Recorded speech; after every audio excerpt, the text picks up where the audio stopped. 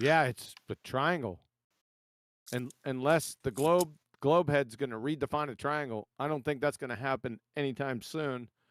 Because a triangle is a three-sided polygon, three straight lines meeting at vertex. What's vertex in plural? Vertices. Look, I answered my own damn question. It's been a long night. And the angle sum property of a triangle is what? I'm sorry, repeat that. The angle sum property of a triangle is what? Anyone? Give her a Google. 180 degrees. Yep. No more, no less.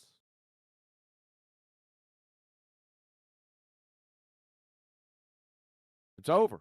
It's over. With those two arguments right there, it's done. It's game over. Time for me to go clean the bathroom. It's as simple as that. I got a ton more other arguments, but it'd just be academic at this point. I think that's a good thing, though, isn't it? Yep. They're so easy too. Don't you like that? I think it's really cool. You know why they're so easy? Well, it's proven. Because of the fucking lies. That's why. That's why they're so easy. So if somebody lies to you, the contingent necessary facts to support every lie are, I don't want to say astronomical, but depending on the claim, they go on downstream for quite a ways. And what you do is you just go downstream and work upstream. And every single contingent fact has to be validatable and true. So all you got to do is just go back a couple steps on each of these and flamethrow every single globetard claim. It's really simple.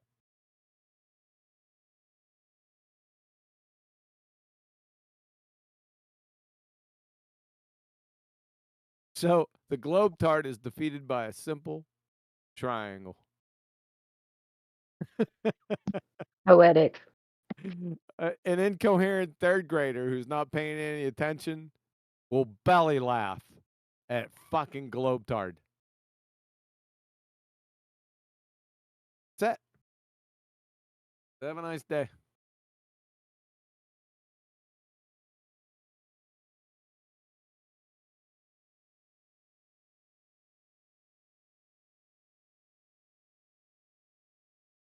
I got to run, guys. See you tomorrow at 4 p.m. U.S. Central. We're going to take apart a pretender clown, flat earther, treacherous, traitorous, treasonous fraud. Okay? See you then. Out. All right. Take care. Have a good one.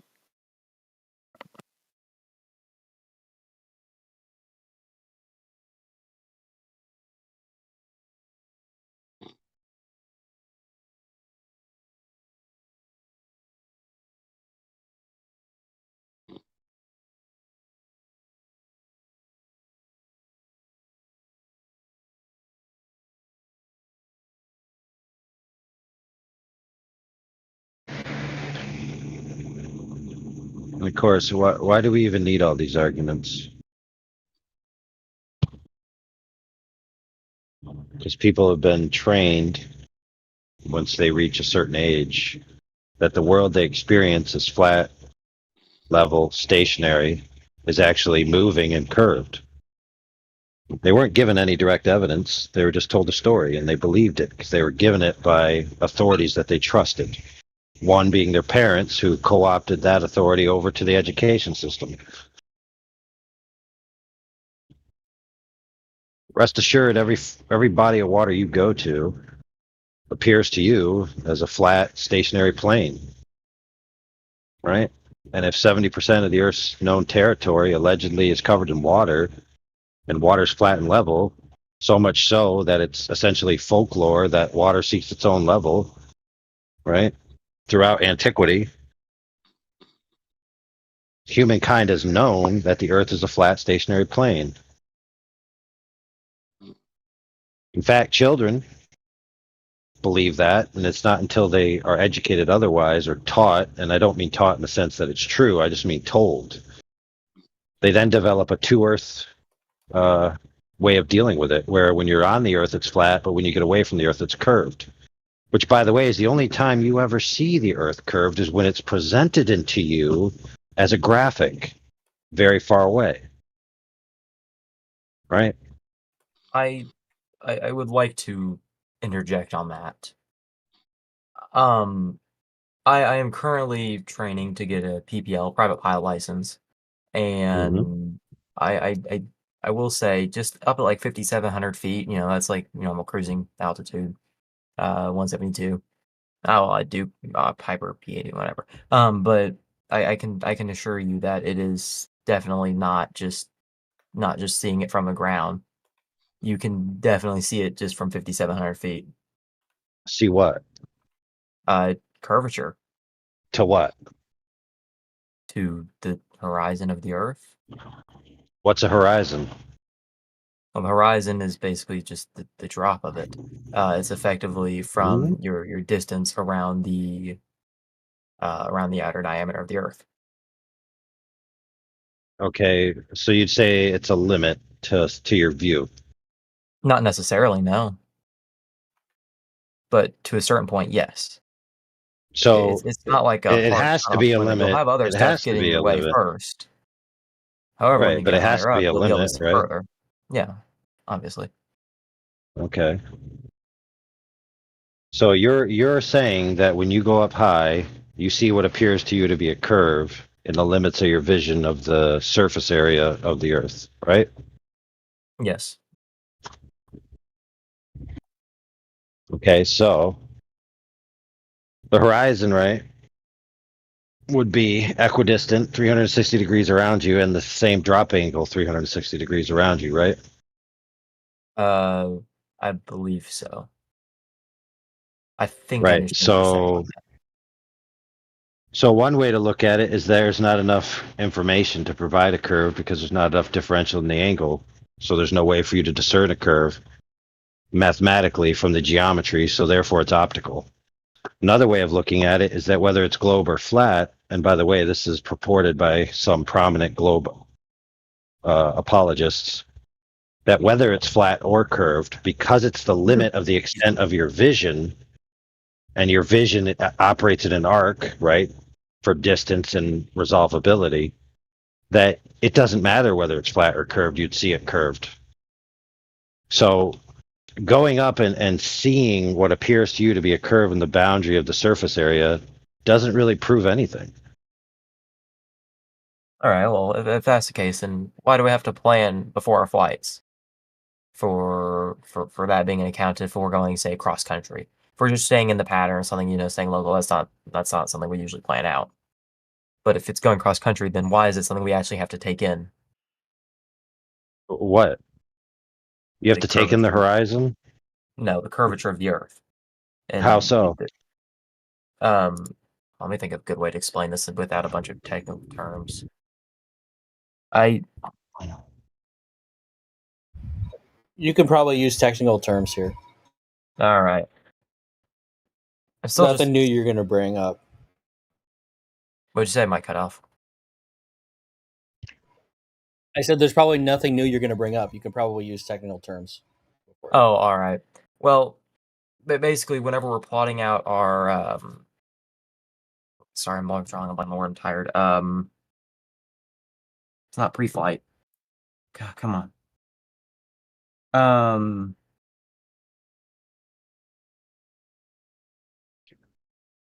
I'm drawing a blank. Charting, basically like the flight planning. While we're planning that, if forgot what the written distance is, I'm just starting. Give me a second. My brain is not wanting to function tonight.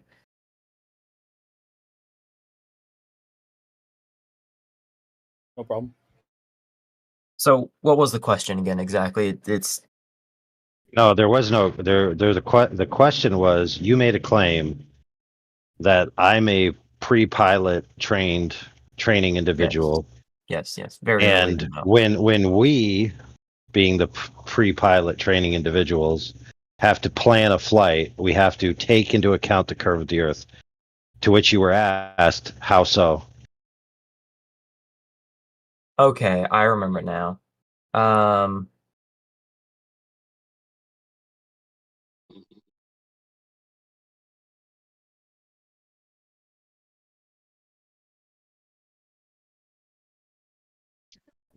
Sorry, I'm just not thinking tonight.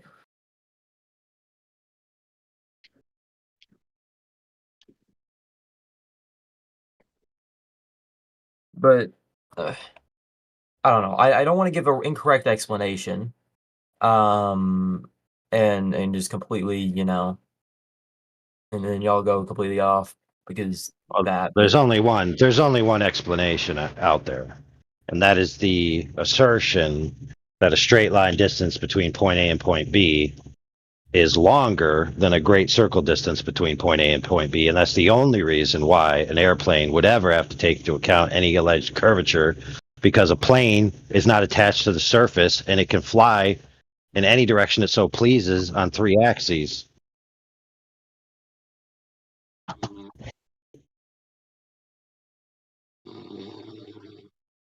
Oh man, who's snoring? Yeah, sorry, Elijah. my lack of talking.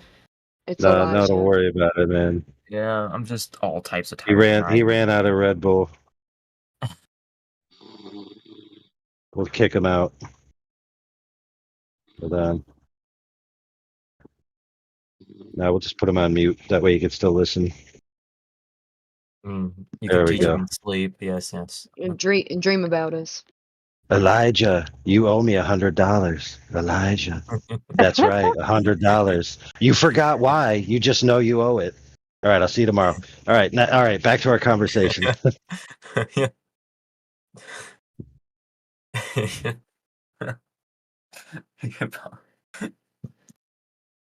You see, the problem is Elijah foolishly makes bets online, flippantly, and forgets half of them. So all I have to do now is tomorrow remind him he owes me $100 and be like, yeah, I guess I do. Yeah, if you need, send me a DM. I'll remind him as well, saying, yeah, you did. You made the bet earlier, and yeah, he did. Yeah. No, where was I at? Well, that's why I have a rule: no bets on the stream. So all bets made on the stream are null and void and can't be enforced except ancillary among yourselves. All right. Want to bet?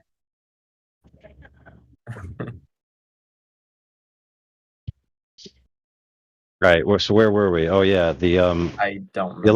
the alleged claim of the differential between a straight line distance and a great circle route. That's it. There is nothing else. There's absolutely zero reason for a plane to have to quote unquote plan for any curvature. I mean, unless you're planning on not crashing into the ground because you think it's rising up or falling down, but planes operate by just maintaining an altitude and pitch and yaw, right? Based off of a local horizontal. There's more to it, but that's the very basics of it, I suppose, yes. Right. So if you were going to fly over an Earth maintaining an altitude and that Earth was curved, of a necessity, your plane would experience a constant change in attitude. Agree? Yeah, for the most part. Right. It honestly and so depends on distance at that point. No. If you're going to maintain altitude, that's a fixed distance from the ground, right? From the baseline of the ground, not the actual ground, right? From what considered ground 0 on GPS. Right. It would be a greater concentric ring than the ground. So the ground would represent a ring of a certain radius, and your path would represent a ring of another radius. Now, if you ever watched a clock and the hands on a clock go around the center of its radius, the arrow of the clock, is constantly changing its orientation relative to its previous thing because it's following an arced path. And that's what a plane would do if it was indeed flying over this alleged curved Earth. Lo and behold, we have a device that could actually determine whether that's occurring or not. And that device is called a mechanical gyroscope. Yeah, every plane's equipped with one. Okay, not every plane, but a lot of planes are equipped with them. Yes, but not every plane is equipped with a free gyroscope. A lot of them have mechanisms within them that reorient them to horizontal, so you can never tell whether you were flying over a flat surface or a curved surface, because the gyroscope basically forces a horizontal. It never allows you to rotate completely free from the housing. But if you had a free gyroscope, you could just watch the gyroscope and you could see it change relative to your plane constantly. Now, lo and behold, we got a video we could give you of a lady, an Austrian pilot, who just so happened to notice that her gyroscope never turned over when she flew large flights. And when she saw that and she thought about it, she said to herself, why is my gyro not flipping over? This makes no sense. And then she figured it out. It's not flipping over because I'm actually not flying an arced path over a large section of a curved Earth. I'm actually just flying over a stationary plane. That doesn't. Okay, whatever. I don't feel like trying to argue tonight. I'm sorry. I'm just. Well, fine. Look, you could poke contentions with that if you want to. That's just her testimony of what she experienced. Yeah. Now, it could be the case that she's flying over a flat plane, but you're flying over a curved Earth, and you exist in the same universe simultaneously in a sort of paradox. Yeah. Or it could be that one of you is mistaken. Yeah, well, I mean, at least everyone in the server is mistaken in one way or another. Correct. May not be on this, maybe on something else, or... Right, so I will submit to you that planes aren't affixed to the Earth, they aren't the Earth, and that they don't really tell you the shape of the Earth. They're not contingent of a necessity upon the function of the Earth. What the Earth does, what it's been doing, or the shape of the Earth in any way, shape, or form. They don't decide what the Earth is. What decides what the Earth is the structure of the Earth itself. So the correct way to arbitrate which one of you is full of baloney, the lady or you, not that you're doing it intentionally, you both could be mistaken, honestly, is just to measure the Earth itself.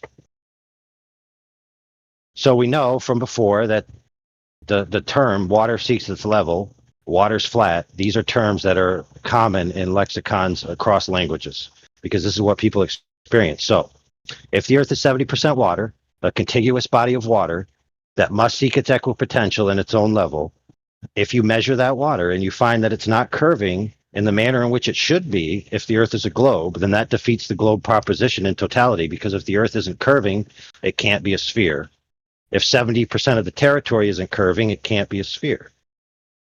So lo and behold, you just take an efficient method of measuring, like a laser transit methodology, right? You set up your laser, you set up your storyboard, you shoot it across a sufficient sample size, let's say 25 miles, of which the curve off the Sagata and the drop should be at that target, at that range, 90 meters differential, 270 feet, or a little more, 285, I believe, if I did my math correctly.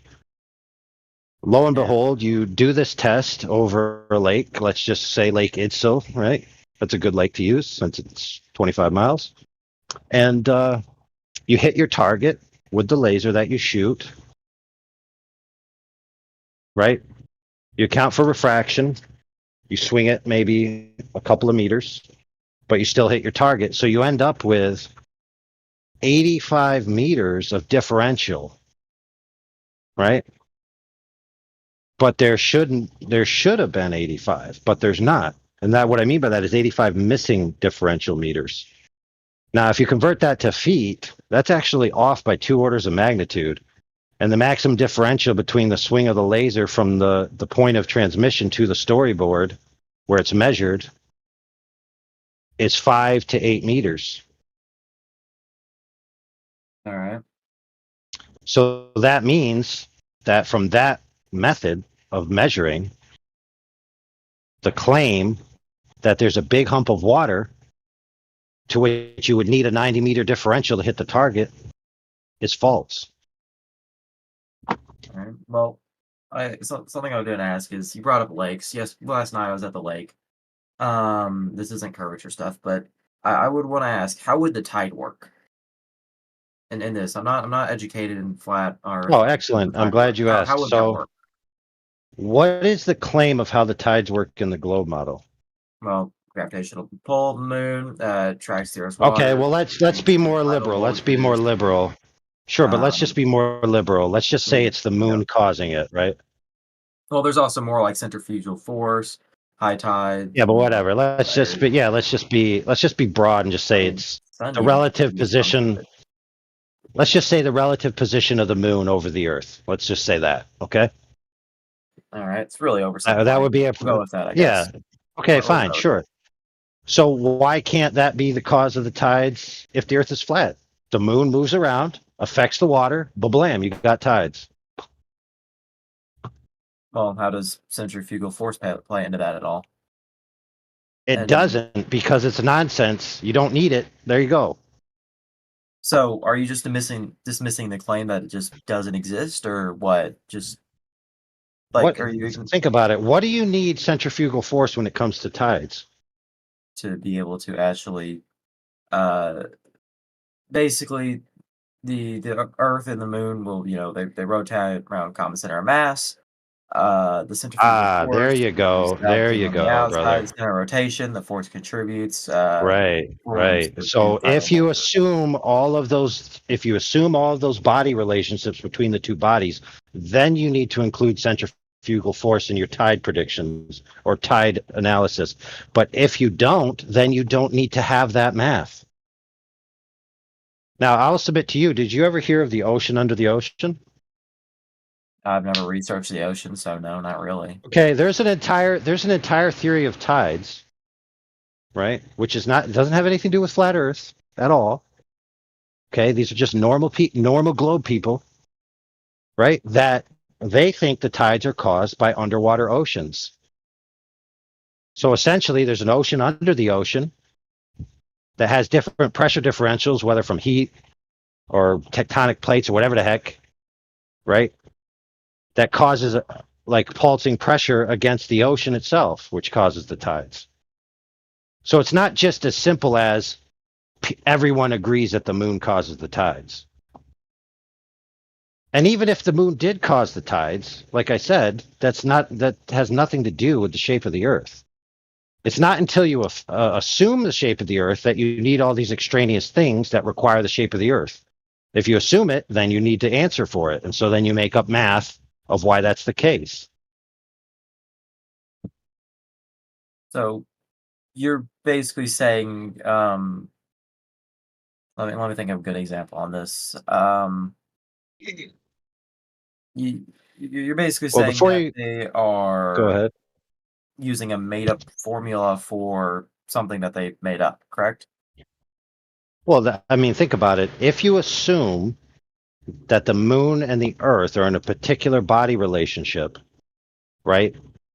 Then you have to account for that in the phenomena that you see, and you have to start creating a model of interpreting the phenomena that you see based on those two things you've already assumed. All right. So yes, you essentially, once you create that model that you say this is the way it is, you start tweaking your math to follow suit. But all right. But what if I said that exact same thing about the theories you give to me on this? Well, think about it this way. If the Earth's surface water, which is a contiguous body of equipotential surface seeking its own level, if that can be demonstrated to not be curving, then any claims about the Earth being a ball that then involves the moon or tides or anything else is automatically false. The contingent necessity, which is a sphere Earth in the first instance, is removed from the options. So that means, of a necessity, something else is causing these phenomena. All right. But I just wanted to submit to you that the moon isn't the Earth, and that the moon is not part of the Earth, and the moon does what it does, regardless of what the Earth's doing. if you say if the Earth is flat, then what does the moon do? Well, the moon does what it does. It's not connected to the Earth. It's separate. All right. Well, I'm trying to think of a good question right now. Just Oh, here's another one. I'll give you some other ones. Okay, the seasons. Well, what's the cause of the seasons in the globe model? The relative position of the sun and the Earth. Well, do we not have a relative position of the sun and the Earth throughout the year? Yes. So that's just as good of a reason for the seasons in the flat Earth. Let me give you another one. What about the planets above us? Okay. The planets and the stars. Epicycles and essentially 2D planar interpretations of the stars and the planets, right, are actually more accurate than some of the things we use today. And they're based off a planar realm. So the stars could be just doing things up there. Keep in mind, they're not attached to the Earth, so they can do whatever they want. well. My point is this, my friend. Okay. The logical contingency of a necessity of the shape of the Earth is the structural shape of the Earth itself. Everything else is an interpretation. So if the Earth is demonstrated to be flat, then it's flat. And therefore, all the other interpretations of the sky and everything that's not attached to the Earth, based on the Earth being a globe, are automatically false. I don't need to explain what they're doing because they're disconnected from the Earth and they don't have a causal impact on the shape of the Earth. If the Earth is measured flat, it's flat, and that's just that simple. There's no other argument that needs to be made. That doesn't mean it's not interesting to talk about those other things, but they're not contingent. So a flat earther doesn't need to reverse engineer sky phenomenon to prove the shape of the Earth. The concept of a flat Earth is you go out to the water or the Earth, you see that it's flat and stationary, you measure the water and see that it's flat, and bam, it's flat. Now, transversely, if it can be demonstrated through direct measurement that the Earth is indeed curved with a radius of 3,659 miles, then the Earth would be a globe. The Earth isn't a globe because the moon causes the tides. The Earth isn't a globe because what are the stars doing? The Earth isn't a globe, well, what about nebula? The Earth can only be a globe if it demonstrates surface curvature commensurate with the object known as a sphere. Everything else is inconsequential. That's the crux of the argument, my friend. That's the point. Once you realize that that is the point and the only point, then things change. Because you just go out, test the surface, and boom, Bob's your uncle. You have the answer. All right. So let me pull up a video to send to you on this real quick. This actually just popped back in my head. A while ago at this point, I helped with a project on making ice cream in space. I know that's not really the point of it, but the point of this, of me bringing it up here, is because you can actually see pretty well. Space was outer atmosphere. That's all we could really get a weather balloon up to, right? Okay, so let's be more conservative with each other. Let's just call it high altitude. High altitude, that works for me. But like, just I can't send photos in here, but I'd be happy to DM you photos. Listen, I'll give you photo perms. However, if you post anything inappropriate, I will nuke your hometown. Yeah. Don't worry about that. I'm too. And then I'll come through and strafe any of the survivors. Nah, I'm just being metaphorical. I don't actually possess any nuclear weapons. Sure, we'll go with that. Let me find the part in the video. Nice. Who's the one speaking right now, anyway? Big Allen. Big Allen. So, effectively, Oh, Dallin. Not. I thought you said Big Allen. I was like, Big Allen? There's no Big Allen in here. no, that's my name on the street. Don't worry about it.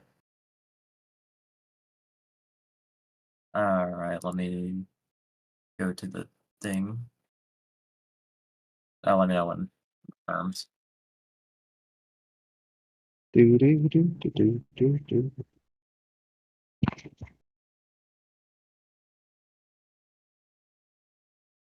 All right, what is this perm called anyway? Embed link. There you go. All right, there you go, friend. All right, thank you. Let me. There we go. So, have that photo, and then let me post one more. Actually, that one isn't really. But basically, I'll just go ahead and send this one photo. Well, what we did is we effectively sent ice cream to space, had it churned, and blah blah blah. Point is, we sent this to high altitude, and you can clearly see it there. And I can confirm that this was not like made up.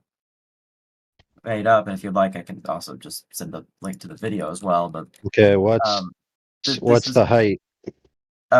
This height was, it got to a peak of I'm trying to remember off the top of my head.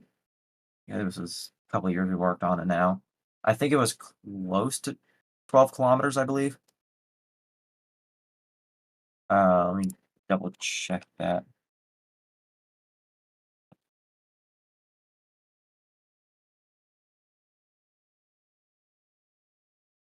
Not even 8 miles. Hold on.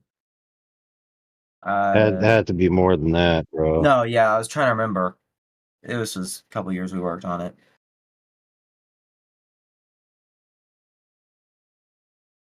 I think it was 25 kilometers. That's right. Made it 25. That's yeah, 25. Okay, so I got images posted in here, right? All right. 120K, right? So I got this NASA photo at 75,000 feet, and then amateur photo at 120,000 feet. Then I have down here 240,000 feet, right? Flat. I also have an image from the Chinese space station that shows a horizon flatter than the one you just showed me. The Chinese space station is 27 kilometers lower than the ISS allegedly is. So who's wrong? You see where I'm going with this? We have different heights, different agencies, different levels of quote unquote trustability, but they all have different answers. So who am I going to trust? That the image they're showing me is actually the Earth and not something that's optically distorted. Because rest assured, friend, every one of those that I just claimed have a different horizon. So who's telling the truth? Which camera's capturing what really is? Well, So it is my point of that, my friend, is it's not as simple as sending up a balloon and showing curvature, which can only be verified to be optical curvature in the image, and then claiming that that has anything to do with the Earth being curved. Those are two separate things. Wouldn't you agree, based on what I just told you?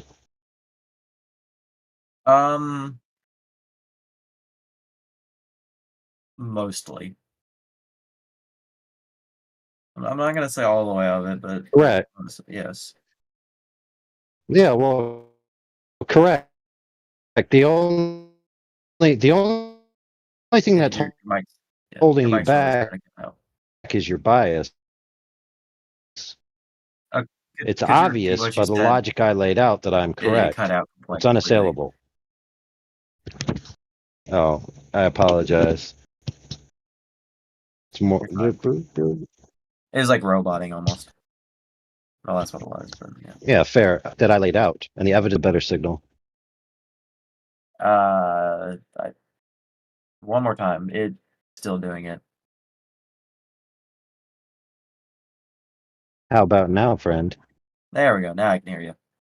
All right, I cooked up to a better signal. So, what I was saying is, the only thing holding you back is your bias, because the logic that I presented and the evidence along with the logic is unassailable. In what sense? Okay, in this sense, we have 5 different things on the table, all showing different quote unquote curve or flatness to the horizon. Some which are supersedery to your example by a factor of 10, right? And some which are below that have more curve, and some which are above it that have less curve. So the question on the table is, which image is the Earth's actual shape, since they're all different? Yeah, so something I would like to ask about is, do you have any clue what type of plane that was that went up to 240,000? Because that appears to be a plane that a camera is mounted to. And I personally don't know of any planes that go up to 240,000. It's not a plane. What is it? That's what it looks like. Okay, I'm trying to remember the name of it. It might be in. Let me look at the graphic. It might be in there. Looks like We have multiple graphics there and got cover. Now that you mentioned that, it is rotating very weird, but well, that would just be a balloon. Now I'm looking at it; it's just kind of spinning as it's going up. Yeah, I do believe it's a balloon, but I think it's this one is like an official, legit one, but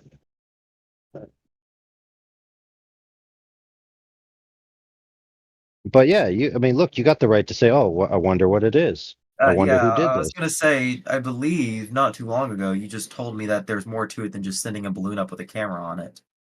Am I wrong? Yes, but why did I say that? I said that because we have competing imagery from amateurs, NASA, Chinese, amateurs, the SR-71, and on the list goes, where at different altitudes, you don't get the same results depending on who's at that altitude.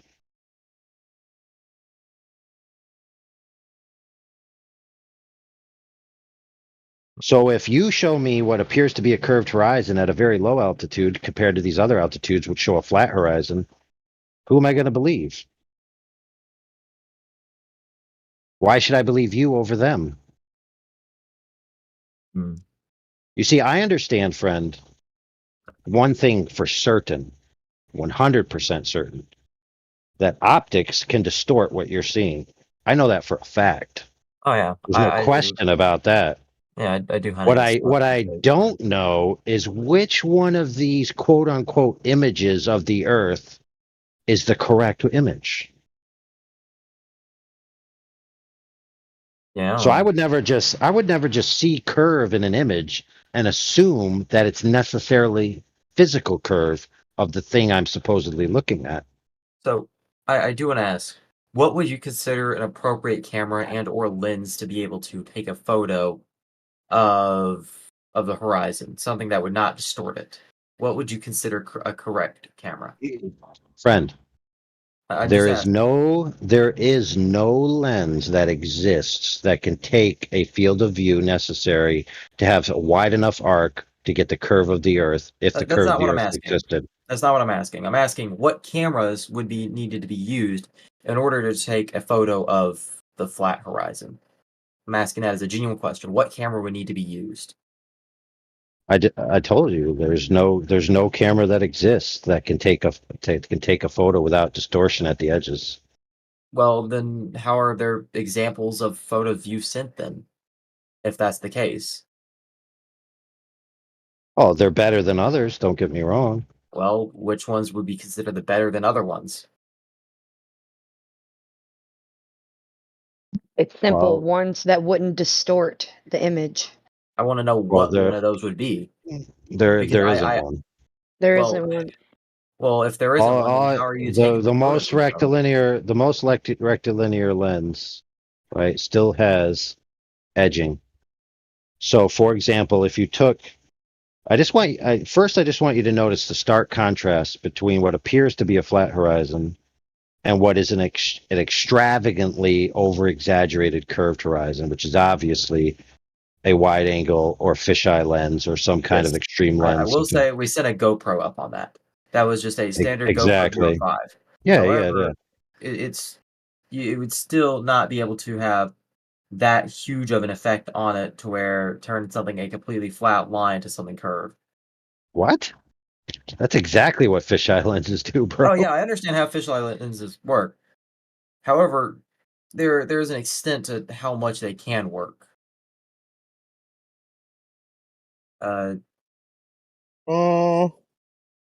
Dude, I could pull up video after video after video after video after video. We could spend the next 1 hour doing it, where I just keep pulling up images 5, 10 times higher than your balloon that will show a flat horizon. All right. Well, we'll ignore the evidence from the balloon, but I still want to get to the thing. What lenses or what camera would I need to use to be able to capture a flat horizon?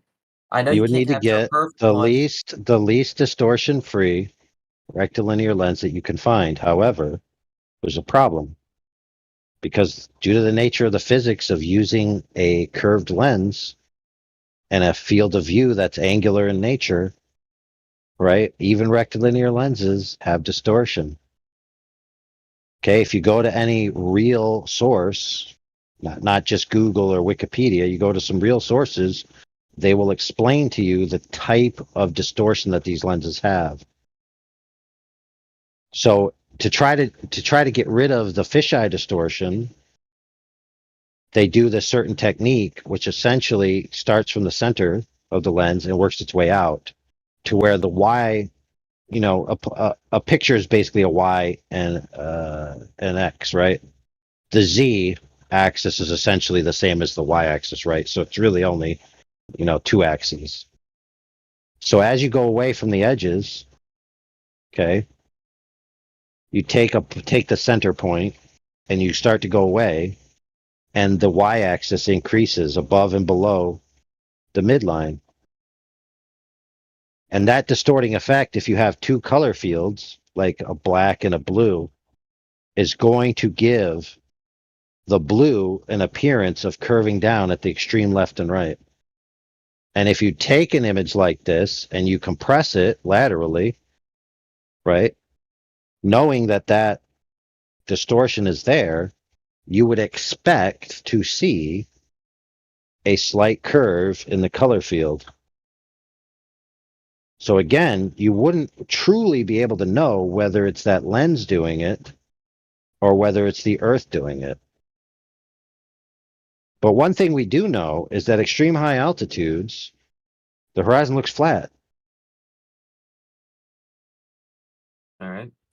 So, for example, if you go to the ISS, right, and you look at some of their live streams and their photos that they take from the ISS, for example, I have a screenshot in here, which I don't really want to get right now, but you'll just have to take my word for it, which is just the top 3 results that I Googled of streams from the ISS, and it shows the little thumbnail of each one, and each one has a different rate of curvature from the same alleged space station for different spots on the Earth, right? So how do I know which one's the alleged curve of the Earth? Not to mention that when you look at some of these things that they're supposedly looking at, you will see objects which you know the distances of, allegedly. So, for example, like a certain lake or sea, like the Bering Sea or whatever, you'll see that taking up a portion of the screen.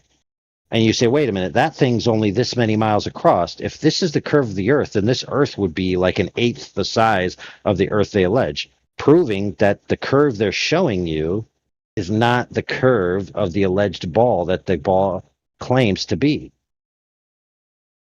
So again, that just goes back to the same question. Where's this Earth curvature in photos? Because all I'm seeing is optical curvature. Well, The only thing I can verify is that there's a disparity in the optical representation of the Earth at high altitudes. That's the only thing I can confirm. all right. I'm having a little bit of a issue trying to spell a word. Give me a moment.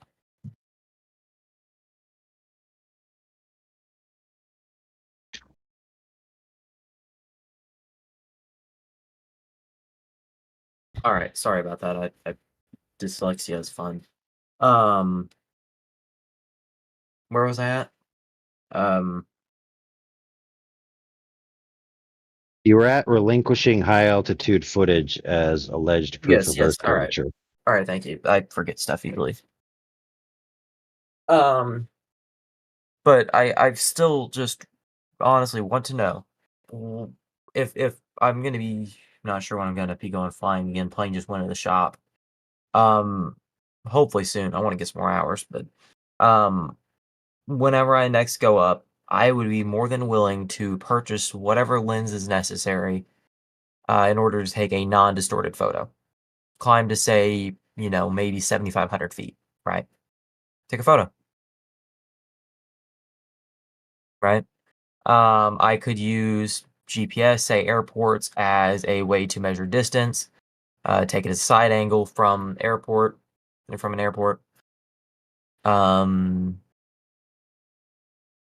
To basically show that,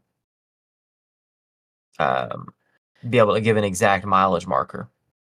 Say this is exactly this many miles away from here. Would that be sufficient? Well, as I've already explained, the most expensive lens you could ever afford, right, is still going to have that type of distortion that if you're looking at a horizon, which is essentially flat, between two color fields, let's say dark above and blue below, you would still get fringe distortion on the edges of the image to where the Y value would increase both above and below the midline, effectively creating what would appear to be an arc in the color field. And since there's no color field above the blue, you wouldn't see any arc there because there's no information to arc. You would only see it on the bottom half. And so when you looked at that, it would appear to have subtle curvature over the entire horizontal. So even with the most expensive camera, you still end up with the same result. That all you're going to get is a little fringe curvature in the left and right. I'm sorry for jumping in real quick. AI, I got a question. Do you think infrared type of camera would also help whatever he's looking for? That doesn't matter. It's not about the light. It's about the nature of light with an optic. So infrared has the same problem. Yeah, I was gonna say Okay. IR. I don't. Okay. Now infrared has the benefits of being less refractive and other things. Yeah. So for example, you could send a high altitude image up way above any alleged refraction interference, use infrared, and you can see like over 1,000 miles, right? And see things that should be allegedly below the Earth by miles. Yeah. if the Earth was a globe. And That's that what would I was trying to tell get at. you, Yep. that would tell you that this alleged hump of Earth curve between you at point A and point B isn't there, just like the laser on the lake does.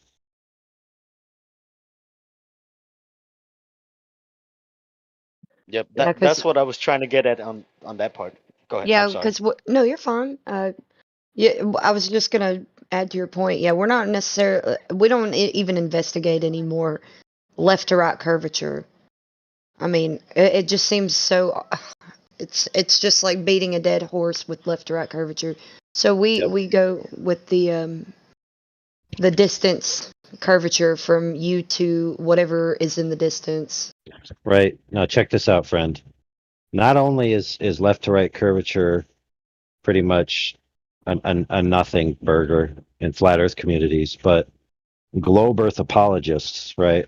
Globe Earth proponents who are in the game to specifically argue against flat Earth. Okay, just my friend within the past week and a half have conceded, okay, that if the Earth was flat, the horizon would be curved, and if the Earth was a globe, the horizon would be curved. So in their view, and these are the quote unquote pro anti-flat Earth debaters, right? They've basically said now that the curved horizon isn't proof of one or the other because of the nature of the arced path of your field of view, that you would get a curved horizon regardless once you get to a certain elevation, because you're looking at the limits of your field of view and resolvability, which would reach a point that's finite and at the same angle 360 degrees around you, equidistant. So you'd end up with a circle of vision either way. So there you go. All right. I do want to say I did just order a F2. That sounds very vulgar, but it's definitely not. Nikon AF DC 105 F/2D for my camera. It says it'll be here 2 days. I had to check the date. Sweet. It is a low distortion lens. I ordered off eBay. It's $500. Yeah. It says it is one of the better non-distortion lenses for the Nikon series cameras. That's what I have. I have a Nikon. So I will be bringing that with me next time I go flying. I'll be taking photos and posting them in here. I'll also take some photos just with a normal barrel lens and then with phone as well to be able to have actual comparisons on all of the different photos. I'll label each one. Sounds good, brother. But I believe in being able to actually, just try science before I just point and say, yeah, this is it, 100%. Hold on. You got a category error there. This isn't science. Okay, It's just whatever. it's just observations. Science can be very broad. I mean, It if you isn't. It's a want, method. It's a method. It's not broad. It's a method. It's very, very specific. you can Sorry. call making ice cream in space science if you want. Well, yeah, you could call your mom a biscuit if you want. Yeah. Like Bob Wills always said. How dare you, AI? Listen, anything presented as science that hasn't gone through the scientific method is by definition pseudoscience. So if you present something as science and attempt to vicariously use the merit of the scientific method for the validity of things, then you're presenting pseudoscience. So science has become co-opted into this broad term of just anything I do in the physical and natural world, no matter what it is just under the umbrella of science. But when you're talking in arenas like this, science is a specific thing. And that's validation through systematic experimentation of a hypothesis. Yeah. Right. I understand all this stuff. I do a fair amount of mechanical electrical engineering. Yeah, sure. So I understand the whole scientific process, everything like that. And in the words of Adam Savage, the only difference between screwing around and science is writing stuff down. That's Well, definitely no. part The of it. only difference between screwing around and science is a valid hypothesis, a hypothesis test, and a result. Okay. No, that's Well, I right. mean, That you makes sound sense. you sound I was just trying to reluctant. quote Ab Mythbusters. You sound all you right? sound. I know that's great, but you see, we take things like that very seriously here because it's the illusion of science that has fooled so many people into the globe Earth religion. Because they were told that this endeavor that gave them the stories about the globe Earth and where it came from and where it's going and all of these things were science, but they were told that falsely. And they co-opted the truth and validity of the scientific method onto these fanciful stories, which can't be scientific methodology and principle. Like, for example, what orbits are doing or what stars are doing or all of these things that happened in the past and all of this nonsense that's only constructed through math and explanations. Your conjecture.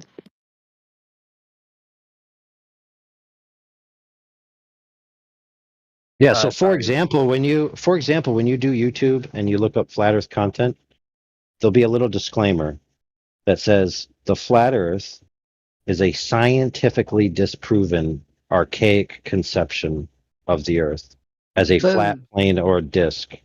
Boom. Right? They messed That up right right there.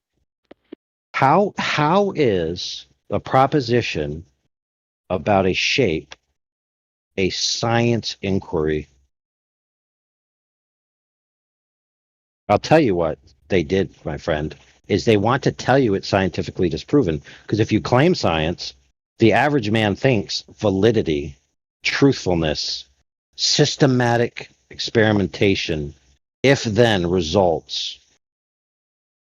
But lo and behold, the shape of the earth, whether it's curved or flat, is a measurement question, not a scientific question.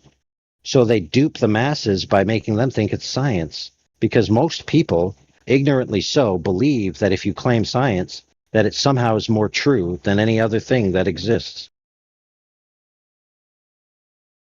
All right. And we're ironically called science deniers. It's ironic. Yeah, how is an interpretation of sky phenomenon, right, that somebody rebuts by saying, well, I just measured the earth and the earth measures flat, so your interpretation is wrong? How is that denying science? There was no science applied to the proposition in the first place. It's just denying their interpretive claim. Denying Claim A. pseudoscience. Yeah, exactly.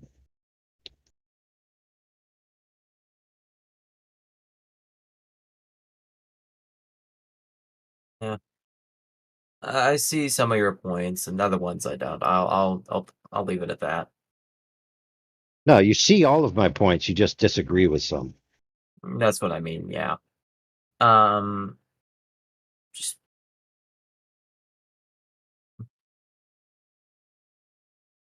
Well, I'll submit to they, you, friend, that the logic that I've presented to you and the evidence I've used to back my logic is unassailable, and you won't find any kink in that armor, and that the only thing you have is bias on your side, and you have presented no rebuttal that's worthy of merit. Now, that doesn't mean you can't in the future. I'm just saying as the cards lay now. Oh yeah, I'm way too tired to be doing this. I'm gonna be honest. Aha! I win. He's No, silly. whatever. If it makes you feel better, I'll let you have the win tonight. Don't No, worry. he's just All right, it's all right. playing. He's playing. I don't care. I've been up entirely too long, but yeah. Oh, AI is Hopefully, our charismatic robot. hopefully I'll get to go fly again very soon. Plane just had to go in for 100 hour. Should be out before Monday, I hope.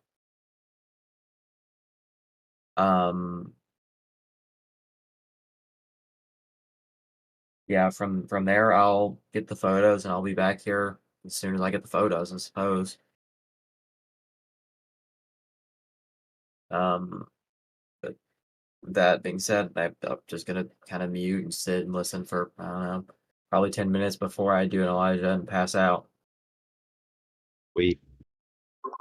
My friend, let me tell you about another guy we know while you're listening.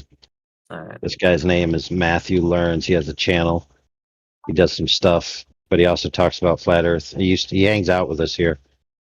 He's well liked here, but he's a glober. He's a mathematician. He's a Christian. He believes that the heliocentric universe points to God, and he thinks that the argument of the first cause is a very definitive argument for his religion, and therefore he doesn't want to abandon it. Which is, by the way, the Big Bang, and tracing it backwards. And what do you need? I don't know if you're aware of that argument. Essentially, the Big Bang needs a Big Banger. But anyway, yeah. The moral of the story I'm going for is this: there's a girl who came in here who was considering the flat Earth, or just recently done.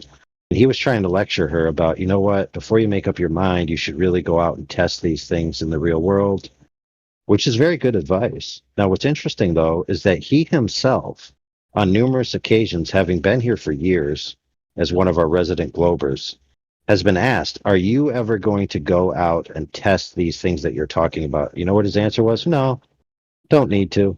I'm pretty convinced in my position. Well, AI, man. Matthew and I measured the angle shadows from the sun twice. Once on the solstice, once on the equinox. Sweet. So he finally did do it. He did something, and we came up with the distance to the sun of 3,400 miles both times. Oh, interesting. But what I wanted our friend to hear was that this guy, who's been with us for years and finally did do something, right, was telling a girl she shouldn't believe anything until she tests it, while simultaneously, every time we ask him to test it, he's like, nah, don't need to. But I definitely got to tell this girl she should. Matthew's a weird character, man. Interesting character. Matt, he's likable, dude, and he's honest. Man, I got no problem with Matthew, man. I don't know who booted him out of here, but well, we got to boot our residents out every so often just to give everyone some breathing room. Boot, man. Why is Elijah server muted, and Andrew and old dude? They're all server. Because they're a bunch of snorters, man. Are they snoring? Oh, busted. Dude, who knows what else they're doing? We don't need to hear that. Andrew lives out here with me. He should be sleeping already. I don't know what happened. He's usually in here late night with me. Here he has been for a while. Anyway.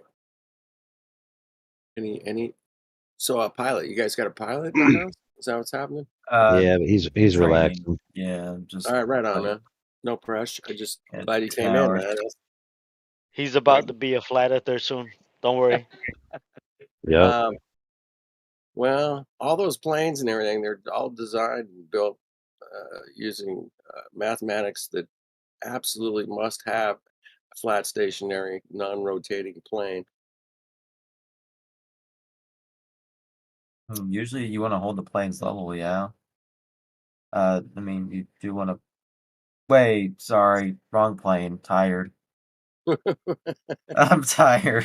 Give me a break. It's all right, man. I was thinking, yeah, obviously you want to keep the plane level. Otherwise, you're going to have lots of problems. No, they're built and designed. I know what you're saying. Now I'm level. Tired, sorry. They're built and designed to fly over a level plane, man. All the math, everything. Yeah. Anyway. Yeah. Cool stuff. At some point, I do want to build an experimental. I think that'd be a lot of fun. Sure. Oh, hell yeah. My neighbor built a fucking helicopter, man. It took him I don't know, 3 years. Fucking thing is sweet.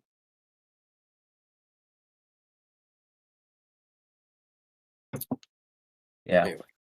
I always love planes, but You know what? I thought of another interesting point we could talk about, which is very, very interesting. No. Nah. Check this out, friend. So in fantasy, and in books, and in animations, okay. In fantasy, which could include videos and movies, and in books, and in animations, which may be represented as if they're real, you see this vast cosmos, right, with planets and nebula and aliens and all these things happening, and Right. galaxies and stars exploding, and all of this, right? This, you imagine in your mind when you see this vast, just plethora of stuff. Okay, now when you're on the Earth, all you see is a bunch of lights in the sky, right? I suppose, yes. But in all the fantasy realm and in the animation realm and in books and graphics, you see this vast universe of teeming with planets and maybe, in fiction with aliens and all of this.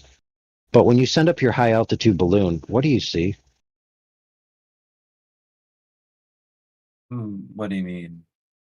When you send up your high altitude balloon and you're looking into quote unquote space, what do you see? Well, nothing, because the light of the stars is not curving around the curvature of the Earth with the height weather balloons gets to. What? Yeah. Oh, dude, that is the most painful thing I ever heard, brother. In what sense? Explain to me how it is. So you're alleging that it's the curve of the Earth blocking the starlight. Yes. That's crazy, man. That would only apply to the stars that are on the opposite side of the Earth compared to the camera. I was just starting to like him. What about all the stars that are 360 degrees around? Right. In what sense? Like, if the camera's not looking toward or in that direction, it's obviously not going to see the stars above it or behind it or anything like that. Dude, in the alleged space model, stars are in every direction, friend. Hey, AI, I'm dropping a video of a high altitude balloon, 100,000 plus feet, 110. Dude, you know what you should do? You know what you should do? You should film a video of a high altitude balloon, clip it with alligator clips, and then drop it. Oh, so you got stars in your video, huh? It's not mine. It's Dwayne Killiam's, but interesting. It's got all the data on there too, man. It's back in 2019. Yeah, in our video, we only got up to roughly 84,000 feet, 25 kilometers. So I will say, yeah, that one did go higher, so it would He make got sense. 120 something. I can't remember. Anyway. So yeah, there's the difference in altitude right there. That's almost what, roughly 40,000. 40,000 feet, you can easily see a difference. Well, he got the stars. I mean, he got them all the way up and all the way. I'm pretty sure. Sure, I'm just, to be honest, I'm more fascinated that you think it was the Earth curve hiding the stars. Yeah, that's pretty cool, man. Wow, that's what else would be hiding it? Well, it's not hiding it in this video. So there's Okay, yeah, that's friend, just taller. listen, friend. Listening.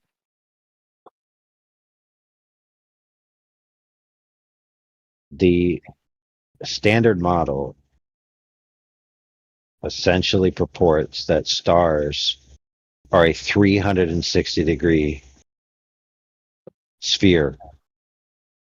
So every direction you look in free space, you're going to see stars.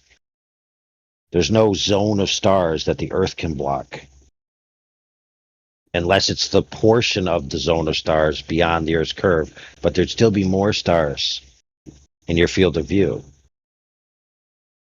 unless the star field is planar in nature. So if the stars are really out there, like a sea of stars, you'd see them in all directions. But if the stars are planar in nature, then and only then could the Earth curve block it in principle.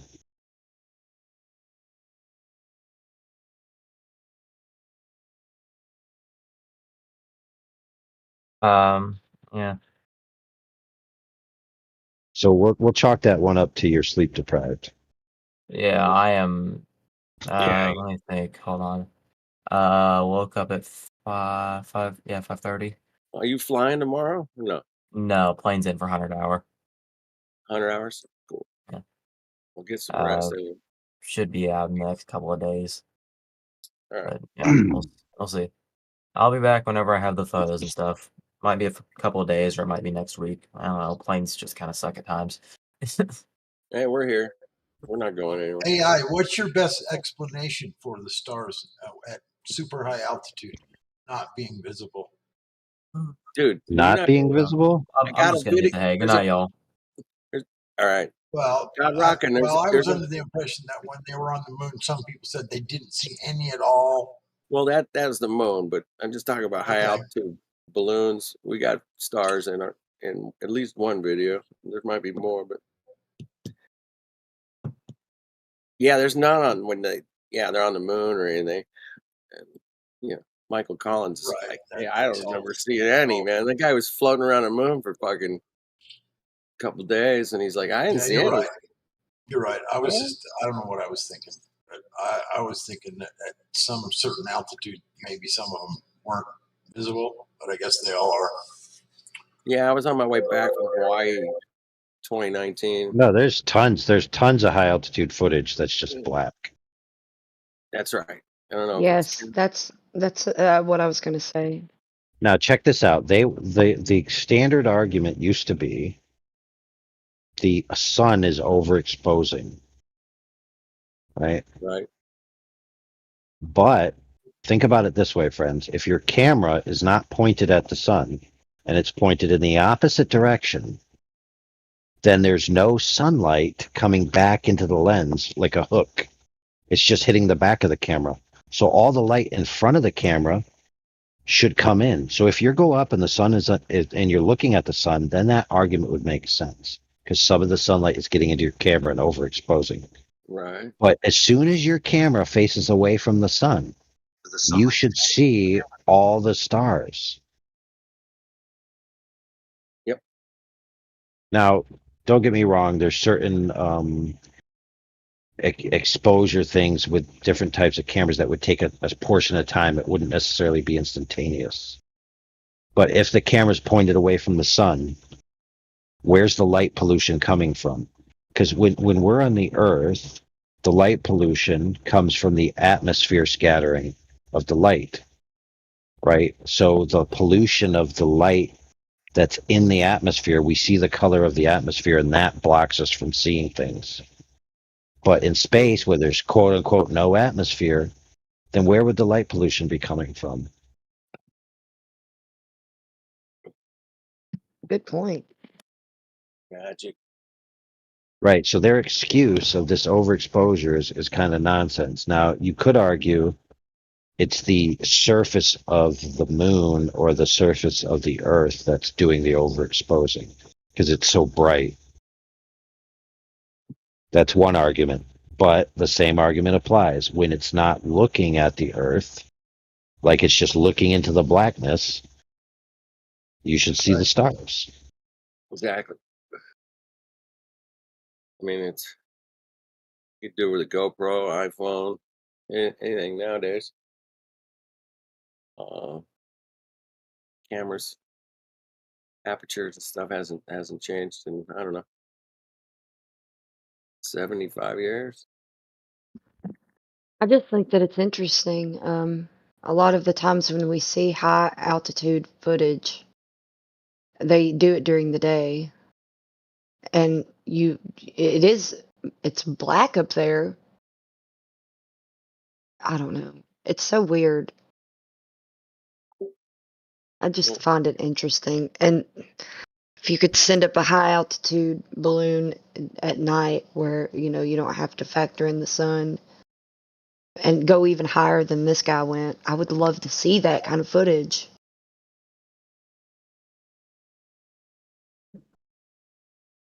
Might be out there. I haven't looked for it.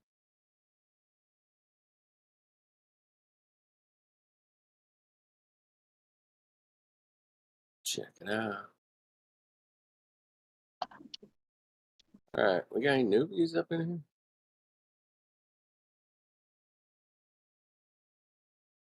Rock solid back tonight.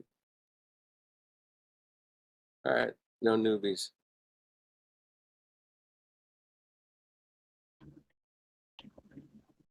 Let me shout out to the YouTubers. Into the Break, Ozzy, Nathan, I Flat think that Squatch. did they fix the stream because it was down. Looks Was like it it's live? up. Yeah, it's up. Okay. All right. RH, Chris out there. Fight the good fight. All right. Very good.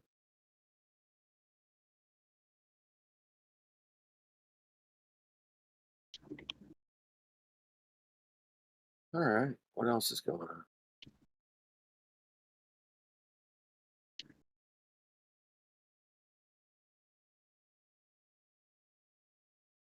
I was stringing the piano today, man. I didn't listen to anything in here.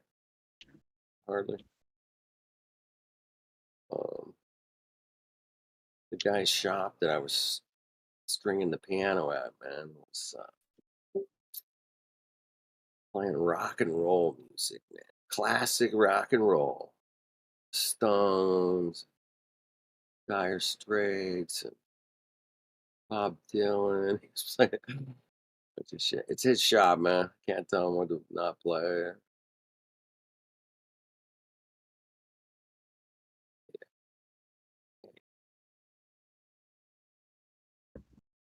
If I'm working at my shop, I'll just go ahead and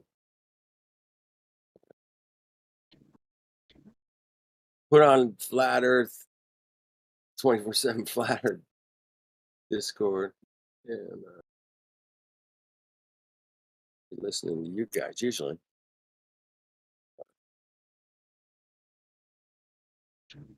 I wouldn't have been able to hear you today.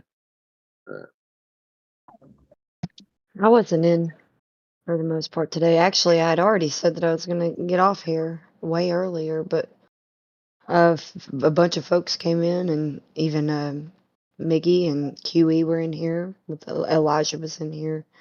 I think he still is in here, but he's asleep. I think he finally dropped out. Yeah. He dropped out. I found an amateur balloon going up at night, Yeah. but it's got like I don't know if that's like a solar filter that it's using, or it's just a bad camera because it's got like an orange tint to the lens. Infrared, maybe? But so far, you can see all the stars. You can even see the sun, I think, in the distance there. I wish that this person had all of the data at the bottom of the screen like the video you sent did. Dwayne Killiam, yeah. Yeah, that's pretty cool that he did that. He was the best at launching balloons for sure, man. What does it cost to launch one of those? It's Would a lot you more guess? expensive now than it was when he was doing it because helium's gone through the roof, man. It's so expensive now. So I think he was in under $500 on a lot of those, but he learned a lot going along the way. Try not to. He had different setups. He shows you most of them. He's talked about it in some videos too, I think, where he's trying to keep the cameras from freezing, man. That's the secret. Interesting. He's got some kind of like styrofoam cooler. Does a good job. Yeah, so Flat Earth dude, my point still stands. Right? You go up high and you don't see anything different than you saw on the surface, just a bunch of dots in the sky. Right? You don't see this vast space that they present to you in fiction. There's just lots of little lights in the sky, man. They look cool. It definitely has nothing to do with science fiction. But that's how they sold it, though. Damn. People love selling stories, man. Whether it's Hollywood movie or space. They're both selling the same thing, man. It's bad. Anyway, if I was diabolical, wanting to rule the world, yeah, I'd come up with some crazy shit like that.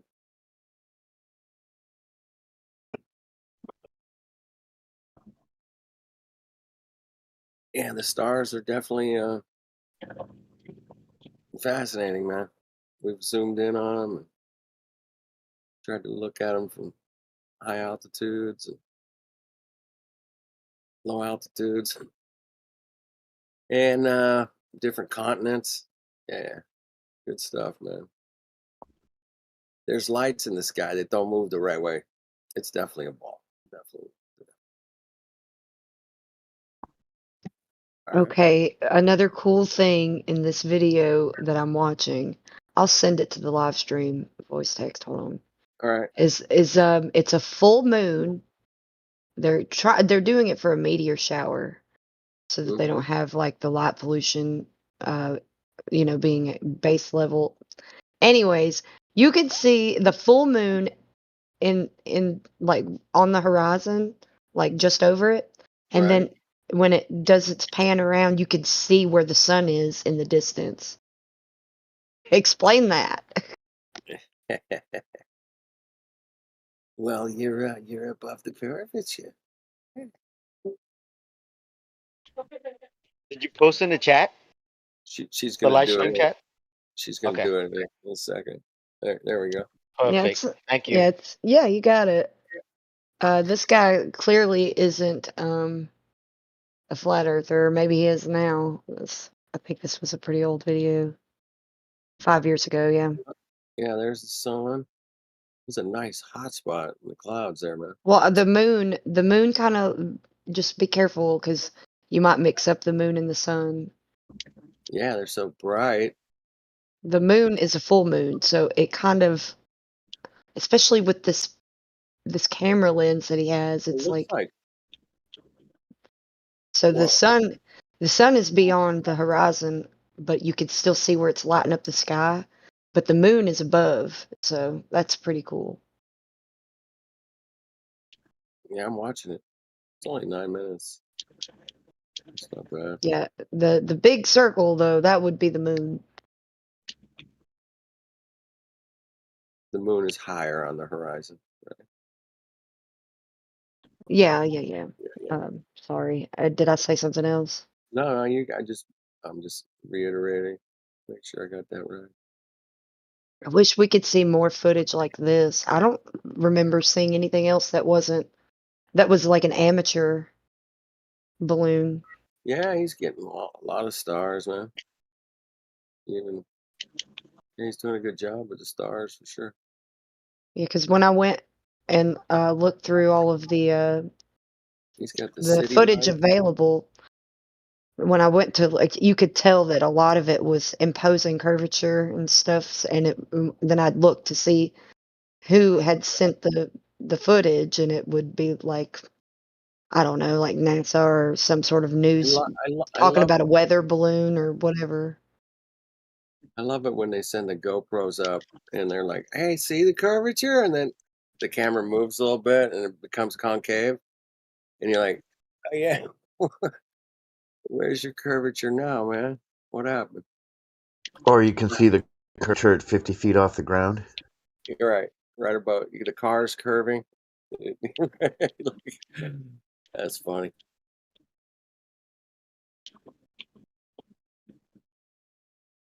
The stars like right there. Yeah, I'm looking at it now. this video, like when it gets a bit after 8 minutes in, he got really high with this balloon. Oh man, that's the end of it. It's now running credits. All right, well, it's a good little video, man. Yeah, I like it.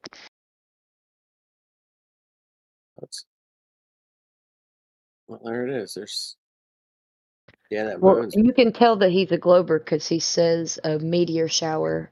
right, but the moon is like right there too, right? Yeah. The moon's like right there. Holy moly! Yeah, that's good stuff right there. Hostile witness. That the moon is not 238,000 miles away. Hell no. It's just funny because it's a full Hell moon. no. So you know how Damn. you don't see a full moon at night until pretty well into the night. And Yep. you can see where the sun is in the sky with his footage and the full moon. It's great. It's just great. It's Yeah, that's crazy. pretty good stuff, man. I like it. Yeah. Good If I find. forget to put a belt on, you'll see a full moon pretty early around my house.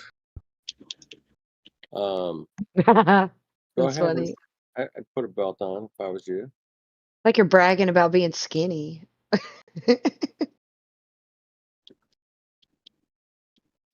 And the stars, they look like they right there.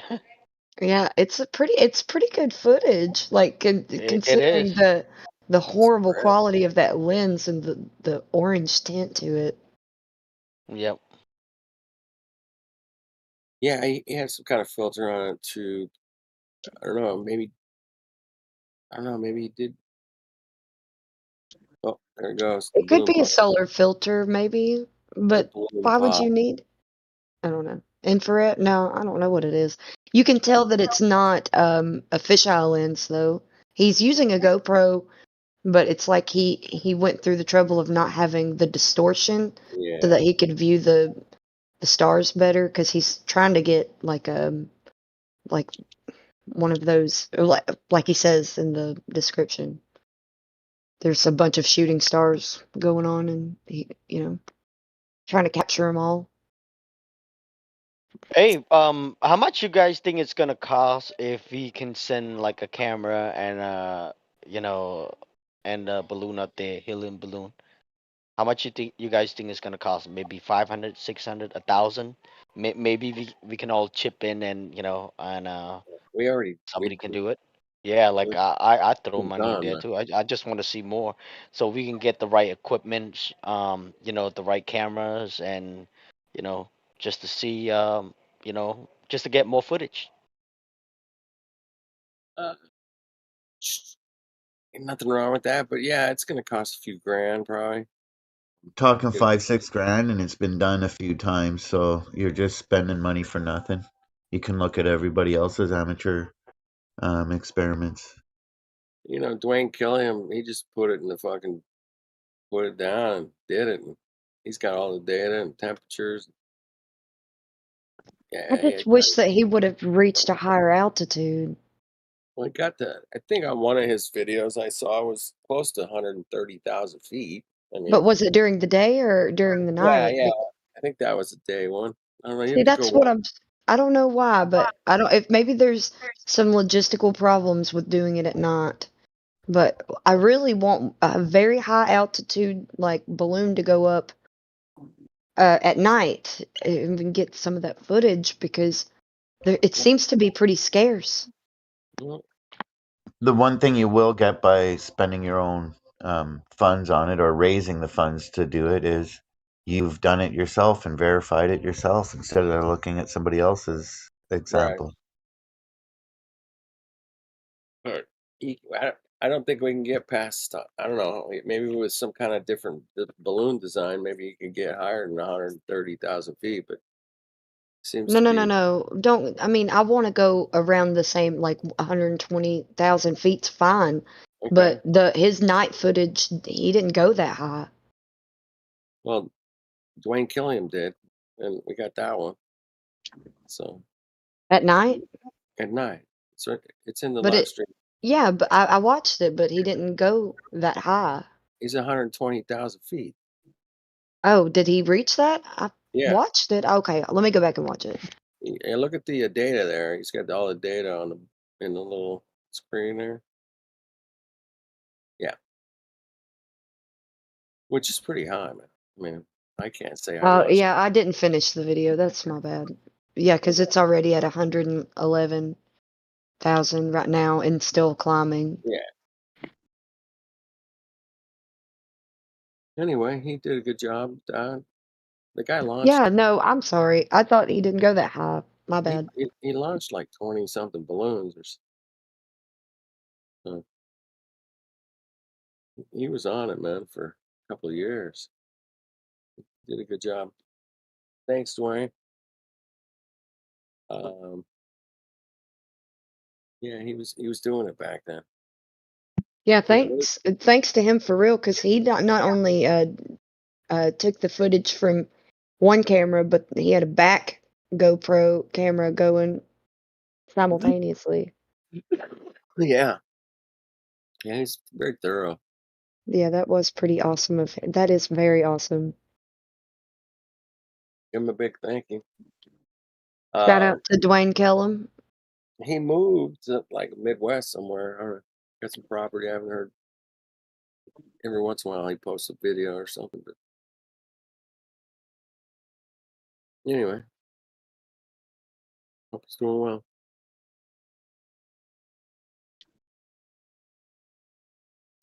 Anyway, cool summer night. I don't know if you guys saw the moon tonight. It was pretty bitchin'. Looked good. Anyway, the moon is looking good. Yeah, Still out there now? it's still out there. Actually, it's still Happy Yep. Friday, everybody. Hey, what's up, my friend? My wife is babysitting our grandson. I Yeah? took her out there today, and she's spending the night and going to be there tomorrow. I'm going to meet her out there. I've got the night free, and I can come on and talk a little bit without getting her Wow. offended. This is rare, man. You're coming into my territory here, man. If you guys don't know, Wave Mixer and I have met up a couple of times in person, like 3 times, I think. 3. And it's been great, all 3. Thank you, brother. Hey, well, you are the person that told me about this place. She handed me a little card. I did mention That's what brought me here. But yeah, you were mentioning something today. I was driving home from job and was listening to you talk about how you went to a meetup and you met this guy and he gave you a fake name, man. Yeah. Who the fuck was that, dude? You know what? I think he had his head shaved. He was a taller guy. He was, at least 6 feet, at least 200 pounds. Huh. But he was friendly the last time. It's like, hey, old buddy, good to see you. How you been? And the first time was like, wow, who are you? I don't trust you. You're asking my name? Oh no. That's super weird, man. So I wanted to mention that next time I caught you on here. It's like, who was that guy? I'll have to look at the pictures, man. I got pictures, man. Let me post. I could post a couple of pictures. Maybe you could point them out or something. He was in any of the. You have the group picture from the last one we went to in June? I think I have one, man. Let me find my phone here, man. Be back in a minute. You guys carry on. I gotta go in the house here.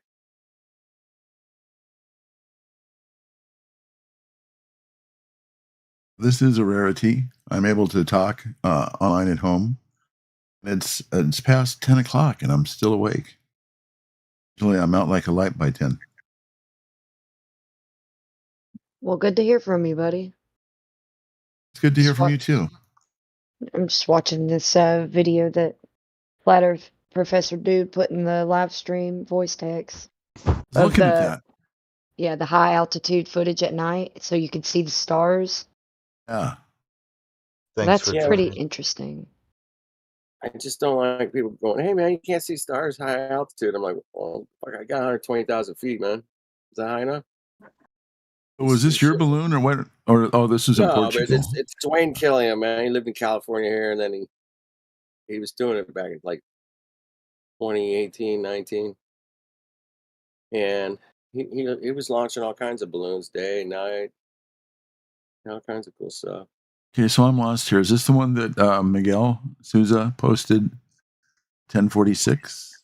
No, I'm at Flatsy Klein, she posted something, which above that at 10:25 after the hour. 25 after the hour. 10:25. There we go. Flat Earth Professor Dude.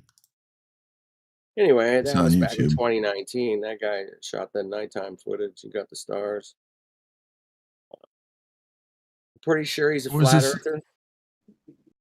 But where was this filmed at? it was in like Northern California.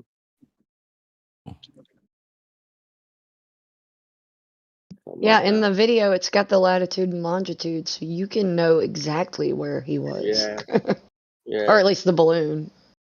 All right, last meetup, man, was June 24th. 24th, right? I think I got a couple of pictures from the group shot, man. I want to make sure I can find it here.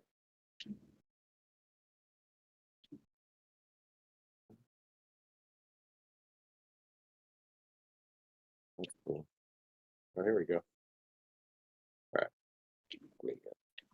I'll post This it might be a here. silly question, but those balloons burst. Is that kind of? Yeah, that's what happens. Yep. And then They all how do blow they up. retrieve the cameras? Or You got to put you put a cell phone in it there and just leave it on. And so they then, find my phone? You just yeah, one of those find my phone deals, right? That's how you do it, bro. Yeah, that is a great question, man. Before that, yeah, it was you could track they it on like deploy a parachute on the way down or whatever. Yeah, I mean they put it all in no, they don't have parachutes. They have protection and well wrapped. Oh no shit! Right, so they just let it crash, and you hope it maintains its integrity through a case or something. Yeah, hopefully you can at least get the chip out of the camera, right? Yeah, that's all. That's all you're looking for. Give me that You chip. turn the volume. You turn the volume on the phone way up and call it. and just call it like. Can anyone hear it? Sorry, Flat Earth dude can't make it to the phone right now. Please leave your name and number. Yeah. Oh shit, that's hilarious.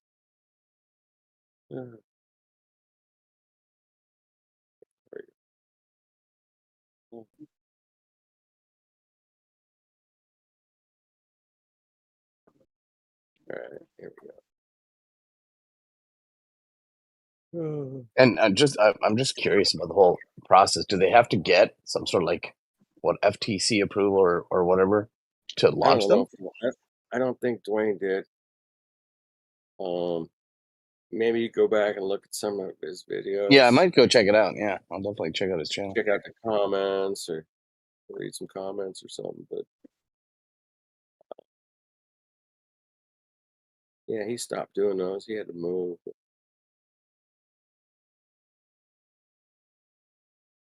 I guess it'd be FAA, not FTC. Yeah. Yeah, the FAA. Something. I'm gonna add it. All right, this is our last. I think our last meetup. I gotta zoom in on it. You know what I mean? It's too small. Can't tell who's who. Damn. Need to crop that out. Huh?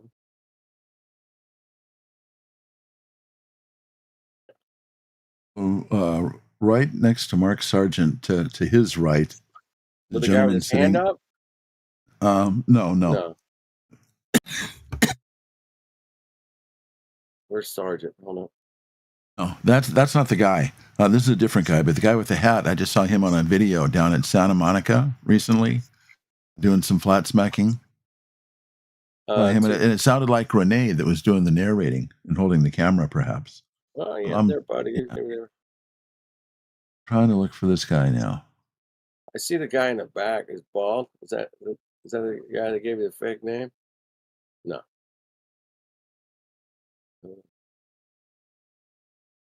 I don't see any other bald people. I see you. Oh, yeah. I took this picture. I'm obviously not in there. Okay. There's Dennis.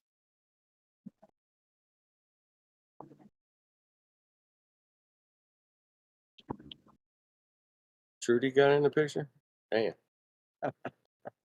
This wasn't the last one. This is the one before the last one.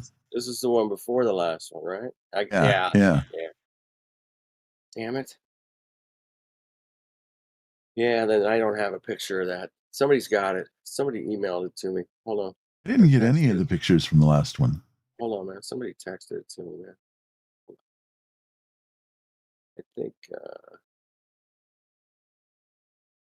What it must be like to be a glober and have come in here and you go to bed every night. I'm going in there tomorrow. I'm going to prove it.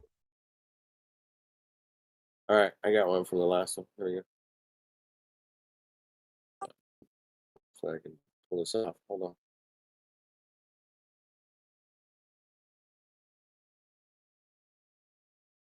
Maybe not. Never mind. Give me a second. Add it to my photos here. So.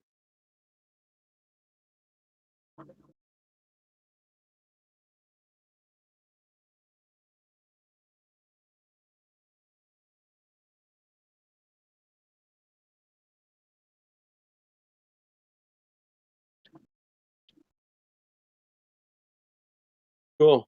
What else is going on? High altitude balloons, day, night. I like it.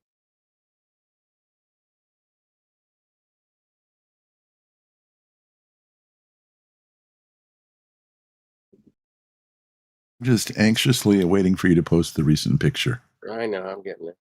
I'm getting there, man. Takes a minute. I'm doing this shit on my phone. Here you go.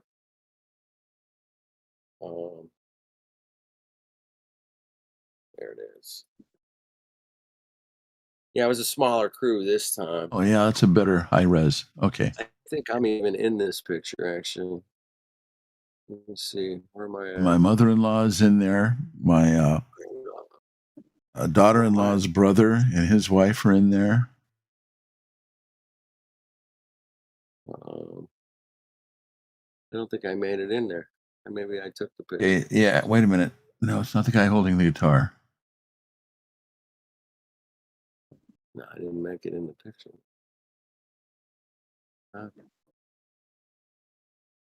No way. No.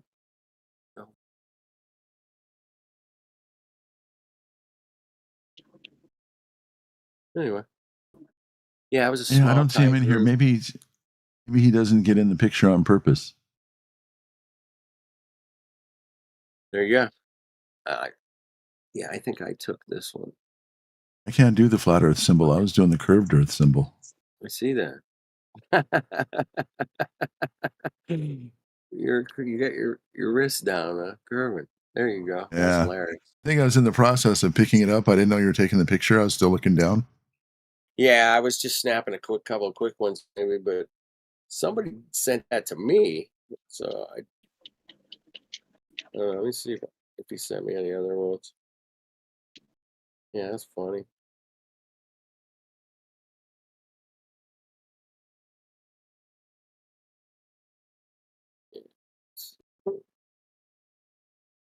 Is that the gang sign?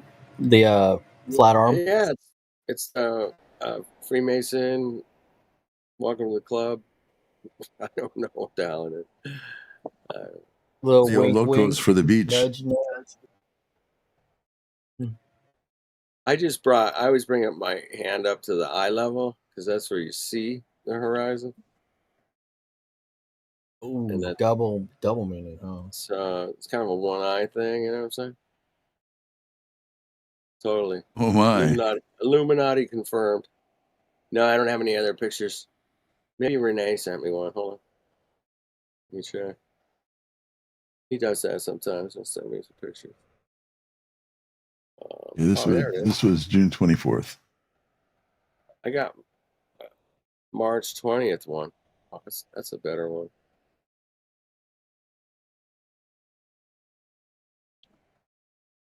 Save that picture.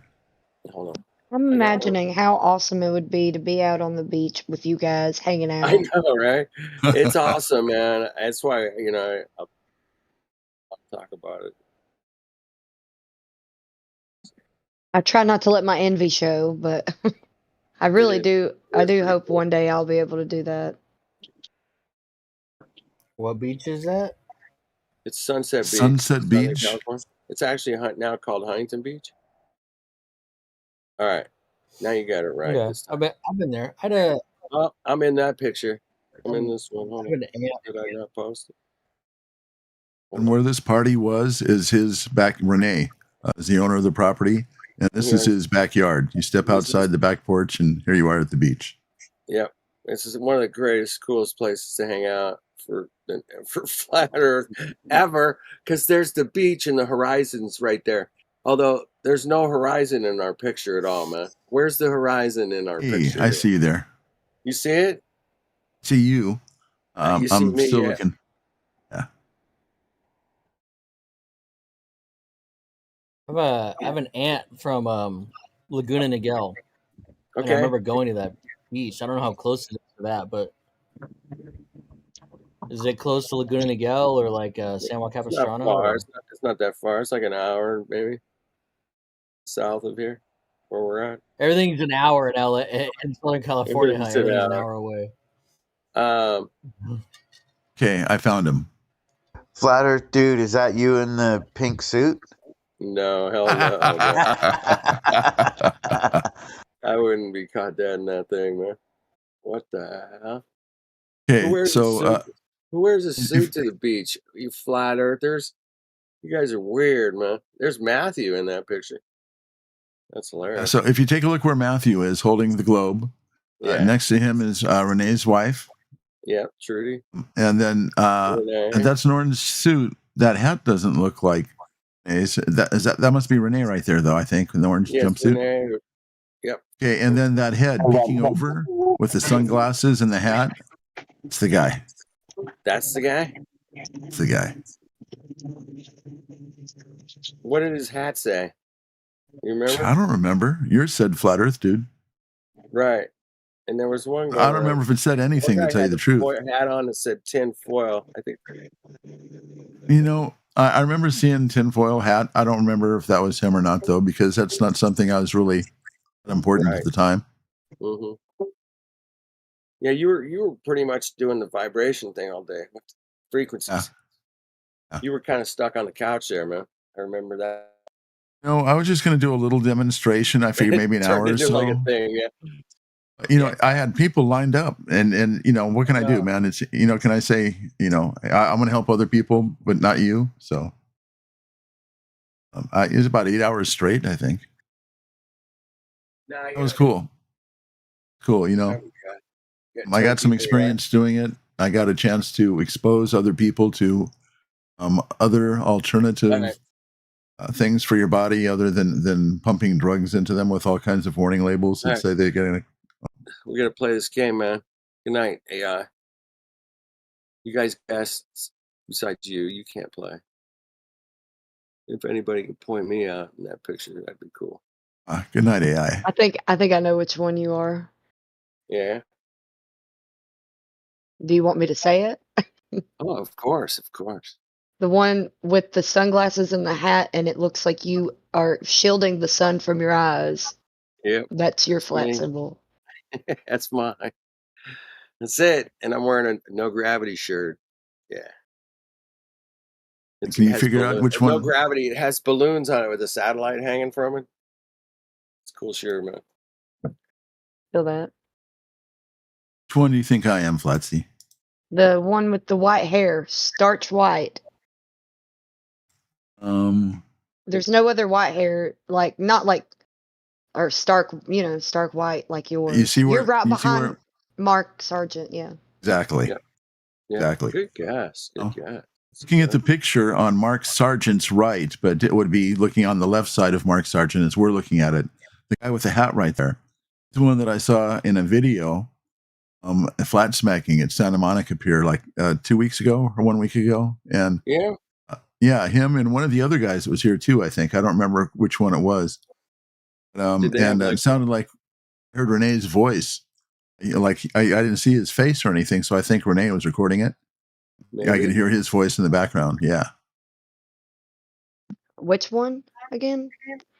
Guy with the hat right next to Mark Sargent. So he's on. Okay, when you're looking at it, it's the person on to the left of Mark Sargent wearing the hat.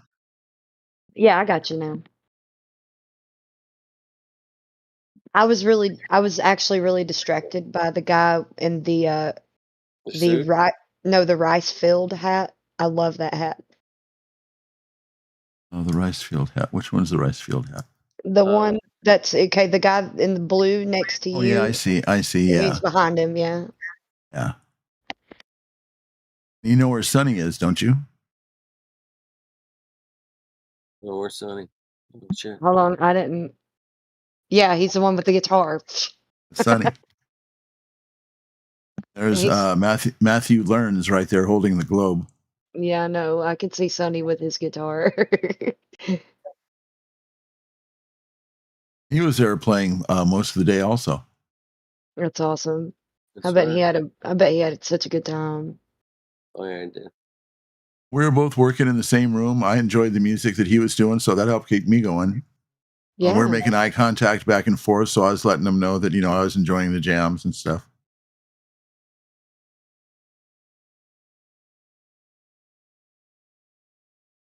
Why am I not? Have you talked to Renee since the last meetup? No, I don't think I have. No. Trudy didn't seem like she was really wanting to get involved with that last time, so I was hoping everything got straightened up and there wasn't a big mess left behind afterwards. I'm sure it was fine. It was a much smaller crew last time. I picked up a ton of trash, man, before I left. So, I mean, I was picking up shit for like 40 minutes, picking up bottles and cans. You're so precious. That's precious. So whose house is that with the trampoline built into the ground? Wow. Yeah, that's Renee's house, and the one with the orange jumpsuit and the straw-like hat in the back. If you look where Matthew Learns is, to the left is Trudy, his wife, and then the orange jumpsuit, that's Renee. He's the owner of the house. Him and his wife, Trudy. I love it. That's great. She's awesome too, man. She's super cool. Way cool. Like coolest ever. Where's fucking Sonny with the guitar, man? He's over but next to Matthew. Yeah, he's over there by Matthew. Oh, okay, I see. He's not doing the flat sign that everybody else is throwing up. What is he doing? I don't know what he's doing. He's Rockstar stance. He's noticing a UAP. Rockstar, dude. He's doing that rockstar stance. Yeah. He's getting ready to, strum a big strum, Da-da. I don't know. All right. Anyway, yeah, these meetups are fun. They got this one coming up in Vegas. It's like 3 months away.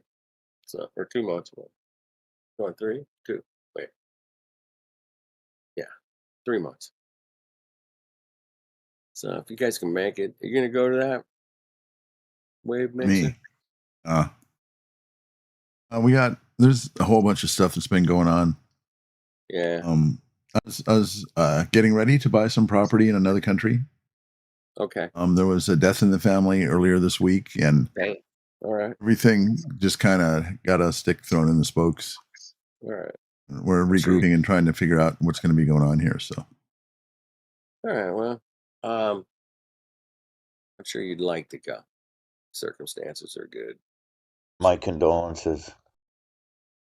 Thank you. Yeah. Yeah. But anyway, what? As far as the meetups, go ahead. I'm sorry. I was just gonna try and impose myself and ask, what continent were you looking to buy property in? Continent. If you care to answer, if not, no problem. If you want to answer, Nicaragua. I can guess. I was gonna say South America. So it's Central America. Yeah. Central South. That's awesome, man. I bet you get a good property for a good value in that area. It's a third world country, and there's a lot of poverty there. Right. Right. area that I was looking at is kind of like what Beverly Hills is to California. Wow. But our in-laws, they bought 6 years ago. 6 years ago, they bought a piece of property for $12,000. Wow. Some $120,000. Built a 3-story house, and it's like a mansion. Damn. They were originally from Nicaragua, but they moved up here to America. They worked, bought a Made house, some money. and kids. The kids grew up, kids got married, and they went ahead and moved back down to Nicaragua. But before they did, that's when they bought that property 6 years ago. So they oversaw the building, as it was going up and everything. Then once it was all done, they moved down there. When my son got married to their daughter, the wedding was down there. Nice. It's a beautiful area. That's where they grow coffee and chocolate. And the hills are Wow. all green. It's beautiful out there. Yeah. Because it's near the equator, keeps a pretty well constant temperature between 70 to in the 80s, 85, 87 at the highest, 70 at the lowest, all year round, all day long. Nice. I like that. Might check it out. But I was looking at a piece of property, but I think they were asking a little bit too much for it, and I was a little too gung-ho, ready to go ahead and go for it. So I think I'm going to wait for a better opportunity. And we both have to learn Spanish, and we know very little. Most of the stuff that we know we can't say in public anyway. So Right.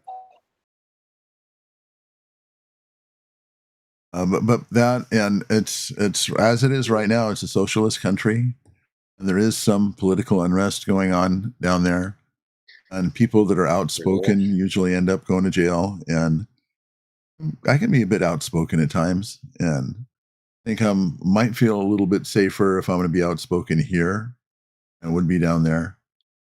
There's a lot of things I'm reevaluating, and plus, like I said, there was a death in the family, and it's changing a lot of different plans around. So Right.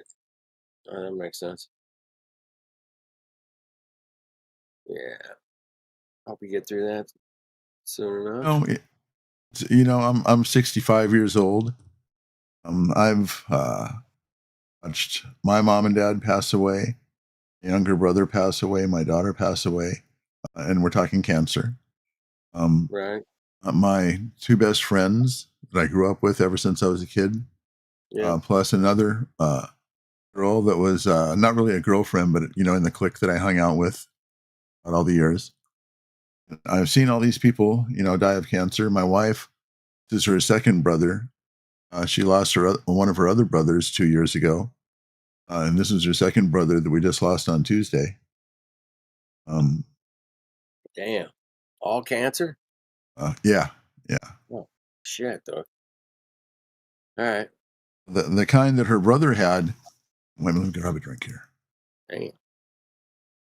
And the kind that her brother had, I forget what they called it. It was they had to remove part of his intestines. And they said they Yeah. caught it early enough, that it shouldn't be a problem. Yeah. My wife, she always looks up stuff, and they said that usually anybody that caught that, by the time you catch it, it's too late, and they lasted the longest 5 years. And it was about 8 months ago that they found that and said, okay, we got it, and he's going to be fine. Yeah. And I make a long story short, cut open on him, to try to correct it. And once they cut stuff out, they found, oh man, there's a whole bunch more right here. So Right. Yeah. There's more. Damn. Yes. That's a bummer, man. So that's one of the things I was looking. Makes you want to One of the get things out I of was looking Dodge, forward to going down to Nicaragua for, because instead of getting food that's canned and packaged and got all these ingredients and stuff, everything's more natural down there. Everything's Right. grown locally. So if, all of a sudden there's some kind of trucking strike or shutdown that you can't go ahead and go to the store and the shelves are empty, farmers, they're still selling their vegetables. And they come by and you have fresh vegetables and fruit and stuff. This guy comes by in a truck, like the old Helms Bakery guy used to do years ago. Oh yeah, Helm's Bakery, baby.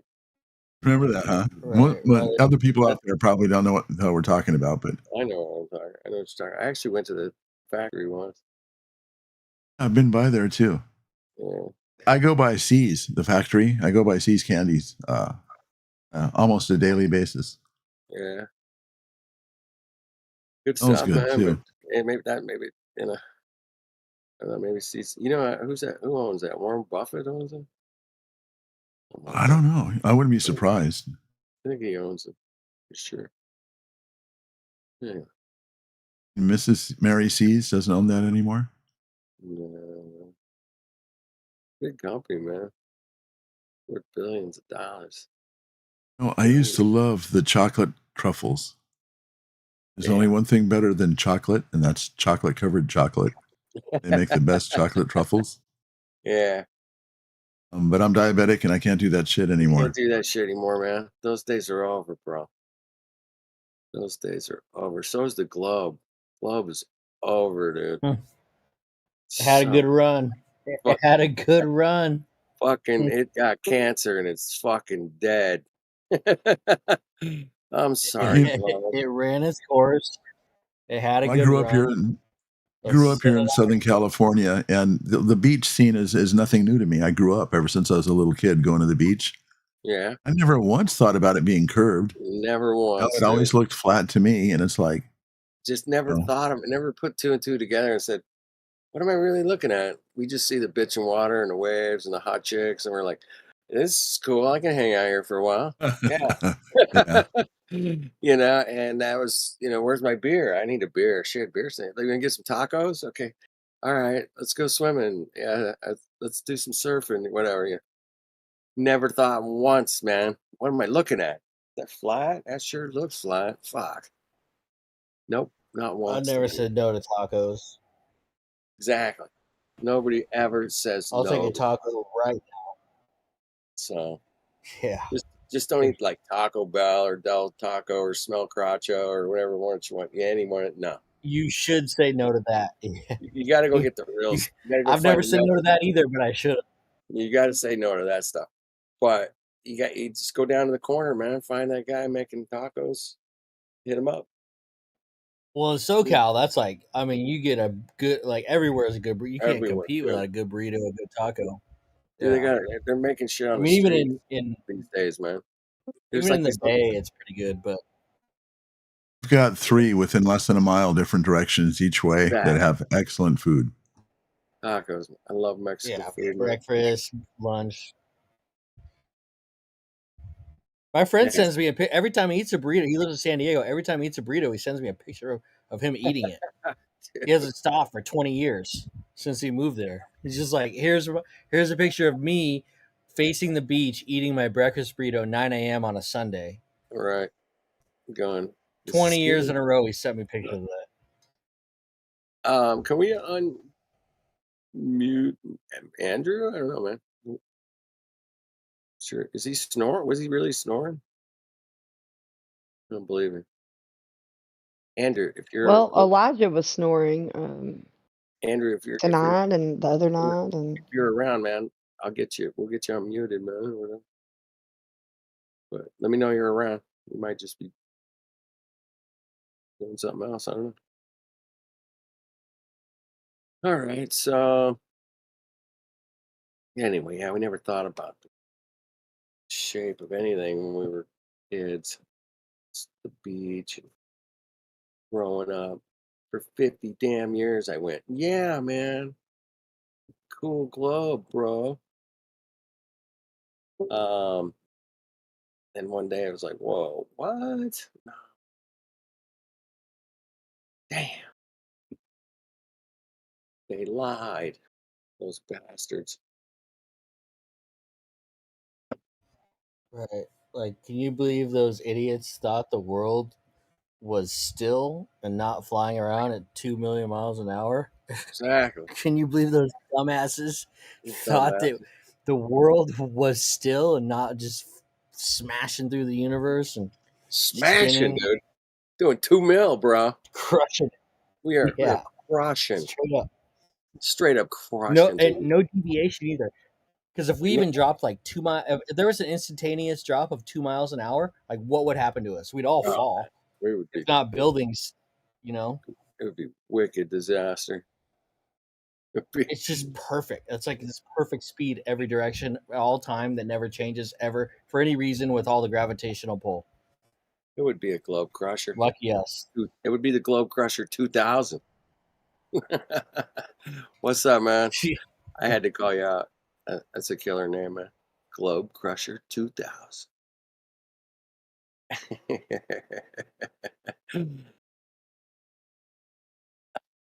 I'd almost trade you names, man. That's pretty good. But you got to be a Globe Crusher to call yourself a Globe Crusher. I'm just a flat Earth dude, man. So I get to take it easy, man. I am a professor of dudeness, Earth dudeness. You're so silly. So that's what you call me. You call me the dude. Dude, the Any duder. Big Lebowski fans? Yeah, Huge, there you go. huge Lebowski fan, obviously. El Duderino, if you're not into brevity. El Duderino. If you're not into gravity. Mm-hmm. How about that?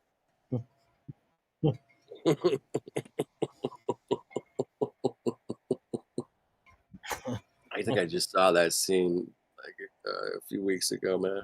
Just flipping around. There it was. Right It's on. such a good movie. It's so good. John Goodman. Tell me John Goodman's not the great, like one of the greatest of all time. Let me ask you this, man. Have you ever seen the mashup of all the F words they used in the movie? No, I haven't. Oh, you got to go on YouTube right now, and you'll come back crying, laughing. Go on YouTube right now and type in Big Lebowski, fuck, and then just hit enter, and it should be like your first or second one, man. But it's like a little over 2 minutes long, I think. But they took all the F words. They have a short version. They get the short. Yeah, make sure you watch the longer version, and you can mute up and then come back and we'll talk about it. It's hilarious, dude. You gotta go watch it. It's funny. Oh my god! If you're a Lebowski fan, man, it's I cried the first time I saw it, man. I was crying, dude. I was laughing so hard. It's got like 3 of the greatest characters of all time: Jesus, John Goodman's character. Oh yeah, they're all Walter. It's a biblical movie for sure. Yeah.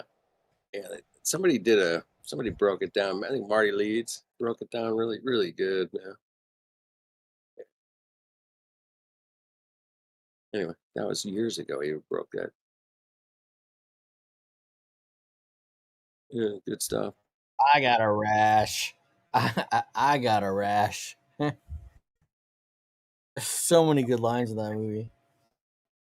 It is. All right, I'm gonna watch it. I found it. All right, go watch it, man. Andrew's not around. Okay. He's usually up in here, but it's Friday night. Anything can happen on Friday nights, man. Rambo, ain't seen you in a minute. Where you been hiding? Yeah.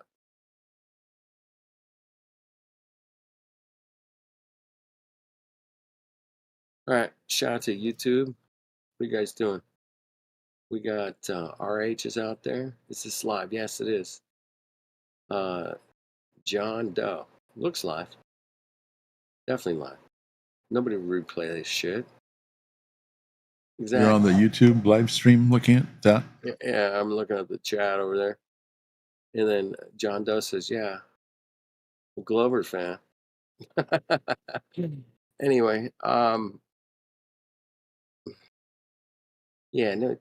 So shout out to RH and John Doe and Crow is out there. Not Crow. It's Chow. Chow Young Cat. Chow Young Cat. And Ozzy. Greg T out there in the YouTube chat. Anyway, shout out to those guys.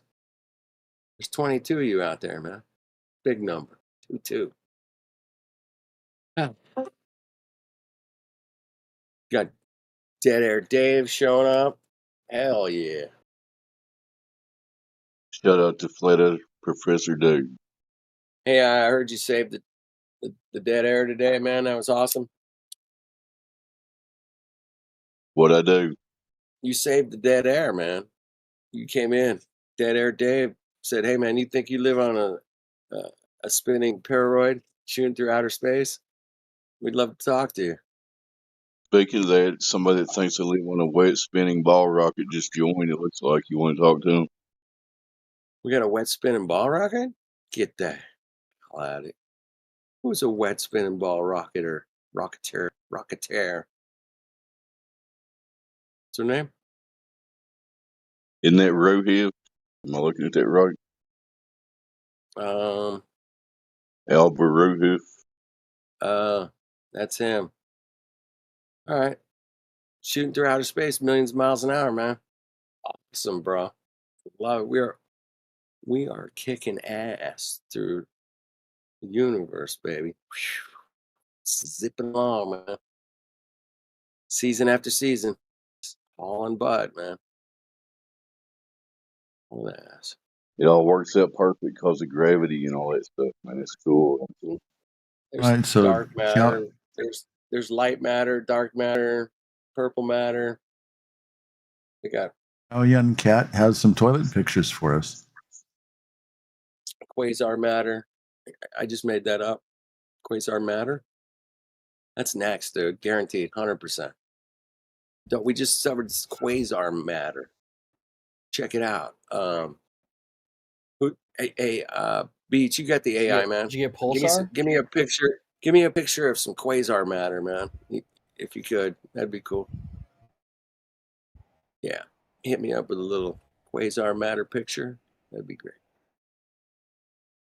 Yeah. Yeah.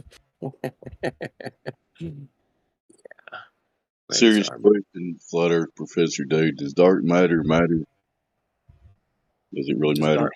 Well, I always wondered what the speed of dark matter is. I mean, they always talk about the speed of light, but nobody ever talks about the speed of dark. What's up with that? Weird. You're very racist, man. You guys are very racist. That's why. Yeah, it seemed racist to me. I felt like when you said that, I got a little uncomfortable. You know, you should. I mean, Are you trying to guys- say that dark matter's faster than light matter? Or I think. what? Well, I'm thinking. I think that the speed of light is very racist, 100%, and we need to do Dark something. matters. Dark matter matters. Yeah. And what's the speed of dark matter, man? You guys all did this speed of light, man. I want some speed of dark. Snappy. Make it snappy. Come on. You're in the wrong reference frame. If you were in a better reference frame that you could never be in, you could probably calculate it. That's an inside joke. Even Ruhiv laughed at that one. I know he did. Because that's funny shit. That's why he laughed. Hey. You guys, late nights for a lot of kicking some stuff around and having a giggle, man. What the hell? Quasar matter. My Friday. Quasar matter's coming up here any minute, man. Guys, just hold on to your horses because quasar matter got invented tonight. Yeah. Tonight's the night. Tonight's quasar matter tonight. If you watch, the AI will pick up on that and they'll come up with something. Somebody's happy to see that there's a live panel here. Is there like usually a dead panel in here? This time of night? No, I don't allow dead panels in here at night. That's not going to happen if I'm around. Hell no. Hey, if nothing else, man, I'll talk for 2 hours or whatever. Filibuster the dead air. I will filibuster the dead air. You bet your ass. You guys should do that sometimes too, man. You know, it's great, man. I always liked it when it was like dead air, and I go, "Oh shit, I'll go in there. I'll just start talking about whatever, music or something." But I've been working at this for years, so I can fill some dead air and talk about it. We I did try to do that sometimes, Dave, but I stop at about 5 minutes. That's all I got. Yeah. Well, You're a there's been a simple couple man, of Dave. times on my way home from work, I just start talking and fill Yeah, in you the You whole did drive great home. today. Today was really nice, man. You were filling in. I was driving. Sometimes I think I talk too much. No, you're fine. I don't think it's possible to talk too much, but you're a well-educated man. You know when to speak up and not to. You're not going to butt in on somebody's conversations and shit. I don't do that. I try not to. I might jump in for one quick sentence or two, or a question. I have a The phone is really messed. question. I have a question. Away. No, you go ahead. You guys finish. No, Mine's I'm on kidding. board. I'll wait. Just kidding, man. I got a meme for that. Go ahead. Raise your hand. At the gentleman over there with the question. You know what? Feature requests. Raise your hand in this Discord channel will be amazing because not everybody. Hey, you gotta contributes the same way. You gotta put this one up. Yeah, man. you gotta fight. Hold on. You gotta fight. All right. So anyway, like there it is. You put that meme up. in the and go. It doesn't work, by the way. I tried it like 27 times now, and I'm like, I have a question, and I post it again. I got a question, and nobody ever goes, "Hey, man, flat Earth dude's got a question, man." No, not once. I've got to admit, I've been looking at all the different icons on here. I can see the different faces, who's here. When they light up, I get to recognize whose voice goes with what. When I'm driving in the car, all I've got is a voice. Right. My phone, it's really messed up. If I try to go ahead and turn the mic on and off, I can't do that while I'm driving. Even when I pull over, sometimes my phone won't even let me pull up to slide up on the screen. I can go ahead and mute it or unmute it or log off the server, and I have to reboot the phone just to get logged out of it. All right. I don't know if it's my phone or software or what. Well, I hope he didn't have a question. He's got a question, man. I'm getting to it right now, man. Hold on. Oh, I'm sorry. Hold on, Mixer. Hold on, Mixer. I was just messing around with the 25. Go ahead, man. What was the question? All right. So when you have gas pressure needs containment, right? I feel like you guys are proponents of that thought, right? Oh, it's a okay, fact. so when you have gas pressure, so you have gas pressure, the gas pushes off of the containment, right? So it's the equal and opposite reaction, right? So it pushes off the containment, therefore creating the pressure, right? Am I wrong about that? Is that the equal and opposite reaction of the movement is the pressure off of the barrier or whatever? So here's a better way of looking at it. I wouldn't say it's equal. Okay. Here's a better way of looking at it. It is the cause of containing gas that it fills the volume and the pressure required in question needs to have the containment to have the pressure.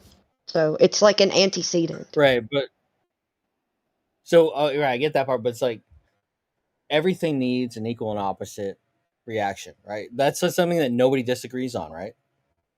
It's Newton's third law. Yeah. We all agree on that? Yep. Yeah, okay.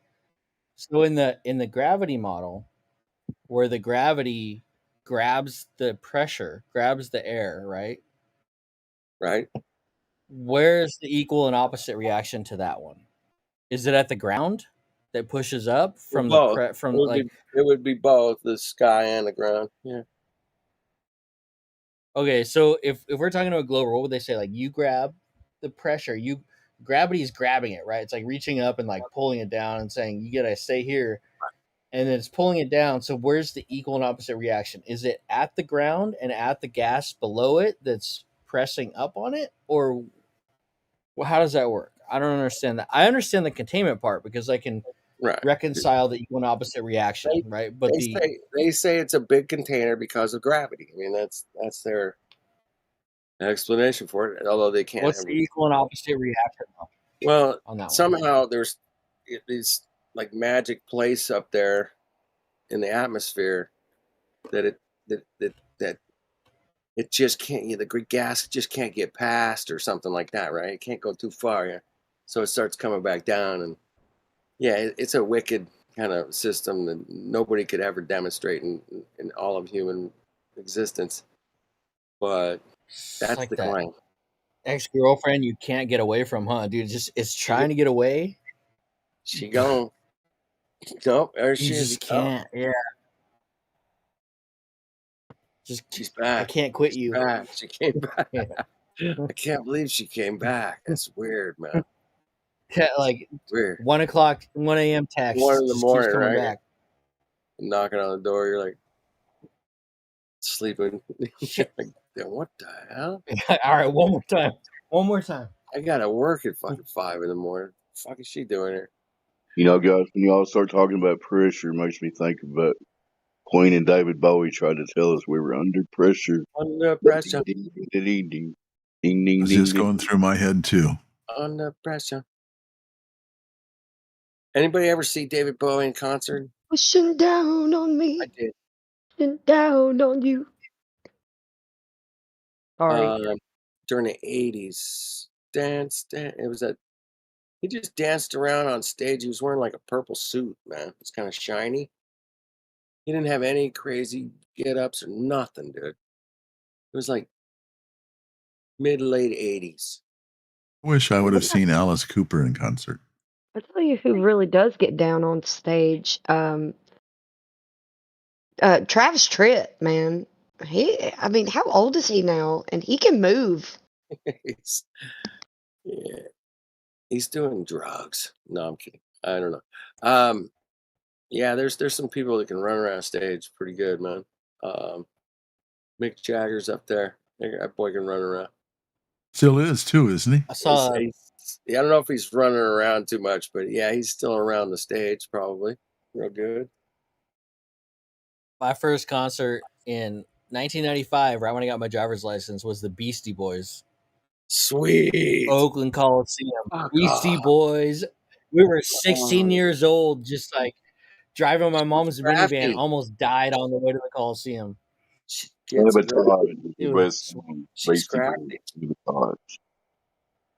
I think the Beastie Boys are flat earthers, man.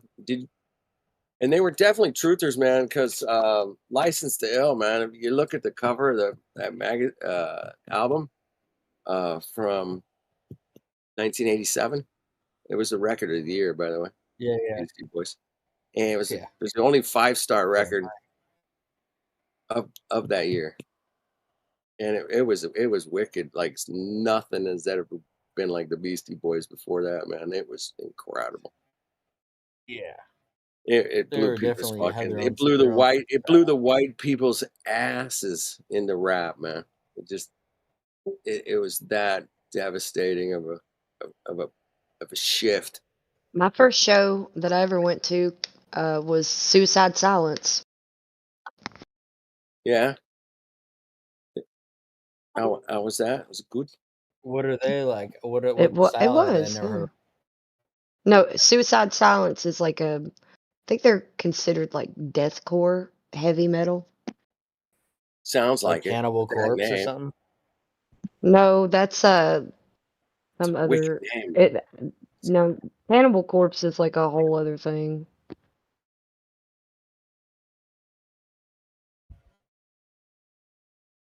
Yeah.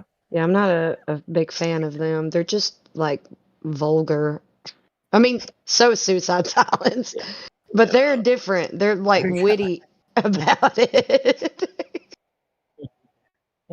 Sorry. Well, my friend went to a Cannibal Corpse concert Las Vegas and someone pooped in the pool and there was poop floating around the pool. You guys remember Caddyshack when there was like a He just threw a baby bar. Snickers Ruth. bar. It was a baby Ruth. Baby Ruth. It was like the real though in the pool It's in a Las fucking Baby Vegas. Someone Ruth, man. actually pooped in the pool. Oh, that's bad, dude. Pooping in the pool, Caddyshack. man. Bill Murray, greatest of all time, maybe. I love that guy. He's pretty funny, man. That character in Caddyshack, he was great, man. He's just an idiot. Yeah.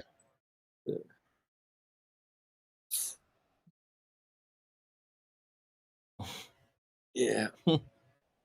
Anyway, I definitely recommend Caddyshack, and I would.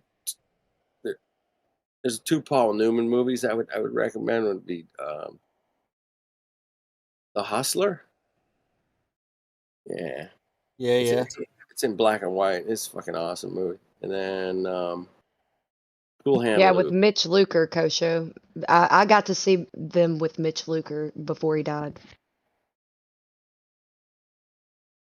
Cool Hand Luke, man. Definitely worth watching. There's Was he in Color of Money also? Yes. That's with Tom Cruise. Was he the Tom Cruise counterpart? Yeah. He was the old guy, yeah. But no, those 2 would be must-sees as far as like just how psychologically things can go weird in any given situation. Yeah. We're all fighting demons, man. And some of us fight it better than others, for sure. You know what I mean? But they're out there, man. And they're inside of you, too, man. Because you learned it was a globe, man. You're like, that demon's going to stay in there, man. And just fucking eat you It all alive. started that first time. That demon globe. Someone handed you that globe with the. They handed you that globe, man. And you Yeah. gotta suck that fucking pipe until that bitch is run out, man. Or you gotta get off of it. Take it down. We got some rehab here, man. You can't wean yourself off globe.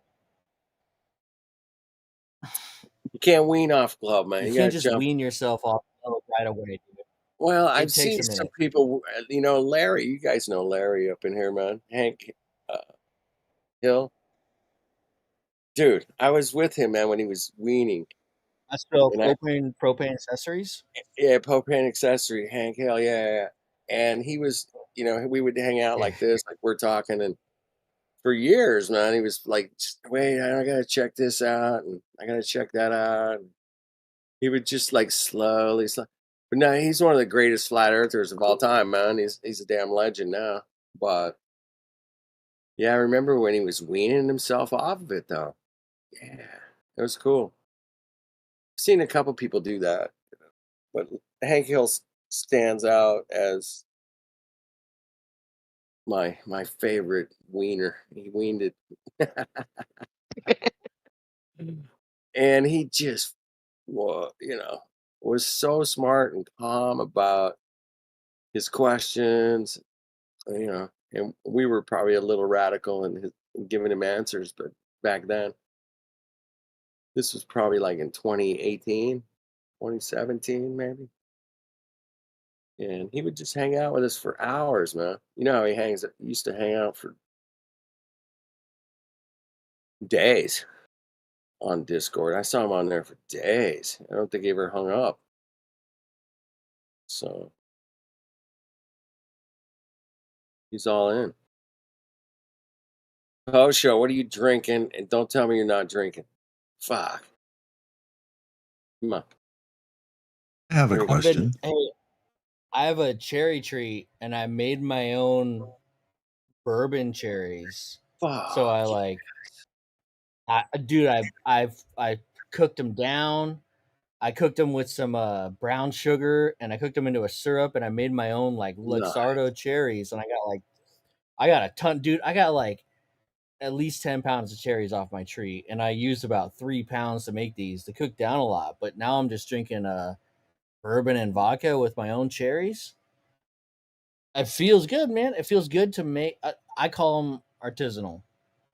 So artisanal? Artisanal beers. I like it. Hell yeah. I like it. Kosho, you're lying, man. You ain't drinking yet. I know you like get up in the morning and have a beer or something though. Sometimes. Yeah. All right, Wave Mixer has a question. Go ahead, Wave.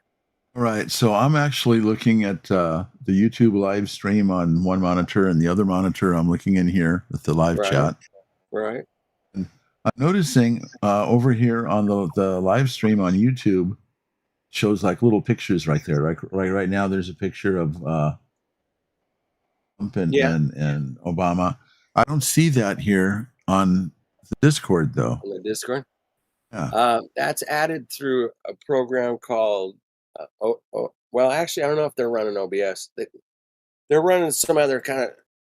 Helio switched it over to some kind of a service that takes care of it, and they set it up. They set it up real quick, and they need to go just back. set up on the YouTube server. It's not part of the Discord server. Yeah, exactly. It's not part of what we see here on Discord. No, we don't get this. I didn't know if that was a setting here I didn't have set up. No, you don't get to see any of those pictures like that. That's all like it's on like a playlist. Yeah. It just keeps repeating over and over. Those pictures off to the right you're talking about, right? Yeah. Well, thank you for answering that for me. Yeah, it's part of the. It used to be OBS. I don't know what he's using now, but it was. I don't usually come into the. I don't usually come into the YouTube channel. This is kind of new to me here. Because I've got it up in two different screens. I'm thinking, wait a minute, how come I'm not getting this here? Yeah, let me get that.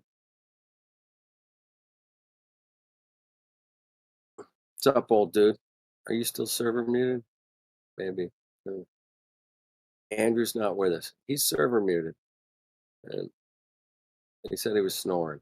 So you get server muted, or if you're hot micing, as they say. All right. Well, music, man. Well, we were talking about music. We're changing the subject. We're gonna move on to still waiting. How's the music industry going right now? Is it keeping you occupied? How's the music industry? Still very Tavistock industry ridden. It's just Tavistock and shit. I believe you specialize in a certain specific musical instrument and tuning them and doing whatever the kind of stuff you do. I was just wondering how that business is going and hasn't been affected by. Sure. Yeah. It definitely has slowed down in the last, I'd say like 2-3 months. Yeah, but it's still going. I'm still getting calls.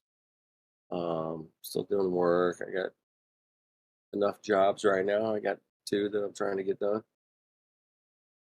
But yeah, it's not like it was. 2020 was booming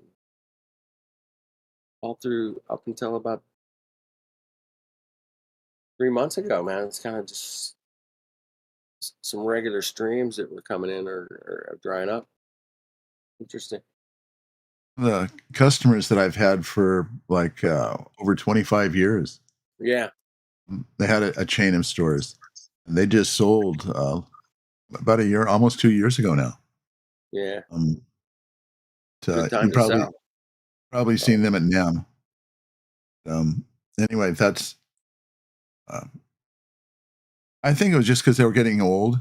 They'd spent their time in their business, and it's time to relax. But no, it's just not like it was. I mean, I go into different music shops and stuff. I mean, the repair shops, they're doing okay. And the retail stores, man, I don't even know. I mean, Guitar Center's been through, I don't know how many bankruptcies, man. But they're still in bankruptcy in some sort. And I know a ton of people. I think that people are just getting smarter and staying out of the music industry and trying to do things on their own.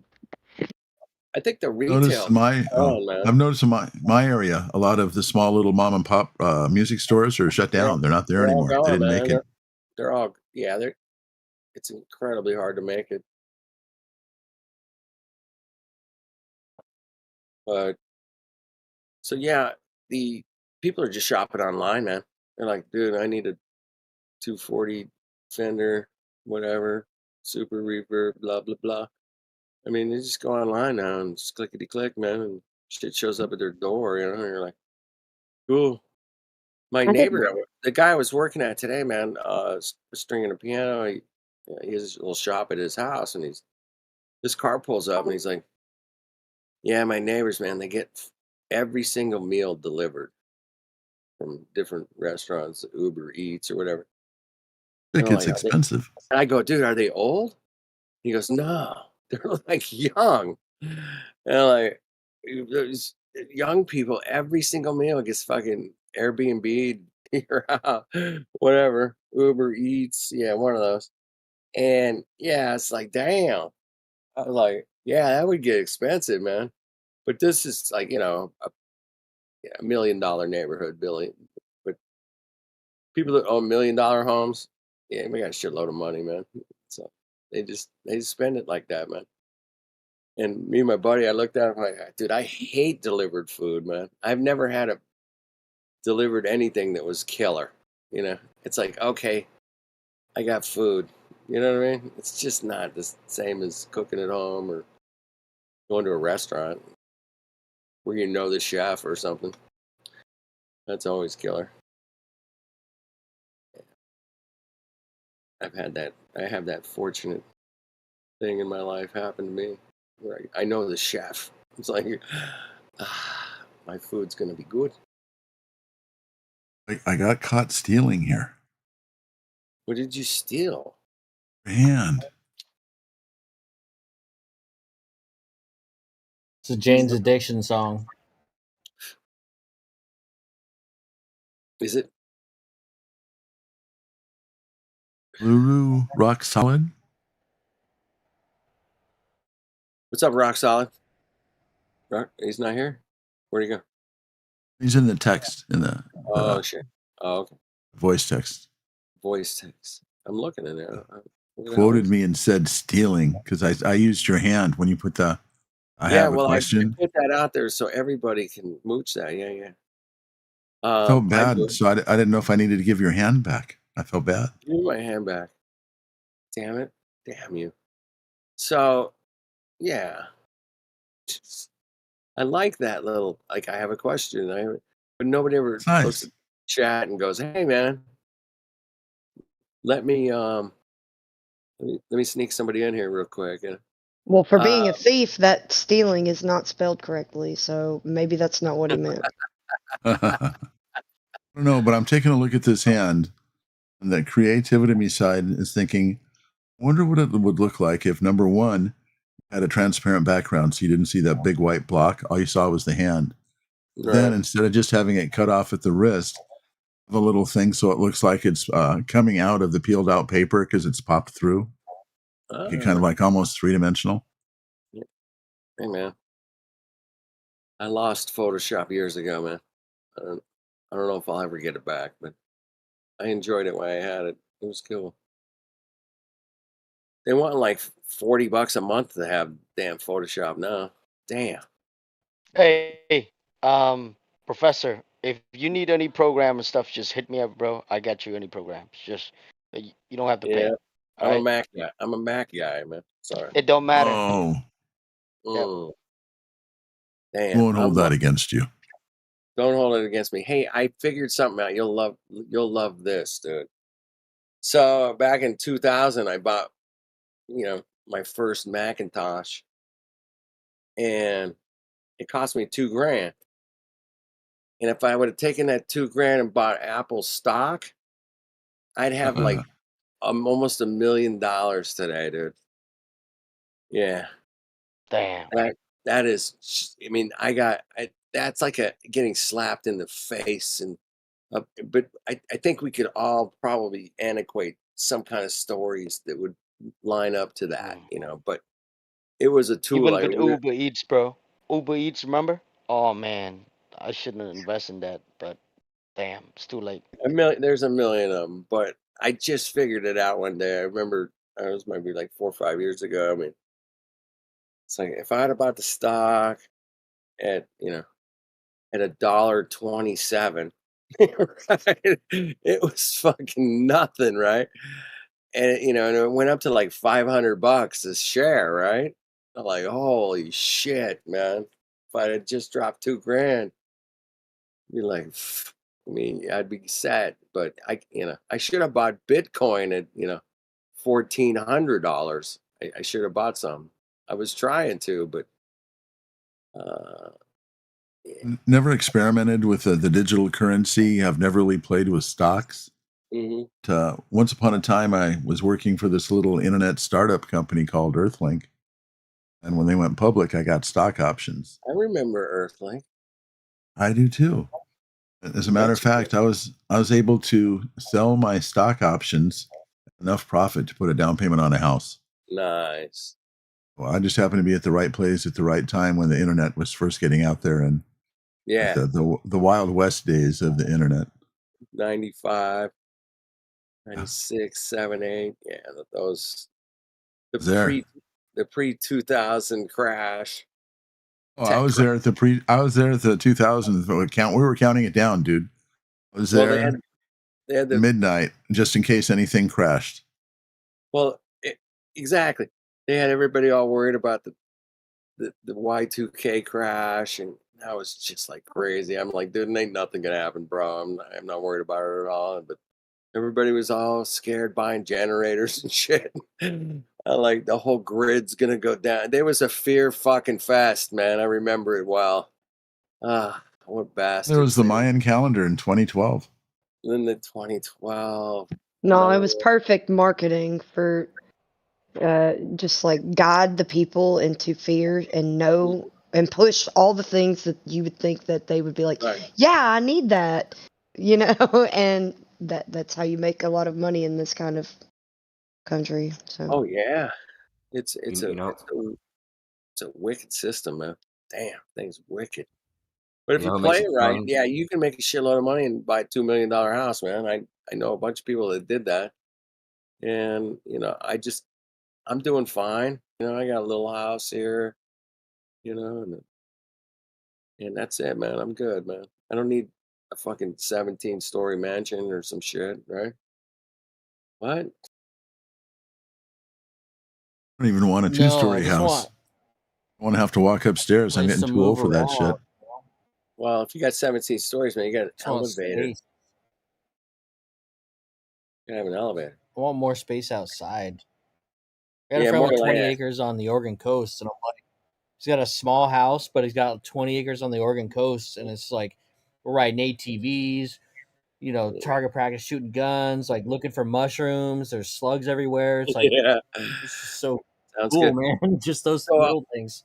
Yeah, 100 years ago, man, at least in America, and I know some people that lived 100 years ago, so you can pretty much verify it, but most people were farmers, man.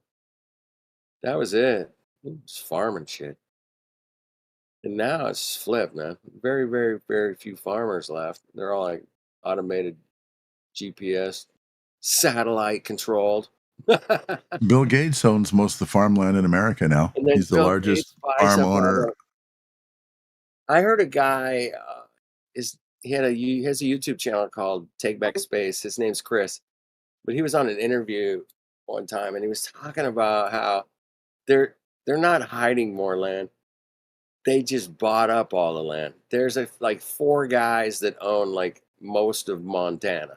I mean, like, he goes, that's the extraterrestrials. There's shitload of land out there, but only 4 guys own like most of Montana, and Ted Turner's one of them. 3 of them might be Chinese. No, Ted Turner was one of them. I think, who's that vice president guy for 9/11? What's his name? Gore or Cheney? Cheney. Cheney? Yeah, Dick Cheney owns like a fucking. He's Wyoming. I know. He's a Wyoming guy. He's a Wyoming guy. I'm just thinking of some of the big cucks Well, I out don't, he's a that's where he's from. I think Kevin Costner owns a big Yeah. chunk of Montana, maybe. I don't know. Could be wrong. Yeah, there's a few people that it's I want to get a piece of it. dude, we can't go anywhere. We can't even go to like Stonehenge and like walk around the rocks. The stupid fucking they got little rope there to keep you away from going and like walking around Stonehenge.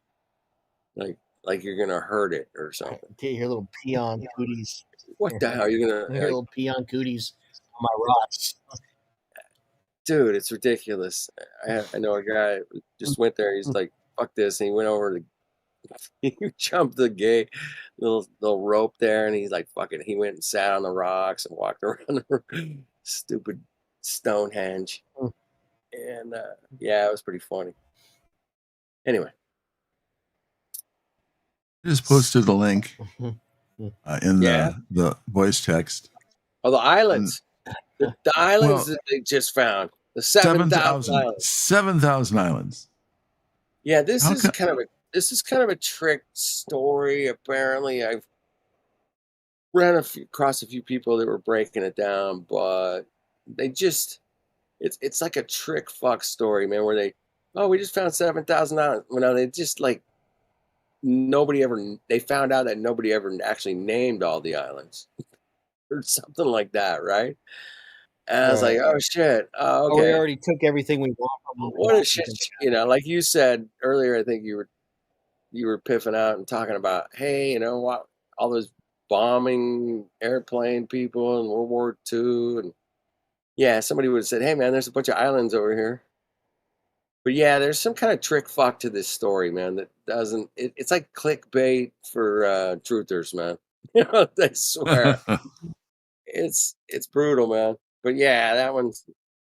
If anybody's got it, it's CNN, so you'd think CNN would be, telling you the truth, just like all the other news agencies do. Right.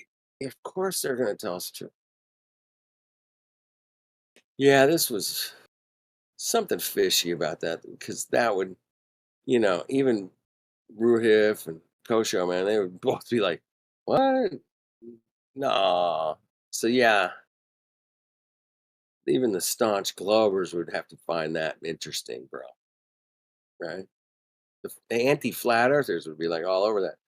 Because if we go out and say, hey man, this is definitely something we know for sure, 100%, we just found 7. I wouldn't go that far, man, and say we just found 7,000 islands, because then they'll turn it around on you and say, oh, well, you thought that was real. They see how they flip it sometimes when they get really weird about it and flip it on you, like. So just be careful with that one, man. I don't know for sure, but yeah, this is back in March. Yeah. I remember that going around. I thought debunk. Is there anyone in power that tells the truth? No, of course not. Have you guys ever heard of anybody in power that told the truth ever? No. Is that hold on. Jesse Ventura.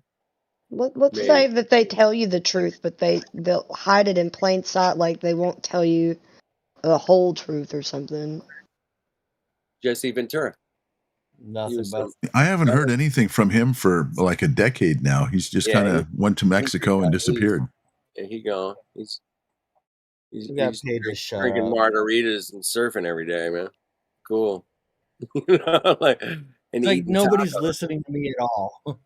We're not listening to you, bro. It's my fault. Go ahead. What? No. I was just saying, like, if I were Jesse Ventura, like, if I were gonna leave, I'd be like, dude, no one's listening to me. I'm just gonna go eat tacos, like you said. You know what I mean? He had a pretty big following. What'd you find? Wait, Mixer. I wasn't saying like nobody's listening to me. I was saying like as Jesse Ventura, no one's listening. I caught up. All right. I gotcha. But I think I was following Jesse Ventura, and I knew quite a few people that were.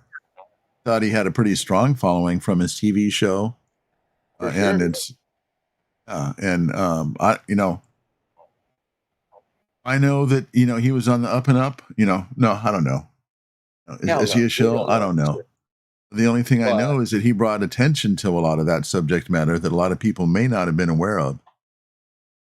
no question. And yeah.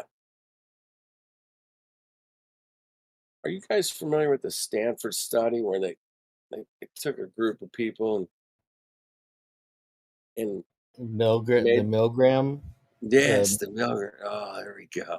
So So where people turn into they psychotics. took a group of people and said, "Hey, man, we're gonna sit you down at this little control panel, and you're gonna listen to this guy on some headphones, and you're gonna ask him some questions. And now, if he gets the questions wrong, you're gonna shock them with 25 volts, right?"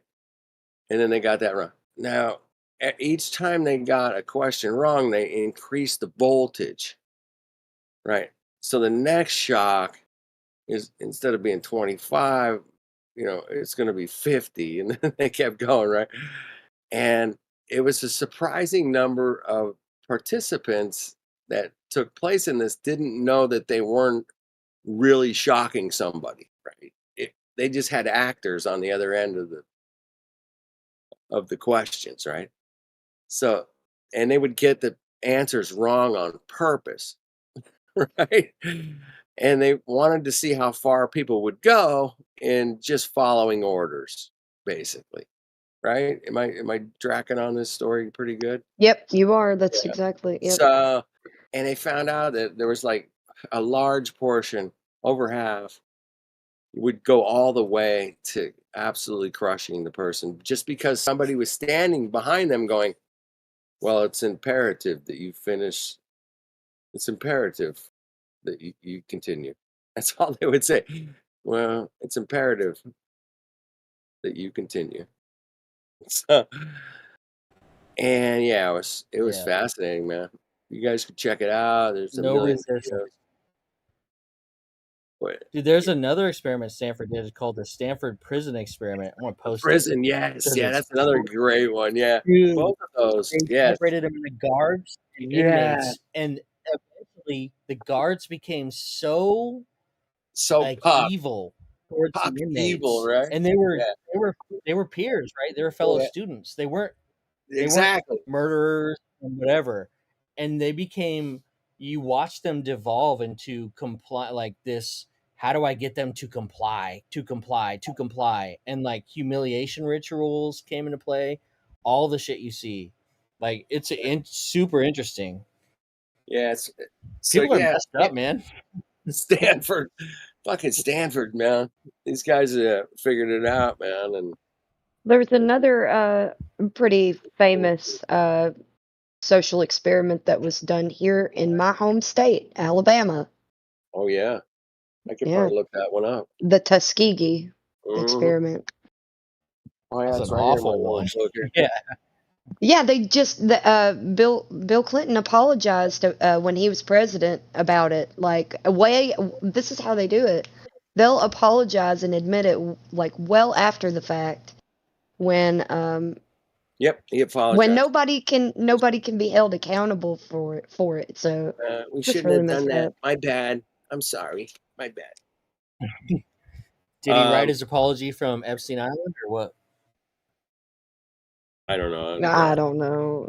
What about that, man? God, that guy's a scumbag. Anyway, there's been a lot of 19th century, 20th century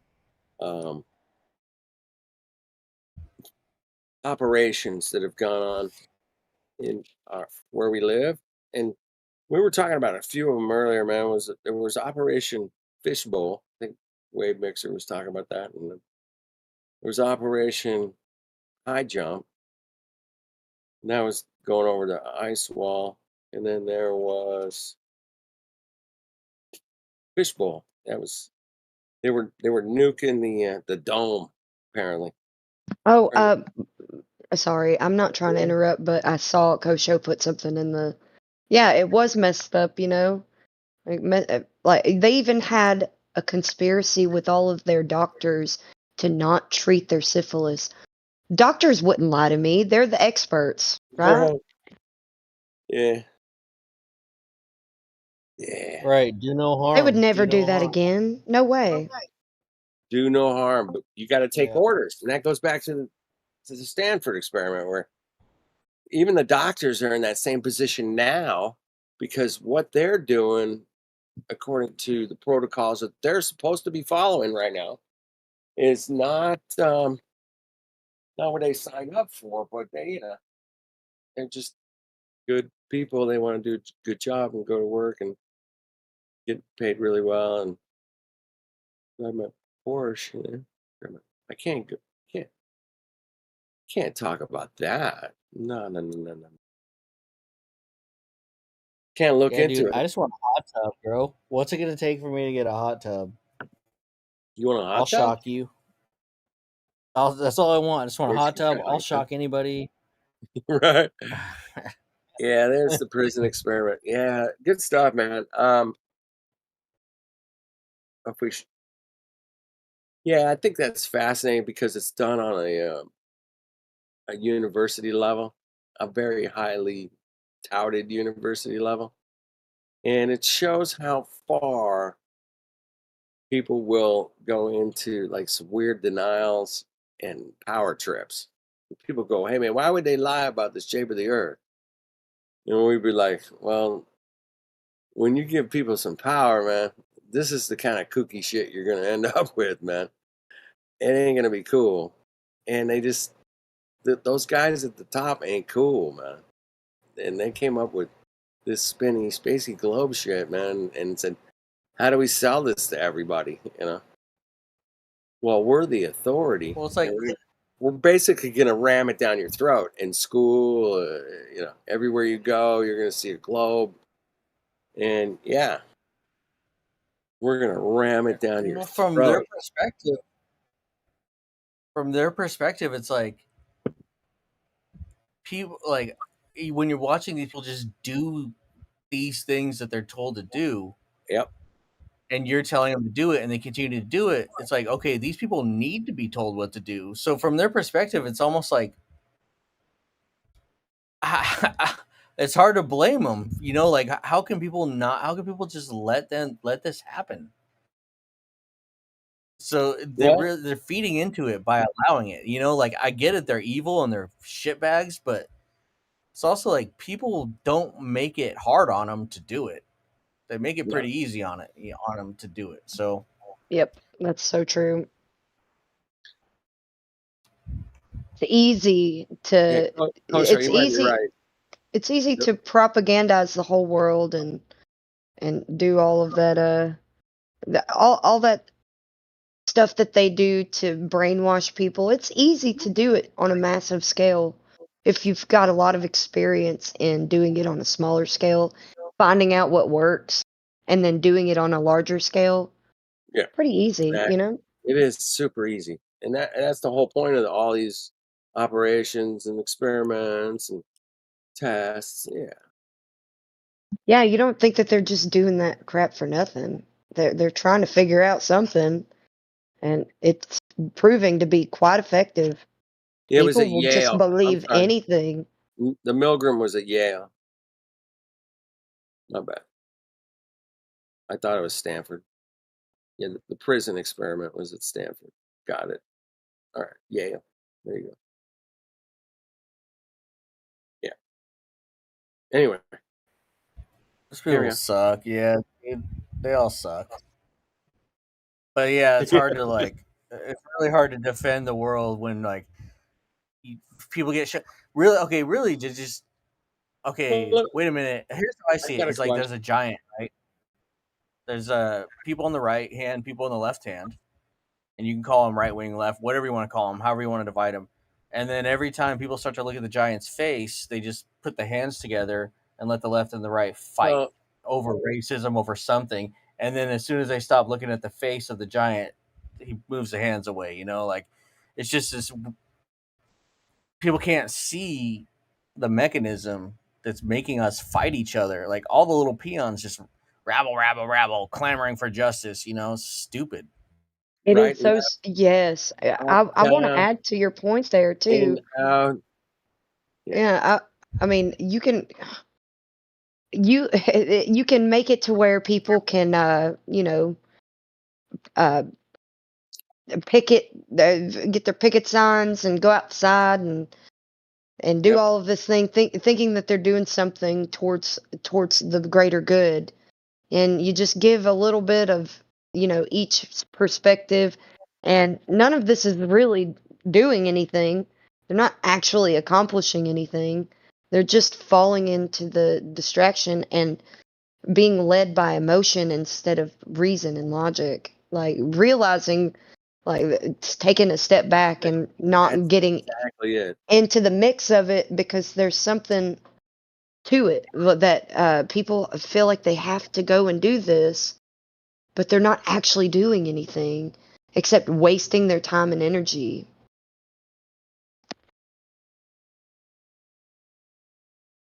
Yeah, well, when the big program comes down and says, "Hey, man, y'all got to do this and y'all got to do that," and you're like, "What?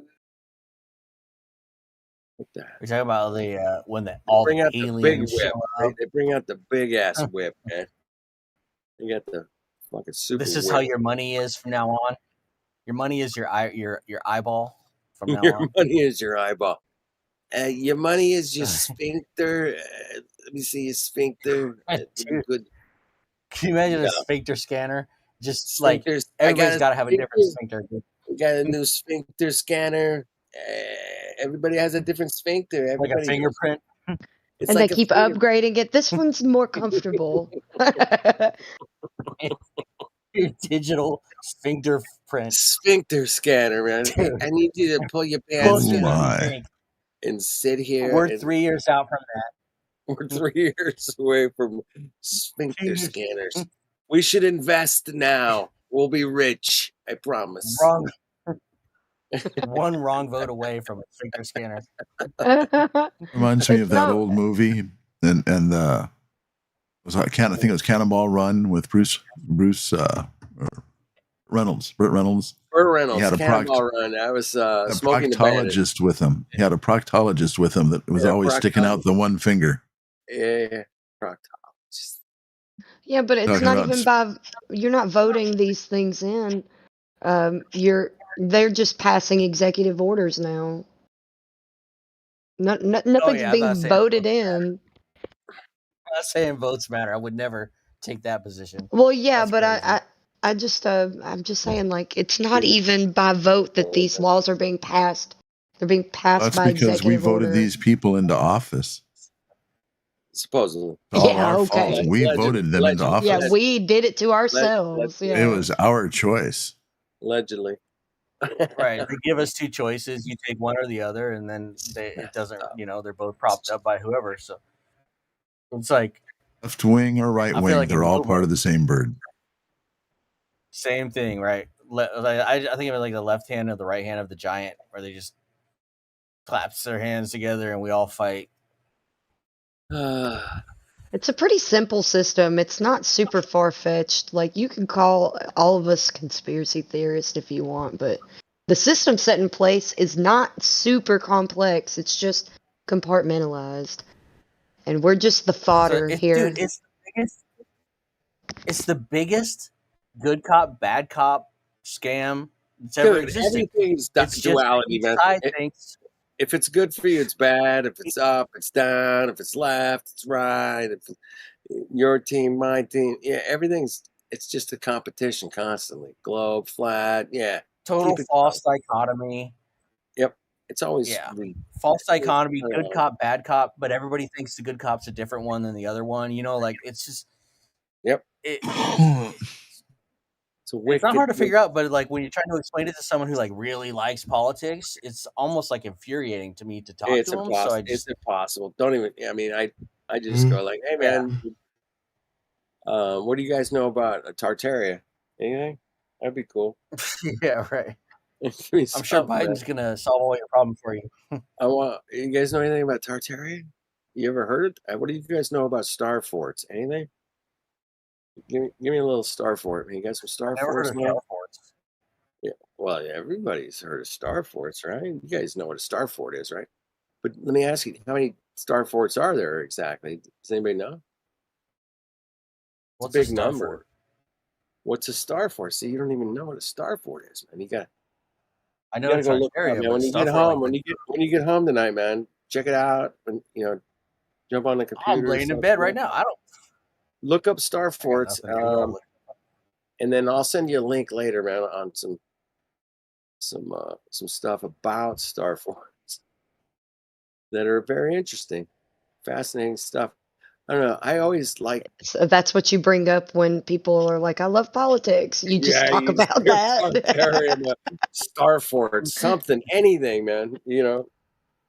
You're so Right. funny. Here's Go something you will definitely be annoyed with. Yes. Yeah. Annoy me. Yeah. Dude, I like Atlantis. That's what I'm talking about. Like, what about Atlanta? What about his? How do you really think Columbus in 1492 sailed the ocean blue? Like, is that where you're at? I can't even talk to people who think that our history is real. You know, let's say he did sail it. Man. I always like to go into the. Okay. he probably did. Probably did, man. I mean, I'm a sailor. I can get it, man. I can put some canvas up, man, catch some wind. We going. Hell yeah. Here we go. Let's bend that sail a little bit this way and that way and see what happens, you know? Okay. Yeah. So, yeah. You Posted a Google link in the chat. Yeah, about? For the star forts. Star forts. There it is. There's our info, man. What a huge link. That link is like... Well, they're pretty big forts. They're big forts. You got big links. That's hilarious. Anyway, let me ask you, man. Have you ever heard of John Levy? Anybody in here? John Levy, maybe? Yeah. Yep. Dude, Okay, driest videos of all time, but some good information. Hey, man, I like it when he goes, dude, this is totally mind-blowing. Yeah, it's like, so dry. No, Check he's this dry. out. Yeah, he's super chill, dry, man. But they're only 20-minute videos usually, and they're pretty exactly. They're pretty short. good. So Pretty good. Yeah, you don't have to get too crazy with it. But yeah, he's done some stuff on Star Forts. There's this island, Malta. Does that sound right? Malta Island. It's an island. Mediterranean. Anyway, yeah, Malta. the whole fucking island is a star fort, man. The whole thing, man. And then there's a bunch of star forts inside the star fort, which is pretty cool, man. I thought that was one of the star forts. pretty fucking interesting island, man. You can Google Earth it, man. Check it out for yourself. It's cool, man. Wow, what a place. I'd like to go there, Well, man. you can That- also like, you can also Google Earth the globe too, which is pretty funny. Yeah, I remember when Google Earth came out, man. I was like so pumped, dude. I was so globing it, bro. I was a globe fucking trotter. I was globe trotter. Boom. I was trotting all over that fucking globe, man. Like nobody's shit, man. I was looking up things, man, that I just could, you could just look it up, man, like a street, or it's like, damn, that's so cool. So yeah, it was fascinating. And Yeah, I also find it fascinating that people, like just your everyday people, because we have a bit more discernment, I guess, but they use a search engine like it's their, like, all doctrine, but these people that own this company that runs the search engine also has their hands in our policies of the country and other countries. Like, okay, yeah, go Google it and just buy everything that you Google, please. Yeah. A handful of propaganda. Right, just like there you go. Like AI is gonna solve it. Like AI is the end all be all to solving all our problems. Like, yeah, but somebody programs that AI. Yeah. And if it only searches Google's algorithm, then it's biased by Google. So you guys caught me earlier, but I was talking about the quasar matter. that they just discovered. Did you guys know about the quasar matter? Anyway, just I'm intrigued, though. just Google it. You'll find. Yeah, I think it's pretty important to remember that this AI is programmed by humans, so it's still got bias. I asked Beats to Wait, get me a I found quasar matter picture, but it takes a long time to get a quasar matter picture, man. So I don't expect it anytime soon. Wait. Thanks. No, I got dark matter clumps right here, though. Wait a minute. Did you? So you looked up Malta, I'm gonna man. post something here. I see you posted the picture of Malta, right? Yeah. Yeah, hell yeah. Malta looks like a badass place to go. Anywhere in the Mediterranean is ancient and cool as So shit. cool, man. Looks. But Yeah, here, I found some dark matter. Oh, there it is. That's cold dark matter. Yeah. Breakthrough. Hell yeah. It's the smallest clumps. known I didn't know it dark clumps. matter clumps. Smallest known dark matter clumps. Yeah. And one side And order there's of a quasar to quasar. go. You got a little side. You got a quasar to go. Hey, Coke, no Pepsi. Foreground galaxy Pepsi, no quasar. Which one was it? Oh, shit. Quasar, no quasar. Hey, this guy wants a quasar with his hamburger. Throw a little quasar on there, be good. This shit's yummy. Hey, did you guys hear that Buzz Aldrin said that the moon smells like a burnt fire, like a campfire? Did you guys catch Buzz Aldrin, the guy that It went? wouldn't surprise me because the moon rocks are made out of petrified wood. That's it. They're petrified. Exactly. Yeah. Ooh. Hey, I'll be all week. Boom. Maybe his balls were on fire. Yeah, Buzz said that it smells like a campfire. The moon. And he got out and took a good whiff of it. Huh? That's cool. In his airtight, pressurized suit, right? Mm-hmm. A whiff of that. Maybe it was the movie lights. The big old overhead lights to get the to get the shot. Yeah. Pressurized sodium lights, high pressure sodium lights. That's what it was. Yes. Some sort of sulfur. Yeah. He was going weed. You know what it was? I know what he was doing. He had some grow lights in there. Well, Yeah, I want whatever that guy's smoking. I think he was snorting moon dust. What do you guys think? It smells like burnt fire. It was like a fire, like campfire.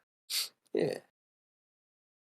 Well, I used to always hear that the moon was made of cream cheese. It smells like a campfire. I wonder if it'd smell like a grilled cheese. Oh. It's grilled cheese sandwich on the. That's what the moon's made of. I'm hungry now. You guys made me hungry. With tomato soup. With tomato soup, tomato bisque, if you got it. I like a little bit to dip bisque. It, right? Yeah. Like tomato bisque in the. Oh yeah. I prefer it with beef stew. Beef's good. Beef stew. Yeah. I mean, it'll dip in chili. It'll dip in almost Or anything. chili. Right? Oh yes, chili or beef stew with a grilled cheese. Oh. I had chili for dinner tonight. It's not chili season. You had chili tonight? Really? I did. There's an Italian place that we go to. Yeah. And there's not too many Italian dishes. You know, we can't have spaghetti and lasagna and stuff like that, but they make really good meatballs. My wife really likes the meatballs there. All right. They also have really good chili. Dang. So I got a big tub of chili, and I had a little bit for dinner last night. I took some for lunch today. Then I still had some in the fridge here tonight. So, you know, I had my meals all set and ready to go. So I'm a bachelor for the day. Crush that chili. I did. You guys know what I had for dinner?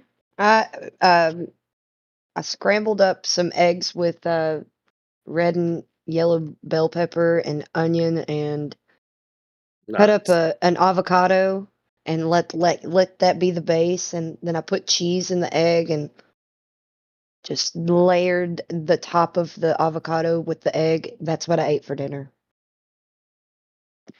We call that Sounds a good. California. We call that a California omelet, by the way. Well, I love it. It's called a California omelet. How about that? I thought about putting tomatoes in it, but I forgot to. I used to do something Anyway, similar to that California omelet. breakfast. I used to get I think it was not Farmer John, it was Jimmy Dean sausage, the turkey sausage. And so I'd chop some of that up and I'd fry it up with some bell pepper and some onion. Then after that got sauteed in with the sausage and everything, I'd mix in some eggs. I wouldn't scramble them. I'd just mangle them. So basically break the yolks and let them go wherever they went. Oh, yeah, I usually fry mine. I do, but I just had to be quick about it. I was so hungry. But yeah, I normally do a fried egg and let the yolk run down into the avocado. So good. Now you're talking. Then if I wanted to have the extra carbs, I'd put in some potatoes, and I'd fry up some potatoes in there too. Call that my cholesterol special after I added some melted cheese on the top. So I'd do that without the potatoes, just to try to be a little bit healthier. And nowadays, what I do is I have a Jimmy Dean. It's a sandwich. It's like a croissant. It's a sausage patty, an egg, little flat scrambled egg disc thing, piece of cheese. And I can't eat the croissants. It's frozen. It's frozen. It's frozen. Yeah, I know what you're talking about. Yeah. We get them over at Costco. Get a big box of them. Right. Out the freezer. What I do is I'll take those to work. I'll let them thaw out, and I take them to work in the morning. Then I have a little plate there, and I'll take the buns, throw the buns away, put the meat, egg, and cheese in the microwave. And that'll be my breakfast. Not good. Microwave food, man. I preferred doing the breakfast where I cooked it myself, with the bell peppers and sausage. I preferred it that way. I just don't have the time. I got, far to drive early in the morning. Yeah, steak and eggs. I just eat that in the morning. Or all right, that's like a breakfast for kings right there. I want steak and eggs every morning. I live the king lifestyle in a modest little home here. But no, steak and eggs is so good, man. It's just like all protein, no carbs. I can eat that in the morning and then not even eat lunch, man. I drink some water for lunch, man. It's so much damn breakdown that's going on there that it takes all day. Flat Earth Professor, is that you? Yeah, I'm here. What's up? Hey, I just thought you would appreciate the Lo-fi, baby. What's up, man? My bro. I love you. I love you so much. So I took another one for the team. If you check the live stream text, Professor Dave yelled at me. Excellent, man. Always a good day. He yelled at you, or he just all caps to you? So I wrote on Professor Dave's channel. I wrote, "Do airplanes adjust the curvature?" And he said, "Do dumb fuck flat Earth." Wait, he said, "Do dumb fuck flurfers ever watch a single video proving them wrong ever?" And I'm debating of saying "I love you" or something. I don't know. No, tell him to fuck off. You guys are a charlatan. He's a I charlatan. just tell him to fuck off, man. He pays people to create his content for him. Asshole. What an asshole. Yeah, I'm like He pays so-called experts to write it. I offered him $1,000 to come in here, man. Said, hey, man. He won't do it. He fucking ain't coming in here, bro. I bet he would say that in person. 3 hours. I go 3 hours. Everybody gets a shot at you, bro. $1,000. No, I bet he wouldn't say that in person, though. He didn't come, man. I couldn't. I'll even offer it again. I'll offer it again. If you know how to get to him, he come in here for 3 hours for $1,000. Should I invite him? Because he for some reason he responds to me. So should I invite him? Invite him, man. He wants to come in here for free, but I'll give him $1,000, man, for 3 hours. Okay, because this is the best Wix time to has been do trying. it. This is the best time to do it. 'Cause, like, Save me $1,000. Yeah, get his ass in here. okay, hold on. He'll get destroyed, man. He will get destroyed up in here. Okay, I'm gonna No get the fucking Discord. chance. I'm gonna get the Discord link. Hold on. I'm gonna send it to him. Hold on a second. Yeah, send it to him, man. See if he shows up. Okay, wait. Hold on. I'm gonna do it. That's I fucking think awesome. He's not going to come lots in of people here. trying He to ain't gonna debate come. this guy for a long Are you time. even going to be Yeah. awake right He now? knows it's recorded. Made a He- fool look like a He fool. might not be. Hold on a second. Okay, so I'm replying to Professor Dave right now. I said I love you, man. Please join the Discord server There you go. Let's get him in so there. you can teach. Hold on a second. So you can teach me or teach us your ways, your wisdom or your Share your knowledge with us. Okay. I like that word, share. That's better. So you can share your knowledge. Better you than me. I'd be like, quit being a bitch. But Well, wait till he comes in here for that. I'm gonna put the pray emoji with a heart, or is that too much? You always overthink everything, Lo-Fi. I do. I mean, like, I can handle hate, not but so over optimized. I literally get hate every single day. I don't know if it's like driving me crazy or if it's like making me stronger or both, maybe. Okay, I'm gonna. All right, check this out. This is great. Hold on a second. Boom. I'm stronger than yesterday. All right, here we go. All right, so check the live stream text now. Is They he sent up right now? Wow. Yeah. All right. Is he up We're right now? inviting Dave, man. Professor Yeah, Dave. Oh, look at it. It's awesome. Hey, man. I would be really blown away if he shows up, man. Yeah, I mean, like, the one thing, I never insult people ever. Like, I'm very cordial with everyone, even when so, like, I think that's the only reason he replies to me. And then I got blacklisted on YouTube still, though, so it's like, I don't know, it's so weird. On his But he called you a dumb fuck. Like I he's know like this guy, dude. He's one of the most ridiculing. He's one of the most. He's a cock. He's one of the biggest pieces of shit around. I know it's hard. It's hard If you not can't, to insult, hate the I'm guy. having to insult. Can't cock, man. Is that the right link right there? https://discord.gg/flat earth. Yep. Yeah, I clicked the invite tab on the top, and so All right. we're gonna see what he says, but I don't know. Might as well. I feel like we're in the end of time, so like we might as well just go all out and have a party. You know, let's just go all out, yo. I mean, honestly, it is the end of times. No, I mean, You gotta take a shot. I know Witsit was trying to debate him for a while. They had a back and forth. Dude, Which I offered a flattered grand. Dave, I or was like, Dave would get dude, fucking. bring him in here for 3 hours, man. $1,000. Like that would be. He would get destroyed, and it would be over. And I left two comments on his channel. He replied to one, and I think he's gonna reply to the other one because I asked him, "How can you verify that the sun's 93 million miles away?" And he kind of dodged that one. Well, cool, man. Yeah, Daddy told him, and Daddy's never wrong. Daddy. I think he's starting to realize that his paycheck's gonna be up because everyone's kind of starting to realize that everything's bullshit now. So yeah. But anyway, I just thought that was kind He of a gets paid based off his ridicule. Yeah, his he paycheck ridicules is so well, and that's what people want to see. Dude, Yeah. These people base their lives off flat Earth like that, and ridiculing makes them more money than anything. They have to ridicule because that's what people want to see.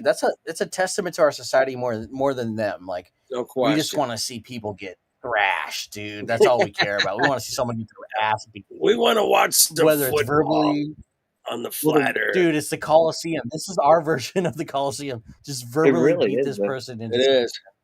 Yeah. Gladiators coming out, swinging.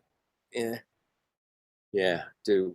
This place is full of gladiators. Cheap shots, dude. I want to see. So I want many to see cheap shots. You're kidding. I think my Whoever- favorite. I think my favorite is when Indio just goes off. Like he's like, Indio can go off. Yeah, there's a few of us that can go off, but yeah, Indio's I'm like amazing, man. I'm very gentle when it comes to the like I always shoot. If I ever get mad, I really hope it's recorded because like I rarely ever trip. But like I don't know. It's good, man. You know, that's a healthy place to be, man. Is not to get mad ever. Yeah, I mean, that yeah. definitely raises like blood pressure, temperature, thought processes. Yeah, there's a lot that goes along with that. That Yeah, do not the get most mad. I'll If ever you can do is avoid I'll be getting passive. mad, you're doing good. I mean, it's not some pacifist dude. I get plenty fucking pissed. That's different than getting Yeah. mad. You know what I mean? I'm like way pissed at NASA, man. I could bitch about those cucks for hours. Actually, yeah. When you mentioned it, yeah, like being lied to I'm since a not child. I'm not I'm not mad. I'm just pissed, which is different, in my Right. opinion. You know? Well, I don't have any hope that old not a Professor Dave is gonna come in here. But if he somehow does, you guys should ping me, and I will wake up from a dead sleep and get on here. Yeah, if he does show up, man. Yeah, well, there'll be quite a few people that wake up from dead sleep. Yeah, I would be in the Well, locker room oh, pinging moderator, gold, silver. Yeah, that Just should have been everybody pinged get in here. off the And hook, man. Hold on, we got Professor Dave up in the house. Oh I shit! want the Let's go. best of the best in here if that happens for real. I want the worst of the worst because he's the I'll try worst. to arrange. I'll try to That guy's arrange the it. worst, dude. He would get destroyed in here, man. I guarantee it. It would be a fucking bloodbath, man. If That guy it would was like Indio, and I mean, think about that, dude. so done, dude. India Or Kiwi. Indio scares me, yo. Sometimes I'm just like, whoa, he goes hard, yo. Gosh. It's like It would be a fucking flush of the toilet, man. It would Man, be so India great. doesn't scare me at all. I actually, if he's ever in here, I'll just be in here listening, and I don't hear him in here very much anymore. It's we're fighting the good fight. That's really what it is. I can't even help it. Like I'll always every person I encounter, I'll just have them question one thing. Tartaria. Huh? Tartaria. You keep bringing it back to Star Forts. That's an inside joke. Anyway, go carry on. All right, guys. It's just ping me. Don't forget about me. I will. I gotta go to bed. Me too. I've got to go to bed. I just wanted I've to been drop sitting here something. yawning myself. I'm about ready to call it a night. It's only about hours and 46 minutes past my bedtime. Is anybody staying in here, or should I play something on the bot? I'm gonna stay for a little, at least like 10 minutes or something. But Okay, so you guys, you got this. All right. Well, I love yous. I'm gonna scoot. Good night, everybody. It was a Cheers. pleasure talking Bye. to everybody and having a Cheers. chance to talk. And We'll talk Take it soon. easy. We'll talk soon. Good night. Good night, folks. So Do I sound like? yeah, gravity. Is that what we were talking about? I'm just kidding. So yeah, the stars are trillions of miles away. I mean, come on. There's no other way to explain it, really. I mean, they have to be trillions of miles away, otherwise the orbits. What does an odometer on a space shuttle look like? Like, what is Odometer? it doing to measure the? Right. Yeah. So, like, you're saying trillions of miles, right? So, like, your odometer's got to have like 12 spaces, and then you need a like. How are you measuring the mileage when you're flying out 4 trillion miles? So, this, like, what are we doing here to measure the mileage, guys? Here's a cool thing, man. I don't know if you guys have ever thought about this, but Oh, he deleted my comment, by the way. What a cock. Yeah, whoa, he actually Yeah, deleted but my you know what? comment. He's a cock. That's what you got to expect from a punk, dude. That's That's why I wild. offered him. That's why I offered him $1,000 for 3 hours, man. I mean, come on. You're getting over $300 he is an propped hour. up by the algorithm. Come in here. He's He the won't. darling. You know what? You're right. 100%, without a doubt. He is the darling of the AI, because I was watching some flat Earth video today, and guess what came up next? Fuck all, Professor Dave. Yep. Yeah, that's right. That Dude, if you don't pay literally. attention when your video ends, Yep, my video ended, and dude, when you're watching the video, it took me right to Professor Yeah. Dave.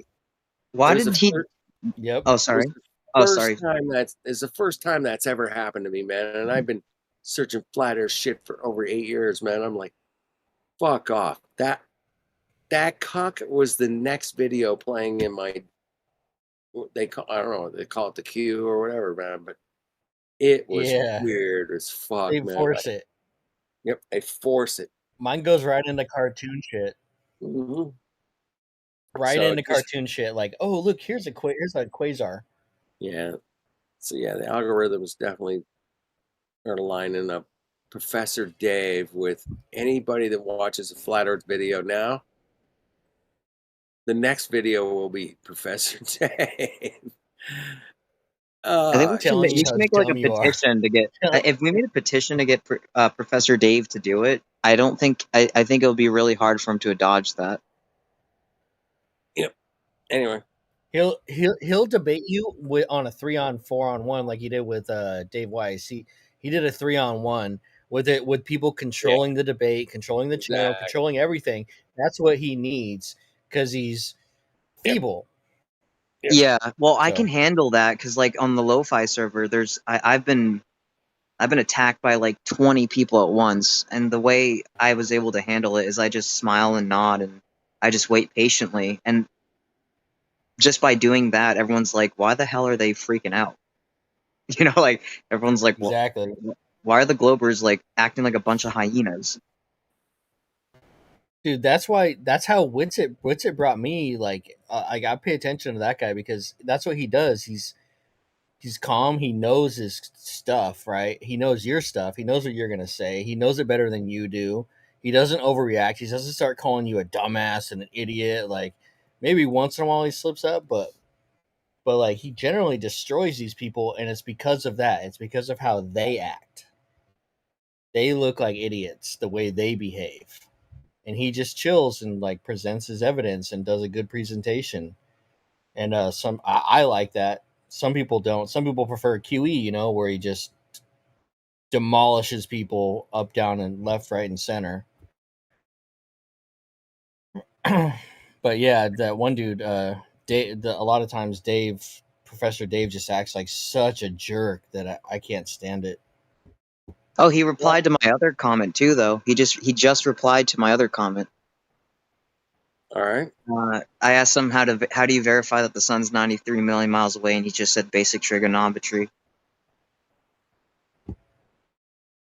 Excellent, man. Bring your basic trig right here, man. 24/7 Flat Earth Discord, man. I'm going to invite him one more time. Let's check out that trigonometry, Professor. Let's check it out. Yeah, he's taking your stuff down because he has to deny your invitation, and that makes him look weak. It's pretty pathetic. It is pathetic, but I'm gonna invite him one more time publicly without shooting him a link and seeing what he says. And if he deletes my comment again, because I'm screenshotting it, so like it could show, so like it proves that he deletes it. Right. Yeah, he may have an auto delete, like a moderator deleting links. That could be possible too. That's true. Can I call him Professor Cock? Yeah. Is that allowed? Is that allowed? Professor Cock. That's my new term for. Yeah, I've been trying to get him in here, man, for a couple of years. I think I offered a lot of money, man, for this guy to show up here, man, but he ain't gonna show up here. No way. Yeah. You guys ever throw disc golf? You guys ever throw discs? I played some frisbee golf back in the day, but my buddy's got a little course in his backyard. It was kind of cool. It's kind of like playing cornhole, really. We're just drinking beer, Yeah. shooting shit, and throwing discs. But yeah, my buddy got into it big time, man, recently. He's got all the different size discs to chuck, man. He's got a bag and everything. He's got a bag of discs, man. You got a 3-iron or a 2-iron, like golf, right? Yeah. Get your driver. A big bag of discs. It's funny, man. No, I haven't gotten that far, man. But I am a golfer. So you want to play golf? Let's do it. I can golf. But frisbee golf's cool, man. It's a good It's exercise. one of those things like you hit a good shot and you're like, yeah. You feel like you're it's like golf, dude. It's like you suck all day and you hit one good shot and you think you're the shit after that. You're like, yeah. Yeah. You're like 150 over, but then you hit one good shot and it's like, hell yeah. I'm like, fucking man. Welcome to golf. Same thing, man. Yeah, if I could have chose a profession, I probably would have gone like say, hey man, professional golfer. That sounds like a cool gig. I like that. Yeah. Walking around like half the year outside. You work 4 days a week.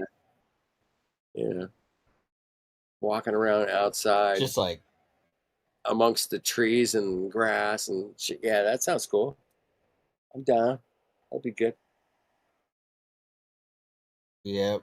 All the ladies got the nice walking legs. They got, I don't know, women in golf attires like appealing to me too. That stuff's something about it. Stuff's hot now, man. Damn. Yeah. Yeah, I watch a few women's tournaments. The majors usually. I'll watch a major. But yeah, there's some crazy women that golf, man. Professionals. It's like every kind of body type you can think of, man. And they're all out there making money golfing. Damn, that's crazy. Yeah. Yeah, I went to one. I went to the Women's U.S. Open. A couple of years ago. They just had the Women's Open out here. It might have been like Pebble. 10 years They had Pebble this year. The Women's Open was at Pebble. Yeah, this was like by San Jose or Morgan Hill or Gilroy. It was like maybe 10 years ago, and I don't know. All the Korean ladies were dominating. It was just like Korean chick just bombing them. Yeah. Steph Curry was there, so everybody was going crazy. It was like Steph Curry shows up, and the golf tournament basically has to stop. Yeah. Well, yeah, that's rock star status. Rocks. Yeah. Yeah, it's a big deal around here. Yeah, he's a huge deal. Yeah. And you know what? He's a funny guy. He's always got a smile on his face too, man. Kind of like me. I like. He won the Tahoe. He won the Tahoe. Yeah, that's right. Yeah, he won the Tahoe. He won the celebrity tournament that they had up there in Tahoe. Yeah. I saw that. Yeah, pretty cool. Yeah. Good stuff, man. Yeah, he's a good golfer, man. He hit a hole in one. He hit a hole in one. He did, didn't he? Yep. That's amazing. I've never done that. I've never had a hole in one either, man. You know what? I call it green. You know why I've never had a hole in one? Because I've never accounted for Coriolis, man. That's my golf. Dude, it's your first mistake. Yep. You got to get the Coriolis. You got to aim a quarter inch to the right, and I gotta go a little left to the right. Yeah, that'd be good. Shit. That's why my golf game's fucked up, man. I'm sure of it. Coriolis. Dude, if you're near the equator, what about the bulge? When you're near the equator, right, there's a 14-mile bulge 14-mile of water. balls of bendy Right. water? In the equator, right? Bendy. Yeah, there's a bulge of 14-mile water. bendy. 14 What? miles. I gotta write that in the chat, man. 14-mile bendy water. Yeah. What? At the equator, right? Excuse me. You are excused, Yeah. sir. Excused. I'm sorry, bro. How much I is just a got done 14 eating. I've been mile listening water to you bulge? guys the whole time. So at the equator, there's a 14-mile bulge of humpy bendy water. Yes. Equatorial my- bulge. That makes us a blade spheroid. You guys. Yeah. Okay. There's something called an ellipsoid spheroid or oblate spheroid. It Right. bulges. Don't get excited with dude. I feel like saying the word bulge is It's very too many racist. times. Yeah. It feels wrong. Golf at the equator, baby. Here we go. Blood's thicker than what? Southern Hemisphere, Northern Hemisphere. Oh shit! So I gotta mooch that shit straight away, man. That's fucking awesome, man. Save image, yeah. Hell let me yeah. save. Golf. That's at the true. equator. Coriolis, dude, if you play on the equator, you're hitting greens all day because Yes. your ball's going straight. That's what I'm talking about, man. Yeah. Boom.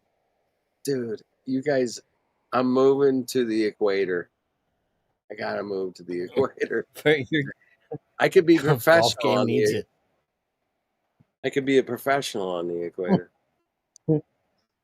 When your ball hits the cup, which way does it rotate though? Like, okay, if you're on the south of it, it rotates one way, right? Yes. Yep. The other way I wrote. Yeah, that's it. I can't wait to send this to somebody, man. It's been bitching about Dude, the you gotta get a good Southern Star Trails forever, man. She just can't let it go, man. Like, I go, are they east or west? You She's gotta like, get a "Yep." good She's like, yeah, it's east to west, but they go in the opposite direction. you gotta get a good equator caddy that knows No, knows their Equator shit. the stars is a good conversation, by the way. Well, it's not what we live on. but Yeah. Because like it is. It's always a topic that keeps coming up, man. Stars. yeah. Well, it's kind of like a last kind of resort for certain conversations because it's like they're trying to measure a rotation with another rotation, and so it's kind of like plausible deniability. Yep. But what did I say? I actually wrote this. I said, where is it? Oh, I actually commented on his channel again. I said, near the beginning when Dave says the stars rotate differently depending on where you are, northern or southern, I said that's false because the stars never change rotation no matter where you are.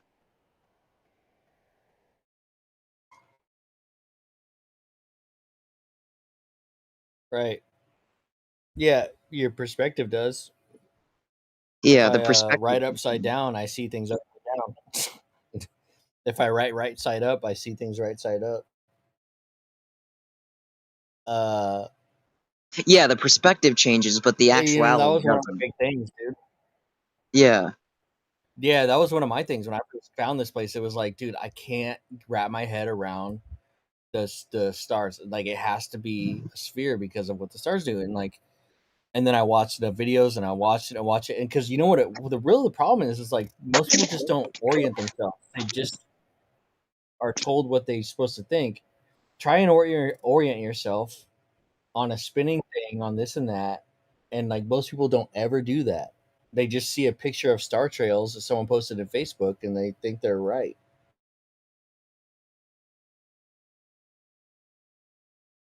You can watch there's some good videos on like BM something or other that really do a good job of showing you what the stars are doing.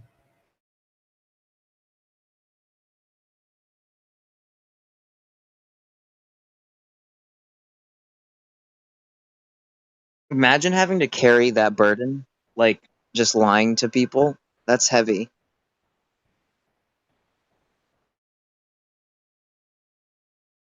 Yeah, I feel like it's they get the duper's delight though. There's a lot of I hard to explain to people. Like people ask like why the lie. I'm like have I don't have any desire to explain why psychopaths do what they do. You know, Right. they like it. Duper's delight, dude. It's a real thing. It's like look up duper's delight. That's an actual thing Oh that yeah, psychopaths yeah. experience. Narcissistic personality disorder has it too, where like they know they're bullshitting you, and then they have that quick millisecond smile. Yeah, Yep. they get Whoa. micro expressions. You can see it. Yeah. I've caught it before too. It's crazy. That's wild that you know what that is. I love that you know what that is. Right. Robert O'Hare did the guy who did all the research on psychopaths and Duper's Light and micro expressions.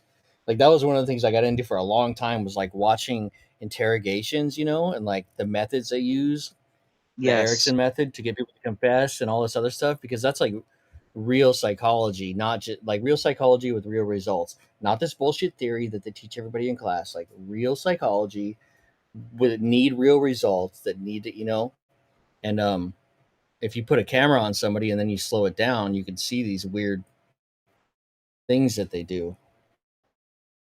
You get a baseline, you can figure out what they're thinking. And these people get really good at it. I don't know if you ever watched Criminal Minds, but like that's not that far off from the truth. It's a little exaggerated, but Criminal Minds? Yeah, behavioral analysis. I've seen that show. I worked with that show actually. Criminal Minds is awesome.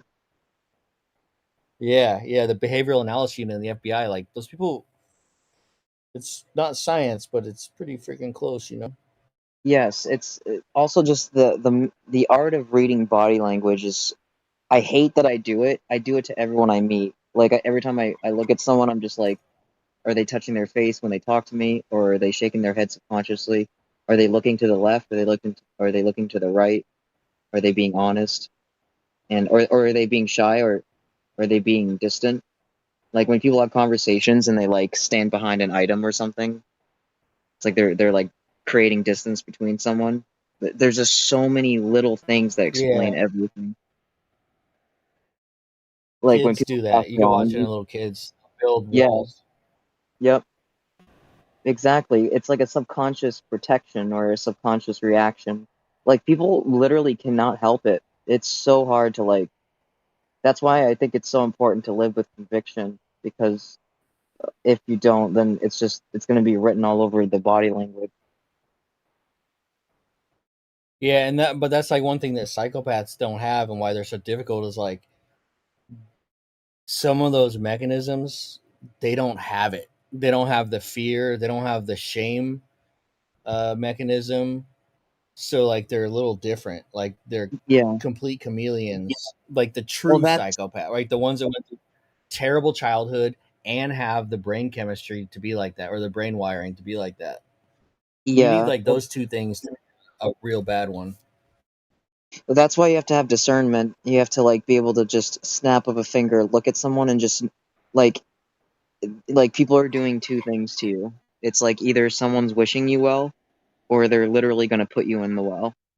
And like you can feel it. Like if somebody's wishing you well, they're honest. If they're trying to put you in the well, then well, I mean that speaks for itself. And so whenever you interact with anybody, just really like ask yourself, is this person trying to help me, or is this person trying to fuck me? And not in a good way. Right. Like Jordan Peterson said something he said something important where he was like you can tell if someone's your friend by if they celebrate your victories, right? Because Yes, sometimes yes. you have a victory or you have a good thing and people are like they try and minimize it or whatever. They don't celebrate it with you, right? Yeah, And yeah, that's like I think they match your energy. Yeah, like they're happy for you and happy with you. yeah. And it's so hard. Sometimes it's hard for people to like hide how fucked up they are. And that's why you have to kind of like test them or challenge them and see, are they like caring? And yes, you can fake caring, Right. but it's like their deliverance. It's like they don't have vitality. It's like they don't have that kind of innocent energy where you feel safe around them. Like you can almost discern if someone's a psychopath almost immediately if you really tune into who they are. It's like it's almost like you have to be mad a little bit and like just get serious and then just like challenge them. And if they're willing to just be honest, then you'll be like, oh, all right, this is a good person. Yeah, and if you're in a good place in life, it'll go quick, right? Like I'm not dealing with this, but like when I'm doing well, like not dealing with that person. Like it's easy for me. But if I'm in a bad place for whatever reason, I'm willing to allow bad people in there long. Like I've been in different points in my life, right? And if you're in a good place in you're life, in a it's good really place right now. If you're here, you're in a very good place. Like you can throw flat Yeah, Earth no, I'm or the solid, Bible at somebody, and then if you could literally throw the Bible or like the flat Earth at somebody, and if they can dance with it, there's a good chance they're a good person. But if they like, you can tell it ruffles people's demons when you talk about flat Earth or the Bible. Like it really makes it like they can't even help it. Like a true what is it? What's the right word for that? Like a true spiritual person would be able to have those conversations. It's like a cheat code for life. Right. It really is. Like even if they think it's stupid, which is understandable because they grew up with indoctrination. But even if they think it's stupid, they should never belittle you. Because like if you, to belittle someone, Yeah. you have to be little. Like you actually have to be little. And so it's a play on words, yeah. But yeah. And so No, I know what you're saying. Like, okay, there's a saying that I like. There's a saying that I like that actually like kind of led me to investigating FE. Yeah. And it was how did it go? Ridicule without investigation is the height of ignorance. So like meaning you're talking to me say I'm not religious, which I'm not really, but you're talking about the Bible, like, no, I'm still interested. I still need to learn more about it, right? I need to like, okay, you guys are talking about this, like FE or whatever, like, okay, before I start calling people idiots, let me go see what they have to say. You know, and then you're like, oh, okay, they're not idiot. They're definitely not idiots. In fact, a lot of the people that come in here and argue against them are complete morons, you know? And then so like it's just that idea of curiosity and like I don't know everything, dude. Anybody like if you think you know everything, I already hate you. Yeah. Yeah, humbleness pretty much. is a good trait. I mean, obviously, yeah, like admitting faults is huge too. Like if someone can't admit that they're fucked up or they've made mistakes or they're wrong, that's a huge one too. Like it's just taking Victimization, like I'm a responsibility. victim. Yeah. Yep. Victim mentality, yeah. That's it's a huge turnoff for most people. For anybody who's in a healthy mindset, victim mentality is not. And I'm speaking from experience. Like Fun. I used to play the victim all the time. Like I would blame everyone but myself. And then I was like, wait, that's really irresponsible and dumb. And it's not a good look. And I It's feel not getting terrible. you anywhere. It's not getting you anywhere. Yeah. Yeah. Yeah, it only got me so far. And then everyone's like, dude, you gotta fix your life. Like, yeah, you're right. And so, and it feels good to admit that you're wrong at times, because then people are more open to giving you solutions and help. And it's yeah, you're right. It's the ones that are 100%. prideful, right? Once true you that. go and you like, go ahead. Oh no, you go. I was just saying, like, when you're around people who are good people and you admit to them, or you say, like, I know I screwed up. I know, like, so much more willing to help if you need help, but like, more willing to stick with you, be encouraging. Not only like, just imagine if someone wronged you and they came up to you even 20 years later and was like, listen, that was messed up 20 years ago. You'd be like, that would be a big thing, right? That's not a little thing. That's real. It's important to do that. And also, it relieves your stress. Like, imagine having to be right about everything all the time. Yeah, No. you'd be. Yeah, You can right. be Like, wrong. yeah. You can admit you're wrong, and then like that's a big relief. You know, like you don't have to be perfect. I can't imagine the stress of having to be perfect. So, right? And we've all narcissists have tried it. that stress. Yeah. Yeah, perfectionism is such a stressful quality because like then nothing gets done.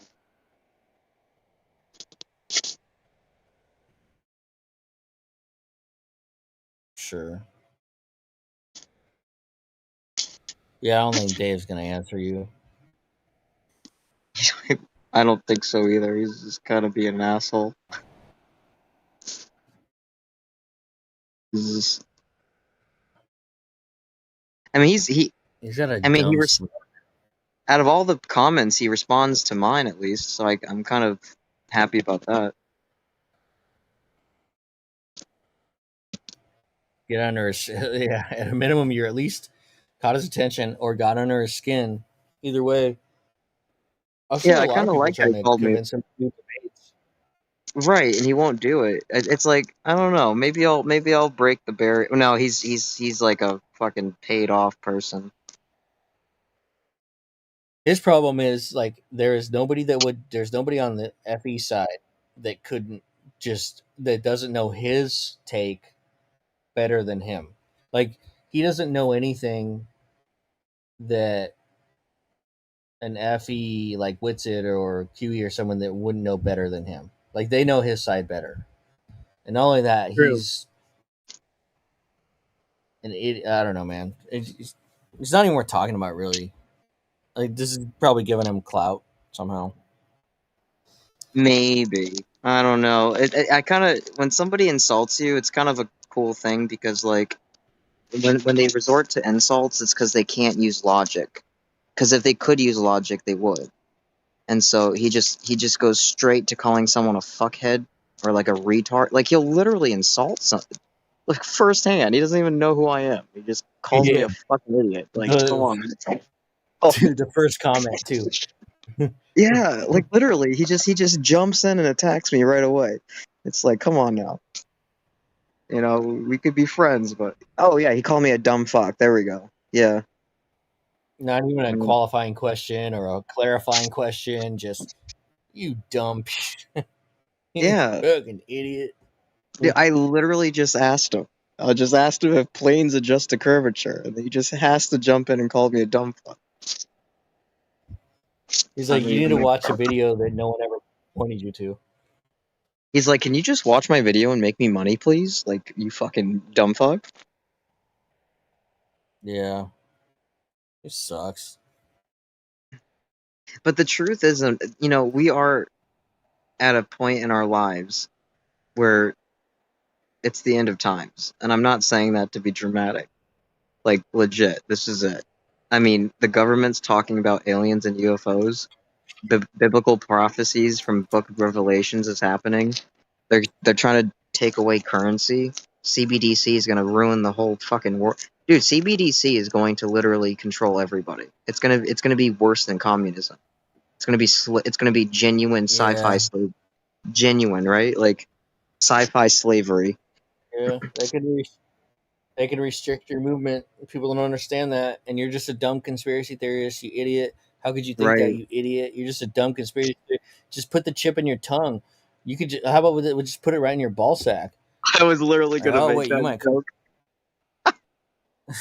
It's like people would when people would line up for it too.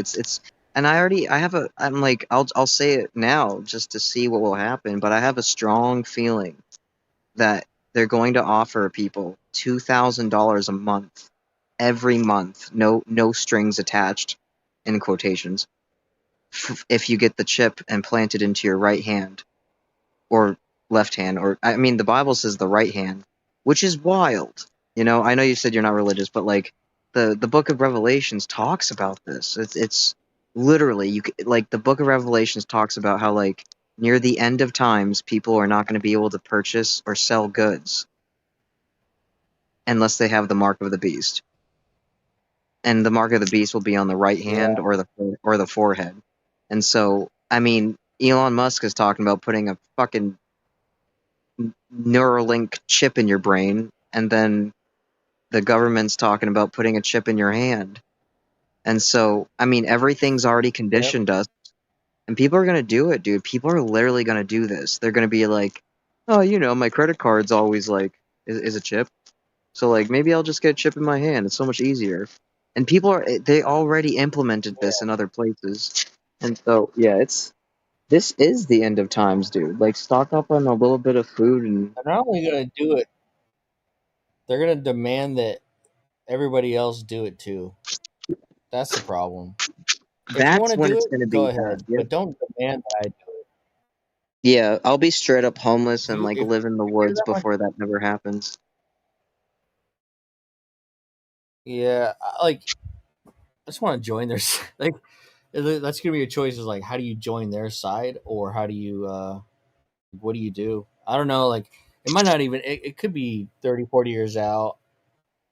No, It might be 20, 30. it might be this year. It's this year shit's going on. Like they're pushing it hard right now because I think Well, we'll see it in Australia first, or UK, or one of those places where they're just they don't have a constitution to defend it for a minute. You know, we'll yeah. see it there first, or Right. China. Obviously, China, right? But that's been happening in China for a while. But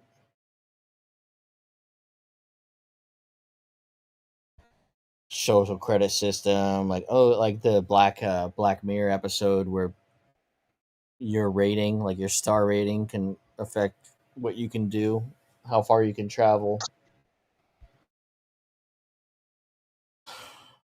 Yeah, it sucks. I feel like gotta be It's like a I don't Fallout in know. I real. don't know what to do. It's like Grand Theft Auto and Fallout in real life.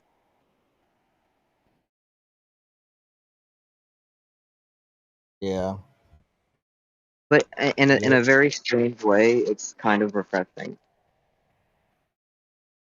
Or not just refreshing, but kind of freeing because it's like the jig is up. This is it. Like here we go. Like this is actually happening. Like we're living in times where they're trying to they're trying to like literally inject shit into your body. Like let's just make that clear that the government wants to inject an item into your body, and it not just like a vaccine or something, but an actual item, a chip into your body.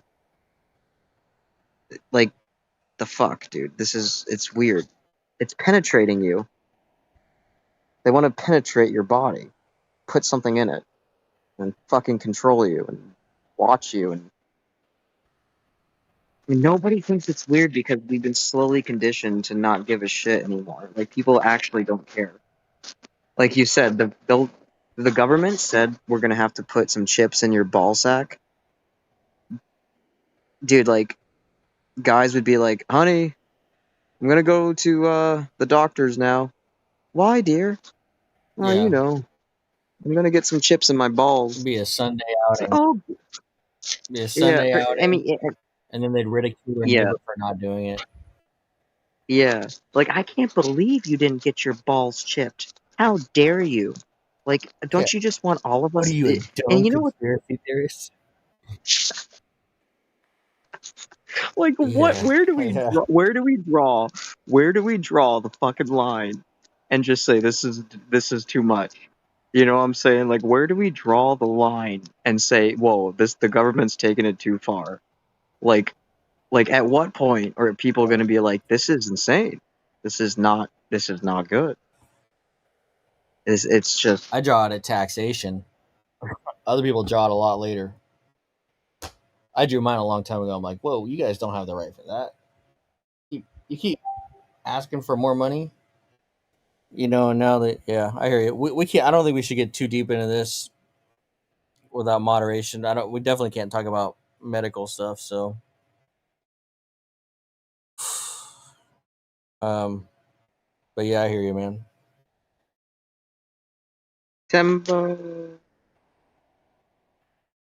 Timbo.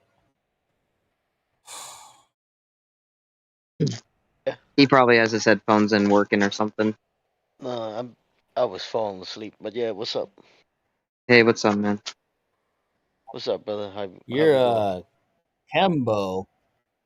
Timbo and Kembo. Yeah. Oh, Timbo. Okay, never mind. All right. Well, I'm just saying hi to Yeah, he just everybody. showed I'm up. going back to sleep. Yeah, Yeah, what's up, you man? rest well. You rest well. You can listen to our voices while you fall asleep dearly. What part of Yes, the sir. country Good you night. in? A Lofi life. I'm Good night, man. yeah, I kind of, if there's a moderator, can we change my name to just Lo-Fi Guy or something? Because like I didn't think about the name being so long. Like Lo-Fi Guy would be cool. But anyway, what was your question? Yeah, they can change it. I was just saying, like, what part of the U.S. are you in? Are you in U.S., Canada, or what? Yeah, I'm U.S. I'm on the East Coast. North or south? Middle? North. Yeah. Yeah. A lot of states up there, man. Yep. I mean, I've been all over. I worked in Cali for a very long time, and then it became a shit show. Which part? Have you been to Van Nuys? I don't know that I've ever been to Van Nuys. I know where it is. I know where SoCal is. I'm in the Bay Area, so I don't Oh, live you're. near there, but I've Oh, wow, that's cool. Wait, hey, so have you been to Far Santa East Bay. Monica? Yeah. Santa Monica, like I don't know, probably a long time. I'm like, North California, so I've been to LA and San Diego and driven through there, but I don't remember like all the places I've been. But yeah, I know where Santa Monica is and Van Nuys. Yeah, so iconic. Even Grand Theft Auto like made a tribute to Cali. That was pretty cool. Beverly Hills, that's fun. Yeah. I remember I got a Yeah. PO box in Beverly Hills, just so like when I applied for jobs, it looked so much cooler that I had like a Beverly Hills mailbox. 90210. Mm-hmm. Yeah. Beverly Hills 90210 was a TV show when I was a kid.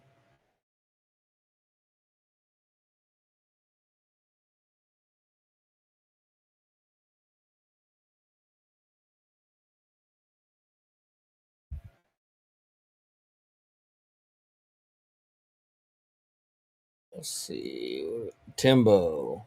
Oh, Timbo. He said something, but he's not. He's not. He's not gonna unmute. It's cool, man. You know what? They get a bad rap over there because they're forced to be on the bottom. They're forced to be the ones that we say are upside down, but it's not right. It's a decision someone made to make the northern hemisphere depicted as right side up, and they're always upside down.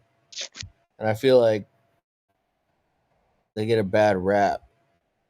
And I'd like to petition the world to flip the globe around 180 degrees so that they can be right side up.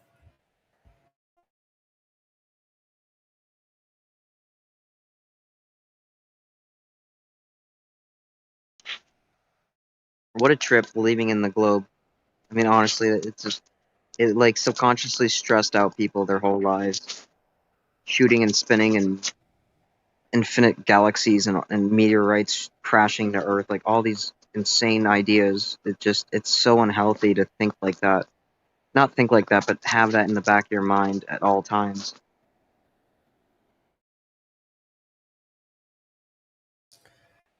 Yeah, and it's just like you can't even question it. That's the weird thing, like there's a lot of things like that where we just have accepted it, but like most things you can be like, wait a minute. Even the government, like even the government, you can question it. People will slap you and crap on you for it, but like you can do it, and that's a mainstay in our lives. But like this, you can't even question it. Like I could question the public school system, a lot of things, grocery stores, food, hell, like pretty much everything. And people will be like, "Yeah, man, you're right, dude. This could be a problem there, but not this. You can't even question it. It's just really weird." Yeah, I mean, you kind of brought up a good point. Like people will fight for their slave masters. It's it's like Stockholm syndrome where they will fight. Stockholm syndrome. Yep. Yeah, Yeah, it's like they'll defend the people that are evil. It's a weak mentality, to be honest. Because I remember when I would follow mainstream media, it feels like you have so many people on your side, so it's kind of like an easy pass. It's like, oh yeah, the whole world's on my side, you motherfucker. And then it's like, you take a step back and you notice that they're not on your side, and people are spewing lies, so it hurts everybody.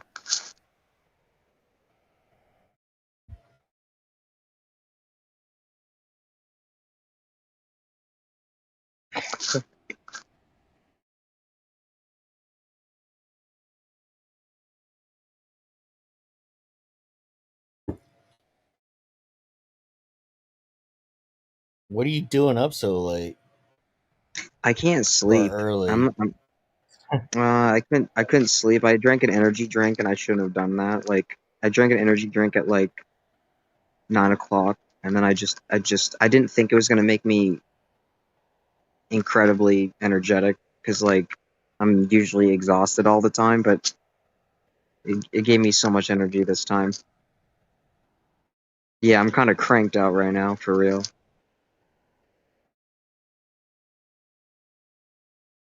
.30. You're about what? You're about to roll away from the sun. You're about to fall away from the sun. Right. I mean, yeah. So Usually I wait, wake up or you're around rolling this time. towards.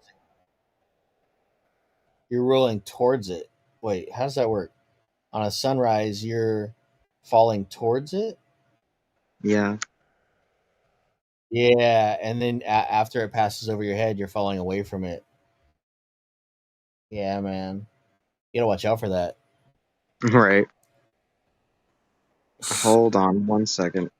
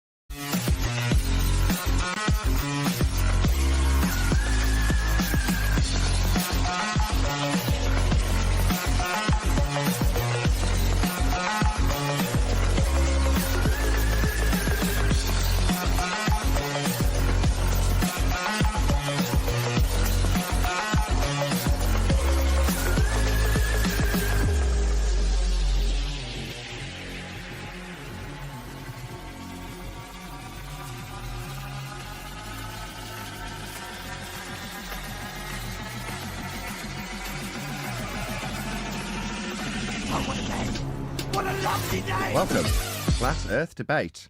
I'm your host, Nathan Oakley, and if you are new to this channel, or you've not done so already, then be sure to subscribe, hit the bell notification icon and join button to keep up to date with the Flat Earth Debate. Now, I'll be shortly joining Patrick Gunnels, who has invited me on to have a debate with a couple of people on his network that he operates on Rumble. So I'm going to be joining him shortly, and yeah, that's about it. Hopefully we'll get the skinny on who these people are from him when he joins me, and yeah, I'll transition across once I've got him in the phone call. Episode 7, either way. It's a newer show, but Josh is going to be in a bit. We host it together, and we have our own platforms, our own shows as well. Okay.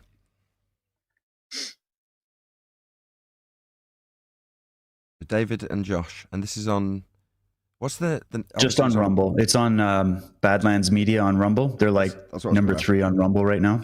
Badlands Media. Yeah. It was started by John Harold. He goes by Patel Patriot. And then his channel started taking off, and it got so big, he said, I want to have people that have different perspectives come in and like build a network. And so now he's got all kinds of hosts in there and stuff like that. So he invited us over. We're like, okay, cool. It's been going pretty well. We've gotten pretty decent exposure on the channel. So we'll get a lot of people in here for this today. Cool.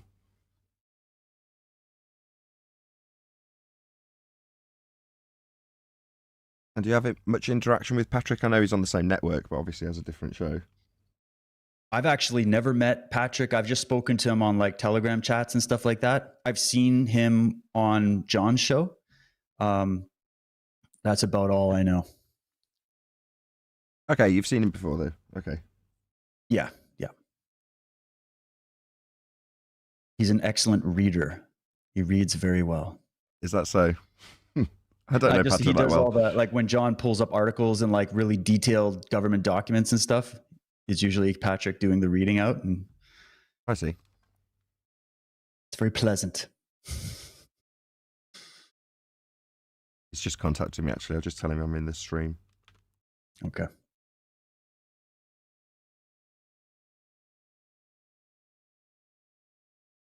How about yourself? You have your own show and everything, I'm assuming?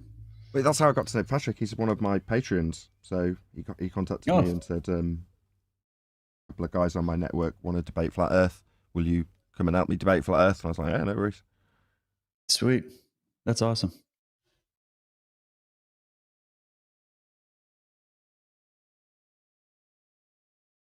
Oh, and there's Patrick there.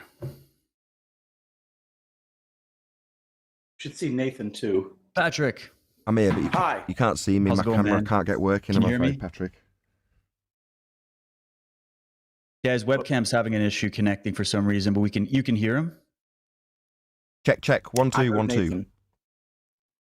Wait a minute. Nathan says he's in the show. You should be able to hear him.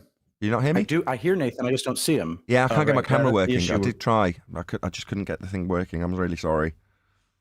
It's okay. You should still, if you want, Nathan, if you do want to need to share screen, it'll share. Just maybe do a test, and I'll show Patrick too. It's real simple, man. It's just you see the mic and the camera icon. It's right below there. Share screen. If you got to pull audio in, you just got to remember to hit the little check mark on the bottom left. We should have done a test before we did this. Yeah. See, so if I have this, you can see that, Nathan? Yeah. Okay. So that's easy enough. So I'll keep that loaded so you don't have to keep pulling it in. And then Patrick, if you want to give it a shot. What am I looking for? Add extra camera, presentations, local video, share a video file from your computer? Or just share what if I just want to share my screen? Yeah, share screen. So I don't know where you went. If you go to the... Got it. I'm down. I got it. Okay, sweet.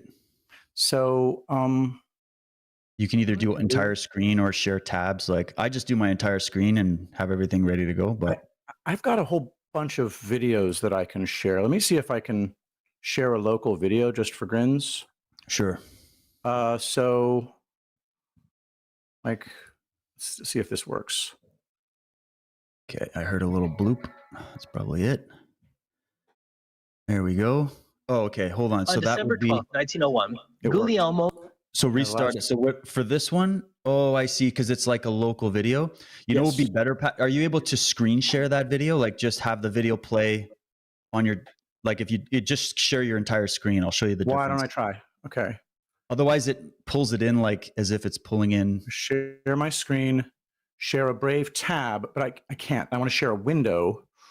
Yeah. So share. Just do screen one. Share screen one. Okay. So entire screen. Yep. Entire screen and share system audio. Yeah. Okay, that's what I'll do. And wait, it won't let me share it. Well, now it will. But now look, it's going to create this ridiculous effect. Only if you have Restream up. So now click over on your, See, look, now we go here. Okay, so if I want to go to, and now it'll play it. It's playing it. Yeah. Can you see? The Antarctic Treaty is an important proof of the flat Earth. Well, I won't be able to see because and multinational effort to prevent people from determining what's beyond the 60th South Parallel and Antarctica. In short, independent travel is not allowed or outside of the 60th. Okay, so that's how it'll do it then. Is I'll be able to see, because I can see on the left-hand side when you've got the video up. As soon as you have it selected, just say go ahead. I pull it on. You mute. Press the video, and then there's going to be I'll mute as well, and then it's going to be simple like that. Can you think why Nathan wouldn't be able to display his webcam? I can't because I don't have access to any additional settings for each guest. In Restream, I was telling him like he says it's selected because it's in the settings wheel, right? You go to video, it shows video input. You can select your webcam, and he's saying it's selected, but there it is. There, what is? Nathan. Oh, yes. Okay. Except Nathan is muted, I think. So now we got the video, Nathan. Now we got to swap the audio. No, you don't have to do anything with the audio. I'm just locally muted. We're good. Hot damn. All right.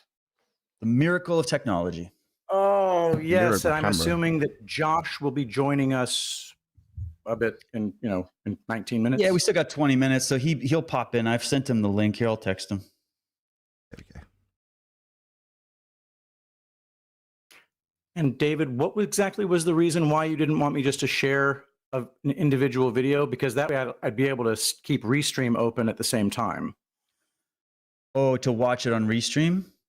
The only reason is if you do that, I have to go on the sidebar and turn everybody's webcam off every time and then put everybody back in, because it's going to pull it in as if it's another person joining the call. So it'll keep it in a smaller window. We won't see the whole video. Okay. That's the only. So I'm going to keep my use of these things to a minimum then, because that sounds kind of like a cumbersome process. So, well, how about this? Let's test it. Why don't you try just real quick, pull that video back as the video input, and I'll just source. Yeah, local video, Antarctic Treaty. Yeah. Okay. So then if I go like this, so see, it's going to play. Oh, it could kind of. Couldn't you just make it the big thing? The Antarctic Treaty is an important proof of the flat Earth then I have because to it do this. evinces an intentional and multinational effort to prevent people from determining what's beyond the 60th South Parallel. See what I mean? Here, I'll bring you back. And Antarctica. That's the only pain in the ass, is it's not like a smooth transition, which I don't mind if you want to do that for like maybe if there's like some main videos you want to do, we can do that. And then that's not a problem. I don't mind if you prefer that. I don't feel like any of these videos are essential. It would be nice if we could seamlessly do it like StreamYard. StreamYard makes it so that we just get arrayed off on the side and then the video becomes the main event. It's quite nice. Right. So anyway, I'm not going to, I don't really want to make a big deal about it though. I've got a bunch of videos queued up that I can use if needed, but there's always the possibility that this will just be a discussion. Right. So I don't actually, something we could do, do, if you had, say you pick like your top 3 videos, if you send them over to me now, the files, I have another option where I have video clips. Like I'll show you an example. If I just put a video clip, I literally just push like this. Oh.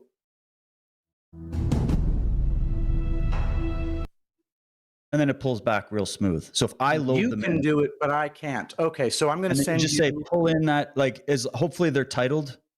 And They are. then you can They're say titled well. pull up our Antarctic Treaty video or whatever. So maybe if you throw me like a Dropbox link or something in the chat. Perfect. I think I'm just going to do. Yeah, I got it. I'm going to do. Where do I send it? You can just drop a link right in the chat here. I'll go hey like this. Oh, okay. You mean a link in chat? What do you mean link in chat? You mean like a Dropbox? Well, why don't I just send it via Telegram? Oh yeah. I don't know how to do. I don't know how to do Dropbox. Telegram. I got Telegram right here. Go ahead. Do it on Telegram. Okay, so I'm going to do Felix Baumgartner. I'm going to do no photos of Earth from space, and I'm going to do. We'll do curvature test 1 and curvature test 2 and the curvature formula. And I'm opening all of these, and I'm sorry for the size. I think it should be fine. And if it turns out that we can't use these, I can speak to them, and Nathan can obviously speak to them too. So this one came as a, what the hell is this? If one of them came as a JPEG, then I'm sorry. No, it's a zip. I just want to see stretch zip file. You know what I can do, David? I have every ability to share my screen, and that's exactly what I'm going to do if needed. Okay.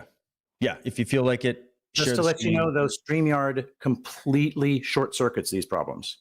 Does it now? Okay. It does. But it's good to have both, in my opinion, because sometimes one or the other will have server issues, as we discovered during a Twitter debate. I mean, a Twitter Files episode. So. Right. Okay.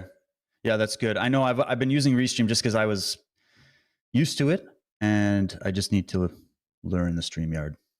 Okay. So we didn't kick Nathan out, did we? No, he's here. Oh, okay, sweet. I'm good to go. I bet you probably need to start the music. We usually start it right at. So we're not starting it for 15. Oh, okay. Well then. Yeah, we usually start right at time. Rock and roll. Do you think I can have like an opening statement? Absolutely. Yeah. So I figured what we would do, and Nathan, if you're there, you let me know what you think. I'm just going to say hello to everybody, talk about how we're going to have a nice friendly debate about this subject, kind of a thing. I'll do my quick little intro. My intro is just going to be about who I am and my position. And then I'll pass it to you, Patrick, and then over to Nathan, and then around to Josh. Once we've done our little intro, and you let me know what you prefer to put in that intro, if you want to do like an opening statement or something like that, maybe we'll just try to keep it to like 2 or 3 minutes max per person. And then after that's done, nobody's going to interrupt each other. Also, we'll do our very best to be not running over each other. And then we'll just have a free flow at that point. Does that sound good? Sounds good to me. Sounds perfect. And Nathan, I didn't really hear you. Was that good for you? Yeah, that sounds good to me. Okay. And then if you're like, oh, I want to share a video on that or whatever, because I have some stuff as well, we'll just keep batting the ball, and I'll try to make sure it's fair. And if I make a mistake, call me out, okay? Perfect. I'm going to change myself to high definition. Okay. And by the way, pleased to meet you, Patrick. I'm glad you're pleased doing to meet you too. I've been watching you read beautifully on John's podcast for so long. So thank you. Good to have you here. Appreciate it. So hopefully I can get plenty of people in. Oh, sorry. And I'm going there's lots of people coming. I will promote this event, and I will see you presently. Sounds good, man.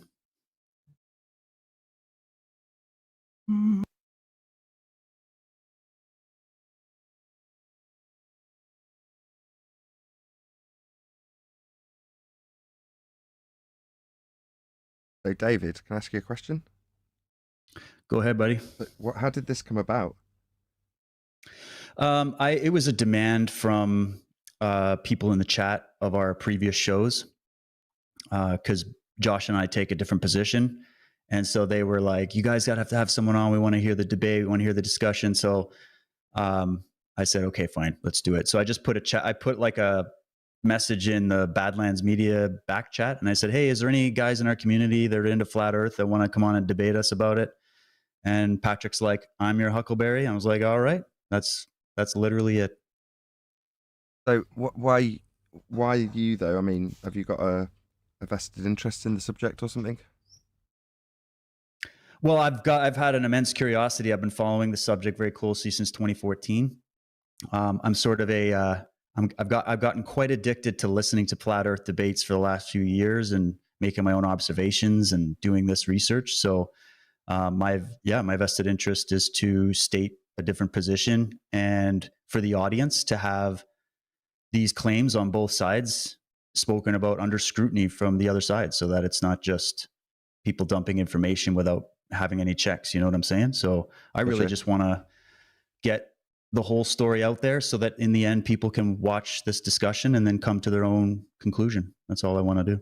And what's your position? I don't actually know anybody's position, so. Well, I'm going to state it in the show, but I do not agree at all with the flat Earth premise. I don't think that that's the case. I believe the Earth is spherical, and I believe there's many ways to prove it without relying on NASA or even complex science or mathematics. You confident? I'm very confident. Okay. I've done it myself. And I think it comes down to a debate about perspective and how people see the world. And so one thing I'd like to open up with, now that doesn't mean I'm going to come out and be like, flat Earth is bullshit. I'm not into that. I don't want it to be like a dumpster fire here, but I want to basically be like, here's the arguments to counter the claims that are being made, right? And then it's not up to me to say what the final result is. That's up to everybody watching. So, that's it. I just want to know the truth. I see. And I'm also very curious. Cool. I asked if you're confident because you said, I believe there's plenty of proof. Are you going to call me on every word, eh? No, not at all. I don't know you, so I don't know how to take your timbre or your wording of things. So I'm just getting a gauge of that beforehand. Yeah. No, that's good. That's a fair one. No. Outside of being able to obviously see, because I believe flat Earth is unfalsifiable in many ways, right? Which is why there isn't really an actual flat Earth model. It's more of mostly an argument against the claims of science and the last 2,000 years of astronomy and all that stuff, right? So it's just a matter of analyzing it to see if there's anything there and offering the rebuttals that are out there and that we know of and see how they hold up. That's what science is. We're doing science right now. We're doing what they should have done with this vaccine, with all this other shit. So I'm with you guys. See, I'm different than your average, the average guys you guys usually debate, which come from a strict materialistic scientific worldview. I don't hold that view. So I agree with you guys on a lot of points.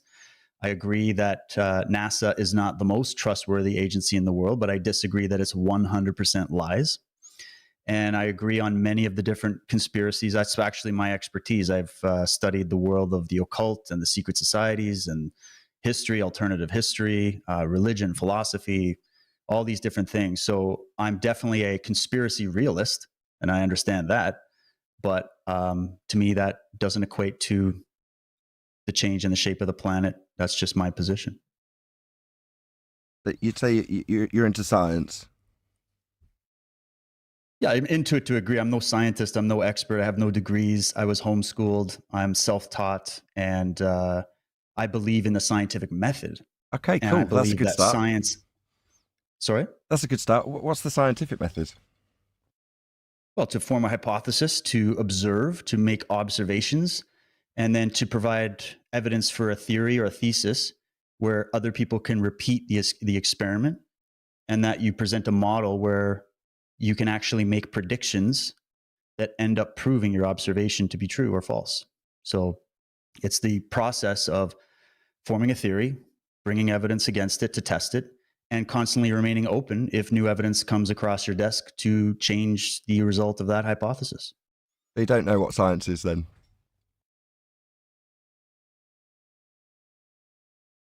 Okay, you tell me then. All right. So we're getting off to a bad start here. No, I want him to do it, Patrick. Go ahead. Come on, let's go, Nathan. Tell me what science is.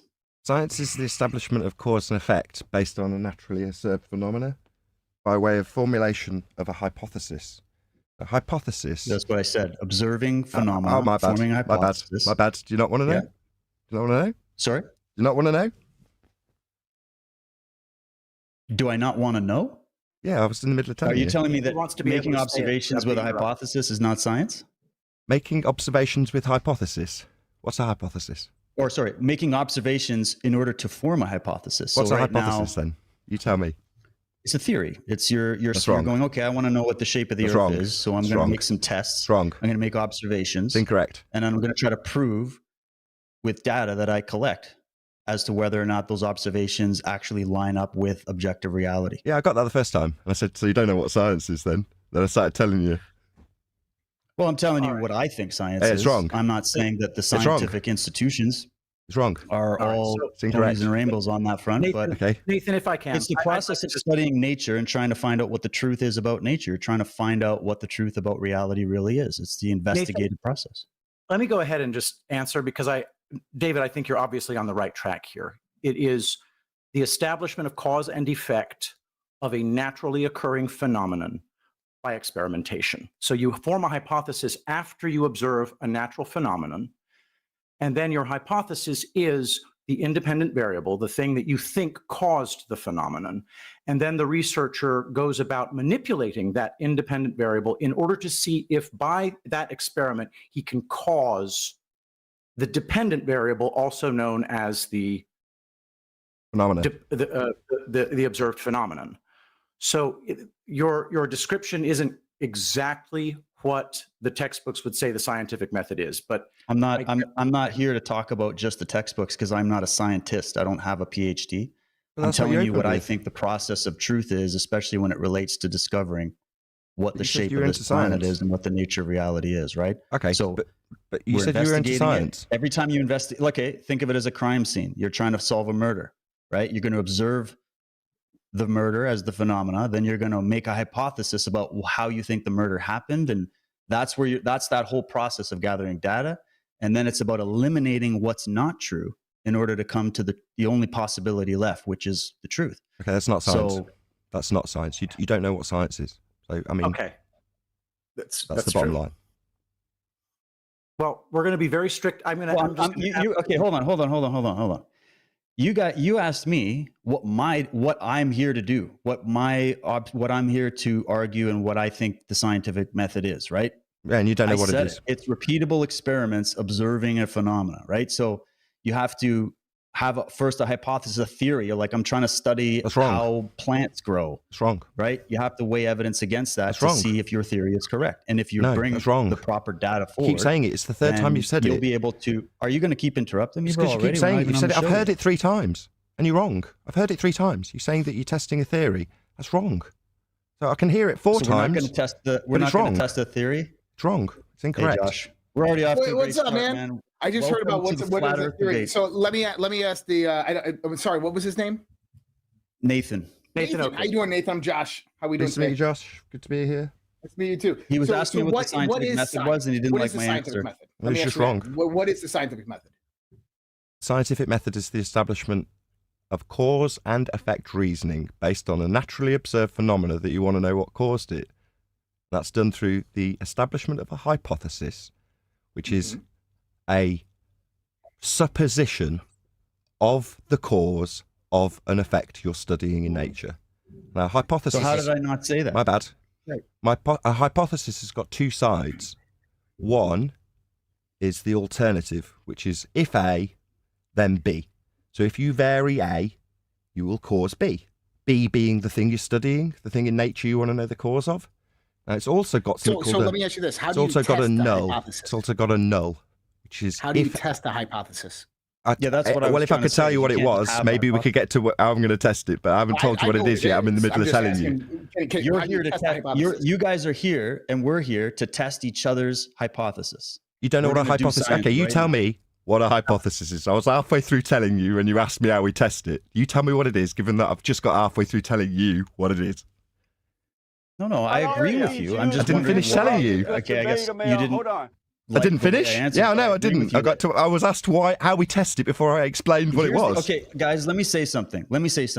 If we're gonna, how are we gonna do this? Do we want this to be something that's gonna A benefit the shit audience? show, or do we want it to Yeah, because be here's actual the conversation? question: Is the Earth the shape of a sphere, Or is it a flat plane, right? Like, Flat. what's the shape of the planet? So now we're Flat's both not a going to shape. present evidence to back up what we think the answer is. Okay, flat's not a So I shape. think the goal. That's the goal what we're here to guys, do. We're not here to jump on every single word and try to dissect it and all that shit. Okay. So this is what I really, really hope for this debate, Nathan, and I hope that you'll join me in that. Even when they say stuff that's wrong, that we regard as wrong, I'd like to let everybody finish. So we're gonna have opening statements, this, that, and the other. We're gonna err on the side of letting people finish sentences. And gentlemen, I really hope that goes for you as well. 100%.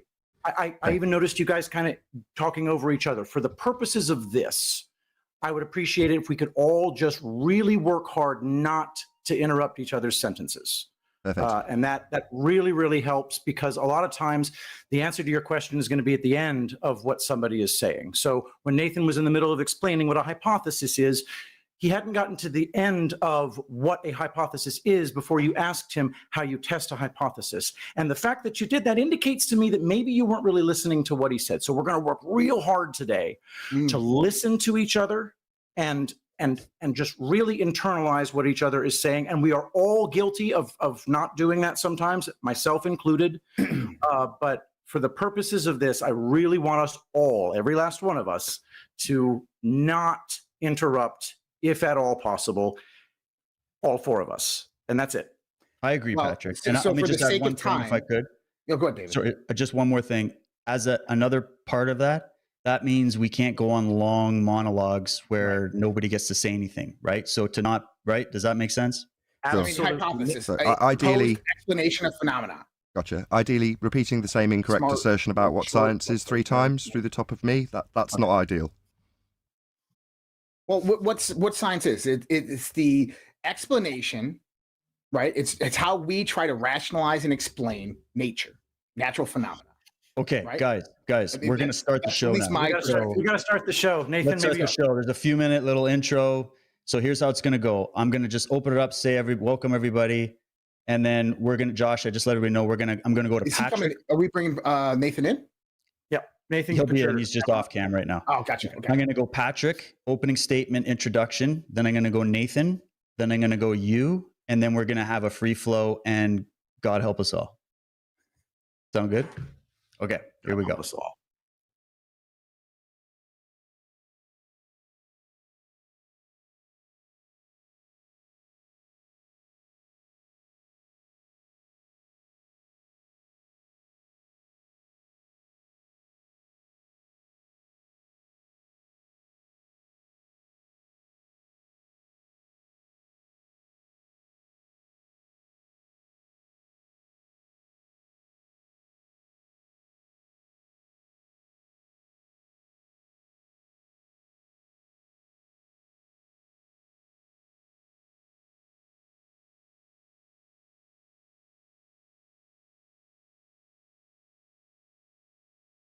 All right, here we are. Hello, everybody. Welcome back to Earth Chronicles. This is episode 6, and we are doing it. We're going there, guys. We are going to have a debate about flat Earth, the shape of the planet, and all that good stuff. It is by popular demand, and this is why we're doing it. And we're hoping to have a very interesting, fun, and polite discussion about this subject. And I would like to really thank everybody for being here. Thanks for sharing this out.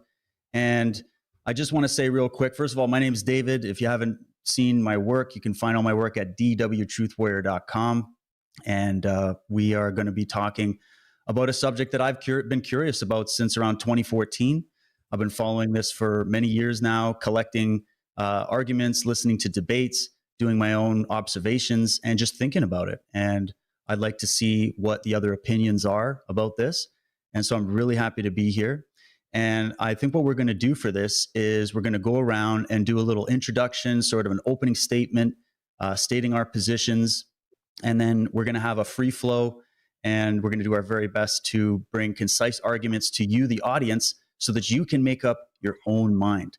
I'm not a person that likes to say we have to make declarative statements on any of this stuff. I have my opinion. My guests here have their opinions, and you watching have your opinions. And we're all trying to learn together. And the hope here is that when we compare notes, we can keep a good, peaceful dialogue about these subjects so that we can get to the truth. because that's really all that matters in the end. That's the goal.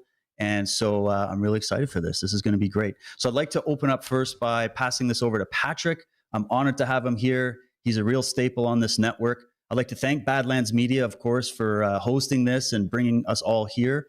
And Patrick, I've been following you for a while, doing some great work with John, great work on your own podcast. And so welcome to Earth Chronicles, man. Open it up.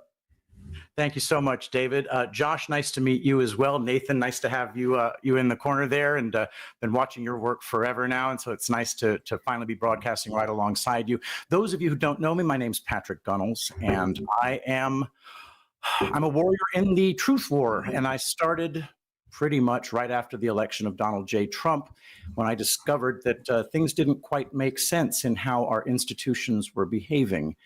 And eventually, after uncovering enough lies from my own institutions, whether they be the educational system, whether they're the media, and a million different other things, I made a commitment to myself that I was only going to accept things that I could verify for myself. And that took me on quite a journey. And then it took me to the heliocentric model. And I learned that the heliocentric model is essentially the most successful religion in world history. And it started whenever it started, but when it was started, it was based on a few cosmological precepts. One, that we live on a sphere of roughly 3,959 statute miles. That sphere is rotating at the equator at approximately a speed of 1,037 miles per hour. And third, that the sky above us is a vacuum. And those three precepts are something that I was never, under any circumstances, no matter how hard I tried, able to find any verifiable evidence that I myself could determine. Not one single thing. We weren't able to find any curvature. We weren't able to find any evidence for axial rotation. We weren't able to find any evidence that you could have this air that we breathe immediately adjacent to a vacuum. None of those things are possible. The third thing is something that we can simply disprove by taking a big, deep breath. Because if the sky were immediately adjacent to a vacuum, the air that we breathe would fill that limitless volume of space that we're told is up there, and we would all be dead or never have existed in the first place. There would be things that we would be able to see in our own world if we were rotating at a speed of 1,037 miles per hour at the equator. And finally, every distance to horizon on a sphere of radius 3,959 miles, by simple trigonometric math that you can do yourself on a piece of paper, you would find that any distance to horizon on a sphere of that size could be no more than 1.225 miles times the square root of the observer's height in feet. And I thought maybe they were faking this, so I did the math myself. It is 100% unverifiable. And every single time that a black swan type photo that showed massive distance over water that could not possibly have any convexity, the answer was always, well, the curvature is not shown here because it's hidden by refraction or this reason or that reason. It's like the child with an imaginary friend who says, I know that my imaginary friend is there. And when you say, well, I don't see him, you say, well, he hid in the corner, or, oh, he ran away. And that is the way that the globe defenders appear to behave when asked, why do we find no curvature? And then after that, as you go through the increasing absurdity of the heliocentric religion, you realize this is just another massive, massive lie that we're all guilty of. And it makes us doubt our senses. It separates us from God. It is the alpha hoax. It's the hoax that made all the other hoaxes possible. And I want to get into the details of why we think these things and how we can possibly extricate ourselves from the grip of this delusion. Thank you. was a really well done opening statement. Right before we go to you, Nathan, we got a super chat from Patel Patriot. And that's why I was laughing. By the way, I wasn't laughing at Patrick. I just thought it was funny what John's saying here. He goes, okay, new Badlands project. We're buying a spaceship to figure out for ourselves once and for all. Also, peaceful debates aren't as entertaining. Take the gloves off, boys. $50. John, Thanks, know what John. You're asking for. Thanks, John. All right. Well, let's go over to Nathan. Go ahead with your intro, Nathan. I haven't prepared an intro, so I'm Nathan Oakley. I run a show called Flat Earth Debate on YouTube, which runs daily, and you can join at 2 p.m. UK time to debate the nature of Earth. And I've spent the last 4 or 5 years running that show, debating with people who have a misapprehension about what science is and a general misapprehension that they have scientific evidence to prove that they're on a sphere-shaped model, which is definitely not the case. So yeah, that's my bag in a nutshell. I've not got a great deal to say for an intro, other than subscribe to me at Nathan Oakley 1980, and you can see the Flat Earth debate, or even join if you felt so passionate as the super chatter just did suggest, that rockets can traverse gas pressure, go into an area of volume to take a picture of an Earth as a sphere, and yet the gas which expands in all directions to fill the volume it has available to it isn't expanding into the area that the rocket's going into to take a picture. Those are the sort of things you can hear on Flat Earth Debate on a daily basis. So we run a live public debate on Nathan Oakley 1980. So pleasure to be here. Thank you very much for having me. Very cool. All right. Well done. Well, there's only one way to find out. Josh, go ahead, bro. Josh Reed with redpills.tv, and I'm here just for the tea. So no, I am. I believe that the Earth is an oblate spheroid. I've had discussions with Flat Earth Dave before. I've had discussions with many different flat earthers before. And, what we're here to do is find out the truth. And I think that there's certain mechanisms within our society that allow us to observe nature and the phenomena that occur. And we can take those and make hypotheses. We can generate theories from those hypotheses. And through observable phenomena and through repeating this process over and over and over and coming up with the same results, we can determine what is real or consistent in our universe and our reality and what is not. And I think that if we weigh those, we can come to the determination that the Earth is not flat and that the Earth is round, or an oblate spheroid. But I guess we're up for a discussion and interpretation. And so let's start it. Let's begin. This will be fun. Very good, very good. Well, and my intro real quick, well, I kind of did one, but I just wanted to say a thank you to Flat Earth, because my idea is that there's only the best way to learn about something is to learn about its opposite, to have ideas that challenge your worldview, that make you question what you think you know, and that it's helped me learn more about astronomy, about the nature of the planet, and has actually inspired me to learn more about it. So that's my little olive branch over to the Flat Earth community. I also want to say that I appreciate you guys because of the fact that you're challenging a very powerful paradigm in the world, where the scientific institutions, as we've just experienced in the last 3 years, need to be questioned, need to be had their feet held to the fire. And we don't have to have all these PhDs and all these degrees and be part of these major institutions in order to be able to do our own investigation, do our own science. I think it's strayed in many ways from the original scientific method at the institutional level. But that being said, I still hold the view that we live on a spherical planet and that we are not in, or that we actually, there is such thing as space, and we live in an infinite universe, or somewhat infinite. We don't really know, but I think there's more to everything than meets the eye. So relying only on your singular senses without any kind of equipment or any kind of research, it can be limiting. That's just where I'm at. But let's see if these guys can convince me otherwise. So let's just go for it, guys. Maybe Patrick, over to you. What point? Well, we did discuss, actually. Let me know if you're okay with this. In our chat, I had asked it would be a good place to start with motive, because we want to try to establish the motive behind, or at least speculate on the motive as to why this conspiracy would be in play. No. You're shaking your head, so you disagree? No, absolutely, Go ahead. absolutely not. We have scientific evidence to examine here. Why liars lie is real. I mean, I'm an educated man, but why the people who control this world have decided to deceive us is something that we could speculate on all day. Nathan and I may talk about that once in a while, but we're just spitballing. What we do know is that there is no evidence of curvature. We do know that there is no evidence of axial rotation. And we do know that the second law of thermodynamics makes it impossible for the sky to be a vacuum. So I'll ask you a question just to see if we can get this started. Do you have any evidence that the horizon is actually the curve of a presupposed spherical Earth?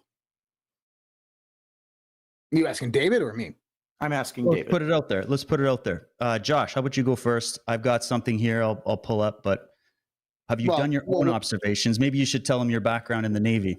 Yeah, I was in the U.S. Navy for 10 years. I've sailed the Pacific, the Atlantic Ocean, to South Pacific, been all around this world on the oceans. Got a few of my old shipmates actually watching right now.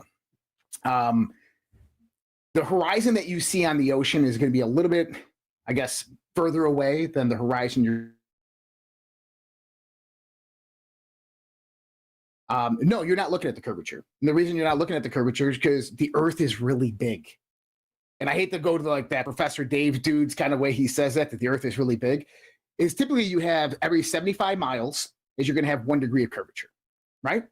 Can we agree on that? Every 75 miles on a curved Earth, every 75 miles you're going to have 1 degree of curvature. No, that's incorrect. It's not correct. Okay, well, how about this? Then how do you measure curvature? That's your claim. No. How does flat earthers say that there's no curvature through this measurement? But your claim okay, you have a claim that there's curvature, and Patrick's asked, "Where's your proof that the horizon's curvature?" And you've said it isn't, and then you've given up this measurement. No. What I was trying to say is that when you're looking out there, the curvature is so. My bad. So you've said that there's curvature at a certain distance, and you've given us some mathematics for that curvature. He asked me the my question. bad, still in the middle of the same sentence. My bad, still in the middle of the same sentence. My bad. All right, finish the sentence, Nathan, but keep it short. I would if I was allowed to. I'm just not allowed to. Go ahead. You're fine. We're not in an aggressive platform here. We're very. You've just spoken through me 3 times. Three times you've spoken through me. Don't tell me you're not aggressive when you've just spoken through me 3 times. I'll try and finish the same sentence. Still trying to finish the same sentence. That's 4 times. Not an aggressive platform, but you've consistently talking through me. Consistently. That's 4 times. 4 times. Go ahead. Don't need to be told to go ahead. Just need to be let to go ahead without you talking through me a 5th time. Take so you've rattled off some numbers. No, here. Go ahead. Doesn't seem like I'm getting an opportunity to talk. And go. I don't need permission. I just need the people who are interrupting me to not do that. 6th attempt. You've rattled off some numbers for where Earth curve is. Now, given that you're the one in the affirmative position for Earth curve, I'd expect you to know the mathematics for Earth curve. I know them, and Patrick knows them. He even stated them about 3 minutes ago. 1.22 times the square root of the observer's height in feet. So it's not a set distance, as you stated. It seems you don't know your own mathematics. So that's not a good start, given it's your affirmative position. I'm not going to be telling you, on your demand, how flat earthers say it doesn't work when you don't know the positive claim for it. You should know. It's your claim. Okay. So 1.22 times the observer's height. Where does this formula No, that's wrong.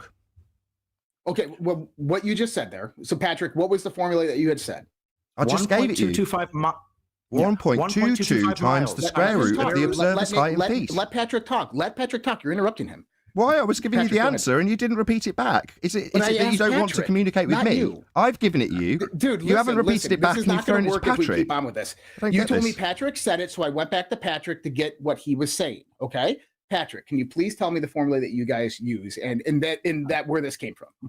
On a sphere, a radius 3,959 miles, any distance to horizon can be no more than 1.225 miles times the square root of the observer's height in feet. That is not 1 degree for every 75 miles. So, but where did that come from? I'm just curious where that formulation came from. Didn't you know? I will explain. I will explain. Okay. You take a cross section, the largest cross section of that sphere, and then you draw a radius going all the way to the surface. Then you draw a right triangle out. And then All you have to do is use 3959 as the radius, and then the height of the pointy end of that right triangle then has the height over the surface of the Earth. What that height is determines how tall the object must be for you to be able to see it from the distance of that first leg of that triangle. And I even have a chart that's like made by Globe Math. Cool. Yeah, pull it up. I'd like to see it. All right, one moment. Why? Why are we doing this? This is your claim. Aren't we here to defend Flat Earth? Why are we having to make your claim for you? Well, because... That is a good point. Well, because what I'm trying to say is that I haven't heard that formula before. The formula that I have for measuring the curvature of the Earth is completely different. I remember when I was on a different show with another flat earther, and they told me that I think it's for 1 mile, you have 8 inches of drop that you should have, or 8 inches of drop, something of that nature. And it's important. It would be important to know. So absolutely. So let me give you the if you were to reverse the algebra, then you could make it that the curvature over any given distance d in miles is 2/3 of a foot, or 8 inches, times the miles times the miles. So over 1 mile, the curvature would be 1 times 1, which is 1, times 8 inches. 8 inches of curvature over 1 mile. Over 2 miles, 2 times 2 is 4, 4 times 8 inches, 32 inches. And that math gets worse and worse as the number of miles increases. Right. There is a website called the Distance to Horizon Calculator. So it does all the math for you, and it does the math correctly. You know, Nathan refers to it as the... Well, what do you call the... I call it the begging the question. Calculator? Begging the question, proof of nothing, perspective hijacking Earth curve calculator. This is the 1.22 times the square root of the observer's height in feet. This is your claim of Earth curve at the horizon. No, that formula is not my claim of curvature. Yeah, it is. That's the claim of Earth curvature. The claim. No, that's not my claim. Sorry, are we debating you? Listen, Nathan, you're putting words into my mouth. That's the claim of Earth curve. Stop trying to straw man this My argument bad. here. It's like telling a Christian that they don't believe in Jesus. That's Earth curve. That's your maths for Earth curve. You don't have to like it. It's yours. No, because what we're actually talking about when you're talking about the curvature of the Earth is what I'm seeing here is that you guys are looking at a horizontal plane and expecting this horizontal plane to have a certain curvature at the end. But what we're really talking about is an arc over this distance over time. Yes, that's what we're talking about in the sense of Earth. And if you measure this correctly, you should see about 1 degree for the 3,900 mile radius of the Earth, about 1 degree of curvature every 75 miles.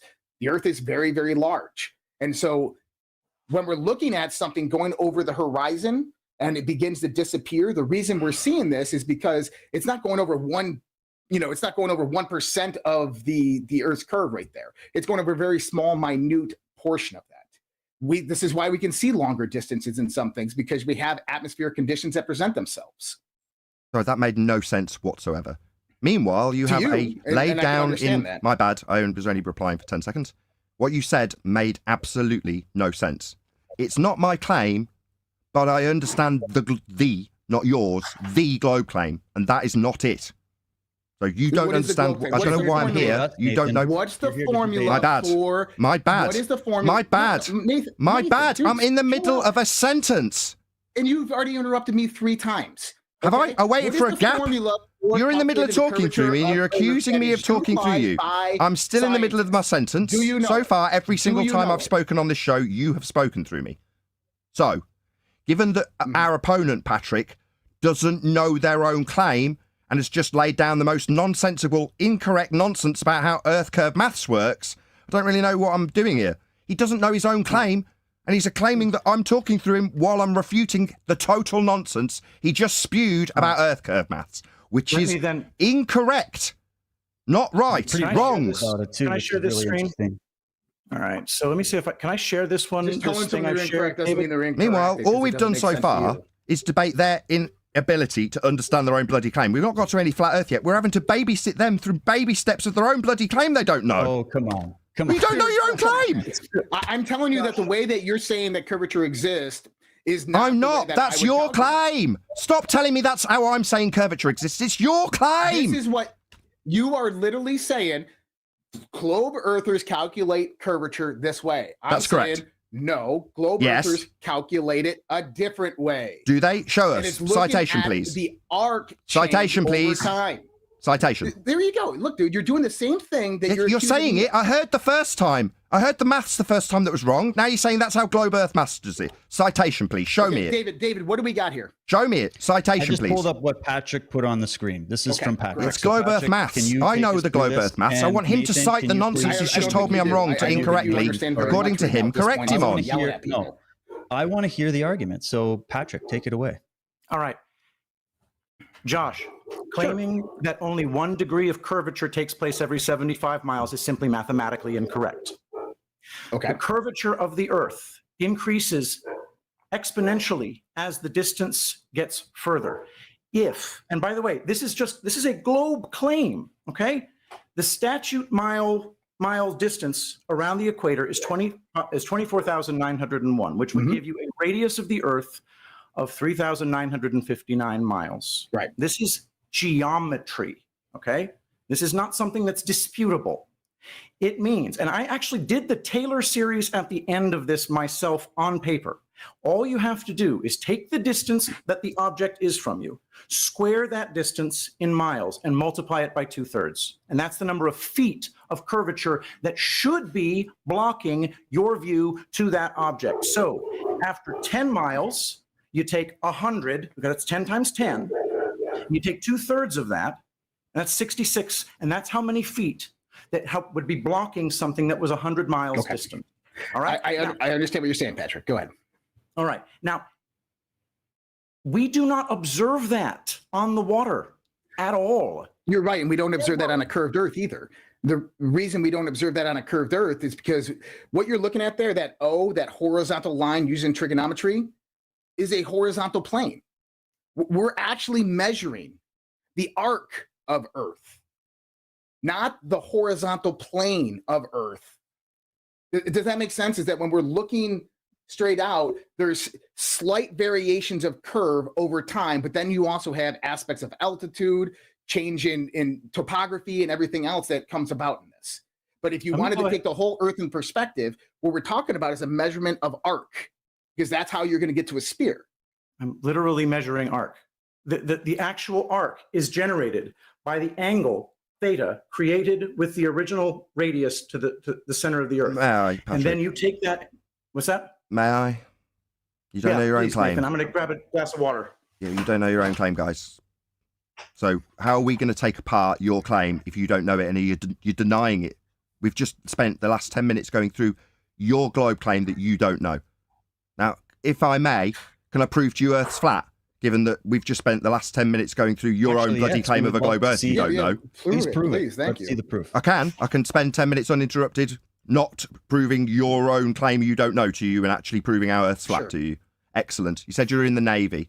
Know any navigators in the audience? Say that again? Navigators from the Navy days? Probably 1 or 2, yeah. Excellent. Do they know what an elevation angle measurement is? How about you? Do you know what an elevation angle is? Well, I would assume that it's an angle at elevation. No, it's an angle measurement from a baseline to a star to acquire its GP for navigation. Oh, okay. Right. Gotcha.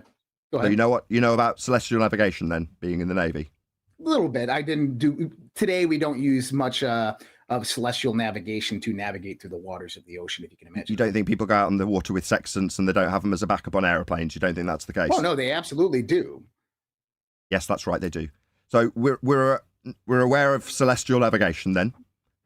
Angle measurements can only take place on a flat Earth. Further to this, all of the models and maps, including the globe, are derived from flat Earth elevation angle measurements to Polaris. Your latitude lines on the maps are lines drawn out based on areas of equal elevation. That's a flat Earth angle measurement to Polaris. And all celestial navigation is done with angles. You can't acquire an elevation angle from a curved surface. You take an elevation angle measurement from the plane of the Earth. and you take it with reference to the horizon or a spirit level in a sextant. That's because all lines along the ground are referenced to 0, sea level.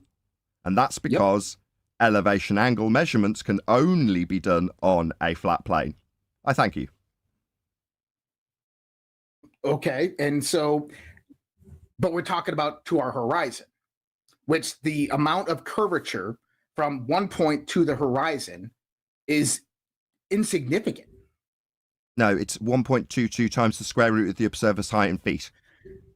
No, that was you. According to you, that was globe. That's according to Globe. Not according to me, according to you. That's your claim. You don't know. You keep telling me it's my claim. It isn't. Did I say that that was my claim? Anybody here? Did I say that that was my claim? It is the Globe claim you don't know. So you're saying it's not yours because you don't know it. Your ignorance does not. Your ignorance doesn't alter what the Globe claims. My bad. I know it's. I know it must be painful me pointing out your ignorance. Okay, relax, Josh. No, can you talk about? I'm going to let you describe what you mean when you're talking about how to measure the curvature of the Earth. So give your claim. Like, we're not here, Nathan. No, Nathan. You're here to debate me and Josh, not other people. Not I want to hear what Josh would say to this. Let's just let him respond. Okay. To measure the curvature of the Earth, we're talking about how the Earth is curving over distance over time. Now, as Patrick pointed out, the Earth is incredibly large. You did. You said it was, what, 24,000 miles in circumference. We're talking about 3,900 miles in radius. It's incredibly large. No, it's not. I don't think that's very large, but I said it was 24,901 statute miles around the equator. I didn't characterize that in any other way than quantitatively. Okay. Well, quantitatively, I look at that as fairly large. That's wonderful. Please continue. Okay. I look at that as incredibly large, especially when we're an insignificant little speck on this planet. Begging the question fallacy. Okay. So when you guys are explaining what globe earthers pertain to as the formula used, and I know Patrick just said that, yes, but he's talking about the curvature is computed there through theta. I understand that. That's what you said, Patrick, right? Mm-hmm. Yeah. Okay. There's other aspects, more accurate aspects of which they use to do that. There is R over RE over K, which takes the hidden height, measures that through the radius of the curved light over the cosine of S over R. I got the formula right here, okay? It's a complex formula to measure the curvature of the Earth. And we can get into the mathematics, we can get into the science aspects of this as well, right? Please. I don't think we need to. Here's the thing. Why not? You're disputing my claim. I'm saying that the claim that you're using as the formula is not what I would use to calculate the curvature of the Earth. Then what formula would you use? What I would use is this one right here that I have. But this is what I'm trying to say. Through observational phenomena, I can understand your perspective, right? But let me ask you this. If I got onto the ocean, I left San Diego, and I went due west, okay? When can I expect to see Earth's curvature? If it was curved, right? I'm saying that that happens 1 degree of curvature every 75 miles, but it's Not negligent in the sense that that's your opinion, okay? What I'm saying is that you should... reality. Okay, sure. What I'm trying to say, though, is that if I'm traveling along that 75-mile long line, 1 degree of curvature on a Earth that I look at as incredibly large, 24,000 miles in circumference, is negligible. Are you That saying curve- you'll never see the curvature? Through an observation of moving west from a point on the ocean? No. So what You have evidence? observable phenomena from that. All right. Fair enough. Then let's go back to my original question. Mhm. What evidence do you have that the horizon is caused by the curvature of a presupposed spherical Earth? It's kind of nothing against you, Patrick, but the question kind of doesn't really draw context. I mean, I'm trying to make sense of it, but what evidence do I have that the curvature is caused by the horizon of the planet? let me ask you this, I guess. Let me ask a question. Okay. How do you perceive the Earth to be flat through the observation of the horizon? So what you're saying is you'd like me to prove that the Earth is flat rather than me No, asking I don't want you to prove. I want to to know your thoughts and opinions. If the sun is coming over the horizon, okay, Over the horizon. through this observation of that phenomena, because I mean, we were talking about this before the show. Can I We're answer talking him? about observational data, right? So empirical data, empirical evidence, things that happen within the phenomena of nature. We observe them. We take notes. We record them. We draw hypotheses. We test those hypotheses. We develop theories. Theories are built upon repeatable experimental phenomena over and over again, right? And we try to draw conclusions from that. Can I answer him, Patrick? So from observing the sun rising every day, setting every day, what can we determine from that that brings about the idea that the Earth is flat, non-rotating? Nathan, why don't you take this? Perfect. Okay, so we're moving past the assertion that Earth has a physical geometric limitation blocking boats and buildings with a measurable value in the Earth curve maths to it being our burden to prove what the horizon is and how it proves Earth flat. No problem. If you're on a boat at sea, you have a tool called a sextant. It's a tool for measuring angles. What you will do with this tool is point it at the horizon to establish a horizontal plane of reference. That's a flat Earth. Now that line that you establish as horizontal with this tool that measures angles called a sextant, you will establish that horizontal baseline with the horizon, horizontal, as the name suggests, out beyond the horizon to the GP, that's ground position of a star that you're measuring the angle to. Now the GP is the position directly below the star, which would be to say that if you were at that position on Earth, the star would be at your zenith, directly above your head. Now, that means that when you measured, using the horizon, the angle to the star, you established Earth as a horizontal plane of reference, because it can only be a horizontal plane of reference to get an angle from it. That's what an angle is, two straight lines, not one curved line and one straight line. So in order to perform celestial navigation on a boat, you need the horizon to establish the ground as flat to measure an angle. Hope that answers your question.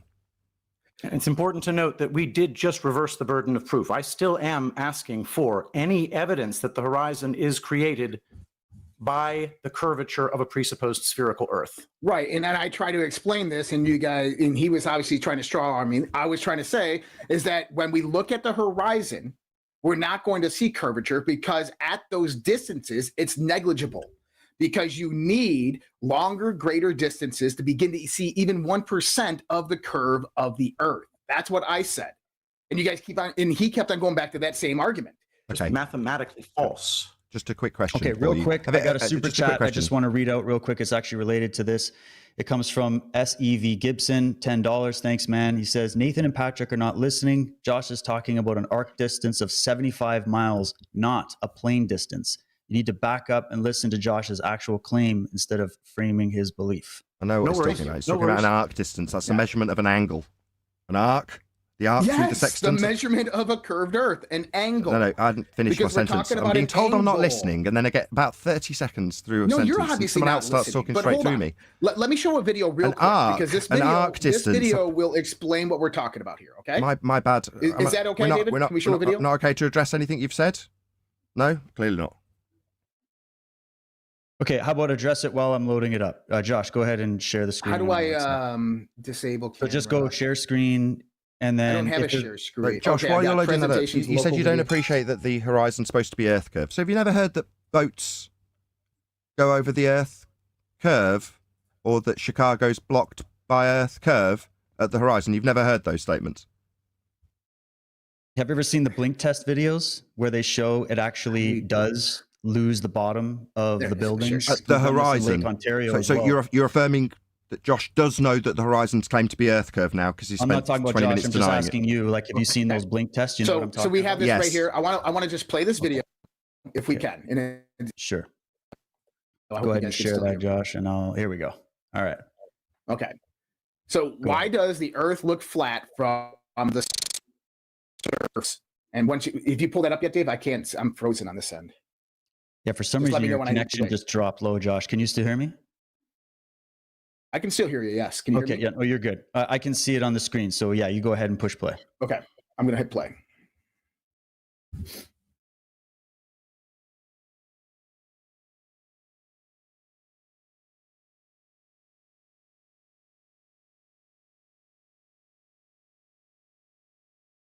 Is this a cartoon?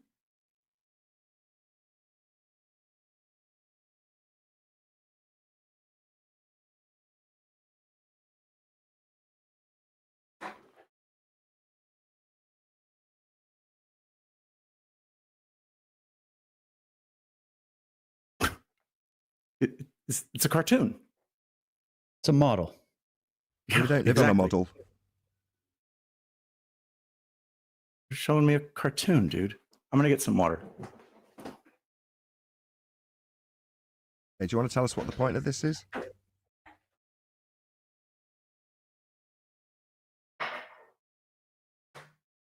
Okay. Thank you, David. So what that's showing you is the aspect ratio of how we are on Earth and things are getting larger and bigger, mountains, buildings, these types of things. And that at 100 kilometers, the curve of the Earth is negligible because it's a little over 1% of the actual curve of 360 degrees of angle. And I think that Nathan even said it there, but you're measuring an angle. Yes, we're measuring the curve of the Earth. That's the point. And that's what my whole argument was in the beginning, is that when we're looking at the reason a sextant works, is he's saying that we're utilizing a sextant to measure on a horizontal plane. Absolutely, because at those short distances, 8, 10, 16 nautical miles, when we're talking about the horizon, the curvature of the Earth is negligible. It's not observed. This is what I was trying to say. So sorry, Josh, just pause for a sec. Are these guys even listening to you right now? Yeah, sure. I don't I'm listening. know. Are they? I thought they were. Yeah, still I'm here. listening. I'm listening, Okay. but every time I try and talk, but that's I what I get was told trying that to I'm say, talking Nathan, through okay? you. That's what happens kind of like now. So, I mean, I'll try and respond to some of the Nathan, stuff, we the can many keep things that fighting you've said, about the but way there's a we're good fighting chance or that address even the though I've argument. only That's just it. literally Listen to the started argument. speaking, Listen to the I can hear argument. someone else's voice talking straight address through the the top of me. argument. It Listen seems to that the every argument. single time I talk, And I'm going to address get it. someone else talking straight through the top of me no matter what I say. Unreal. So why shouldn't I check out, turn the camera off and just do my own thing? Because every single time I've talked so far, someone started talking in the middle of my sentence. Literally every You've time. interrupted a few people too, and you got a bit of I don't know, you got some kind of big chip on your shoulder. I don't know what's going on. An ad hominem Why don't you attack. just listen to the argument and I did. counter it and I did. just be a Okay, civil, okay, I normal counter human it. being instead of Okay. being a complete dick. That's another ad hominem attack. It is an ad hominem and it's directed directly at you, buddy. So you can't address my argument about You're being a elevation dick. angle measurements being taken Just from a listen to flat the argument. surface, and instead you'll talk just through me and did use personal attacks. multiple Excellent times, debating but tactics. Personal attacks. Are you gonna be okay? You gonna survive I would this? like to actually make a statement without you ad homing me in the middle of the statement and Okay, accusing go me make of the talking through statement, you. then. So Make am it. I checking out of the conversation, or I am don't I know, are you? interrupting you? Which is Running it? so early. We're only 43 minutes in. Right. So maybe address my statement about measuring elevation angle measurements from a flat baseline. Josh, What was it? What was the statement? I'm sorry. I don't You know. have It was a to big acquire an bunch of elevation babble. angle measurement from a flat baseline if you're navigating, getting in nautical miles. How'd you get a nautical mile? What are we arguing here? You So- said nautical miles. I'm asking if you know what you're talking about. Right. Miles over ocean, miles over water, right? Miles What over is it? curvature. What is it? What is What's a a nautical nautical mile? mile? What's a I nautical think mile? a nautical mile is 1.073 miles. What? No. Am I correct How's on it that? Let me acquired? check the measurement. How's it acquired? Let's see. Why don't you tell me? You're the one who claimed it, so you don't know what you're talking about. But it's necessary to call me a dick and the audience to think I'm not listening to you. Not I've listened because to of your you. argument. Not because Okay. of your argument. Again, Because of the I'm way in the you're middle behaving of in this talking, discussion. and That's someone why is you're- immediately talking you can through be a me. dick. I don't Why? mind if Because you're I'm a being a dick. dick? Is this me being a doesn't dick bother being you. talked through? I'm still talking. I listened to you, now trying to respond to all the stuff you've said. You've talked non-stop for 45 minutes. I've had about 3. So, you've mentioned repeatedly, this is about science. So what science have you got for a globe Earth? Okay, let's backtrack because you just asked me what a nautical mile was. I said it's a mile as determined over the ocean, or we can say air or whatever. It's 1,852 meters, just a little bit bigger than a regular mile. Okay, so anyways, what I'm trying to say here is that the curvature of the Earth, and I think we need to move on from the curvature of the Earth part. Well, no, because Nathan, everything that you've said I'm just waiting is basically for this to settle, and then I'll show you some stuff. Yeah. Okay. Go Well, ahead, how about finish this? it. Let's just move on from this argument. We can just talk to this as a null point.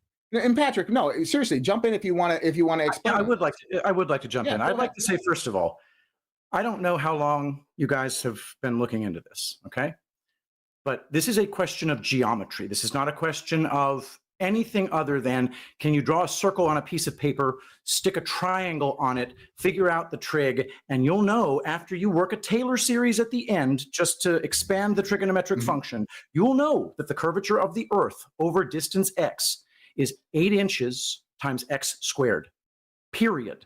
It is not 1 degree for every 75 miles. And so I really want to, this is settled upon. The globe people agree with this. They just say refraction is what hides the curve. Good, David. All right. What about, so earlier, Patrick, you had some issues with Josh showing you what you call the cartoon, which was just a model to try to give some perspective on what's being said, right? Yet now we're talking about drawing circles on a piece of paper, right? And so what I'm asking is, what kind of observable experiments that you can point to in reality? Like, let's get off YouTube and off the papers and all that for a minute and just talk about observing reality, because I'm not sure if you've become aware of this. I'm sure you guys are aware of this. It's a place called Lake Pontchartrain. It's the transmission lines in Louisiana, United States. Anybody can go here and do this. Now, this is not my picture, but I've had friends of mine actually go and repeat this experiment. There's actually a few places that you can do this. And a real quick explanation is it's essentially a causeway. This image was done originally by a YouTuber named Soundly. So anybody that's interested in following up on all of this, if you go on YouTube, you look up Soundly, there's tons of videos talking about all of this. And this image was virtually modeled on a spherical Earth with a circumference of 40,000 kilometers. The model made a prediction that if zoomed in at the specific height, what we should see. This image is what the model showed. And when this shot was done in reality, that's exactly what you see. So what they did was they created a model, they made predictions, and when they went with a Nikon P1000 camera, which is one of the favorite cameras that flat earthers like to say is the best for zoom capabilities, they went and they actually saw the effects of their model and their prediction in actual reality. So the bridge, it shows right here. You got 24.27 kilometers, which is 15 miles across. At least that's what you can see. And if the Earth was flat, the vanishing point should intersect the horizon line. But in reality, the vanishing point is above the horizon line. Nathan, So let me take a crack at this first before you jump in. I'm sorry, David. Did I interrupt you? No, you didn't. You man. got an echo though. Okay, I'm getting a bad echo. Oh, maybe if you're not talking, everybody mute. That'll fix that. Okay. It's really bad. The question is it my fault? All right. Anyway, I'm not hearing any on my end. a little bit. So there's a fallacy called the affirming the consequent fallacy. So we're gonna start off. I'm not going to address this picture that you're showing me just yet.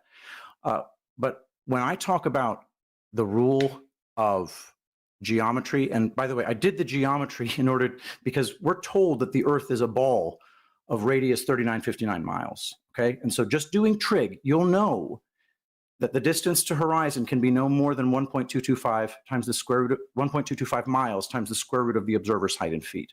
Okay, now all horizons can be no bigger than that on a sphere of those dimensions. This is mathematically verifiable.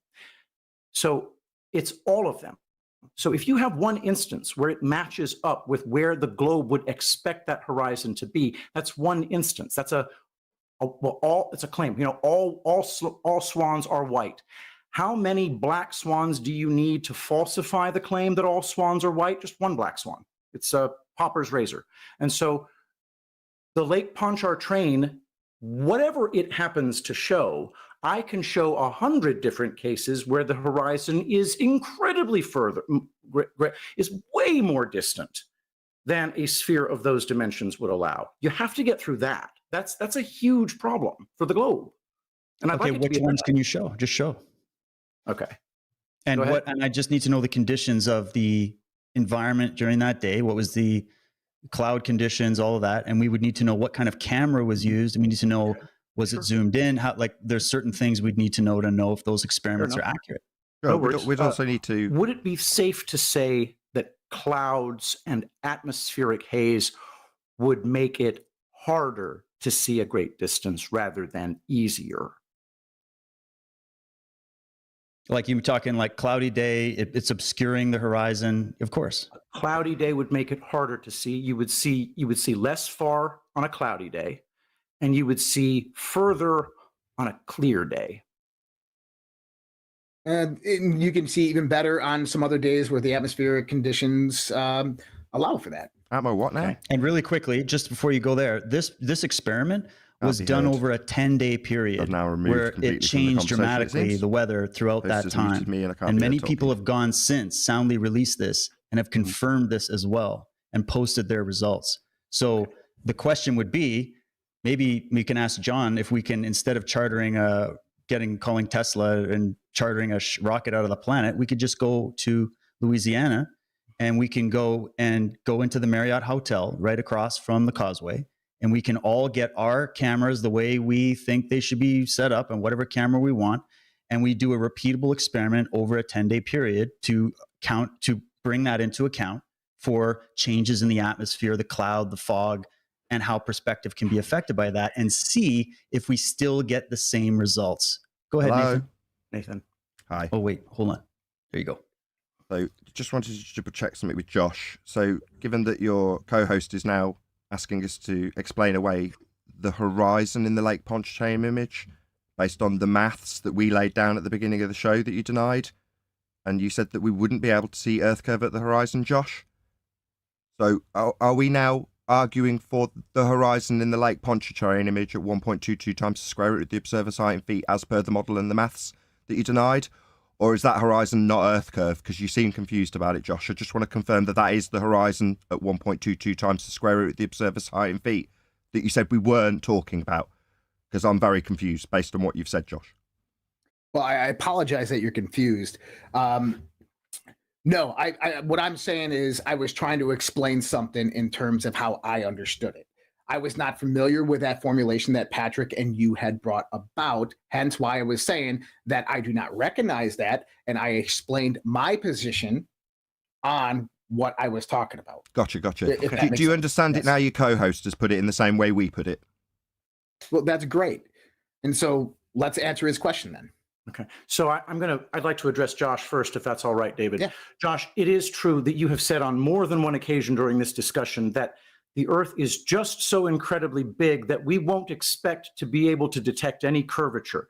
You did say that. You said that 3 times, if I'm not mistaken. And now we have this Lake Pontchartrain photo, which has what appears to be extremely exaggerated curvature. So I need to know, can we now dispense with the notion that that in the globe model, the horizon is not Earth curve? Because I really, really want to kind of nail you guys down on this, that we should expect the horizon to be of a specific distance based upon the geometry of a spherical Earth.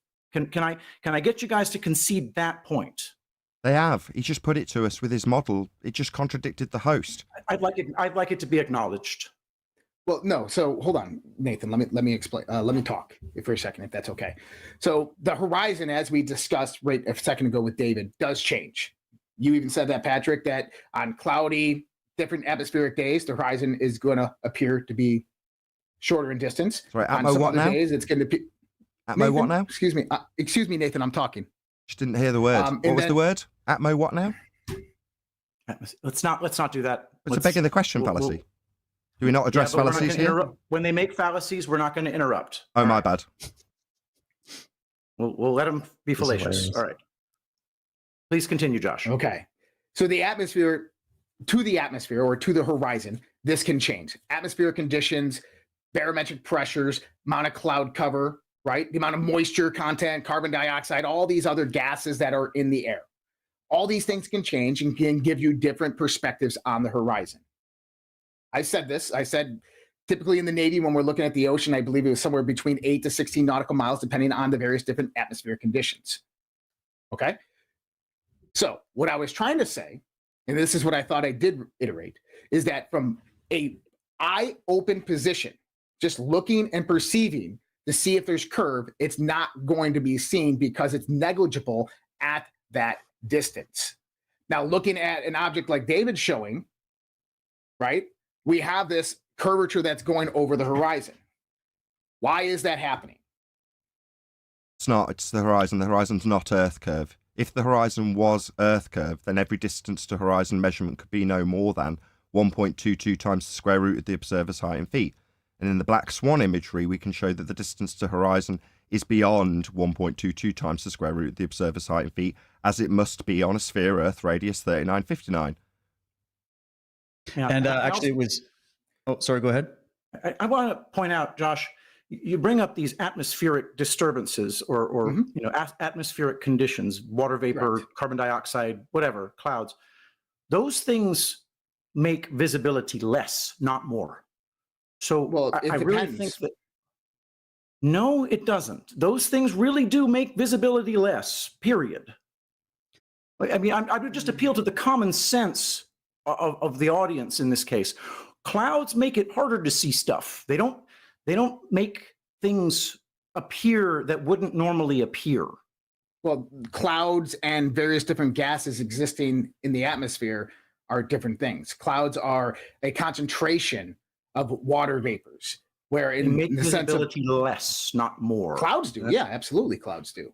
Atmospheric interference of all kinds reduces. Can you look through a glass of water and have a magnification on the the other end? Okay, may I just, it's atmosphere you're talking about? No, I asked Patrick a question.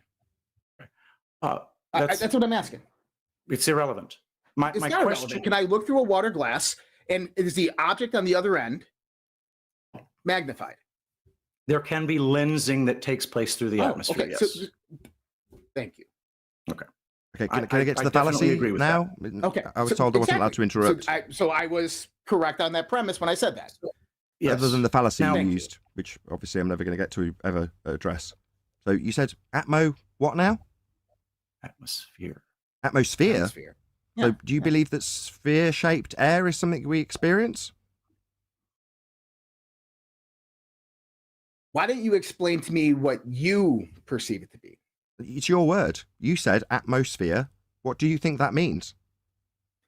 That is the amount of gases that are held within the Earth by gravity. Held? Gravity doesn't hold anything. It's not a force. There's no scientific evidence really? of gravity. Really? Middle of a statement. So Middle of a statement. My bad. Obviously, it's me being a dick wanting to make a How full do I call statement, gravity? contradicting you. Obviously, that's me being a dick. No, there is no force that's of fine. gravity. No, go right. We can- My we bad. can- Still we in the can middle of the go same into this sentence. part. Obviously, I this love is me this. being a This is dick. fine. Maybe this is me interrupting you. So gravity's not a force. Which you've been doing the whole show. My bad. but That's the okay. fourth attempt. Gravity's not a force to hold gas in a sphere shape. Gravity is the bending of a conceptual medium known as pseudo-Riemannian force space-time derived in the mind's eye of Einstein in mathematics. It's a fourth-dimensional geometry. Meanwhile, in reality, we live in a three-dimensional Euclidean reality. There is no dimension of time to bend. Even if we could bend time as a dimension in a Euclidean four-space geometry, it wouldn't be a container for gas. Gas isn't held by pseudo-Riemannian force-space time bending in an Einsteinian gravitational dimension. Further to that, the notion that gas being held, i.e. gravity is a force, was debunked by Einstein 108 years ago. Mass does not attract mass. That's a Newtonian concept of gas. Pressure being held because of its weight going down towards the centre of Earth. That was superseded 108 years ago by Einstein when he developed the fourth-dimensional space-time bending, which is not a force and is definitely not a container to hold gas in a sphere shape. So your oxymoron, sphere-shaped air, is merely a begging the question fallacy to allow you to describe atmospheric conditions as based on an R value, a sphere value, the radius of Earth being the value that derives your refraction rate at 7/6 of the radius in sphere-shaped air. Atmo, air, sphere, a shape. Air doesn't take the shape of a sphere, it takes the shape of its containment.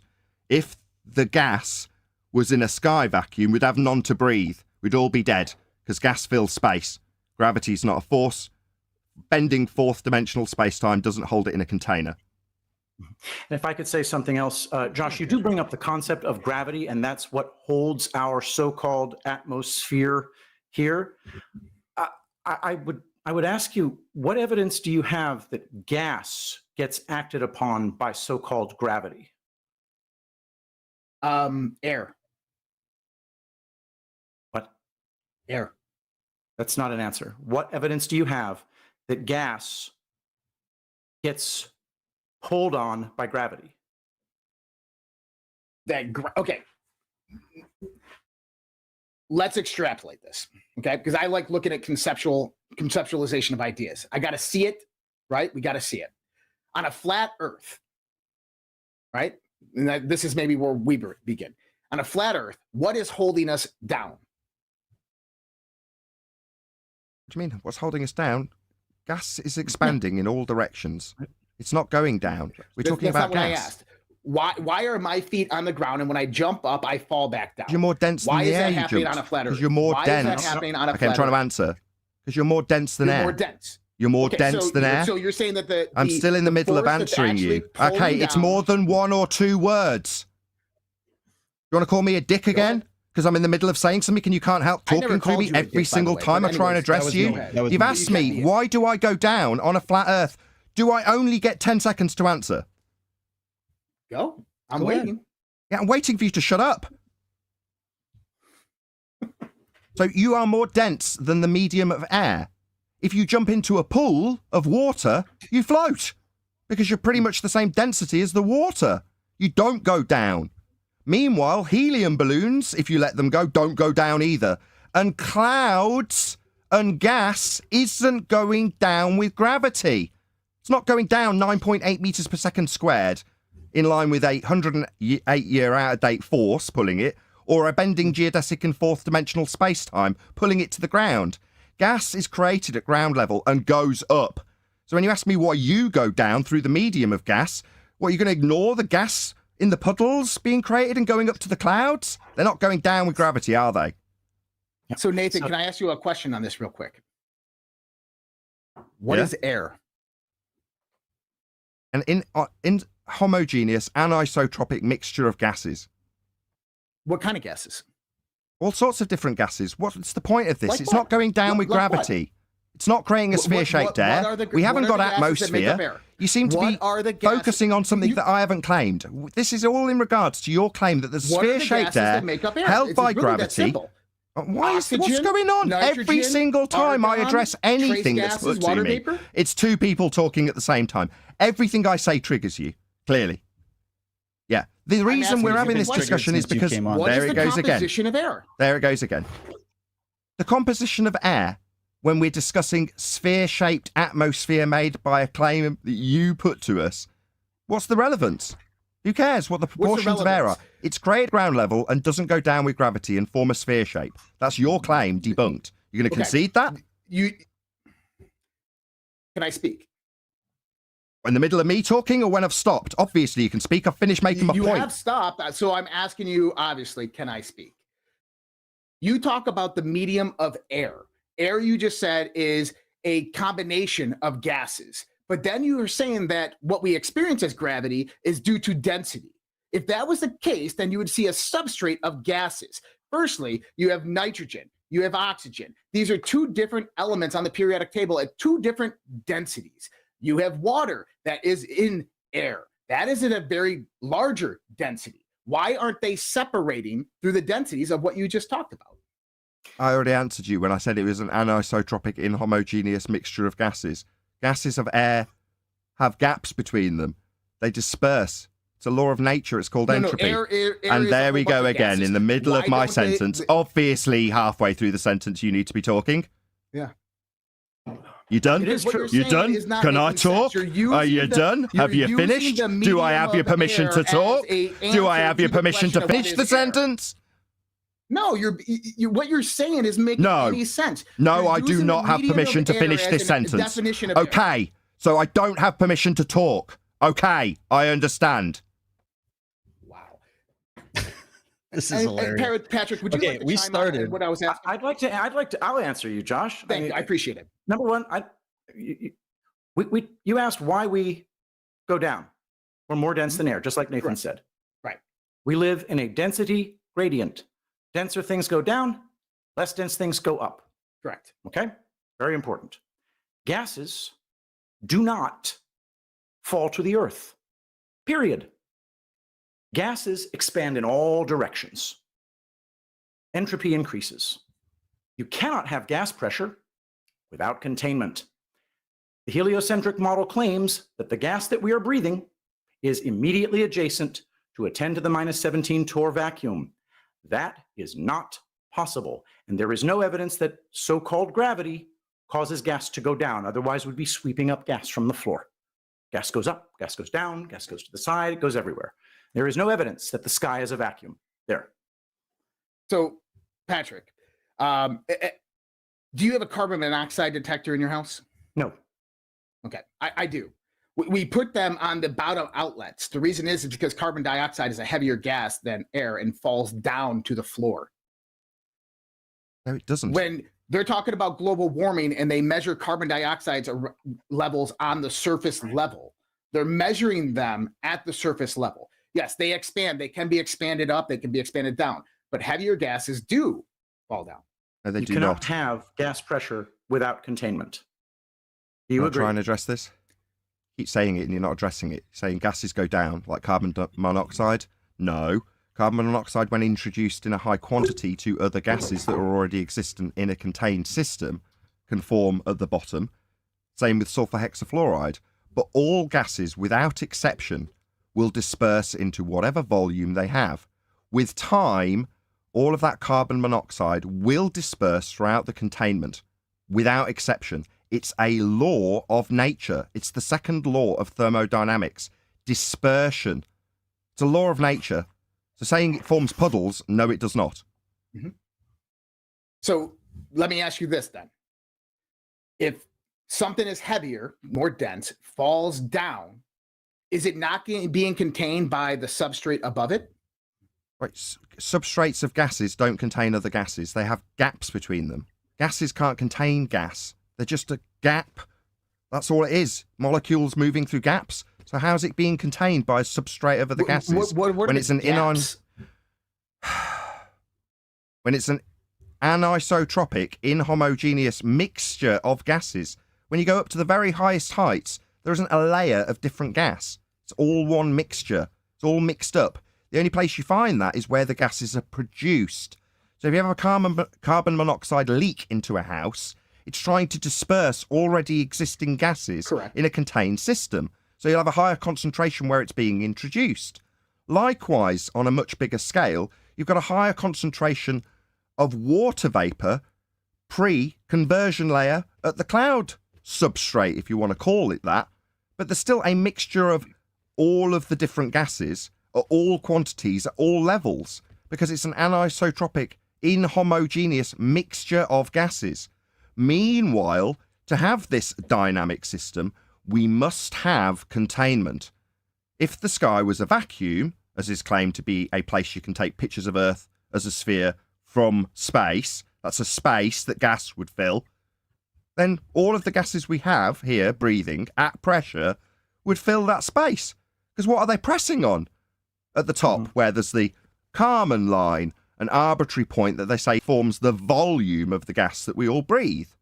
Well, volume is the amount of containment for the gas. The Kármán line is not a container, and gravity is not a force. So we don't have a sky vacuum. The sky is not a vacuum. If it was, the gas would fill it. We'd all be dead. Space is fake. Okay. Also gay. There's a lot of arguments coming in. I want to just quickly return back to the causeway. Yeah. Just for the benefit of the listeners, if you would like to check this out, this has already been modeled out and thoroughly documented over at Walter Bislin's blog. I'll drop all the links afterwards. And what this is a curvature app simulation based on the observations that were made. So with the help of a simulation, I'll just read this out. With the help of a simulation, I show up to what altitude the Earth appears flat, although it actually has a spherical shape. Using some animations, you can learn how to recognize the curvature of the Earth or in what circumstances it appears flat. The simulation can also simulate refraction. And I prove by means of photos how the simulation depicts reality by superimposing the simulation results onto actual photos. So this is how it goes. So if we go to the causeway, this is Lake Pontchartrain, and they're just showing you the different measurements here and the perspective. So just let the model go through real quick, and then you guys can come in and rebut it. And you can even go in and you can toggle your height, right? So that you can get the idea. You can zoom. And I'm just bringing this up. I don't have to go through the whole thing. Like, it's all broken down. The math is here, how the values were determined, what the images are, what the equations are, right? All of this stuff. The refraction is all included. So it's just a tool that was created based on a model that made predictions, and then they went and validated those predictions with photos and video. It's been repeated multiple times over a period of time, and they get the same results. And so, and there's numerous areas. There's another lake that there was another experiment that was done that we can bring up as well. But anyways, just so that you have a place to go and look into this, because there's answers to the claims that are being made here. And that's where we are. And this is where this debate has been stuck for years, is that one group is saying, this is the way the math has to be done. This is the way we have to calculate it. And the other is saying, no, you're missing this data. And there's been a gap between this debate in that regard for a long time. So this means that each and every one of us, the viewers, have to go and try to verify that for themselves. I'm not saying just believe a model, but the model represents, if the model is accurate, then when you go to the reality, to the real world and document it, if you can debunk the model or you can prove it correct, and you have to do it through repeatable experiments. Can I debunk the model? It's not an experiment. You don't know what science is, but can I debunk the model, please? Debunk away.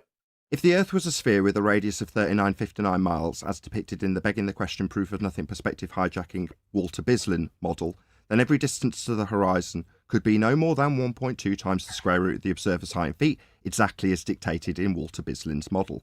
The distance to the horizon in the Black Swan is beyond the geometric limitations of a globe Earth radius 3959, as depicted in Walter Bislin's crappy Begging the Question Proof of Nothing Perspective Hijacking Earth Curve calculations in his model. Therefore, the Earth is not a sphere with a radius of 3959, and the horizon is not Earth curve. I'd like to respond as well. One sec, Patrick. I just want to point out that was that an ad hominem fallacy against Walter Bislin? No, not at all. Repeat that last sentence again. If the Earth was a sphere with a radius of 3959 miles, then every distance to horizon could be no more than 1.2 times the square root of the observer's height in feet, as laid down in Walter Bislin's Begging the Question. That means he's assuming the outcome because it's got an R value in it. Proof of Nothing, because it assumes its outcome and has got an R value that can't be measured if the horizon's beyond the geometric distance laid down in these maths. Proof of Nothing Perspective Hijacking, because there's no account for things reducing in angular size in Walter Bislin's Begging the Question Proof of Nothing Perspective Hijacking Earth Curve calculations, with a geometric horizon at 1.2 times the square root of the observer's height in feet, based on an R value that is acquired by a geometric calculation derived from a horizon distance measurement by Al-Biruni. Anything else? Oh, you know what we should do? We should get in touch with Walter Bislin and have him come on and respond to that. But anyways, go ahead, Patrick. That sounds delightful. I'd love to talk to Walter Bislin, but I'd like to say this. Geometrically speaking, first of all, if you guys really have been looking at this subject for this long, you really should have known 8 inches per mile squared by now. But here's the thing. What happens when you talk to globers and you show them extremely distant objects that cannot possibly exist in the globe model? You cannot possibly see them. They would be obscured by the curvature of the Earth. They retroactively say, well, this time it's refraction bringing it closer to us, or this time it's this, that, or the other, or honestly, it's refraction over and over again. But we have... Are you saying refraction isn't a thing, though? No, not in your I'm not saying model. refraction isn't a thing. Not in I'm your saying model it it doesn't isn't, no. magically it doesn't magically delete Earth curve. In your So- model, in Walter Bislin's model, you can look at the maths. I'm very familiar with Walter Bislin's maths. He used the same as Mick West in the Metabunk calculation, same model. I have spoken to him about it and had him over a barrel when I pointed out that the assumption of the R value in his model isn't in any way proven or measurable. It's a begging the question calculator, same as Walter Bislin's. They're the exact same maths. So I have spoken to people who've made these calculations. Mick West is one of them. He made it clear to my audience in no uncertain terms that he begs the question of an R value for these mathematics. Now that R value, as I stated earlier, was measured by Al-Biruni. And Al-Biruni measured a geometric tangent point to the horizon to give you that R value by way of acquisition of a height of the mountain measured from a flat plane with elevation angle measurements. So in order to derive the R value in these maths that you're saying that, correct me if I'm wrong, David, you said it was an experiment? It's not. Maybe you'd like to give us the hypothesis for Walter Bislin's model. There won't be one, you just don't know what science is. We do. On a daily basis on Flat Earth Debate, Nathan Oakley 1980 channel, we take apart clowns and their idiotic ideas of what science is. Because we know what science is and how the globe Earth doesn't have any. Meanwhile, this non-science model, with its maths that I understand implicitly, has been debunked because you can't get the R value that the entire model's based on because you can't measure a geometric horizon to give you the R value. We debunked Al-Biruni by debunking the measurement of a geometric sphere edge horizon at 1.2 times the square root of the observer's height in feet, as denied by one of this show host and affirmed by the other. We know what the globe Earth claims, you don't. We know how the Earth's measured flat with elevation angle measurements, to Polaris giving you your maps and models, including the globe. Your globe's a flat Earth model. Okay, real quick. Okay, Patrick, it's up to you. You want to go first? I want to let you respond to this. And then I have a few questions coming out of the chat that I'm just going to throw in there. I got to go let my kids in. I'll be right back. Okay, so I'm going to Patrick, respond go to the Walter Bislin model real quick. When Nathan says it begs the question, it's very important to realize how fundamental a flaw in logic that is. We asked at the very beginning, is there any evidence that the horizon is Earth curve? We haven't heard any so far, and actually the answer that we got from Josh was, no, you won't see Earth curve because the Earth is too big. A statement that you can falsify doing simple geometry. And then you go to Walter Bislin's little computation. He starts by begging the question that the Earth is a sphere of radius 3959. And then when the horizon is not where it's supposed to be, he has a whole bunch of other little rigs that he can put in there and say, well, this is why the horizon is different this time. It's this imaginary friend that globe believers have.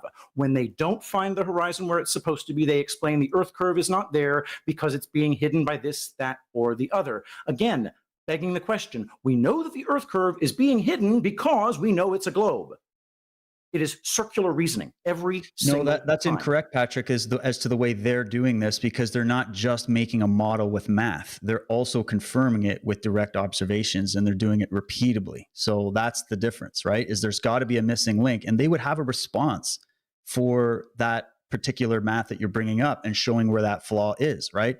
Yes. I don't have that. I'm not an expert on that. But the expert was Mick West. Sorry to interrupt.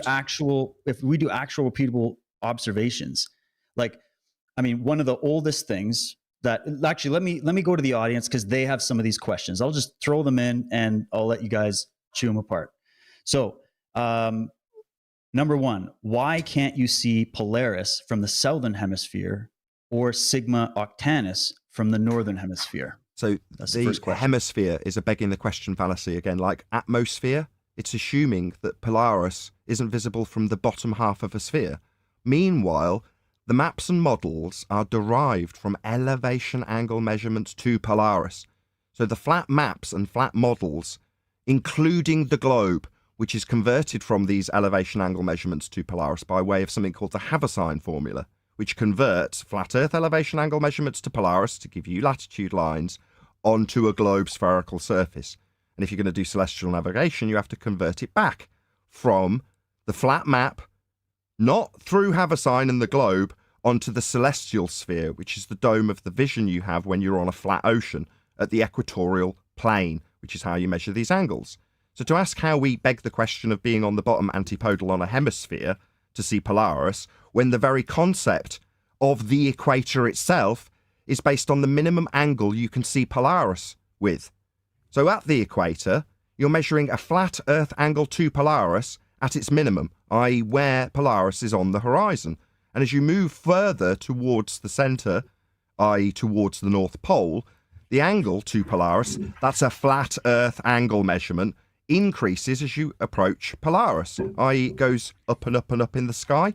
Well, that's a flat Earth angle that you're asking about. For a flat Earth concept, the equator, and then imposing your, begging the question, hemispherical assumption onto that flat Earth derivation to ask me how we can't see it off the bottom of your assumption that we dangle off the bottom of a sphere? Crap question. It's also important. Do you have a picture of the map that you agree upon as to being a map of the flat Earth? Do you have all of anything them like are flat? You show me a globe-shaped map. No. I'm asking. I answered you. All of them. Change. All of them. They're all flat. Do you know why? Because they need to work with elevation angles. That's why all maps are flat. If you're at sea and you're using a map to navigate, you're going to measure one line along the ground and one line to the star. That's an angle. Then you're going to draw a circle on a map. That's why it's flat. That's why they're not globe-shaped. You can't do celestial navigation on a curved surface because you can't acquire an elevation angle from a curve. It's an angle. It's two straight lines. That's why they're all flat. So now you've asked me, do you want to show me your globe-shaped map that anybody navigated with ever? Because there isn't one. They're all flat for a reason. So you can navigate with them with the flat Earth elevation angle measurement off a flat plane that you'll be getting from a sextant. Josh, why do they flatten out maps? I just told you. Is it like I'm not here? Is it I say something and then you appeal to someone else? Hey, I'm asking a question. Yeah. Is it okay if we ask questions? Yeah. No. Go ahead, Josh. Yeah. Well, because our perception, right? Maybe there's a way to look at this in a different way. Is we're all talking about how we perceive reality. Am I correct on that? Is how we No, we were perceive talking about reality? maps and I was answering him, but now we could talk about something else because you don't know. I came in, well, that's one. I came in at the middle of the conversation because I was letting my kids in the door. All right, do you want me to fill you in? We were talking about maps and how they're derived from flat Earth elevation angle measurements to Polaris to give you latitude. Obviously, you're not an exact expert on this subject. Meanwhile, I know what the hell I'm talking about. Do you want to carry on talking about this with me, Dave? Or do you want to hand it over to your host who doesn't know anything about it? This is, you know, I want to have Josh's. I just want to ask his opinion on it. He doesn't know. I just want to know. You're not clear. He doesn't know. Well, No, let's Nathan, find out.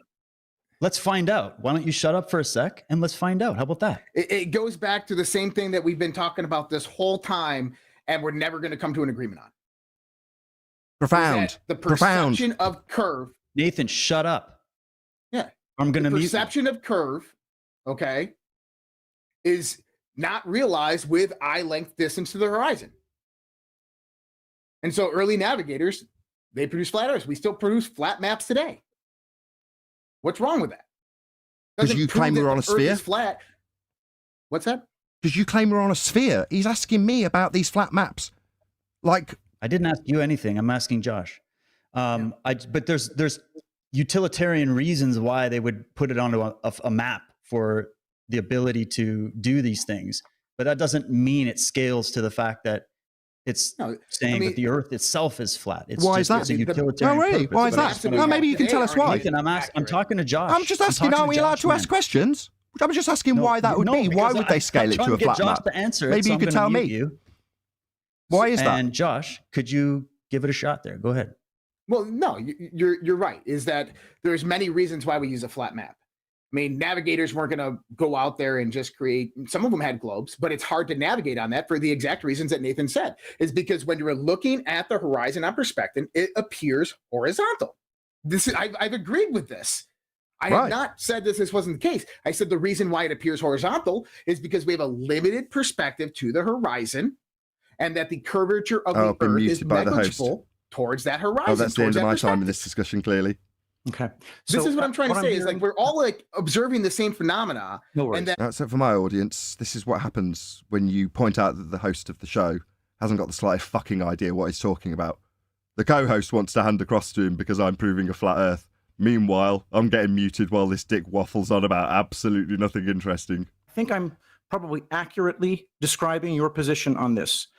Then David comes with this Lake Pontchartrain photo and says this is evidence of the horizon being Earth curve. Then shows the Walter Bislin calculator that includes lots of other atmospheric conditions and it says the horizon is Earth curve. I'm not really understanding why you're persisting with this claim that we're not going to see an Earth curve horizon when all the globers are talking about why they're seeing Earth curve horizon. But see, I don't want to get into the topic of optics of what we're seeing with reflection, refraction, all of this other stuff, right? How various different densities in the atmosphere cause an amplification of the light that we're seeing. I don't want to get into that argument. All I'm trying to talk about here was in the perspective of the curvature of what we were talking about. Now, Patrick, I have stated this over and over and over again. If you take the circumference of the Earth and divide it by 360, which is a circle, the number you get is about 69, right? 69 miles. So if you take in miles, 24,000 miles divided by 360, you get about 69 miles. That means that every 1 degree, so in for the globe Earth, for every 1 degree, and I was saying 75 because that was my approximation, about 75. 69 miles is what you should see in the sense of 1% of. I've already covered this, but that's why I've been muted and removed from the conversation, because 1 degree is a flat Earth elevation angle measurement. I'm not allowed to interrupt to point this out, so the guy's going to reiterate his incorrect nonsense with me on mute. 8 inches over 1 mile squared is distributed through that 1 mile. It's not 1 mile drop 8 inches. And this is what a lot of people do believe. I'm not saying that's what you believe, but this is what a lot of people do. See, meanwhile, me and Patrick have covered this 4 or 5 times on their behalf, and the host has denied it. 1.2 times the square root of the observer's height in feet. Completely ignored, didn't understand it. Now he's waffling on through the same incorrect shit he's mentioned 3 or 4 times. Understand why we're still on this topic. If we can agree to disagree on this. Let's move on to the other various points. 75 miles. 75 squared, what is that? 5,625 times 2/3. We're going to call that 4,000 feet, give or take. Maybe 3,900 feet over 75 miles. That was your approximation. 3,900 feet is how much curvature of the Earth would block a person on point A, 75 miles distant from point B. You wouldn't be able to see anything shorter than 3,900 feet in height. That is a geometric reality, okay? So you may call it just 1 degree, but it still requires approximately 3,900 feet of blocking curvature. You just draw a circle. Say, okay, the distance is 1 degree over these 360. The actual curvature skipped over is 3,900 feet. It's enormous. 3,900 feet is just a little over a mile. And we're talking about 1 mile squared, right? Well, first of all, we're talking about an arc length. Patrick, have you ever been to Denver, Colorado and came in from Kansas? Okay. Denver, Colorado is the mile-high city, right? 5,280 feet. So it was a bit under a mile with that 3,900. 5,280, 1 mile. Okay. The Colorado Rockies, some of those are 14,000 feet, but they're sitting in an elevation of a mile up. So they're 5,280 and then 10,000, 14,000 feet. Okay. If there's no curvature to the Earth, when should, using trigonometry, geometry here, when should I begin to see them coming from Kansas into Denver, Colorado? Well, and that's it's about why 380 miles from the border of Kansas to Denver. Okay, so that's why you take the square root of the observer's height. So the thing we've told him a dozen times, but I'm not allowed to point out again. Computation is done for a sphere of circumference of 24,901 English statute miles. So if you're at 30,000 feet, you're on an airplane, right? You take the square root of 30,000 feet. What is that? 175? What's 175 squared? Is it 30,000 roughly? So anyway, it's 3625. Okay. Anyway, wow. I got it way wrong. So call it 160, call it 170. So 170 times 1.225, right? Mm-hmm. Okay. So you should not be able to see further than 200 miles from 30,000 feet on a globe of radius 3959. J. Tolan Media is showing infrared photos from 30,000 feet of elevation, but that is well over 500 miles. Perspective, right? That's assuming on a flat Earth, right? If the Earth is flat, but we also have to take into account elevation, correct? I mean, so we all agree that the Earth has sea level; it can go up hundreds and thousands of feet in the sense of topography. We all agree upon that. Sea level. So the elevation of the mountain is in reference to sea level, correct? 0 would be sea level. Yes. Level. Yes, that's what I'm saying. Is if we took the where the sea meets land is 0. Okay, where the sea meets land is 0. If we account for that, and we say that the Earth has elevation in the sense that we climb up hills, we can go up mountains. Are we all in agreement that the Earth has different elevations? Yes, with reference to a 0 baseline, a flat Earth. Okay. Yes. Thank you. Appreciate it. So what I'm trying to say is if I'm coming in from Kansas and Denver, Colorado is the mile-high city, so it sits at 5,280 feet elevation, and I have a mountain that is in Colorado that is 14,000 feet high, or 14,000 feet high, when should I be able to see that? And you're saying it depends on the height. Yes, the height of the observer is to the horizon, not at objects that are above the horizon massively, especially a landmass that is going to move up and elevate upward 1 mile from that ground level. Okay. When should I expect to see Denver, Colorado, from coming from Kansas on a flat Earth? If we're talking about elevation, it's 1 mile up, and then there's mountains above it that are 10,000 feet up. Okay. If I'm coming from Kansas, if I'm looking at the horizon, that's fine. My height does matter. But if I'm looking at an object that is above the horizon in elevation, when should I be able to see that? Okay, I'll answer. So in your mathematics, including the Walter Bisling calculator, there's no accounting for perspective. So according to Globe Earth mathematics, the height is irrelevant because the height in But Patrick just said it was relevant. So the height in Globe Earth mathematics is irrelevant because the distance of the mountain versus the height of the mountain given in feet won't change with observer distance. So in Globe Earth maths, it doesn't matter if the mountain's 10 miles away or 1 mile away, it's always calculated at the same feet or meters value. Ergo, the size, that's apparent size, angular size, perspective, does not change with distance. Hence my description of it being a begging the question proof of, I think, perspective hijacking Earth curve calculator. Because where things reduce in size, that's angular size, perspective, and then get obscured from view because they become too small to see, the Globe Earth maths, which excludes and hijacks perspective, claims that it will disappear from view, it's only about the 10th time, at 1.22 times the square root of the observer's height in feet. That's the point that the geometric claim of an Earth curve that obscures your view when you ignore perspective will block the view of the mountain. That's why when people charge flat earthers with why can't you see New York from Ireland when they claim Earth curve at 1.22 times the square root of the observer's height in feet is getting in the way, when in reality New York's very small at that distance. It's perspective just excluded from Earth curve mathematics. Thank you, Nathan. Can I just ask a quick question here? Go ahead. When I'm sitting here, because I live in the British Columbia, live right by the ocean, and I, on a regular basis, witness when boats are going and they're disappearing bottom up. Okay, this is one of the oldest observations. So yeah, so if we're talking about it disappearing on a flat plane, the vanishing point, the whole ship, the whole boat should disappear in entirety. It would not disappear bottom up.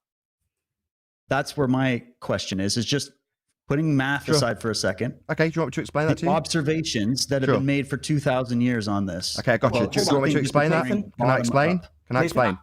Can I explain that to Can you? I take this one? I wanted to respond to Nathan's response to me, if I could do that first, because I think Can there was I maybe just a address this bottom-up misunderstanding. obstruction of the boat before you do? So you're describing No, I would like to, before we move on to that part, because we're talking about two different observational I'm sorry, Josh. Okay? Then that's my fault. Right. So, okay, address What that the and then question- Nathan, right to you, right. okay? The question I asked was on a flat Earth, not on a round Earth. And Nathan, you explained it very well in the sense of a round Earth, 1.1225, right? You explained it on a round Earth. I asked on a flat Earth, coming from Kansas, looking at the edge of the flat Earth, towards the edge of the flat Earth, and I have an elevation of 5,280 feet, and then another elevation of mountains that are 14,000 feet high. When should I expect to see them? Okay, I'll try and rephrase what I said about a globe Earth, but to answer your question. I don't want to hear about a globe Earth. I know, want to I'm know, going to rephrase what in I the said about a perspective of what we should hear I got on that. a flat Earth. How does that I observation got you. happen? I heard. When should I see them? Thank you. I do need you to stop talking while I answer you, though, if that's okay. I just want to be clear that we know what we're talking about here in the sense of the I question do. I being heard. asked. Thank you. Thank you. Yeah. Okay. I'll try again. Mhm. So you're giving me the height of the mountain in feet, and feet or meters don't change with distance. That's an angular change. So the angle of the mountain would change as you approached it, not the feet and inches as you've given me in your question, making your question malformed. Now, I've answered your question in regards to why you've posed it to me as well, which is in globe Earth maths, the assertion that 1.22 times the square root of the observer's height in feet will be the limitation of your view to Earth curve obstruction would only have the mountain in feet and inches not change in angular size as you approach it. So based on the information you've given me, I can't take that hypothetical scenario and put a sextant to the mountain to give me its angular size. That's not enough information. It's a malformed question in that regard. But in terms of a globe, I can answer and point out that there's no perspective in the question. But as you're approaching things, they get bigger. Not in Earth curve maths, they don't. Right. Aspect ratio. I understand that. I understand what you're saying on the globe Earth side.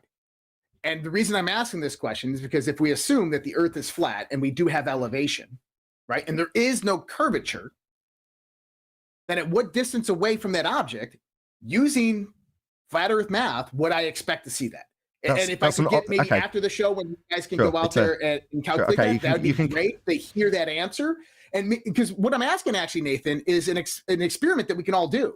We can go to Kansas, I can drive into Denver, and I can test what you guys would postulate would be the actual answer, correct? Okay, I mean, if we know the elevation, if we know the height of the mountain, and I'm coming from Kansas, which is roughly sea level, okay? And I know I'm using globe Earth terms there, Nathan. I understand. Sea level's not a globe Earth term. We should know that when we should see the mountains in Denver. Okay. On a flat Earth. I got it. That's what I'm saying. I got it. If I wanted to test that out. I got it the first time, the second time, and the third time.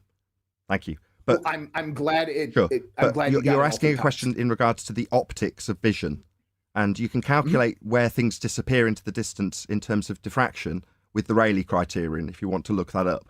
But in terms of that claim, I don't need to answer it because there's no positive assertion from me that needs to explain this on a flat Earth because I'm not using it as a claim. The claim, the positive assertion that does use the horizon, is Earth curve, but we can debunk it by showing imagery that demonstrates the horizon Earth curve beyond where it is capable of being in a physical term. So if Earth curve, as in the maths, is a hill in the way of this mountain in the distance, then that hill is at a fixed position. The hill being Earth curve in the way, blocking your view of the mountain in the distance. Well, that's all your positive globe Earth claim that we can debunk, not something that needs a burden of proof reversal fallacy using to get me to justify something that fails as a globe Earth claim. So meanwhile, to go to David's question, in terms of why the boat disappears bottom first, if you'll beg my indulgence, David, I'll take you through an example of why that happens. If I take a brick and put it a few feet away from you, you'd concede that you can see the brick, right? Hopefully you don't need to answer, you just say yes. But if I take that brick and put it, let's just say about a mile away, would you concede that you can just about make out the brick? Mm-hmm. Okay, if I take that same brick and put it 4 miles away, so you can see it moving towards the horizon, getting smaller and smaller and smaller, and then disappearing from view, would you concede that at 4 miles, a brick's too small to see? Yeah, I guess because it depends on the field of vision, right? Yeah, I get where you're going, but why does it not disappear? I've got. You just have to go with me. I beg your indulgence. Okay, I'll go with you. I'll go with you. Okay, I'm nearly there. So at 4 miles, you would concede a brick's too small to see. It's disappeared into the horizon because it's too small. Now, if I put 1 million other bricks on top of that brick and make a high-rise skyscraper, would you concede that you can see the high-rise skyscraper at 4 miles, but the brick at the bottom is still too small to see? Right, but we're not building bricks when we're talking about a moving object on the top of the water like a boat. Yeah, and if the Earth was a sphere radius 3959, every distance to that obstruction to the boat could be no more than 1.2 times the square root of the observer's height in feet, and we can fundamentally debunk that claim by showing imagery that has a hill, claimed to be Earth curve at the horizon, beyond the things it's supposed to be blocking. So we can debunk that claim in geometry. But the claim, in terms of explanation, reality, I can in explain reality. why things disappear In the real bottom up. world. I can explain why things disappear bottom up at the horizon by taking you through the thought experiment of getting a brick to be too small to see and then putting other bricks on top of it that you can see. The bottom brick's still not visible. Ergo, that building at 4 miles is missing the bottom brick. Doesn't mean it's obscured by Earth curve at 1.2 times the square root of the observer's height in feet, though. We can debunk that. It's Okay, true, but then David. bring in the blink test. If you don't I'm mind, going to keep this on mute, and feel free to talk while this is playing in the background, just for people watching, so that you have a different example here to talk about this. Go ahead, Patrick. So what I want to point out is that you asked the question about looking out into the water and how a boat disappears from the bottom up. When you zoom in on that boat after it has disappeared from the bottom up, you can reacquire it in its entirety via telescope. Okay, if you're able to reacquire the bottom of the boat by telescopy, then Can it you do it? follows. Say again? Have you done it? Yes. You can find countless videos of people doing Not just videos. this. I meant like you've seen it Have I personally? Yes, I've watched others do it. on video. Yes, on video. I'm just clear. I'm not trying to find I'm just literally asking. I'm just curious. That's all. Yes. Okay, Yes. okay. The ability. So I just want to make sure this is very plain. You watch a vessel of some kind in the distance. Your eye perceives it to be disappearing bottom up. Now, the thought of a globe earther is going to be the curvature of the Earth is beginning to obscure the bottom of that boat because it's curved and because the boat is going away. Now, the moment you use some kind of telescope or P900 camera to reacquire the boat in its entirety, you have disproven the notion that it was going over the curve in that instance. Does that make sense? It makes sense, and I understand the claim. I'm incredulous to the point that has in fact been done. Okay. When you have seen that it has been done over and over and over again, we'll talk about it after that. And I would challenge the audience, those of you who have not watched people with P900 cameras doing this over and over again, it's pretty intense stuff. So this is the counter. Comes from Red's Rhetoric. I'm sure you're familiar with him. And I do have another argument that he has posed to Flat Earth to throw at you guys. I'm just curious what you'll say. But this video was shot P900, clear day, and he's showing you the images put on top with the bottom missing over the distance, right? So this is what the blink test experiment is, and it's very effective at actually speaking to that claim, okay? Okay. So I'm just wondering if I'm trying to think of because we're talking about a lot of things here, but what kind of practical experiments could you, Patrick, me, Josh, say we go to, I guess they're putting together some of these awesome Badlands events that we're all going to actually physically meet each other. That should be great. I'm thinking, well, hey, if I make it down there in April, let's say whenever that is, and I was going to ask Josh, because I know Josh had a few experiment ideas as well, that we could do together. We could bring some flat earth proponents, yourselves, we could come and together we could do a series of experiments. And that blink test would be one of them, as well as what Josh was saying with Denver. And then I do have a few others that have to do with the sun and some other things. But do you have a video, Patrick, to show what you're talking about? Yeah, sure. I mean, I have tons of videos. I made them all in like little clips of Taboo Conspiracy and his wife taking enormous distance shots with the P900 camera, showing that the Earth is completely flat over distances with no curvature obscuring anything. People do it all the time. They also use telescoping lenses to reacquire things that have visually disappeared from the bottom up. I didn't like clip one of those. That's okay. And you know what? Maybe we don't have to. I just want to give you the opportunity. I was just thinking this would be a good experiment that we could do in real reality together. Can I address that? We could verify, because we're just talking. I want to see it with my own eyes, because isn't that what this is? Please, observing please, I yourself, beg of you. the Can I truth address about that? this? So a couple of things. The red rhetoric thing.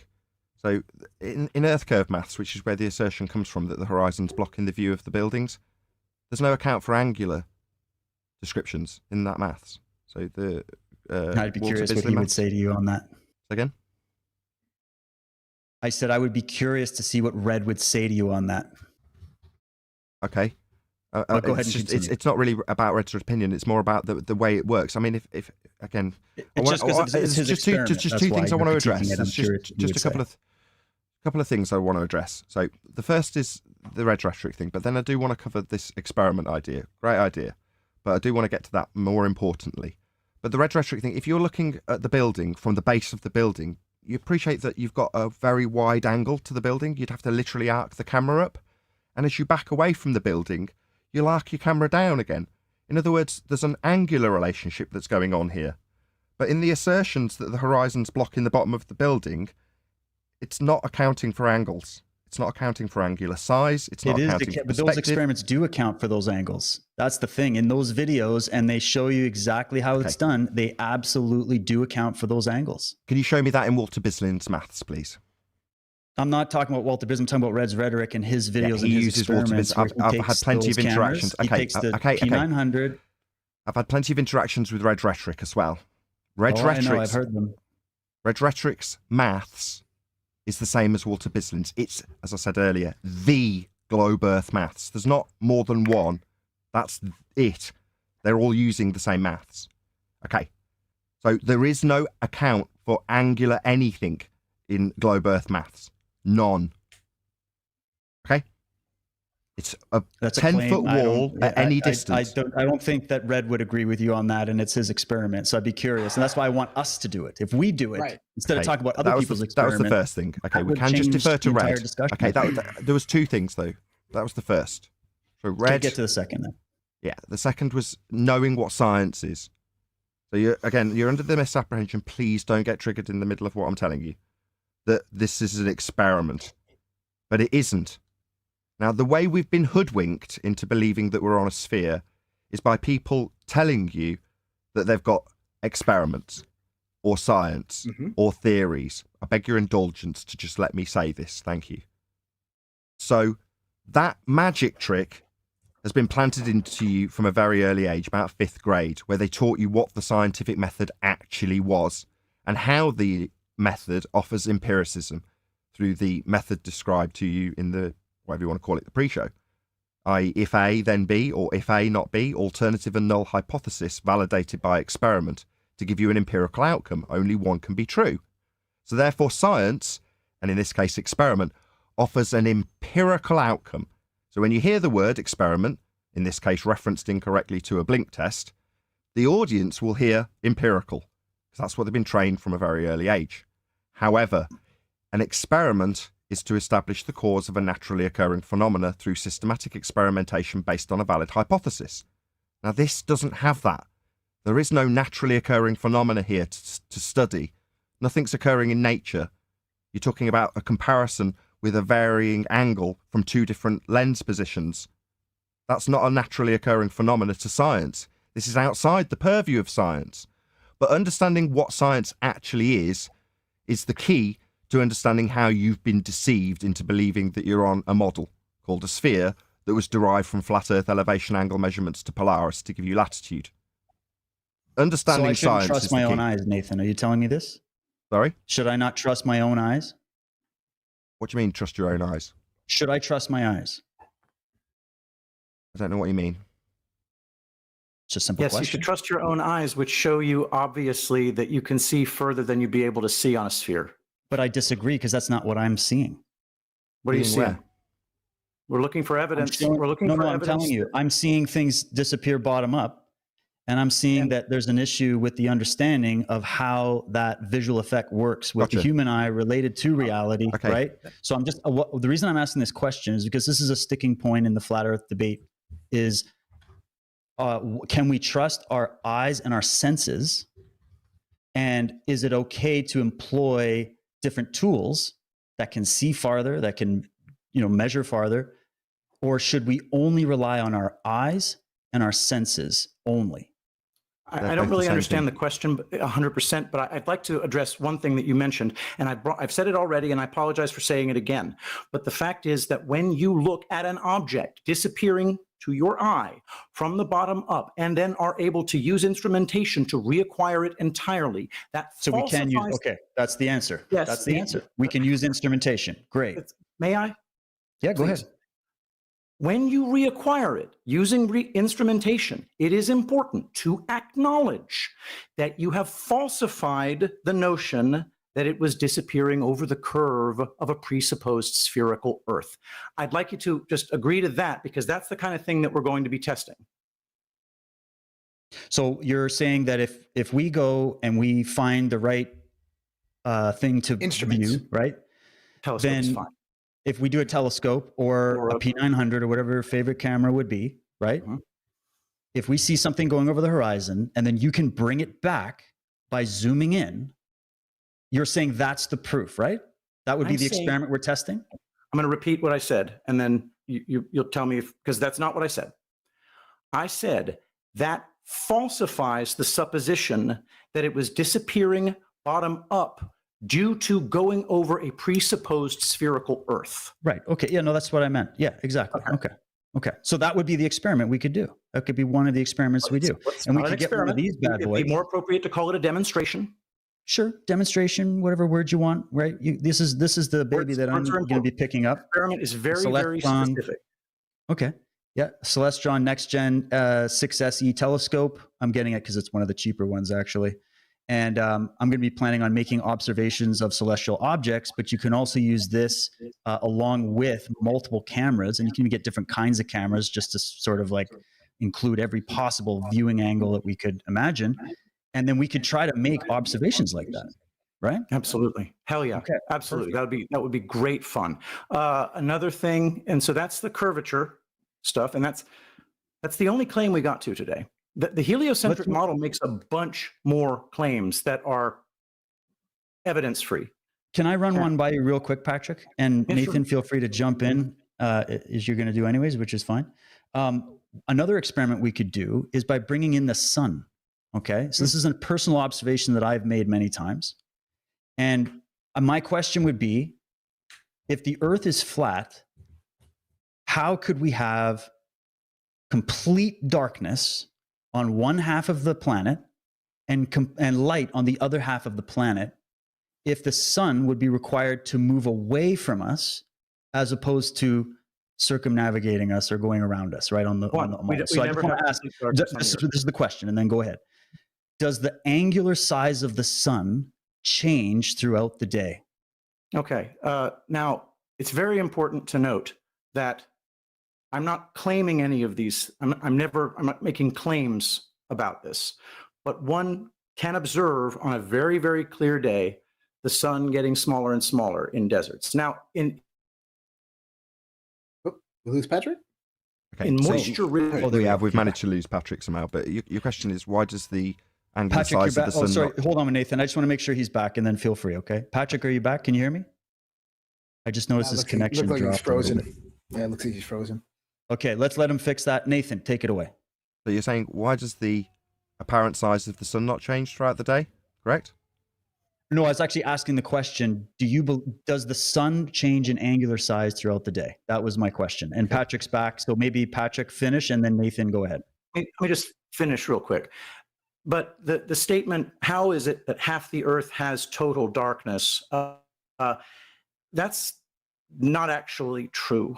There are times when the Earth has way more visibility of the sun than the globe model would ever allow. But so the notion that it has to be a ball because there's exactly half of the Earth that doesn't have any sun at all given times, it's just falsifiable. It's not true. In fact, there are some days when they say that the Earth is seeing 99% of all human beings are seeing the sun all at the same time. You look that stuff up. It's very interesting. But no, the globe model does not explain the percentage of the Earth that is looking at the sun. Okay, so then the next question is, does the angular size of the sun in the flat Earth model have to change throughout the day? Because it's moving away from us and towards us, right? It's moving on the record player, right? What flat Earth model would that be? I haven't claimed any flat Earth model. That's the first thing. And secondly... Well, there is no flat Earth model, first of all, but I'm just curious what you think about the sun. How do we resolve the issue with the sun? Well, when you say there is no flat Earth model, that's not true. They're all flat Earth models. Can we make predictions on it? Do we have an actual scientific model where you can make predictions and you can do those equations and have repeatable experiments? Do you have that model in place? Do you have, any footage of the edge of the Earth? Like this is what I mean. Like, we don't have an actual model. This is admitted by Jaronism and many of the flat earthers. They say, yeah, we don't have a model. We just have our counter evidence to your evidence. Do you agree I was with in that, the middle of saying something to opposite to that, but I got stepped all over. I'll try again to contradict what you've just said. Other people say that aren't me. All of them are flat Earth models. That's the second attempt. I'll count them off. All of the models, including your globe model, are flat Earth models. All of them are using the latitude lines that are derived by way of a measurement. That's an in reality measurement of Polaris on a flat plane. Those angle measurements to Polaris and the degree that it drops towards the horizon as you move away from it give you the latitude lines. That's flat Earth elevation angle measurements to derive the concept that is used to give you your globe model. Now, models aren't science. Science deals exclusively with phenomenon. That's things happening. Flat Earth, or globe Earth for that matter, that's a concrete noun outside the purview of science. You keep appealing to this like it's science. It is not. Meanwhile, we've debunked the mathematical assertion that the horizon is at a geometric limitation to boats and buildings by showing that it isn't. Debunking the geometry. You don't need to trust anything. The maths is laid down, set in That's why we're going stone. to do the experiments. You didn't really debunk it. You had an answer. There's answers to your answers. We can go on forever. Let's do the experiment together and just prove it once and for all. What's I'm the asking about experiment? the sun, Nathan. What's an experiment? Does the sun change what's in an angular experiment? size throughout the day on a flat Earth or not? The not actual size of the sun. You're asking me why does the not actual size of the sun, that's angular size, Does not the sun change? get bigger and smaller throughout the day based on where it's located and where you're viewing it? And that's angular size, not actual size. That's what I said, the angular size. Yeah. Does that change? The not actual size change? Does the sun change in size? In not actual size, angular size. Does the sun What do you appear mean to by get smaller? Or angular, not actual size. That's the third time I've said it. Right, because of it's not like we're saying the sun is growing and shrinking like as an actual object. I'm not saying that. Let me rephrase it. From my perspective, viewing the sun, if I were to track it throughout the day, and obviously I would never stare directly at the sun, never do that. Let's say I got a really nice camera with a decent zoom on it, and I put a solar filter on front of that camera, and I literally just mount it on an equatorial mount that would actually track the sun throughout the day, and I let it run for, say, a few days in a row. Will I see the actual size of that sun change based on perspective? Because it would have to be moving forwards and backwards, because what's a sunset otherwise, right? This is the argument that you guys will bring if I say, I've watched the sun go below the horizon. I see it multiple times, and I've seen it come up from the horizon until it's a full sphere in the sky. So in the flat Earth explanation, it would have to go away from you, right? similar to the boats on the horizon. That's the only way it would work on a flat surface. So if that's true, then we would see an observable difference in the angular size of the sun relative to the observer. The not Okay, actual size. Nathan, I'd like to answer this. Well, he's put it to me. No, that is what the sun does as it goes away from you. Do you know how I know? So it gets smaller. My bad, only one it gets sentence. smaller. Only about 2 or 3 minutes from you. One sentence from me. Maybe you call me a dick. I'll try again. In celestial navigation, you measure your position to the horizon. Now, if the sun is above the horizon, its GP location, that's the point below the sun on the ground, i.e. if the sun was above you at your zenith, can be, and often is, beyond the horizon. So when you measure your angle to the horizon and the GP location of the star, it's beyond the limitation of your view at the horizon. So when you say it's going over the horizon, you mean over the physical geometric limitation to your view at 1.22 times the square root of the observer's height in feet, aka Earth curve hill getting in the way, that we debunked? Definitely not. Meanwhile, in celestial navigation, you can measure its position beyond the horizon after you establish the ground as level to get an angle to the sun to find out where your location is. That's called celestial navigation. It only works on a flat plane. It only works with angle measurements from Polaris, that's your latitude lines, that were measured from a flat plane. That's why all the maps are flat. So, no, the sun doesn't go beyond the horizon. So, Nathan, give me a straight answer. Does the size of the sun on my perspective change? And why do I see, as the sun is going over the horizon, I don't see the whole sun disappear. I see it like a quarter of a sun, then half a sun, then three, like it's dipping down. I'm seeing it disappear downwards. And then I'm watching the same phenomenon in the morning, right from my deck. And it's coming up and you see the top and then a little bit more and then a little bit more and then a little bit more. Then it's in the sky, right? That's what I'm witnessing. And so if you're saying that the sun, the reason the sun is setting and rising is because it's vanishing from my field of vision. I didn't make this claim. Then I would see the whole thing shrink into the smallest little dot to like a pinhead. Would you? And then it would I couldn't see it anymore. I would not see the shape obscured by the horizon. I wouldn't see that. Like a brick that disappears at 4 miles. We're not talking about bricks. I'm talking about the sun.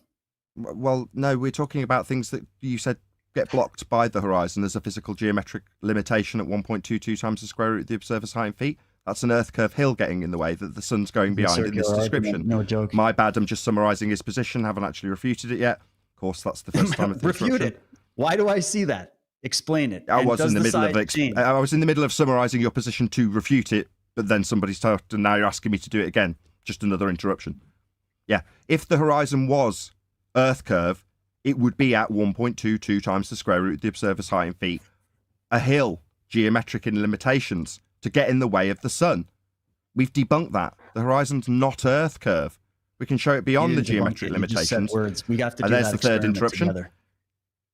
We can show it beyond the geometric limitations, and further to that, you can measure the GP position of the sun beyond the horizon, where you see it, when you navigate with it.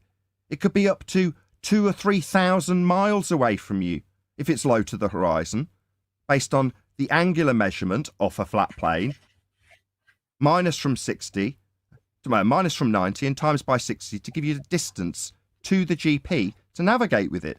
Well, that distance is along a flat baseline. It's a triangle. Well, that's the sun already beyond the horizon in navigational terms. So when you say it goes beyond a hill, no, it's long beyond the hill when you measure its GP position on a flat plane. That's the second time I've refuted your position. That's not a refutation. So my eyes are deceiving me? No, navigation. No, navigation is showing you that it's already beyond the horizon when it's several thousand miles away from you and you're using it with an angle measurement to it. Third time. All right, so let me take a crack at this. So what I don't really understand here is we started by saying there is no evidence that the curve of the Earth is of a presupposed spherical Earth is the reason why we have a horizon. And we ended up kind of battling to a standstill with us saying, do you have evidence of such to which you responded, okay, we're going to do an experiment to get evidence of such. And then you say to me, because you didn't like the experiment I showed you. And so I said, let's do it ourselves then. Right. Can you define experiment for us? I just you haven't shown anything. I was 10 seconds into my answer, Dave. Go ahead, Patrick. Go ahead, Patrick. I mean, Nathan gets mad for a reason. Okay. So I'm going to try again.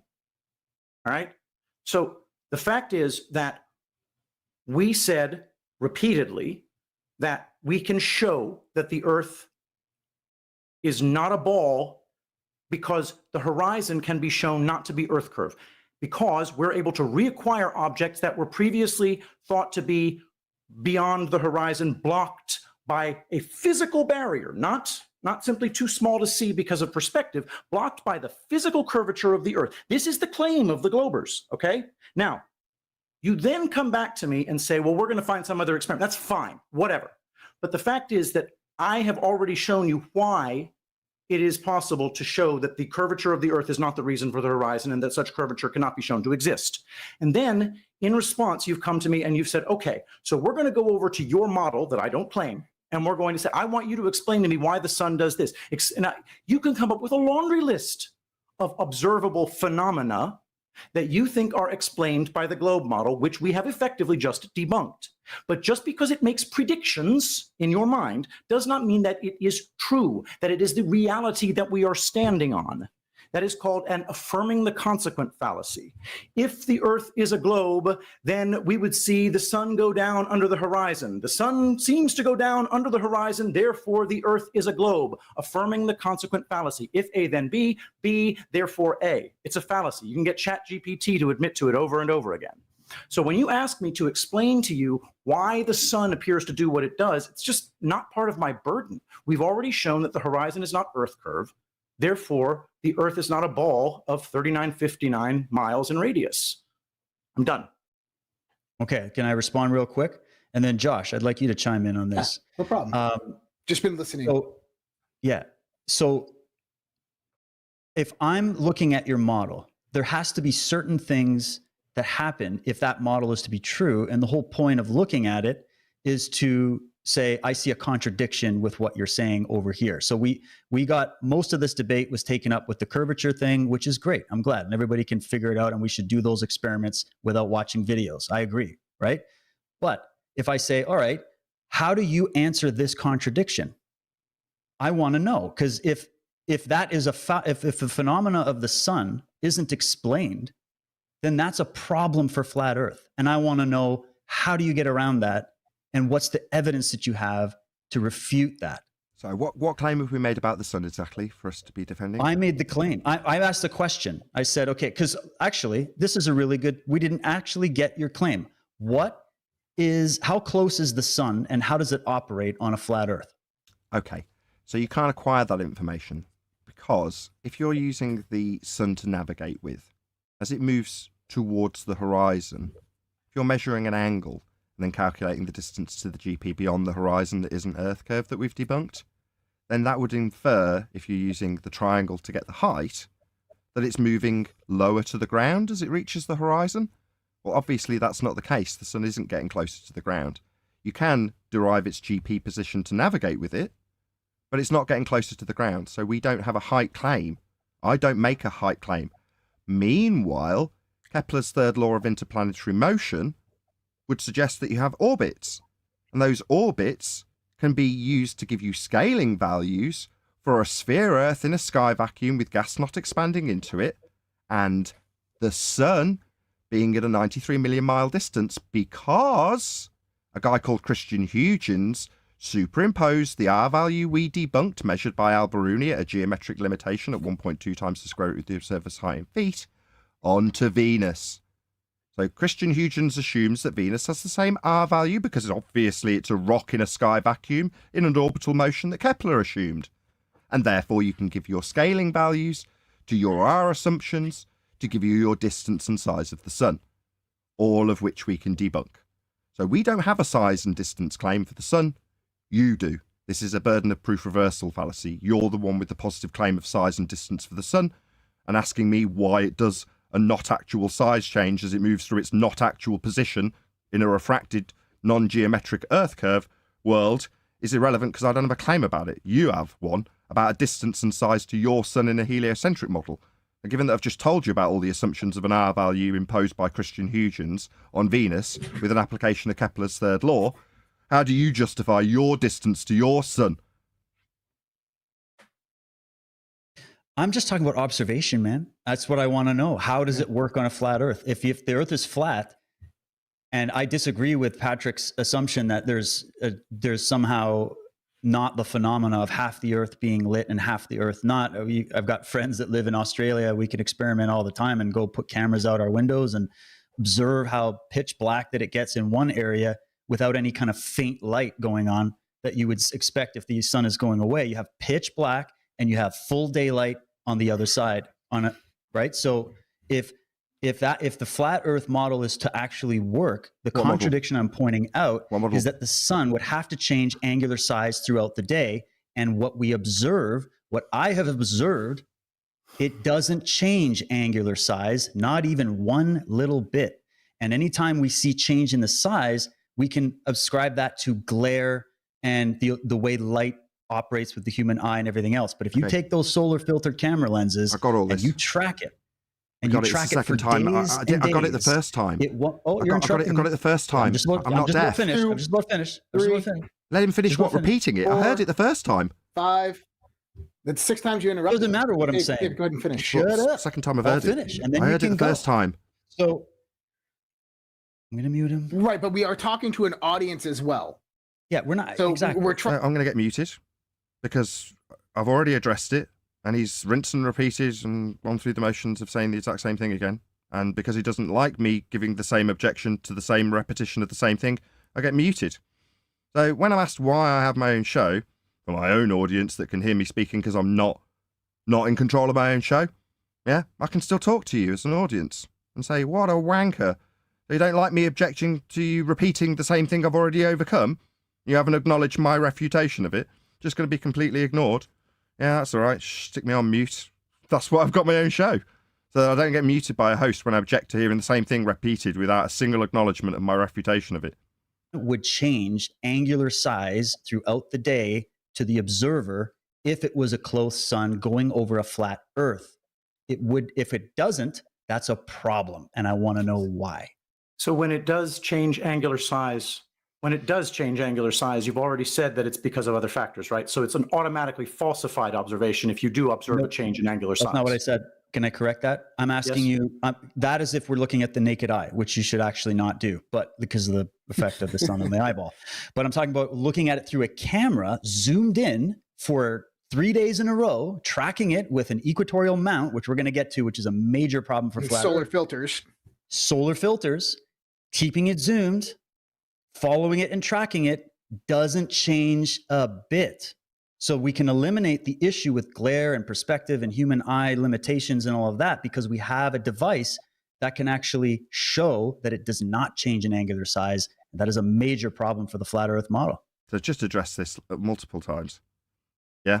Not actual size. Who gives a crap? Meanwhile, his audience can't hear a single word I'm saying. Have all the answers. You're not the my fact guru, is, Patrick. I love you, man, but you're not a guru. All right, but just think about what you're requiring right now, okay? We have already gotten to the point where you are completely stymied when it comes to showing that there's curvature of any kind. As visual, Well, I think we disagree with that. I think it was a disagree to disagree. Yeah, Fine. that's going. Disagree to disagree when it's 2-on-1 and the other guests can't be heard and interject in any way.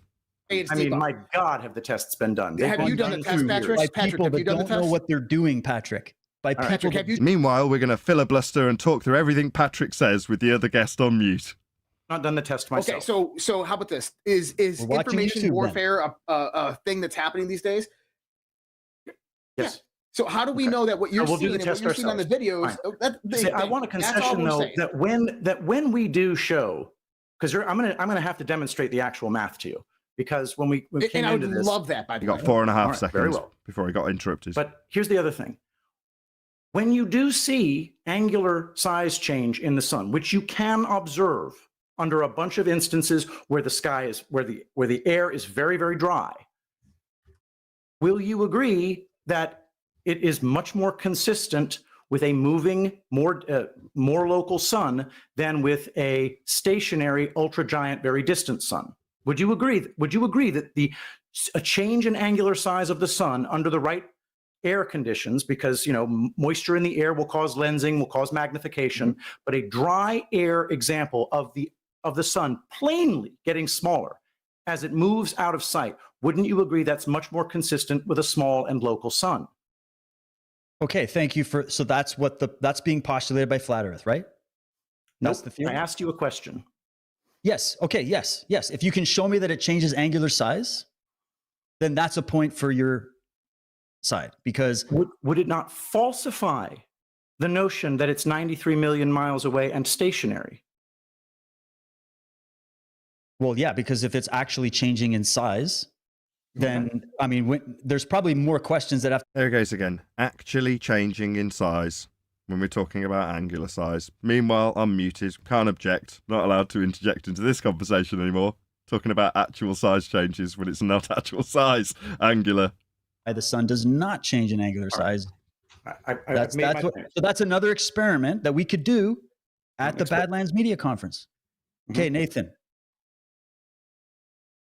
So not actual size change. Fourth time.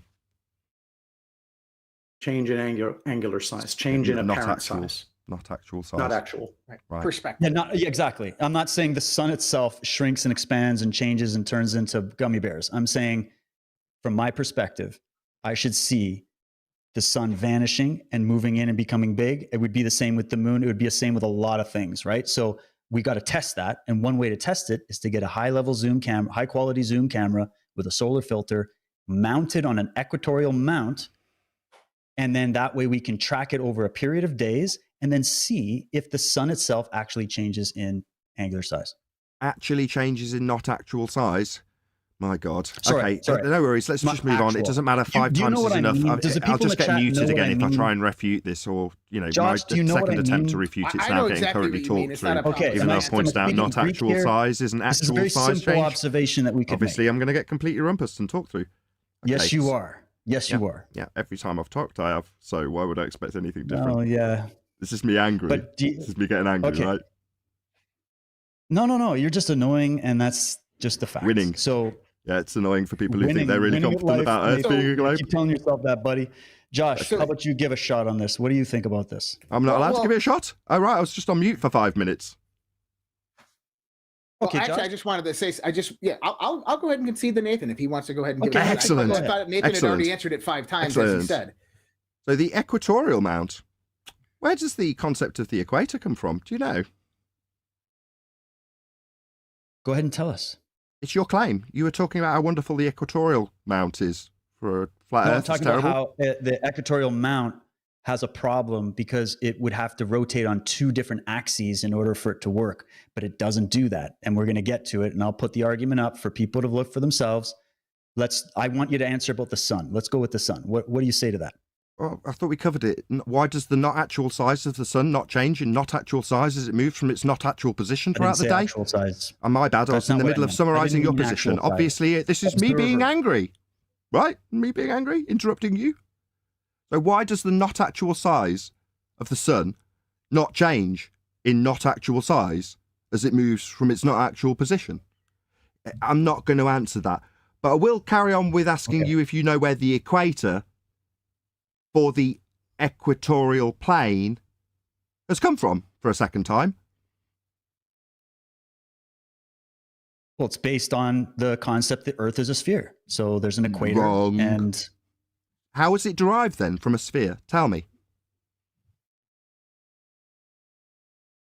I don't know. Tell me. Why did you make that claim then? Hold on. I'm replying to him. You just asked us to answer it. He didn't know. I heard his answer. He said he didn't know. I'm not a mathematician. But you made a claim. My bad. I'm responding to you. You don't know. Now I'm responding to you because I do. You're not going to yield even though he doesn't know? The equator is aligned. No, I'm telling you that I'm going to show you the argument. Okay. It's not, I'm just posing arguments here because I want to know how you guys respond to this stuff. Okay. This was an argument. This was a challenge that was posed by Red's Rhetoric. Once again, he even put a Mavic. Do you want to get him on? Pro get him on as a. Oh, I'd love to. But you don't but know what you're talking about. This is your claim. I just want to put the Stop argument telling out, people okay? they You don't know the argument. I'm trying to know. address Let's it. have a I've already discussion. tried to Yeah, address it, and every exactly. time I try and talk, somebody's talking through me. You Because don't know all you're where the doing is just equator. saying the same thing Same over thing and again. over Here and we then trying go. to My strong-arm God, people what is for your levels of problem? Conversation. You're not even answering the freaking questions that David has been asking you. What about the I mean, equator? I asked him where the equatorial see plane came that- from, and see he how the didn't know. telescope's And now moving? I'm getting talked through again. Yeah. You don't know where the equatorial to plane came play from, that or one more what time. the This is equator's. what My bad. he I'm was never going to imaging. get this This is statement footage out. from Astronomy Never going to Live. get the statement out. And as you can see, in order to take that picture, notice how the telescope is only moving one axis. It's not pivoting here at all. It's pivoting down here at its base. See that? Yep. It's only moving one axis of rotation. Now, let's go ahead and go to an actual model. So what we're going to do is we are going to have a flat Earth model with an object rotating overhead. What does the telescope have to do in order to follow that object? Well, I'm seeing that that telescope on the flat Earth has to rotate two axes of rotation. Here's declination, and here's right ascension. So on the flat Earth model, it has to rotate two axes in order to follow a celestial object. Now, what about the globe? Let's go ahead and check out the globe right here. So on a globe, let's go ahead and let me fast forward here. Oh, there it is. So there's the globe model that we're going to use.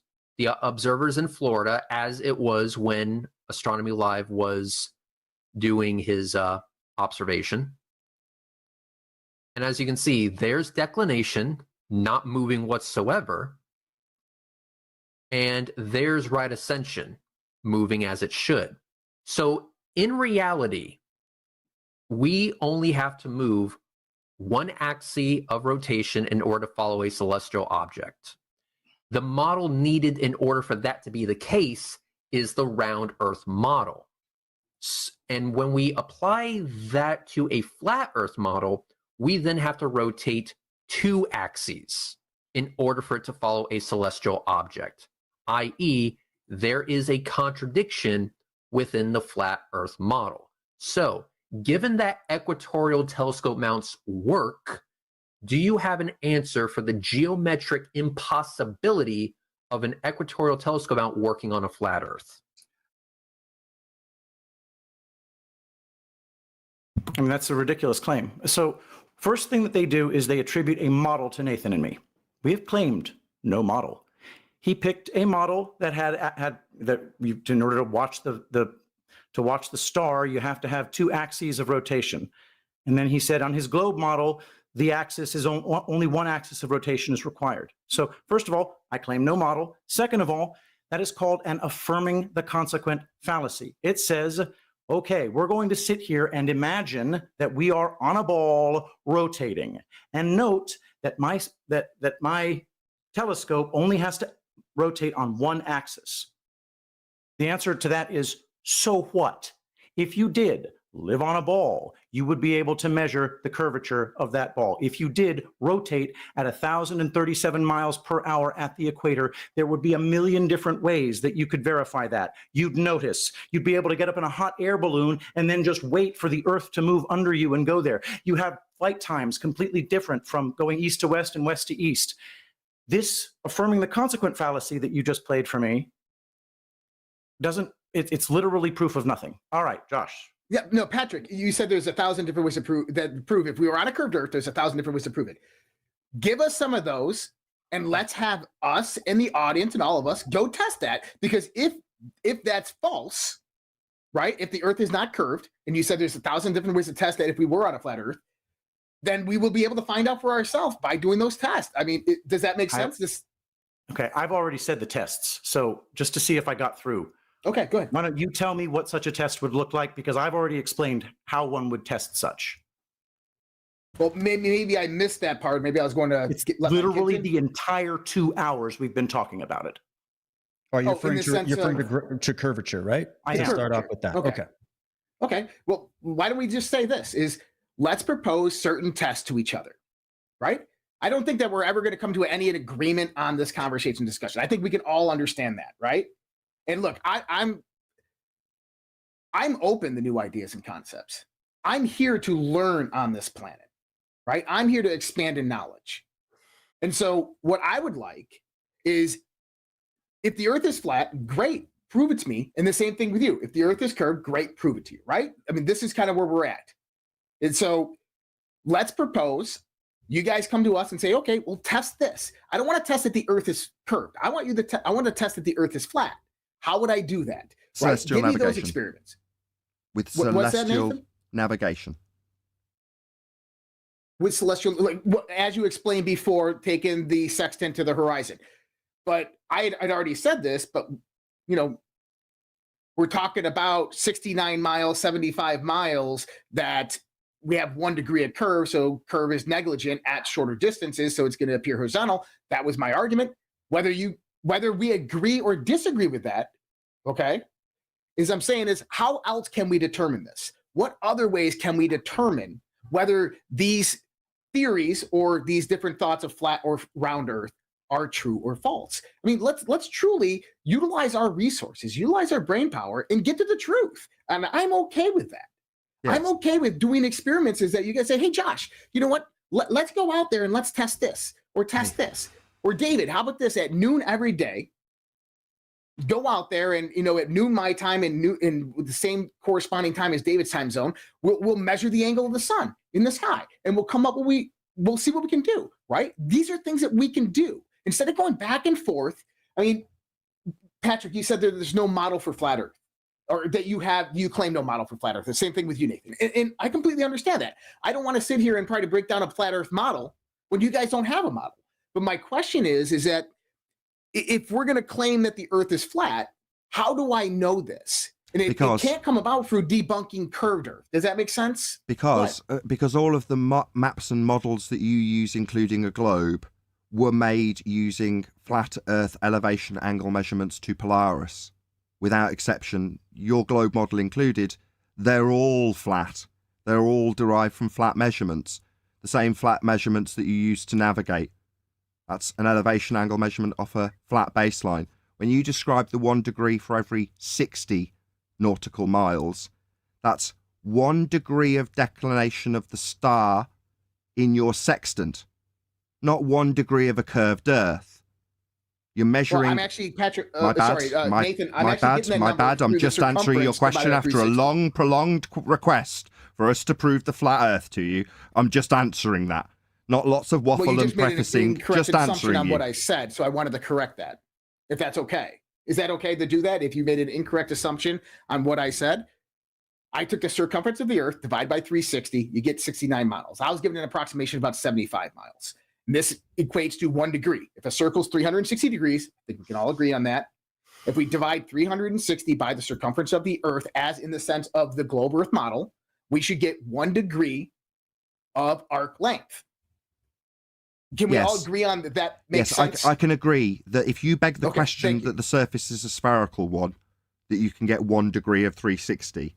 However, in practical application, when navigating the surface of the Earth and referencing elevations to sea level, you can measure the declination of stars in the sky based on a flat Earth angle.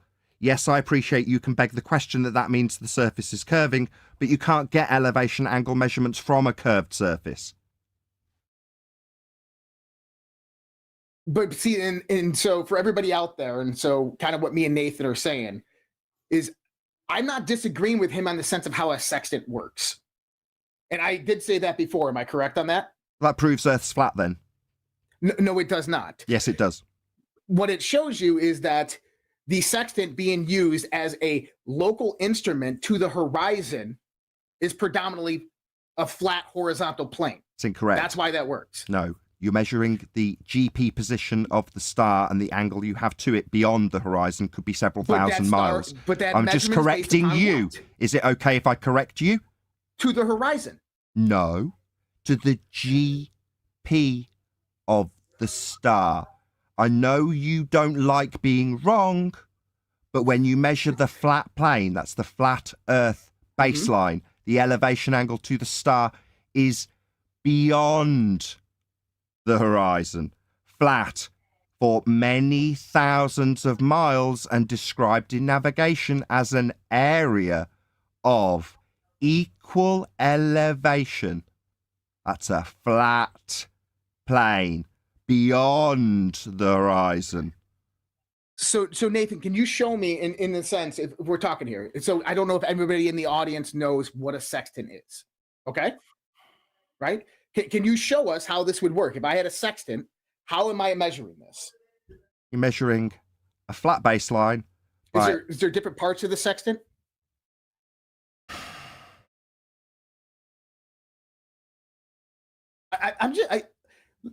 We got an audience here as well, man, right? So I'm just trying to extrapolate as much information for everybody as possible, right? Sextant me is and you keep on going back and forth with this.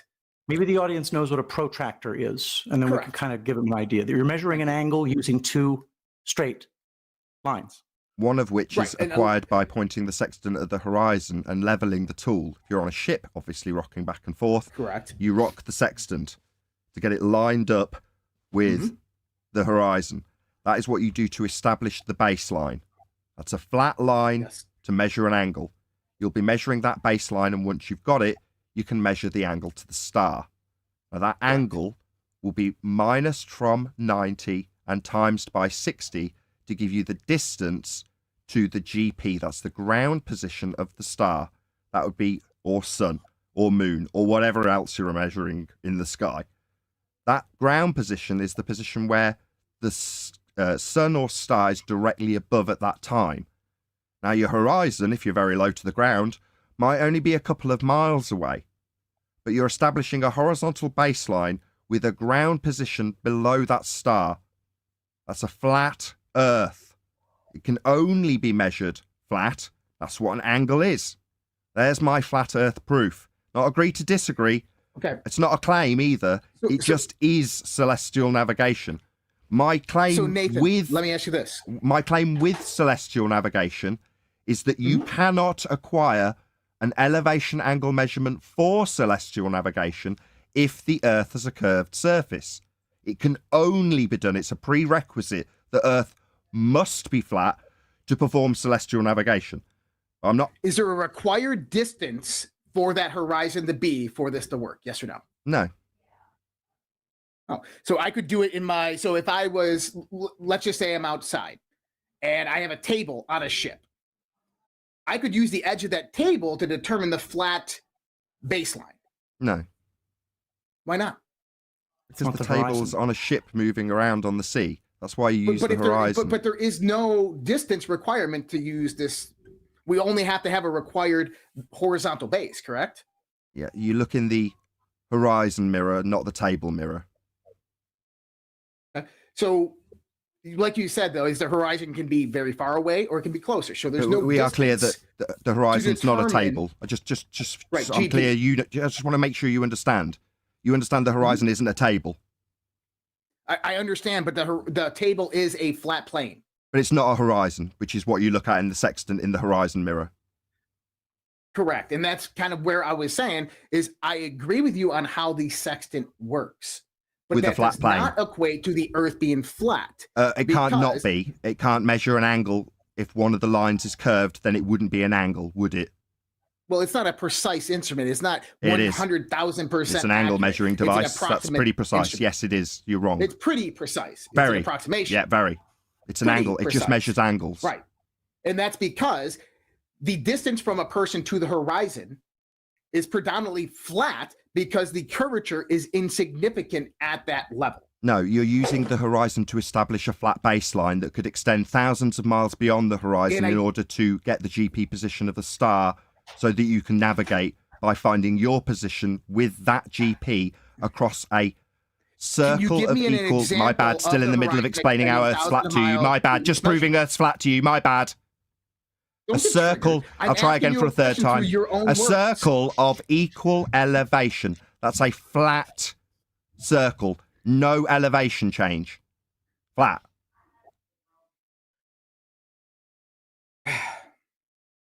Anyways. Thank you, Seriously, Nathan, I Josh, appreciate that. Josh, we Okay. have been here. We have been here. We have been here for 2.5 hours, Josh. We have spent most of this time talking about why the curvature is undetectable, how we would go about detecting that curvature. This is just a listening kind of question. How would we design that demonstration to measure the curvature of the Earth? Well, you can take two people in different parts of the country or relatively far away, right? And we can measure the sun at equal times of the day. Now, if the Earth is flat, we can make approximations of what those angles will look like. And the Earth is curved, we can make approximations of what the curvature would look like. Am I correct? Flat Earth for those I mean, angles. first of all, no, it has nothing to do with curvature. But you did hear me when I said that the curvature would be 8 inches times the square of the miles. Right, but that's an approximation, and that breaks down after about 100 miles. It is Absolutely, it breaks accurate. down. It is incredibly It's incredibly accurate for short distances. Yes. You know this, Patrick. It's I incredibly do. Yes, accurate for short distances. I'm literally a mathematician. I know how to study circles. Great. And so it's incredibly accurate for short distances because the curvature of the Earth at short distances is insignificant. But as you get further towards 100 miles, like 69, 70 miles, that equation starts to break down and no longer works because curvature. Yes, it does. Okay, so this is where, can I just jump in real quick here? Can I just jump in real quick? That is a blatant falsehood. Okay, well, then here's what we do. We reasonable. test it to us. Yeah, us let's physically test it. test it in reality. That would be the proper, because obviously we're not going to convince each other, but this is for the sake of the audience. Fair we want to enough. see the, no. We want to see the different arguments for and against the flat earth, right? We want to see where's the contradictions, where's the flaws. I think the sun is a really good experiment that we can do. There's other experiments No we can do. experiment happening And so- here. Okay. No. What do you mean by the sun is an experiment? What does that even mean? How about we change out experiment with test? With a test. Is that Okay, better? a Is test. that a better word? David finish. A I want to hear what test. he's got to say. I still don't know It's the what the best test word is. to do some of these things to try to find out We've spent if this the whole time claims talking made. about the curvature of the Earth. Patrick, And hold you're on, talking hold on. about Patrick, the Patrick, curvature of the Earth by Patrick. measuring an angle to the sun. Wait a That second. makes Let me literally no just- sense. Patrick, this please, sentence. please, Let me just Patrick. Nathan, okay. I want to hear what you're saying, David. Go ahead, David. Well, we gotta wrap this up. No offense, but I do have to go because we are coming up on a very long time of this show, which is okay. It's great. Here's but another I do have experiment to we go can do here really soon. quickly. I'm going to take it through. You guys know about the midnight sun. Speaking of the sun, so first experiment would be tracking the sun for days on end to see if there's an angular change in our perspective of the size of the sun. Okay, I'm not talking about the actual size of the sun. That's one thing. Another thing, we could look at this, Kiruna, Sweden, right? And just really quickly, this was something that one of my followers on Telegram had sent in. I just want to propose it, okay? In Kiruna, Sweden, the sun stays up continually, never setting, for 2 months in June and July. Yet 8,400 miles away in Australia, it still comes up every day. The total straight line flight distance from Kiruna, Sweden to Perth, Australia is just over 8,000 miles, right? Now, given that we have the sun up over 2 points on the Earth that are 8,400 miles apart, given that the flat Earth sun visibility of 9,000 to 10,000 miles, those who live in America should see the sun at the same time as Kiruna, and Australia sees it, as we are only 4,400 miles from Kiruna and only 8,100 miles from Australia. And I got the exact distances there from Atlanta to Sweden. So we could just get some people in Sweden, get some people in Atlanta. We know the mile distance, and then we can start looking at the sun. On a flat Earth, we should, but we get nothing but total blackness. We get total blackness because of the curvature of the Earth as the sun is on the other side. Even in a plane at 36,000 feet high and the flat Earth model of the sun being only 3,000 miles high, we can't see the sun in the USA while it's up over Kiruna and Australia. So why can't we see the sun in America during the time that Kiruna and Australia see it, given the flat Earth model or proposition about the sun? So that's the argument that's posed. What is the assumption? What is the begging the question assumption that took place in this argument? Just think of this as like a little pop quiz on the nature of the flaw in this logic. What is assumed by these that people. the Earth is curved. Yep. Yep. So that means I'm telling you, this is the experiment. This is another experiment we could do. It's affirming the consequent formal logical fallacy. If P, then Q. Okay. Q, therefore P. So this experiment is a logical fallacy, Nathan? Is that what you're saying? Yes. Because it's already assuming that the Earth is curved. And I understand what they're saying. No, it's showing you that if this phenomena is happening, there's a contradiction that shows itself for the flat concept of the Earth. It Based on the assumes a model stationary straw sun. man that we haven't claimed. Yeah, that's it assumes a stationary sun. Yeah, it's called a false dichotomy and a straw man. So I haven't claimed this model, and you're burning it in false dichotomy. So no, it's because it begs the question about why in Kiruna, Sweden, you got 24-hour sunlight for a period of the year, yet in not that far away, you have people that are seeing the sun rise and set. Therefore, so the they're Earth's a sphere. saying there's an issue here that would not work out Therefore, if the it Earth's was a a sphere. flat surface You literally, and the sun was acting in the way that it would have to on a flat Earth. You just formalized. You literally went through the affirming the consequent. You verbalized it in the perfect form. That's an affirming the consequent formal logical fallacy. So this is not a good experiment to do. It's not an experiment at all because there's what's the fun. Okay. Stop. What's the first step in the scientific method, please, David? To make an observation. No, incorrect. Observation of a phenomenon. That's something occurring that you want to know the cause of. That's an observation. No. That's an incomplete statement because there's nothing to explain the cause of if nothing. Shit. My bad. You know what I mean? My bad. I'm just correcting you. I know it's painful. Okay, there's nothing to study the cause of if nothing happened. Like, what's up with the third attempt? I know it's painful when you're wrong. It's not observation. I wasn't wrong. I said to make an observation of a naturally occurring phenomenon. I realise that now 4 people are talking while I'm trying to make the correction. I know you don't like being corrected. It's not me being angry. It's just the 4th attempt for me to say you're wrong. That's an incorrect assertion. Because an observation, 5th attempt to show why I was wrong. 5th attempt. Can't get anywhere. Listen, it's only the 5th attempt to finish this statement. Because I honestly, 5th attempt. Honestly, man, I'm not allowed to correct him then. He's just not allowed to be wrong. Not allowed to be wrong. He wasn't wrong. He asked he was. Now I've got muted. I love it. So for my audience's benefit, I can mute them too on my recording and say that this fuckwit doesn't know what science is. Science involves observation of a naturally occurring phenomena. That's step 1 in the scientific method. It's an incomplete statement to say observation is first step. So he mutes me. After he rinses and repeats 4 times and I say, no, you're going to have my correction. No, I'll be muted by the host. Yeah, neutral platform, this one. Yeah, I'm not allowed to be correcting anybody on the panel when they're wrong about what science is.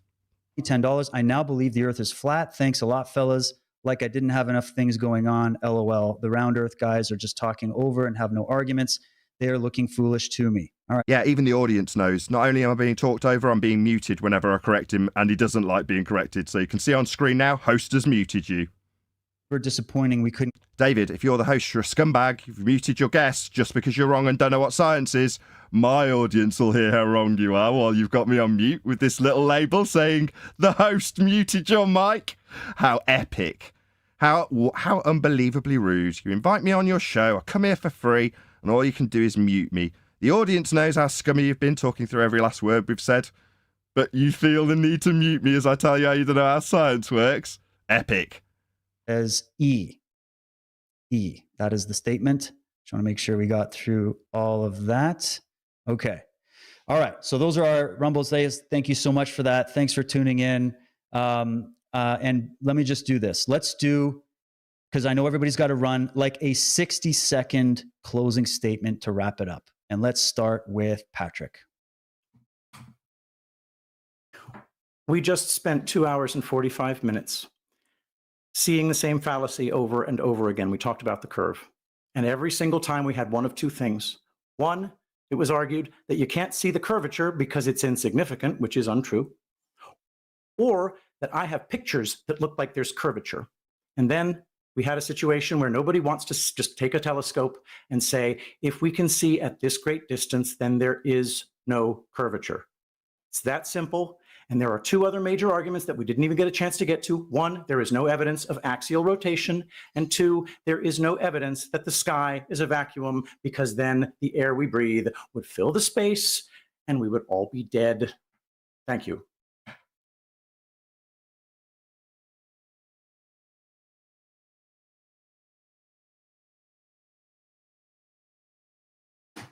I think you're muted, Josh. I can't hear you. Josh, I can't hear you, Josh. So I said over to Nathan. Nathan, it's you, man. Go. Oh, my Nathan. bad. Right. Okay, sorry. Yeah, the main way we've been poisoned into belief of a sphere is by misapprehensions about what the scientific method is.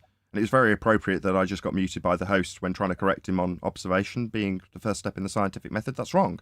It's observation of something occurring, so you can establish the cause of the effect.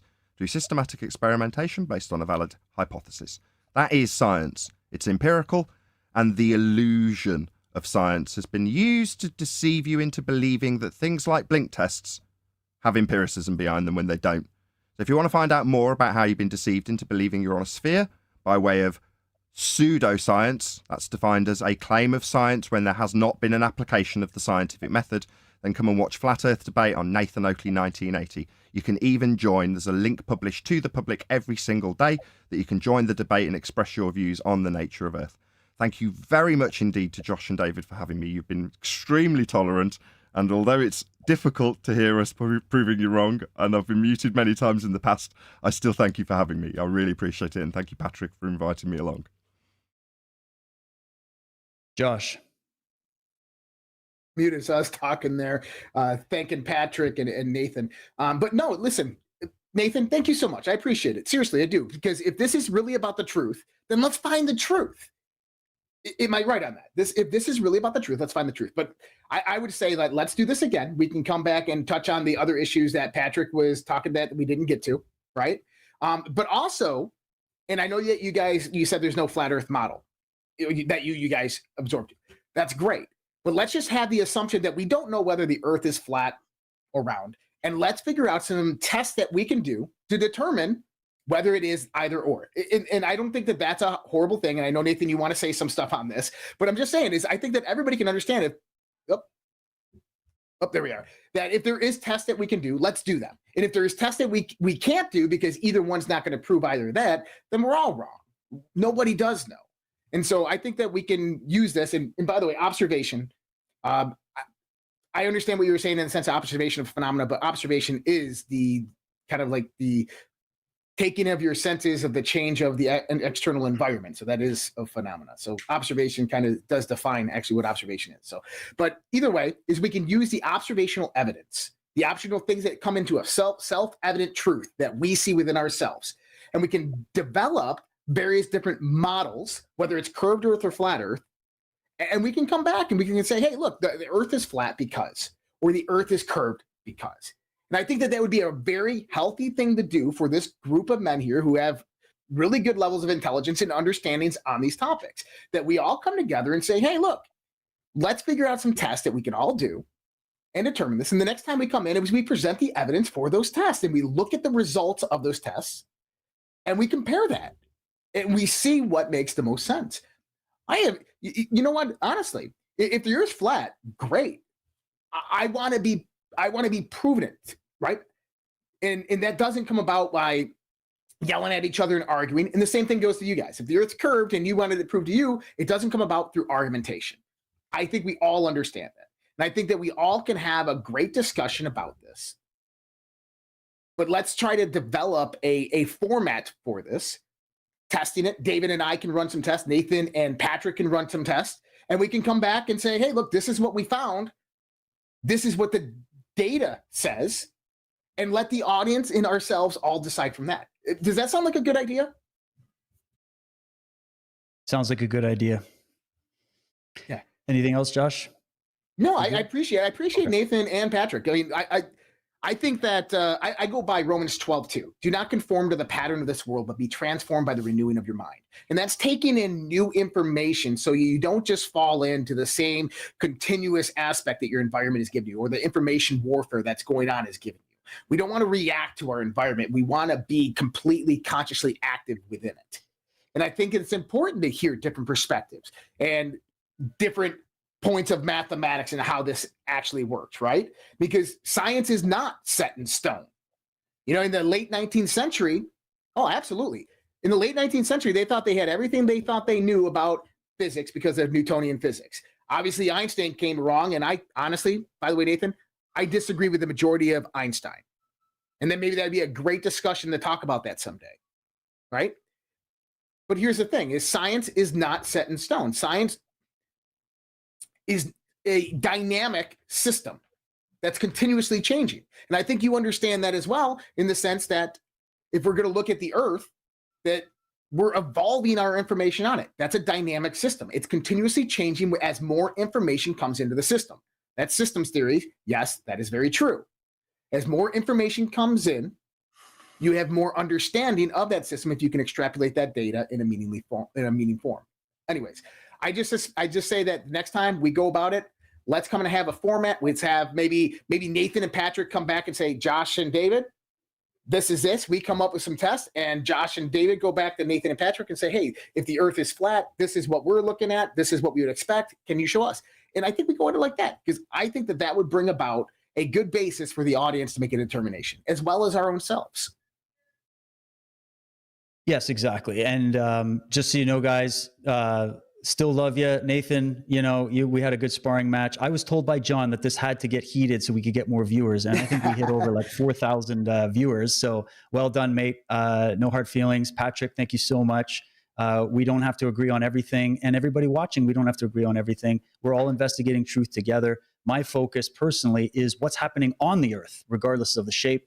I'm not saying that this discussion isn't important, but I think we can all agree that we are living in the age of tyranny, lies, and deception. And it's up to each and every one of us to utilize our minds and every part of ourselves to try to find out what is the truth. And in doing that, it's important to look at the opposite opinion of what you currently hold and test yourself constantly against it. The last thing I'm going to drop here is just an address to people in the chat and other people that have sent me that look at this from a more religious perspective. That wasn't the topic of today's debate. I'm not going to bring it up any more than this. Just to give you someone that I agree with on his position. His name's Giordano Bruno, and he was actually burnt at the stake by the Vatican in the year 1600 for going against the dogma of the church. And this is what he had to say. He says, God is infinite, so his universe must be too. Thus is the excellence of God magnified and the greatness of his kingdom made manifest. He is glorified not in one, but in countless suns, not in a single earth, a single world, but in 1,000,000, I say, an infinity of worlds. And whether you agree with that or not, it's just a philosophical thought that for those of you who think that looking at the world as a sphere, or that there is the reality of an infinite universe or a vast universe, that somehow contradicts creation, contradicts a God, or contradicts Christianity or your cherished belief systems. I have a channel on Telegram that you can go. I'm a collector of refutations to this argument. And love me or hate me for that, at least you have the challenges to all the points that have been brought up. You can find it on Telegram. It's called Flat Earth Refuted. And I'm also posting a link from a friend of mine who's a theologian and biblical scholar who disagrees that the Bible actually says there's a flat earth. And he's got all of his arguments there. He's got a free PDF book. So I just wanted to address that. That could be a topic for a different debate, a different time. But I want to thank everybody for being here. Thanks to Badlands Media for allowing us to be here to host this. I don't personally want to turn my entire career into debating flat earth, but if we want to do some stuff in the future, I'm more than open, and I'd love to do those experiments. So thank you, gentlemen. Thanks to our audience. Much love. The truth is going to win, and I wish you all well. Cheers, everybody. Night, guys.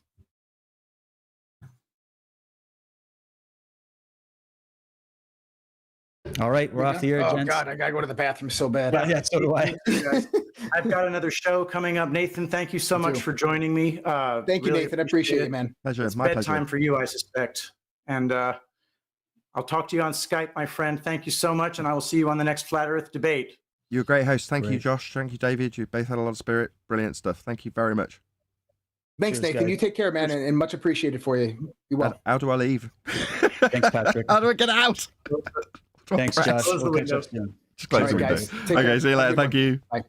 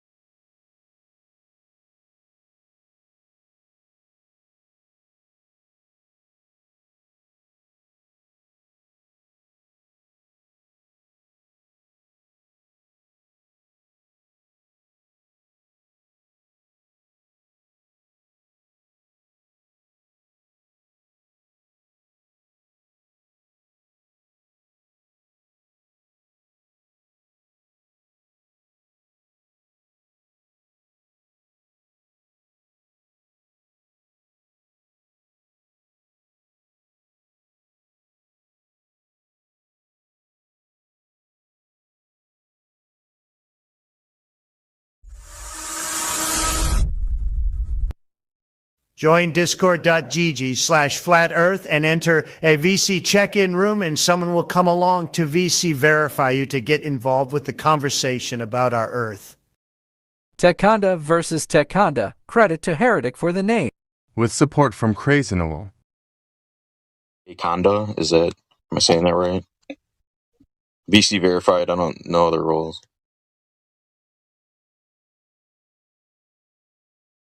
Anybody want to? Hey, Conda, you there? Yeah, what's up? Hello, I'm Gregory. Pleased to meet you. Hi. I go by Tekanda. Are you, do you believe that the Earth's spinning ball in the cosmic vacuum?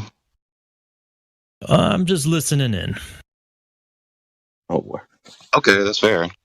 I'm just curious what your position is. Yeah, I was gonna say it's not to be rude or anything, but like we would like an answer to the question. It's okay, regardless of what stance you're on. Everyone's welcome here. It's okay to listen as well. But what is your stance on the matter? Seems like it's round. That's fine. When you say "seems like," based on what exactly? Mostly based on the movement of celestial bodies. Doesn't seem like it would work on a flat plane. Wait. Let's talk about that. Yeah, we could dissect that in a couple different ways. Mm-hmm. But what do you mean by flat plane? I kind of would want you maybe to expand on that. A lot of people say like, oh, it doesn't work on flat. It can't be flat, not flat. And I'm often curious what they mean when they say flat. Because oftentimes it doesn't seem to align with what we're presenting here. They seem to have their own ideas of what a flat Earth should or would or could be. And we often disagree with that. So do you think you could maybe present this version of flat that you're talking about? Well, I see two possible flat models. One where... I think that probably would be the issue, but go ahead. One where the sun circles above the Earth, kind of like it circles above the equator, moves to the Tropic of Cancer and then moves outwards in a spiral. That would explain seasons, but that would require a spotlight, and that just doesn't seem like what I observe. The other model would be where the sun travels over the sky, across the sky, and then down beneath the Earth. And that doesn't seem like it's possible because I know there's light in China when it gets dark for me. So neither one of those seem possible. Well, what if we told you neither one of those ideas are the flat Earth? It would be quite a stretch for me to come up with any other possibility. Well, that's the good news, brother. You don't have to come up with ideas. We're just simply dealing with the Earth outside as it presents itself. Yeah, so right outside. Exactly. Like, you should be careful about saying, like, well, the sun would require this and that and the other. Like, the sun should do this or should do that. I mean, you might disagree, but I don't think people know what the sun is. So we shouldn't be saying, well, it should do this and it should do that and it would require this or that. So personally, I'm a little bit more careful about that. But what do you think about that? Because like the surface of the Earth could be doing really anything, and then the things in the sky could be doing anything. We're really dealing with what the Earth is. So what you described, I guess, is understandable. I can understand where you're coming from, but it doesn't really point at the Earth itself. We're describing things in the sky moving around. You know what I'm saying? That could be possible on any type of Earth, I suppose. So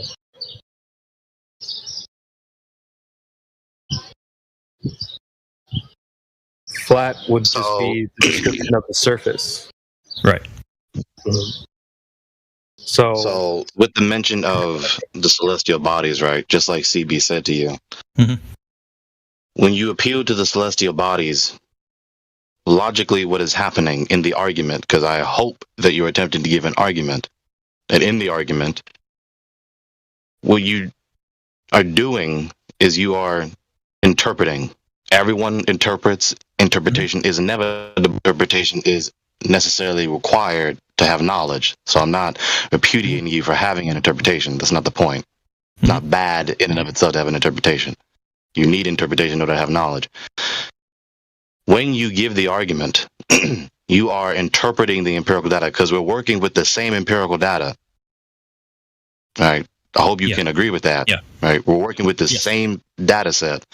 We're interpreting that data set in two different ways, with whatever number of premises, at least one or more premises, through which we interpret that empirical data.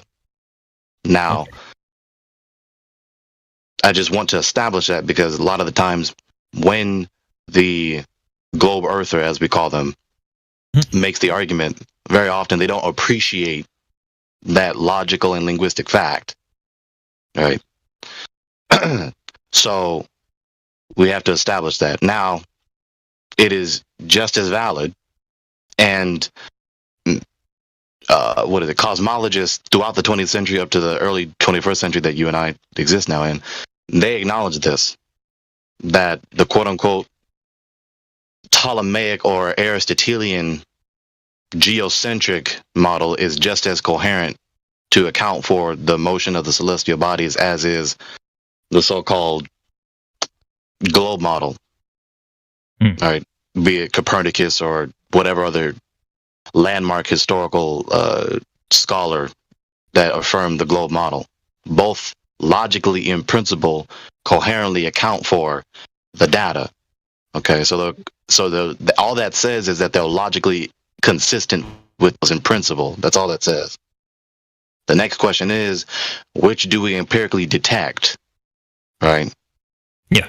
What we empirically detect is that the Earth is stationary, and that the Earth has a flat, level, topographical plane surface, and the celestial bodies are moving. And logically, that will require that the celestial bodies are moving above the surface of the topographical plane. That's logically coherent in principle, and that's what we empirically detect. The former, or rather, the globe model, is what we don't empirically detect. We don't directly empirically detect the supposed curvature of the Earth's surface, or the supposed spin of the Earth, or the supposed motion of the Earth through a cosmic vacuum, or the cosmic vacuum itself. I've got some disagreements with all that, but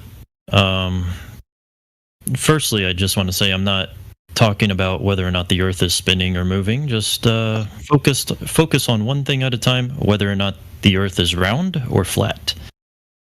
And, okay, we can talk about that. Yeah. So with that question, when I go outside, for instance, be it when my feet are touching the ground, or when I'm in a commercial airliner flying at the average height that a commercial airliner flies, I don't see curvature of the Earth. And then you look furthermore at the work of other persons that have gone higher than the average flight height of a commercial airliner, and you still don't see any convex or concave curvature no matter how high you go. Sure. My point would be that I would rely mostly on my own senses. I have kind of like a scale on things that I attach weight to. Things that I have seen myself have the most weight. Things that other people say they have seen, but I could then potentially check for myself. If it's something that I can do for myself, I put a little more weight into that, a little more stock. If it's something like, oh, NASA produced this photo of the Earth, you know, if I were a flat earther, I'd completely disregard it too. I'm like, I can't go to space, so I'm going to disregard that. So it's not entirely being disregarded, just thrown away. Not entirely. But, I would, you know, I would take things with a grain of salt, and the bigger the grain of salt, you know, the more difficult for it to be for something that I can observe for my own is the bigger the grain of salt that I would take, you know, with what someone else says they have seen or haven't seen. Cool. Don't throw it out. What have you seen that you put a lot of weight in?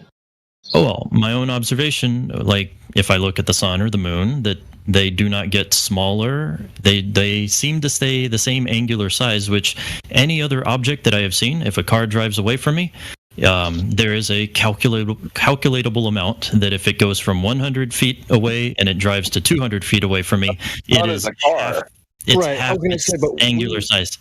we did start off by saying that like you don't know what the sun is, so we shouldn't be saying what it should or would or could be doing. But also, you also said let's talk about like the surface of the Earth, whether it's rounded or it's flat. So looking up in the sky isn't going to help you get to that conclusion. What people often do is they try to apply their observations to some type of model, and it seems like that's what the line of. See, that's where I think that's where your issue comes in. The Earth isn't a model, and there's no model you can apply things to. And we're just dealing with the Earth outside. You can actually go test the surface to find out if it's rounded or not.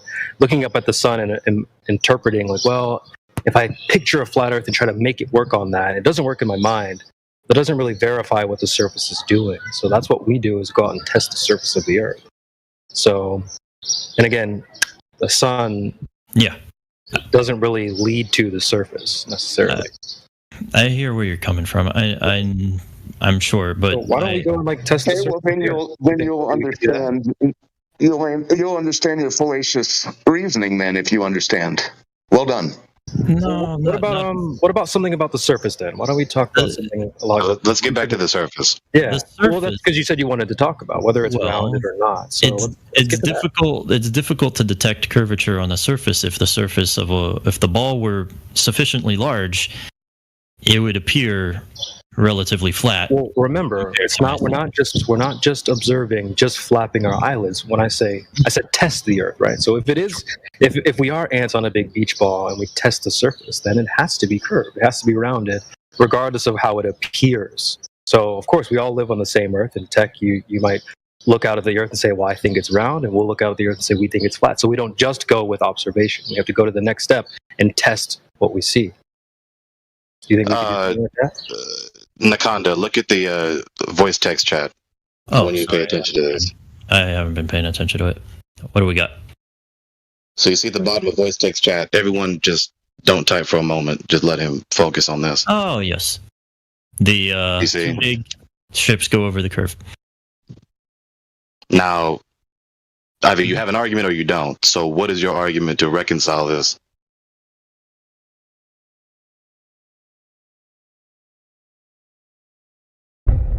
That's a good question. I don't really think about it that much. I don't look at the horizon and think I can see curvature. It looks flat when I look at the horizon, but I also consider myself to be relatively small compared to the size of the Earth. You're not just looking at the horizon. Yeah. We're talking about going away from you. Mm-hmm. Now you see, so with this argument that in this image, and then you cordially conceded that you don't yet have an answer for this. Perhaps you do, perhaps you don't. Let's try to work it out a little bit, okay? The Earth is too big to see. I know. All right. So that would suggest horizontal curvature. Like when you look at the horizon, should it curve horizontally? You're not going to be able to condescend your way out of this. You're not. Hang on. We don't need to. We've been having this conversation for years now. We don't need to intensify the hostility whatsoever. I'm really not trying to condescend. I'm just trying to define our terms. There's curvature horizontally, and there's curvature going away from me. Right. Give me a moment. Give me 30 seconds. Let me find something for you. Mm-hmm. Now, firstly, you said horizontal curvature. That's a contradiction in terms. Right. So there's that. If you still maintain the Earth is curving, this is the logical implication. Yes.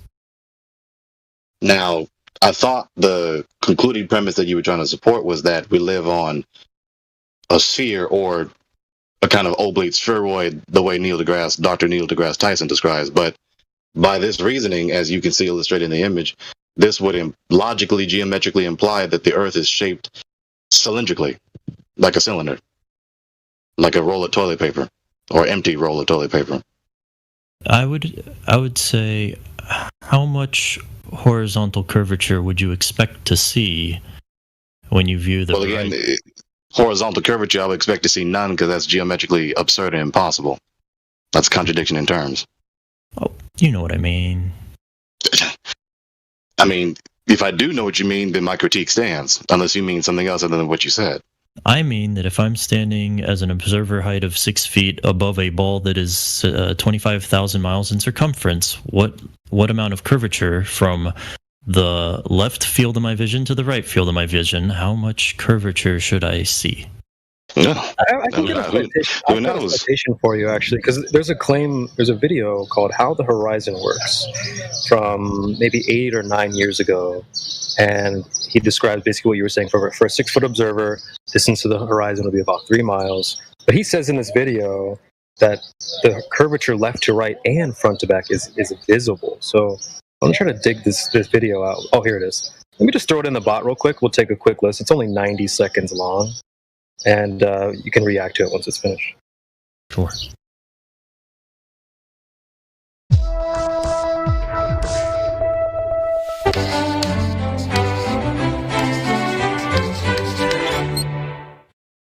Hi, I'm Josh Clark, and this is Brain Stuff, and I'm here to answer a very pressing question. Have you ever been standing at the edge of water, say like an ocean, and looked out on the horizon and said, I wonder exactly how far away that horizon is? You know, where the sky meets the sea, that's the horizon. Well, it turns out because the Earth is curved that it depends on where you're standing and how far above water you're standing. Let's say that you are in the water, right? And you're up to, say, your eyes are about 8 inches above the water surface. Well, again, remember the Earth is curved, and despite the ocean seeming flat, they actually curve themselves, which if you've ever really looked at the horizon, it kind of goes like this a little bit, which is pretty cool. But it also goes like this. All right, I'm just going to pause it there. I'll replay it. I just want to, because for the people that are listening on YouTube or are not able to watch the video, I did drop a link in the chat. When he says it goes like this, but it also goes like this, he's basically making kind of a curved motion left to right, as to say, you know, your left to right curve. And he's also saying it curves like this, front to back. And so let's continue. Right? So if your eyes are 8 inches above the water, right then you're about a mile away from that horizon point where the sky meets the ocean as far as you can tell. If you're standing up above water and you're like I am, about 6 feet tall, that means your eyes are about 5.5 feet above the water's edge, which means that you're about 3 miles away from the horizon. Isn't that amazing? Going from 8 inches above water, 5.5 feet above water, is the distance between 2 miles between you and the horizon. Mind-blowing, if you ask me. There you go. Did you disagree with anything in the video so far?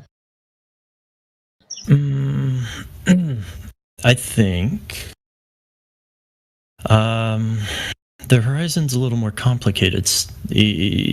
What I see might not actually match exactly the geometry as described, and that's due to refraction. Wait, you've mentioned this retort multiple times. Before we get into that, because I just wanted to get an answer to the question. Is there anything in that video that you disagree with? Well, he just answered it. He said, then he gave that answer. It's very general and very basic. It doesn't take into account refraction. Okay, so with that being said, right, you appeal to refraction to logically account for the empirical data given your cosmological paradigm. Now, again, remember I talked about having a a priori processes through which you interpret the empirical data. No. Because now what you're doing is you are giving, at best, some sort of rebuttal to account for the empirical data before you. And the empirical data before you does not show you any curvature of anything. Like you just told me earlier, the horizon is flat, it's level, it's not curving. Right? So now, in order to maintain grip of the supposed curvature of the Earth, you have to what? You have to give some sort of skepticism or some sort of doubt as to how much curvature a 6-foot height observer would see, given the supposed size of the ball. Right. Now, with that point, that is only a point that is theoretically, at best, it is only theoretically logically consistent, but not empirically detected. You see, because that is a concession. When you argue that way, that is a concession that you don't empirically detect the curvature. I understand. If you did, then you wouldn't have to argue that way. That's true. And that's why I don't base my belief that the Earth is round based on what I see on the horizon. It's based on, other factors. So Let me ask you about that's where the tests come in. Remember, we're not just flapping our eyelids at the horizon. Right. If you want to test the horizon, you can tell me how we can test the horizon. But I don't see much use in it. Wait, but the claim is that the horizon is doing X. So why would they claim it? I'm not making that claim. Wait, well, hold on, brother. We're not waiting for you to make that claim. It's already been made. It's on the table. The globe is claimed to be a specific size, and so it's like we're not waiting for you to claim how big the Earth is. It's already a claim's on the table for everyone to address. Mm-hmm. So it's okay if you don't say it. It's already basically been said. But they're saying that the horizon is important, that the horizon is curved, and can be tested at a certain distance away from you. So it's just interesting that that's the original claim on the table, and then once that gets rebutted, people come in and say, "Well, I don't think the horizon is really that important. You shouldn't really use it." Well, the claim is that the horizon is a geometric physical curve of the Earth. So why relinquish that claim after it's been rebutted? It's almost like people have forgotten what they're supposed to be arguing for, which is that geometric physical curve of the Earth. Every single you have two options. Every single globe chart shows an exact amount of vertical drop, elevation drop, and on the side angles. So that's an amount of slope. So we have an exact amount of elevation drop. Why didn't they include refraction? Why are they still publishing that then? And I will add just quickly, really interesting, like when I first joined the Flat Earth discussion, it was all about the horizon. And the Team Globe was basically saying the horizon is the geometric location. Ideally, you could go plant a flag in it, that's where the curve is, etc. And one of the responses or rebuttals I would hear from the Flat Earthers as well, there's things you have to account for, such as your observer height, weather that day, refractive conditions. Yeah. So, but it's just interesting now, like all of a sudden, the Flat Earthers' rebuttal, and one of the reasons why the horizon does what it does was refraction, and somehow the Globers have stepped behind what the Flat Earthers were saying all that time ago, like, well, there's refraction.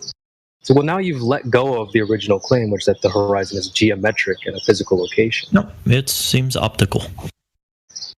Well, so then with all this being said, that's been our argument from the get-go. It's an optical phenomenon, not a physical geometric. That goes to show that there is merit to proceeding from inquiry instead of just making claims without testing them. That's true. Right, but of course the conclusion that we're pressing toward is that the empirical data, beyond any shadow of reasonable doubt, indicates that we live on a topographical plane, not a topographical curving surface. I still think there's more data to suggest that we're on a globe. Well, we can get into that. One thing at a time. One thing at a time. Right, exactly. Well, when you said the horizon is optical, you I mean, not to sound offensive, but you sound like a flat earther. That's what we've been saying from the jump. Right, so but don't forget what you're supposed to be arguing for, though. No, but I base that on the fact that on some days the horizon looks further away than others from the same exact vantage point. That's our point, though, friend. You're sounding more and more like a flat earther as you go along down this path. You got to keep in mind what the original argument is. Okay, well, that it's not optical and it's a geometric curve of the Earth. That should be your argument.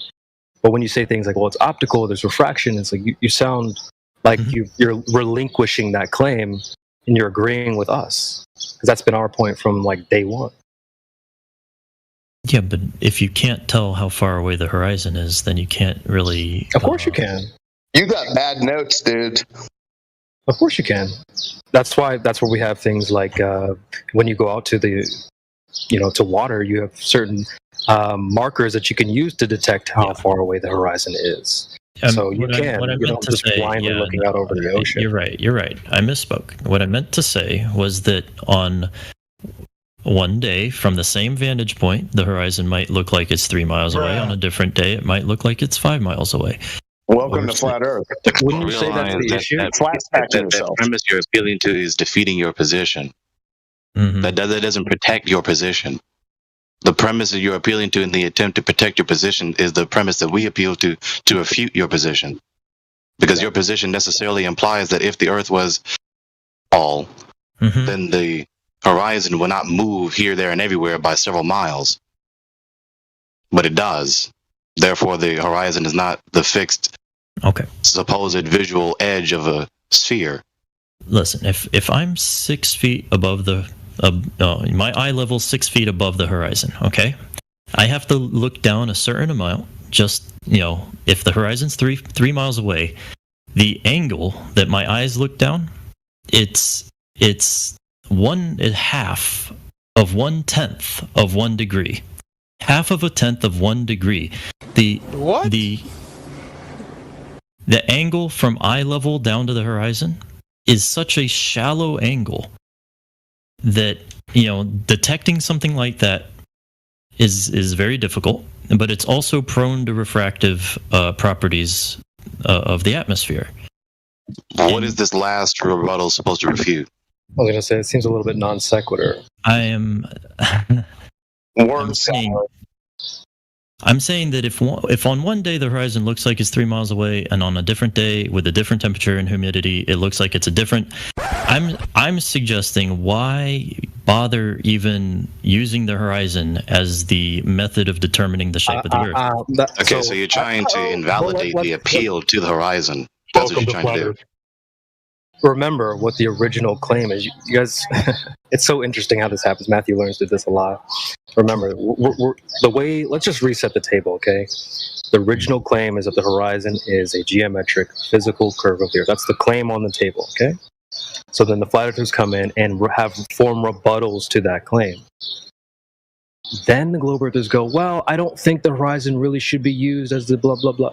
It's like, well, now you're just letting go of the original claim. Your original premise, you basically dropped it on the floor and forgot about it. Matthew Lawrence would do this all the time. I don't think the horizon should be used. Well, remember, that's the original claim. So do you disagree with the original claim? Or why would you let go of the original premise? That the curve of the Earth is the horizon is the physical curve of the Earth. And that's logically necessitated. That's what they have to do. Takanda, that's what you have to do, logically. Right. So you have premise A and premise B. Premise A is that the Earth is a ball, and so the Earth is a curving surface. Mm-hmm. And then you have premise B, that the horizon indicates that the Earth is a sphere or that it's a topographical level plane. Mm-hmm. Now, if you wish to maintain the former premise, then you have to appeal to the horizon with some other a priori set of premises, right? You have to interpret that data through that premise that you wish to maintain grip on, that the Earth is a sphere, or you have to invalidate the appeal to the horizon. Now, what usually people do is that they try to invalidate the appeal to the horizon to prevent the flat earthers from successfully substantiating their position by appealing to that. But it doesn't work for the globers. The glober can invalidate the appeal to the horizon for the flat earther, but doesn't do it for all people, including themselves. And so that's logically inconsistent, of course. If it's invalid for the flat earther to appeal to the horizon as being a valid and legitimate datum point to substantiate their position about what the supposed geometric surface of the Earth is, then that's also true for the globe earther. If it's invalid for the flat earther to appeal to the horizon, it's also invalid for the globe earther to appeal to the horizon. Right. Those are your two options.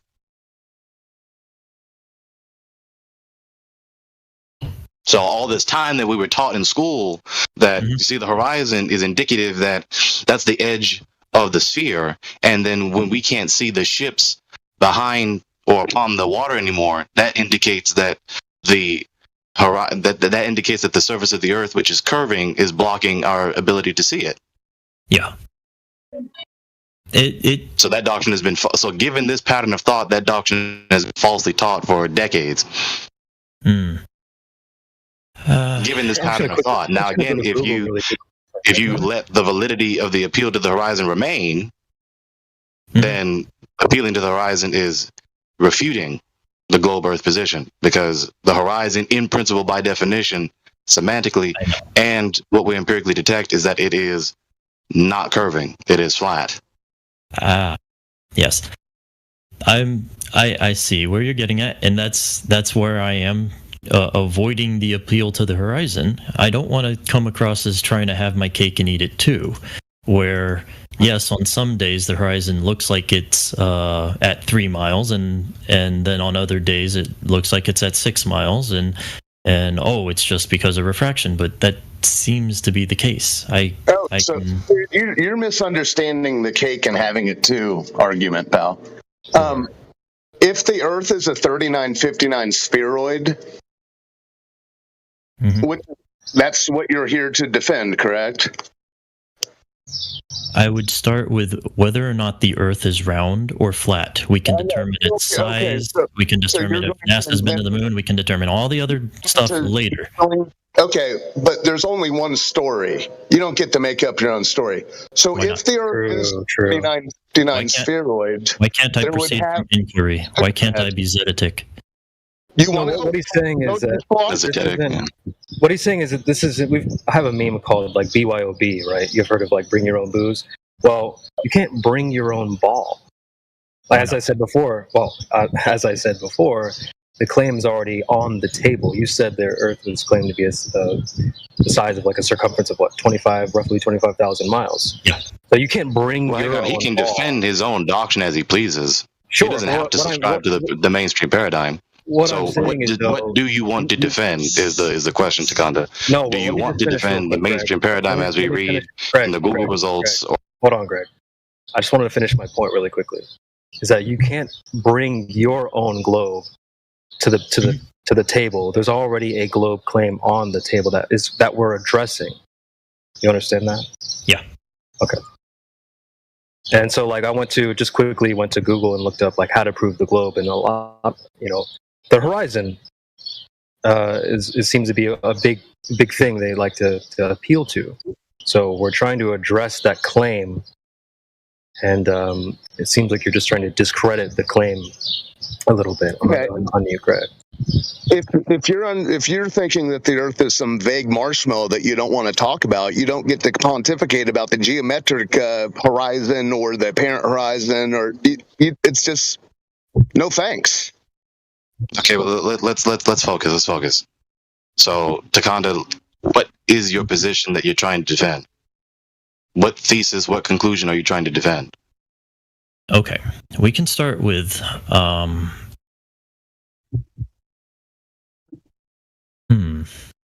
So wait, can we get a concession on the horizon thing before we move on? Well, no, we're not moving on. We're trying to establish what his position has been the whole entire time. Based on the horizon. So, okay, go ahead. Right. All right, sorry, go ahead. I was misunderstanding you. Okay, well, again, I start from the position that if the Earth were really, really big, the horizon would look pretty flat. So I don't base my position on whether the Earth is round or flat, because it would look flat regardless. Well, Tech, remember, brother, we did address that like a couple times already at this point. It's not just looking. We're at the point of testing the claim. The only way to test, if I was a Glober, I would also agree that the horizon looks flat. So it's okay to say like, well, it's okay. That's we've already addressed that. So we're moving past just looking stage into the testing stage. Oh, go ahead. I'll let you. Yeah, if that is your conclusion, right? I asked you, what is your conclusion? You said that. Right, so if that is your conclusion, then there's no further need to dispute that. I immediately concede that if the given object is of sufficient size, then it will appear, the surface thereof will appear flat, given the limits of our field of view. There's no need to dispute that. And we're not sitting here saying, well, it looks flat, so therefore it is. So I hope you understand that as well. So, and I wouldn't say that you saying, well, it looks flat is a debunking of your position as well. So that's why we have to move past just looking stage. So I hope you can keep that in mind so we don't have to repeat that a third time. That's understandable. I just feel that even testing to the distance of the horizon is dependent on the refractive properties of the atmosphere. And I feel that it is a true statement, because on some days the horizon appears further than on other days. But listen to what you said, though. But listen to what you said.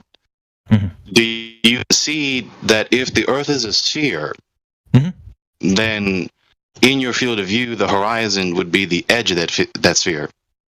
Yeah, and you would be able to locate it and be able to judge its you would be able to judge its distance accurately if we had no atmosphere. But I believe that the atmosphere does, on certain days, produce mirages. It produces refractive distortions. Sure. But listen, what but you're Greg is slipping getting at between is two the different physicality. positions. Exactly, Greg. We're on the same page here, Greg. We're talking about the physical part of the Earth that it's claimed to be. In the same way that if you claimed you were 6 foot, well, there has to be 72 inches there, regardless of like what glasses you're wearing, or if you have rose-colored glasses on, if you're looking through an atmosphere and all this stuff. The physical part of you has to be what it's claimed to be. So that's what we're trying to address. They're claiming that the horizon is the physical curve of the Earth, regardless of optical or where you are. If you're laying down, if you're in the sky, the horizon is supposed to be the hump curve, the physical geometric sagitta of the Earth. So we're trying to address that. So coming up with reasons why it's not there and you can't see it isn't really backing up or supporting that original claim that we're trying to get you to stick to. I believe on some days you can see it. I just let's go right into that. So okay, let's go right into that. Well, first you said that you'd have to have no atmosphere. So is there a no atmo day or something? No, it depends on the temperature and humidity, and again, because it varies so much, I wouldn't rely on it. I don't know if it's a reliable method of testing something that's miles and miles away at such a shallow angle. Okay, I have to say this in response to that specifically. Sure. But given that rebuttal, you basically just told us that it is virtually impossible to do any method of inquiry to verify whether or not the Earth is a sphere.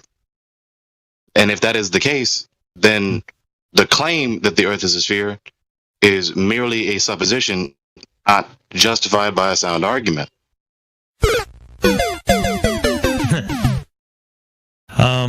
Well, I mean, do you want to rebut that? And I want to address something as well. I'd feel like you wouldn't be able to test it based on the horizon.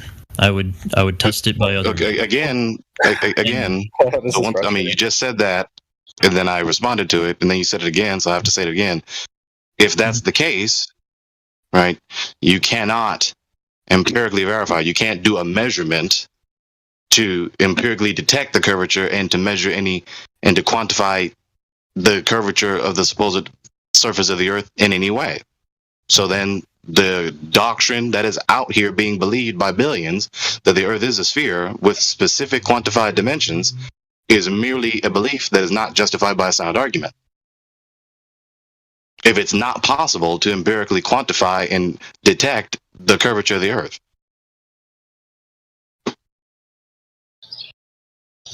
Right. It's almost, to me, what I'm hearing is like, if you, going back to the height analogy, it's like, well, I don't think measuring how tall I am would really, validate how tall I am. Of course, that's bogus. That's exactly how you would verify it. No, but if I were standing 3 miles away, would you be able to tell how tall I am? But remember, brother, I don't want to have to repeat this over and over and over again. We're not just looking. I'm not just looking at. Obviously, you can't tell someone tall. You can't verify someone's height by just looking at them. You have to go and test or measure this. So the problem is, by the time you go to the horizon, you have a new horizon. How would you measure it? Takanda, the more you repeat this, the more you are defeating your position. You are saying that we cannot empirically verify and quantify the existence of the curvature of the Earth and specifically quantify it. Yeah, not without going to space. All right. Oh, really? Yeah. Whoa. So since you asserted what we can't do, since you've established what is insufficient to the conclusion, then what is sufficient to prove the conclusion that the Earth is a sphere? I don't know if you can prove it, but I'm not claiming to have proof. So you're telling all the navigators... Well, if you're not claiming to have proof, and if you don't have an argument, then it's just a conclusion without a sound argument to justify it, so you don't know it. Exactly. So listen, you're having to say with just a belief only to all the navigators out there at sea that are seeing things like lighthouses a minimum of 100 miles, and they're watching it the entire time they're on watch until they can touch the shore of a certain location. Yeah. You're telling all of them that they're seeing a fucking mirage. Well, let's address something you said there too. You kind of had contradicting ideas. It seems like, correct me if I'm wrong. You're saying like you can't measure how tall you are by being 3 miles away, right? So when we're talking about measuring the surface of the Earth, you're like, well, you need to go even farther away than 3 miles. So how does that make sense? If I can't measure somebody from 3 miles away from them, and then we want to measure the surface of the Earth, but you need to go hundreds of miles away from this, that doesn't make a lot of sense. You kind of contradicted yourself there, don't you think? Because the curvature, it's like, not just looking. Remember, I don't want to have to say it like 10 times. We're talking about measuring or testing. So if I want to test how tall you are, I have to go and actually test how tall you are. Because it's not. We want to measure the surface of the Earth. We don't go away from the surface. But it's not. It's not. I'll give you another analogy. It's not linear. Well, let me give you another analogy, just to keep it simple for those listening. I use the analogy of like going to the shoe store to buy new shoes. So. Hey, I need you to measure my foot. They don't go to the security cameras in the ceiling and like try to verify what your foot is from the security cameras. It's kind of the same idea. It's like, well, if we want to measure the surface of the Earth that's down below you, you don't fly away from it. Just like you said, you can't measure how tall you are by being 3 miles away. And I agreed with you. That's a great point. CB, remember what he said earlier, because he's casting doubt as to whether you can empirically detect the supposed curvature of the Earth in the first place in order to then specifically quantify it. So he has to find the curvature first in order to then specifically quantify it. Right. But he just casts doubt as to the possibility of doing that. He doesn't believe it's possible to detect the curvature of the Earth, let alone then quantify it. So that doesn't help your position. That necessarily implies that your position is not only not known, but it is false. That which cannot be known cannot be true. And I would also maybe want to address like it seems like there was another contradiction there about like, well, you can't see it or test it or whatever unless you didn't have an atmosphere. And then you said, well, there's some days when you can. Yeah. Do you want to maybe clear that up for us? I'm not saying... I'm saying that I didn't say there are some days you can trust your eyes. I'm saying that there are some days where the horizon more closely matches the geometric prediction. Really? But it's in what way? In terms of elevation detected using like a theodolite or... we're not talking about theodolites. Those are only a good up to 300 yards anyway. Okay, sure. So matching the prediction you said, that's begging the question. That's just affirming the consequence. Because the supposed prediction is an unverified cosmological paradigm with a specific geometric claim about the Earth. Yeah. So what you're telling me is that it matches a mere abstract hypothetical paradigm, not it matches any empirically detected and quantified concrete entity.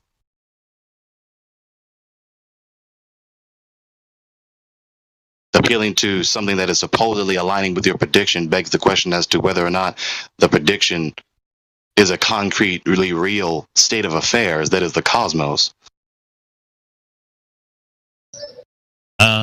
Remember, we're trying to get into the verification stage. Sure, yeah. So almost seeming like this whole claim is unfalsifiable. Go ahead, Heretic. When you talk about taking a theodolite shot, are you expecting the horizon to be at eye level if it's flat? That's a good question. If your vision is limited to whatever refractive, supposing it's a flat surface, but there is some sort of horizon, and the horizon is less than infinity, you have a limit to your vision. Then you're looking down at a flat surface, so it would be. I think you'd still be. You could still try to calculate it,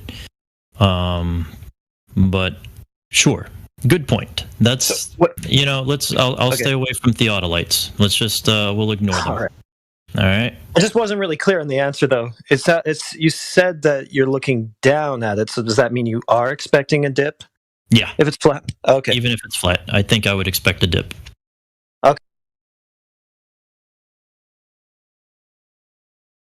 But I have to emphasize this again because the debate continues after I said what I said, which doesn't make any sense. You just told us that you've effectively told us that you cannot empirically detect the Earth's supposed curvature and cannot quantify it. I said it's different on different days optically, and that's dependent on the refraction. But that's our. How is that? How does that response? It's a good argument. Save So yourself I'm not critique? arguing with you. I'm saying it changes. No, you're stepping behind our argument, and you're sounding. But I don't how wanna is make that it an sound rude, argument? but you Okay, sound like I a see. flat earther when you say that. 'Cause that's How all. is that That's an our argument? rebuttal to the. But claim how is that's that on an the table. argument? How is that an argument that it's flat? It's not. No. That's Hold why on, I'm let me trying to clear that say up. this. Let's clear that up real quick. It's not. It's a rebuttal to the original claim. We've said this maybe 5 times now. This isn't an argument that the Earth is flat. We're trying to address the claim on the table that the Earth is a globe and the horizon is a geometric physical curve of the Earth. You're walking away. Hold on. You're walking away from your geometric globe claim. So now you're in a position where you're like us are saying that the horizon is only optical and you can't tell. Okay. Yet you're trying to say that you're using something else. What is that something else that you're using as evidence in an empirical sense?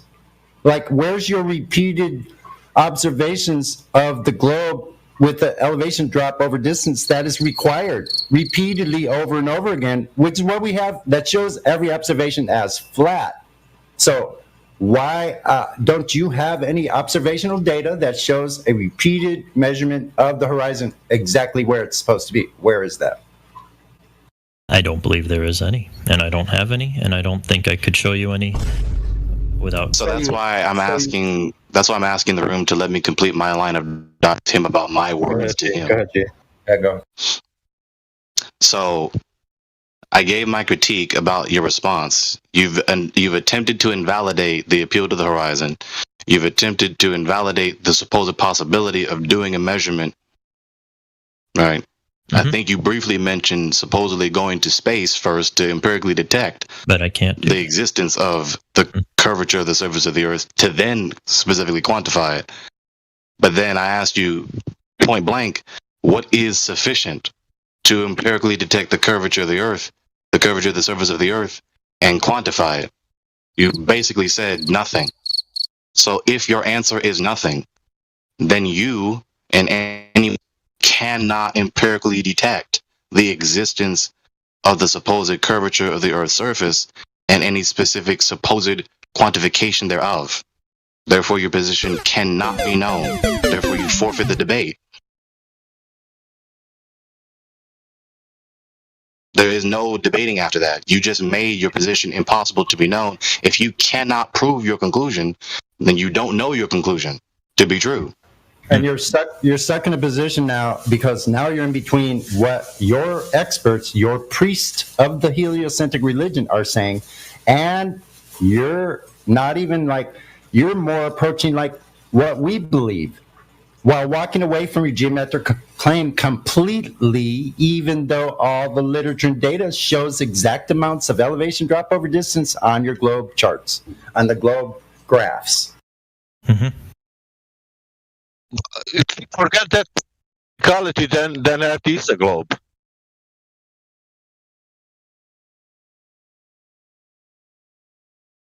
Okay. And a question for you: if I measure 10 miles flat surface, how I will call that surface? How do you measure it? How I measure it? I have an object on 10 miles, and I observe the object, and that object is on 10 miles, and then I say, look, I see flat till that object. I think that at such a shallow angle that is less than half of a tenth of a degree, it's hard to look at an object 10 miles away and say whether or not there's curvature between you and it. Are you saying that that water, what I'm seeing between me and the object, it's tricking me? I'm saying that refraction could trick you, yes. Refraction could trick me. How refraction could trick me and showing me the physical water? Okay. We were talking about this last time, and I'll go ahead and post, see if I can post something. Now, let me clarify this, because if this is not clarified, this dispute is worthless. What is the point of dispute right now? I believe, sorry, if I understand correctly, Sasha was talking to me last time about the Black Swan video involving the oil rigs. Yeah. That are. Can you forget that oil rig? Rig. Let's call it something different. Let's call that oil rig a big white screen with the letters written 10 miles. Mm-hmm. Can we call like that? It's very big screen, and it's written 10 miles. That 10, it's visible. Miles, it's refracted. But horizon is behind that screen.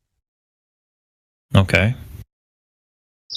And the water between the beach and that screen, it's level and totally physical, and you can even see it. You can take a boat and go to the oil rig. Okay, good. That's fine. Yes, and what if you also had one on a different day where you have a sign that's at 5 miles, and then you still have your one at 10 miles, but the horizon is clearly. That means, okay, that means finished, but if the horizon is somewhere between the two signs. Already covered. I will answer you. That means that some atmospheric condition happen, and that then and maybe it's a wave, maybe it's atmospheric condition. Yeah, then you have on the 5 miles. That's correct. Mm-hmm. Mm-hmm. But then day after, you see again that real physical water, and it's on 10 miles, and that's real, because that was happening day before. It was maybe fog or something, and it doesn't give you chance to see more. But the other day, it give you chance to see more, but not phenomena. The reality itself, because that is physicality of that water that exists. It doesn't do phenomena, doesn't doing anything. It could do only that you can see less. That's true. Yeah. Okay. Well, I just want to make it clear, Tech. What's with the repetition? I mean, are you trying to form an argument by just like repetition? Because we have already covered this. I'm not sure why we have to keep going over the same thing over and over and over again. The horizon changes. That's been our argument from the jump, from day one. So you saying, well, look, the horizon changed. Okay. Yeah, that's our point. Why do you feel the need to keep highlighting that? Thank you. The reason is that Sasha is asking about the physical horizon, and I am trying to demonstrate that the horizon is optical. And that's our argument that we covered maybe 3 or 4 or 5 times now. I'm not sure where the why is this argument from repetition? You're trying to say it over and over and over again. Well, hopefully it'll start to make sense for your case. But it's our case. You're making our argument for us. Not necessarily. No, it's 100% necessarily. You're saying exactly what we've been saying from the jump, that the horizon is optical and it changes. So you saying, well, look, the horizon changed here. On another day, it's here. Yeah, that's what we've been saying. So I think Gregory asked a good question: is what is your premise here? Greg, did you get an answer to that question? Maybe you had to step away for a moment. I didn't hear an answer to that necessarily. The answer, as I've said many times, is that the distance to the horizon varies based on refraction and is not a reliable means. We just went over this like 2 seconds ago. So you're saying you have no means. So you're saying you have no means at all to prove your globe. It's clearly just a zealotry, religious belief. That's all it is. You only have a belief. You have no proof to back it. You're actually more on the side of the flat earthers now. That's fine. Congratulations. You're repeating things the flat earthers, the rebuttals flat earthers have been making against the geometric horizon. So if you want to prove that there is a geometric horizon, you're going to need something other than our rebuttals to that original claim. Well, you say that the horizon or the distance to it is based on refraction. Is it based on curvature at all?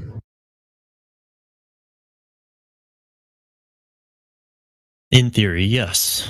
Well, let's put it into practice. I can't prove it. So you don't know that? But that's what your foundation is based on, this curvature, right? This geometric. Okay, you cannot, but who did it before? I don't know of anyone who has proved the horizon. Well, how we have size then? I know someone who has. You're completely in a religion. You're a religious zealot. That's all. Well, hold on. Before we get into that, like, are you willing to give us the dub for this argument? We could possibly move on to something besides the horizon, but you might have to concede, though, before we move on. I can help with his argument. I don't think there's any helping out of this one, but No, trust me. Maybe Crazy Narwhal knows something I don't, but it's my understanding that the horizon is not good at determining the shape of the Earth. Brother, what you're forgetting is that they claim that the horizon is the reason why the Earth is curved. So you can't take the original claim and throw it behind your back and have everyone just forget that that was the claim on the table. Why have we been going? Why did the Black Swan even come up? It's because the claim that the horizon is the physical curve of the Earth. So you can't take the original claim and go, well, forget about it. It doesn't work that way. You guys, the claim's already been made on the table, so we can't just discredit it or forget that it even happened. This is, you guys are throwing away your original premise. Can I support the claim? Sure. I'll let Crazy Narwhal step in. Okay, thank you. So actually, this experiment was performed by a flat earther, which is pretty ironic. But they had a camera. Well, first of all, it's not an experiment, and so we're going to need to address that. But that isn't they did an experiment. It's not an experiment. Yeah. Because then I'd have to ask you for what's the independent variable. I mean, I don't think you're actually helping the original claim, unless you want to prove that the curvature of the Earth is the something detectable, measurable, testable. That's what we were trying to prove. So flat earthers didn't do that. So what he's saying in the chat here, he's agreeing with us that the horizon's optical, not physical. There's refraction. That's why the horizon changes. So we all agree with that. Do you agree with that, or do you disagree? I'm not saying I disagree, but like there's. Do you agree? So you do agree with that? The horizon's optical, or are you saying it's physical? Very partially. I'm saying it's physical, more physical than optical. Well, what? Like there's some optical parts to it because there's refraction and stuff, but I think you're only confusing the argument here, buddy. It's either a physical position or it's an optical phenomenon. That's what it can't be. Okay, physical. Okay, so then let's get down to where is it and how can we detect that? Can we measure it? Where? How? Where? What are you basing this off of? Can I talk about the point I was going to give originally? No, because I think you're going to talk about what? Jiran or some flat earthers or something. Because they didn't measure the curvature of the Earth, my guy. They didn't prove that the horizon is geometric. So we're going to need to see that geometric horizon or something. Flat earthers didn't do that. Do you even know what I'm talking about? Well, I know you're not talking about the geometric horizon. Yeah, it doesn't even matter. It's irrelevant. Throw it out, Your Honor. Well, you're saying flat earthers did an experiment. It was kind of already exposing because there's no experiment in terms of looking at the horizon. That's not an experiment. This doesn't fall into the category of science. To prove that the Earth is in fact a globe, they tried to prove that the Earth is flat, but they failed. Well, that's not. Sorry, hold on, buddy. That's not even what's on the table. Right now, we're addressing the claim that's on the table that the horizon is geometric. Yeah, that's what this. So we're not at the stage of proving the Earth is flat right now. We're just addressing the claim on the table. Okay, yeah. Is the horizon a physical place, or can it only be seen and it always varies? Let him respond now. This still helps the claim that the horizon is physical and not optical. So can I Well, then you'd be disagreeing with Mr. Tekanda here, who says it's optical. So now we've got two guys who believe in the globe that have mixed signals. The claim is that it's physical. He's agreeing with us that it's optical. We know it's optical. Okay, well, I'm saying that it's physical. Okay, well, go ahead and prove that for us. And don't worry, flat earthers didn't do that. So let us know if you can verify that the horizon is physical. Okay. So there was an experiment done. Not an experiment. Just let him finish. Just let him finish. We've been having this conversation for years. So call it an observation, my guy. Observation, not an experiment. Yeah, we can still learn things from observations. Just let him go on. Just let him talk. So Sonic. So there was one He's person. going to say that flat earthers proved the globe. So there's one person with the camera, another person with the light. They are 3 miles away, I'm pretty sure. And there's a cardboard thing in the middle, somewhere around that, that had a hole in it. They were all. The camera was 17 feet above the ground. The hole in the wall was 17 feet, and the guy with the light was going to hold the light 17 feet above.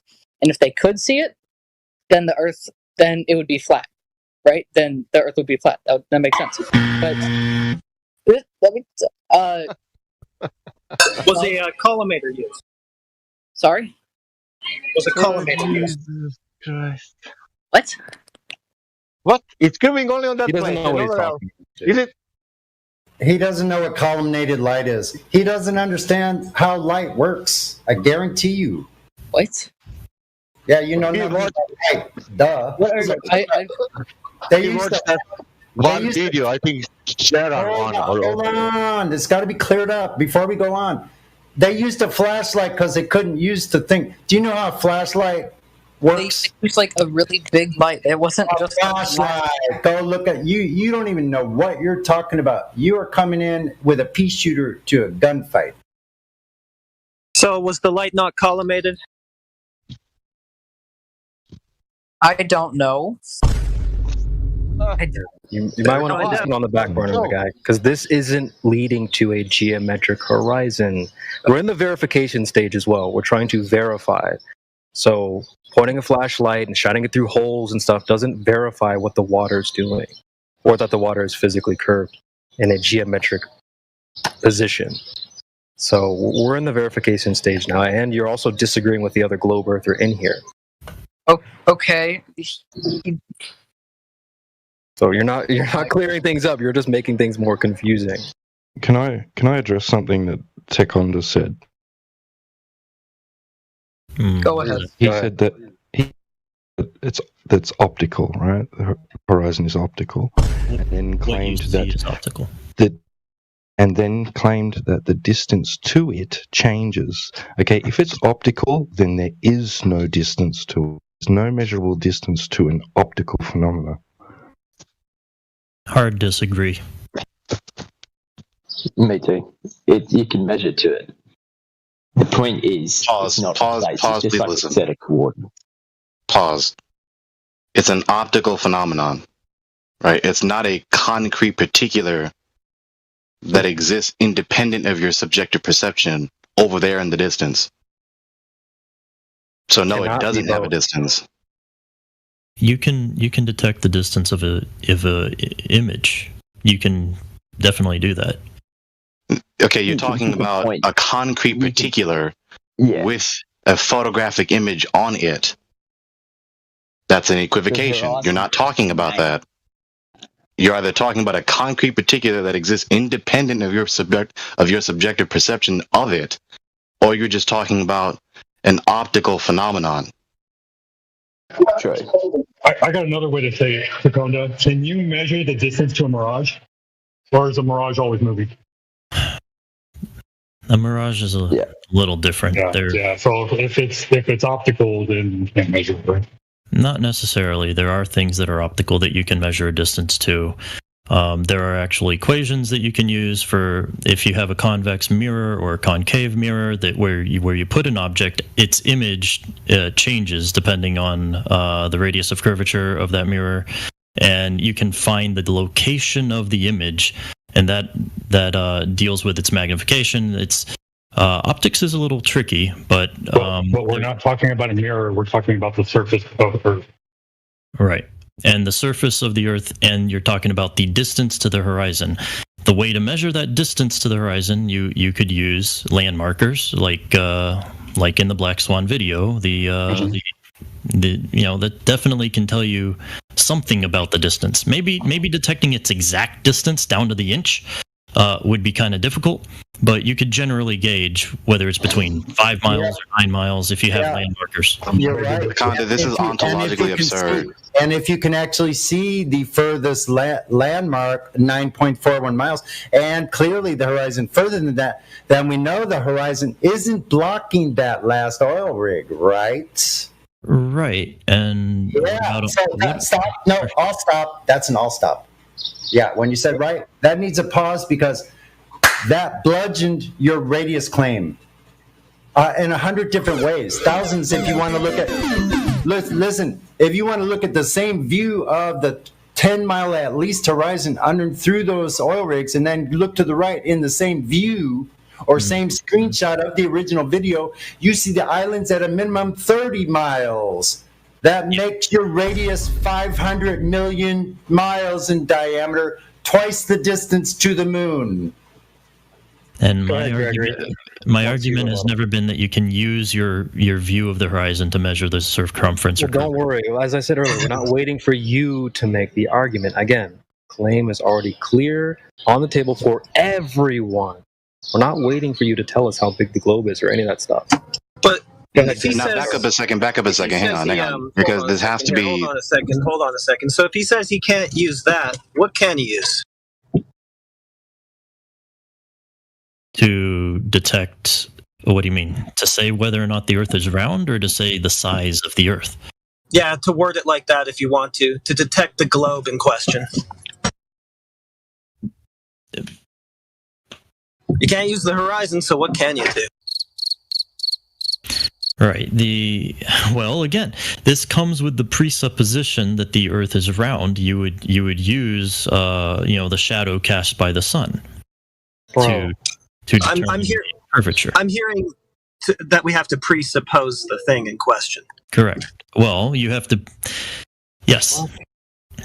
No, you don't. Okay, so then you don't have an argument to demonstrate that it's concretely real.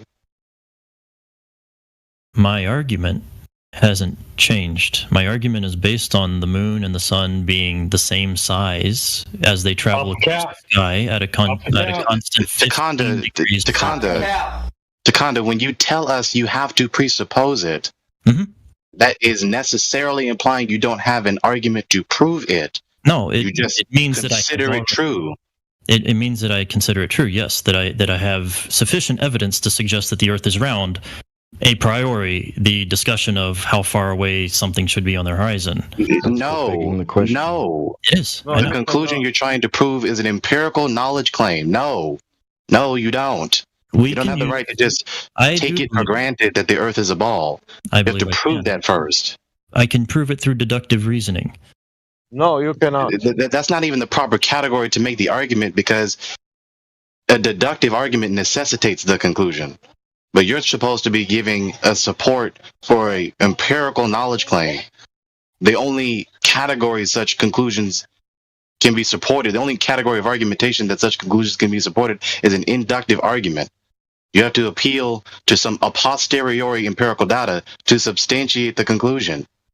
You're not even getting the categories of argumentation correct. And you can believe. Start off with your premise. Hold on, let him rebuttal. Okay, sorry. Tech, did you want to rebuttal? I think a couple guys want to chime in before you go, or after you go. Because Greg's cooking, man. Greg's cooking you right now. I'm gonna be honest. Yeah, sure. But do you want to rebuttal to that before other guys chime in? Because other guys are hungry, man. They want to cook too. Yeah, I hear you. Nothing? No, Greg makes some good points. I'm not even seeking to prove that the Earth is round. Okay, I'm seeking to. Wait, bro, but that's what we're asked. That's what we do here. Yeah, that's and I was here this whole listening. conversation. I was getting here. into the actual proof and verify. I told you, we're in the verification stage. I was here listening in. But CB, let's go with that. I hope you guys are noticing my pattern of argumentation. I'm just letting him tell me what he wants to tell me. And then I'm asking him, at least asking him, let alone exposing the implications of his words.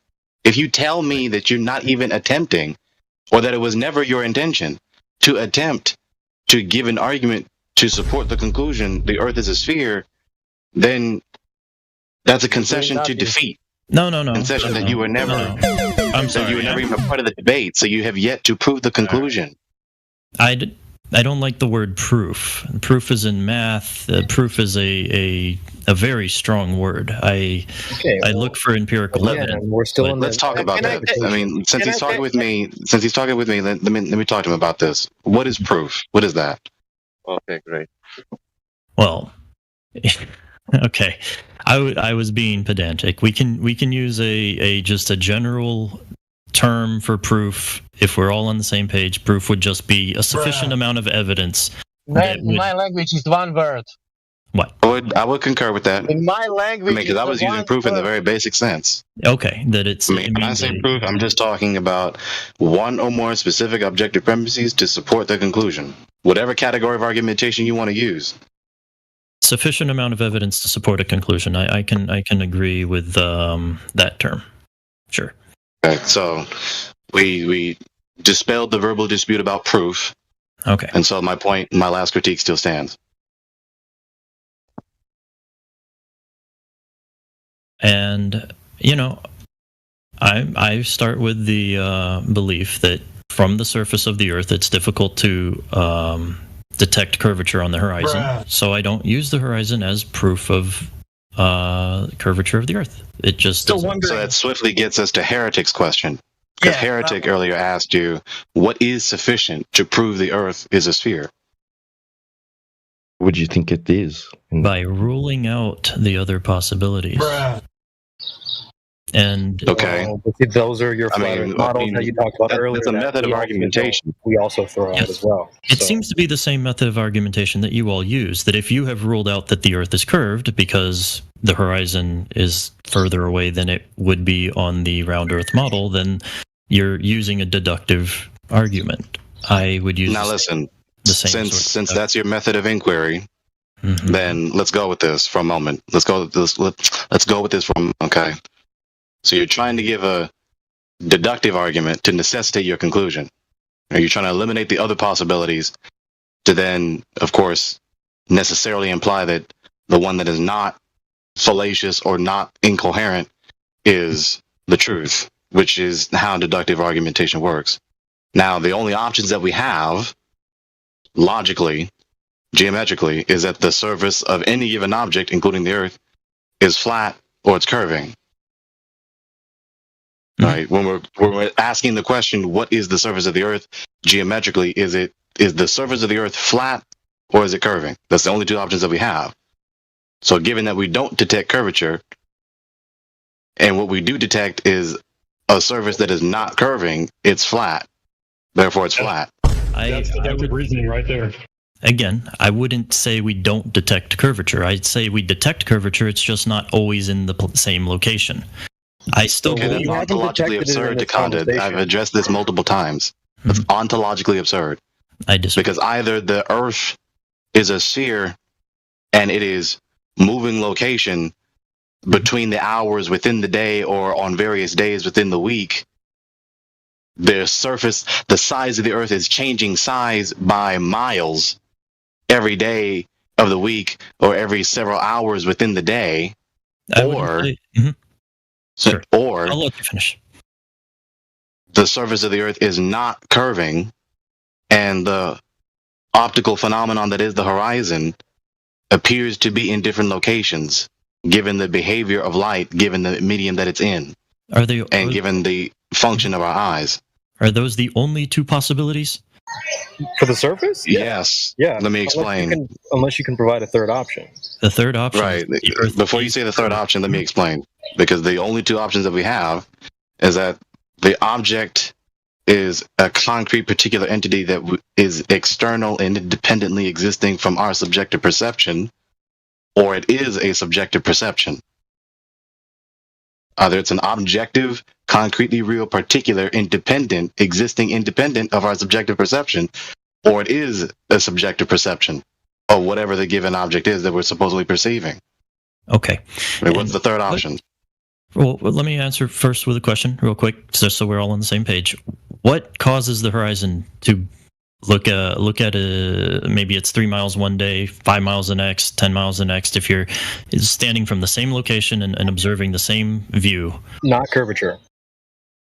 Well, he asked what it is, so let's be fair. He asked what it is. What causes it to change distance? Multiple reasons. One of them being refraction, observer's height, weather.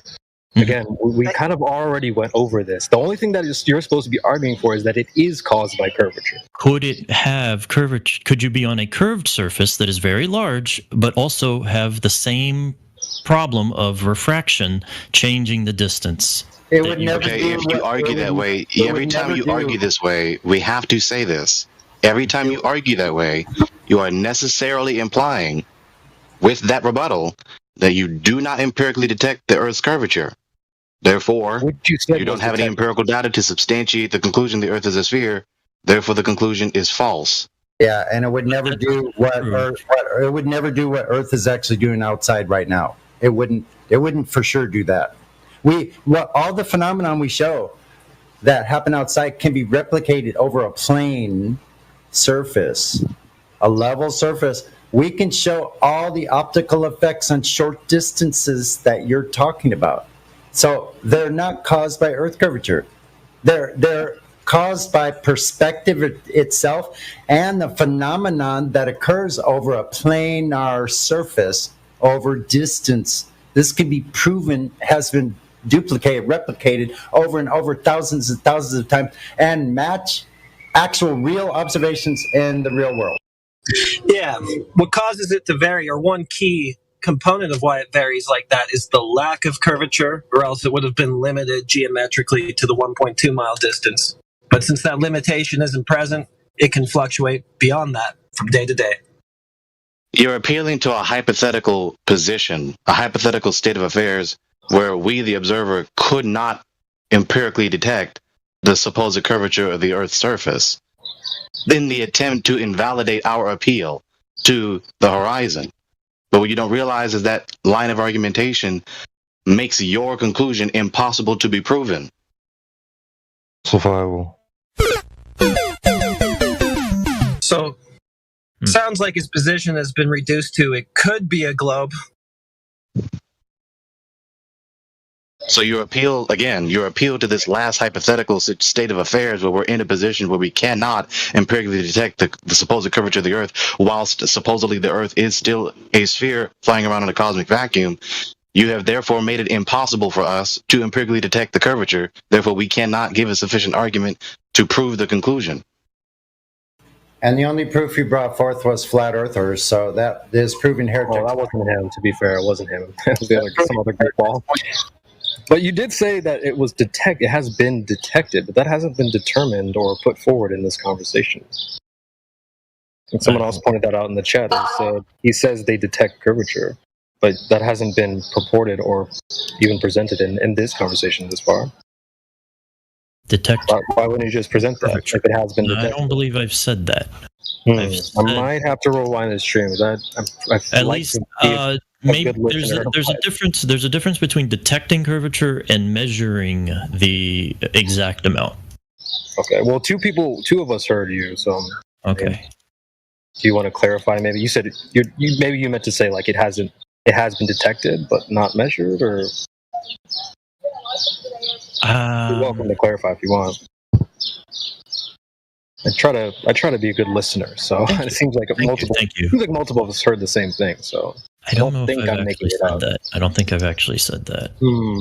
Well, good thing we're recorded. So would it be okay for I can pause out and go rewind the tape? Is it necessary? Well, I don't. That's a really good benefit of the live stream, is just so we can kind of hold people accountable. Is I don't like it when people say something and they go, "Well, I didn't actually say that." Well, what are we doing here? So you're welcome to clarify, or I can just go get the recording. It might have been when If you're saying it has been detected, like, well, that hasn't been determined in this Okay. conversation. Yeah. You haven't presented that either. How far back is that CB? Okay, That you way might. we This can come might up have with a been. relative. I might have said that. I might have said something about it, and I might have mentioned the theodolite as a means of detecting the dip. But it was also Not bad. I mean, this was just 5 minutes ago, roughly. Adam Price in the chat, 42 minutes past the hour. He'd say they detect the curvature, but just doesn't report it. Now, that's why I chimed in. I was thinking the exact same thing when you said, "Well, it's already been detected." I'm like, "Bro, why haven't you presented it then? Why haven't you put that forward then for us? Why have you been hiding that if it has been detected? Then what's because we've been Gregory's been cooking you this whole time. I've already said it. To measure curvature, you wouldn't use the horizon. You would use like the shadows that poles cast, but that necessitates a already presupposition. Also not measuring the Earth, brother. You'd already Not have to measuring the presuppose it's round. That's measuring shadows. So Right. based on assumptions. Based on a light source that you don't know how far it is or what it's made of or anything about it. So good job on that. Can I shoot refraction in the heart real quick? Oh, It's just a quick statement. I don't know if you want to do that. Yeah. So like you're already presupposing a ball and then invoking refraction. Could it just as easily, and you say, well, what else could it be? Could it just as easily be a flat plane, and then refraction could be pushing things off in the distance downward, giving the appearance of a physical horizon, even though it's just apparent, and that's why it's different every day. Could that be the case? I agree that could be the case, but let me. Then you can't invoke refraction, dude. Let me post a picture. No, I'm saying I'm invoking the refraction, saying Refraction's it could dead. be. So where's your physical curvature? Where's your physical curvature that we can measure? All right, I went ahead and copied and pasted a picture that was already posted by someone else. That's all I wanted to say. If we want to see his image, we have to give him image perms, but the image is not I reposted it. It's Thank the same you. thing. Okay. But just remember, let's just be clear. It's like this is starting to get kind of repetitive. We have already covered this. So we're going to bring up, well, look at the horizon change. We did this like 5 times already. I wanted to just this has got to be really painful for you. You can see it anytime if you want. I can do this. I can do this all day. It's fine. This is like we're like 50-0 in terms of this horizon argument so far. This is fun for me, though. Look, one of these pictures. It's fun for me too. Which one of these pictures shows signs that there's refractive distortion? Both. What signs do you see? Well, the horizon changes, bro. Not just the horizon. How about looking at That's what the whole argument is about. Wait. Who cares? The horizon's about the horizon. Listen, the crane isn't even part of the topic. That's the horizon is. If you want to talk about the water leading all the way up to the horizon, that's continually rising. And then you can see everything along the way as farther out and higher up in your vision leading up to the horizon, which is the farthest out and the farthest up in your vision. We can talk about that just like it does on a board. If you held a board out and had little stick figures on it, it would do the same thing on a flat surface, bro. Bendy cranes don't make the horizon curve. Come to your senses. You gotta keep in mind what you're supposed to be arguing for. Birds. Yeah, are you going to start using birds now? You know, after the diesel exhaust from the freaking crane? Bending the freaking cranes above the surface. We're talking about the surface. Stick to the surface. Well, let's look at the text in the chat there. Actually, underneath that, does the globe inflate and deflate? Of course, you wouldn't make that claim, right? But based on on the evidence, we can't, like he just said, we can't recycle this over and over again. We have to come to a conclusion. Now, what they repeated to you multiple times as you made this appeal is that this appeal and your attempt to invalidate our appeal to the horizon by telling us that it's a refraction phenomenon happening over there in the image that is proving our position and refuting the globe paradigm. That's the point. Your appeal is not refuting ours or invalidating our appeal. It is proving us. Yeah, you're essentially repeating our rebuttal. It's kind of funny. You know what I find interesting? the guy who came out with the rate of the radius, and we know who it is. We don't need to tell now. The guy who came out with the rate with that 3959, he used the horizon. Right. I didn't know that. Yeah, but you just said that we can't use the horizon. Well, I didn't know that. I didn't know he used the horizon to determine that. I bet you didn't know the Big Bang theory was created by a Jesuit Catholic priest either. Well, that's a conversation for a whole other time. But actually, that's a pretty good point there, Sasha. Are you familiar with the gentleman named Al-Biruni? Our friend Tech here. No. Well, to put that on your put that on a list of some. Put that in your notes or whatever. Do some homework on that, so you can kind of check and see what we're saying. But yeah, What do they do, guys? He used the horizon. He tried to draw tangents to the horizon. So if it's all refracted, then what was he doing? He had to measure the height of a mountain first. And plus, he was 700 miles far away from the sea level. When did he do that? I will tell you. Biruni. Al, first name, last name Biruni. Go check it out. In 800 or I don't know. 10th century. Yes, the thing is with Al-Biruni and Eratosthenes, they both in both instances that they were off by so much percent, very close to the actual radius, right, or circumference. Based on what? Right. How do you get close to an unknown? How are you 20% off of an unknown? Well, here's the thing that people forget about Eratosthenes. What was he using to measure those angles from?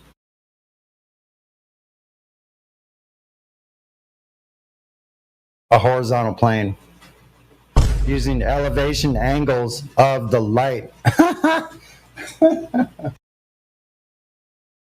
Well, before we wrap up on this most recent horizon argument from Takanda, you said that you wouldn't use the horizon. You wouldn't be able to use it to show that the Earth's a globe. So why did you go to the horizon for your next argument?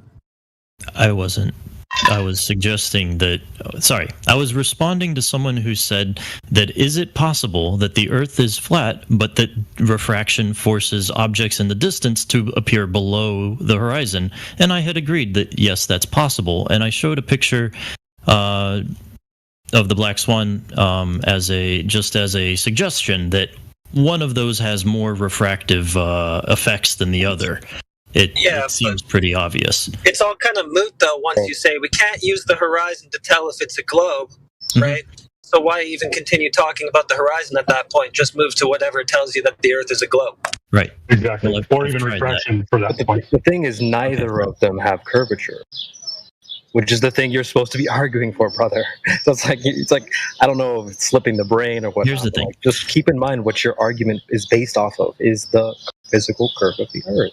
Right. Coming up with reasons why it's not there is not supporting that case. I think Gregory's kind of been cooking you on this one from the jump. But yeah, fair. You've been a good sport, so I appreciate that. Here's the thing. Let me answer a couple things real quick, just because I kind of got I got off on trying to display that one picture has more refraction than the other, but my other point would have been that I concede that it's possible refraction could make a distant object look like it's below the horizon, but would you concede that on a round surface it would be possible for something in the distance due to refraction to be appear above?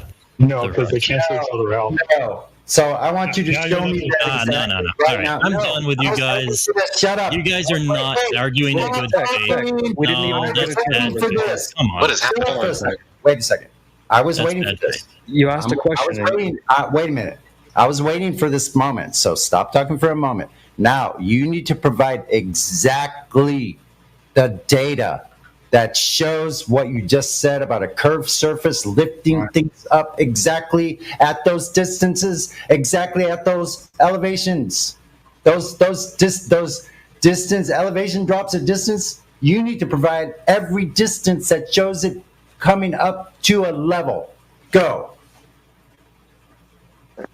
How am I?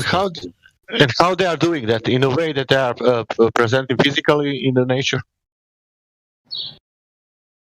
Oh, Tack, it's funny. Optically. You asked the Optically, question. I see physicality. I don't see optically nothing.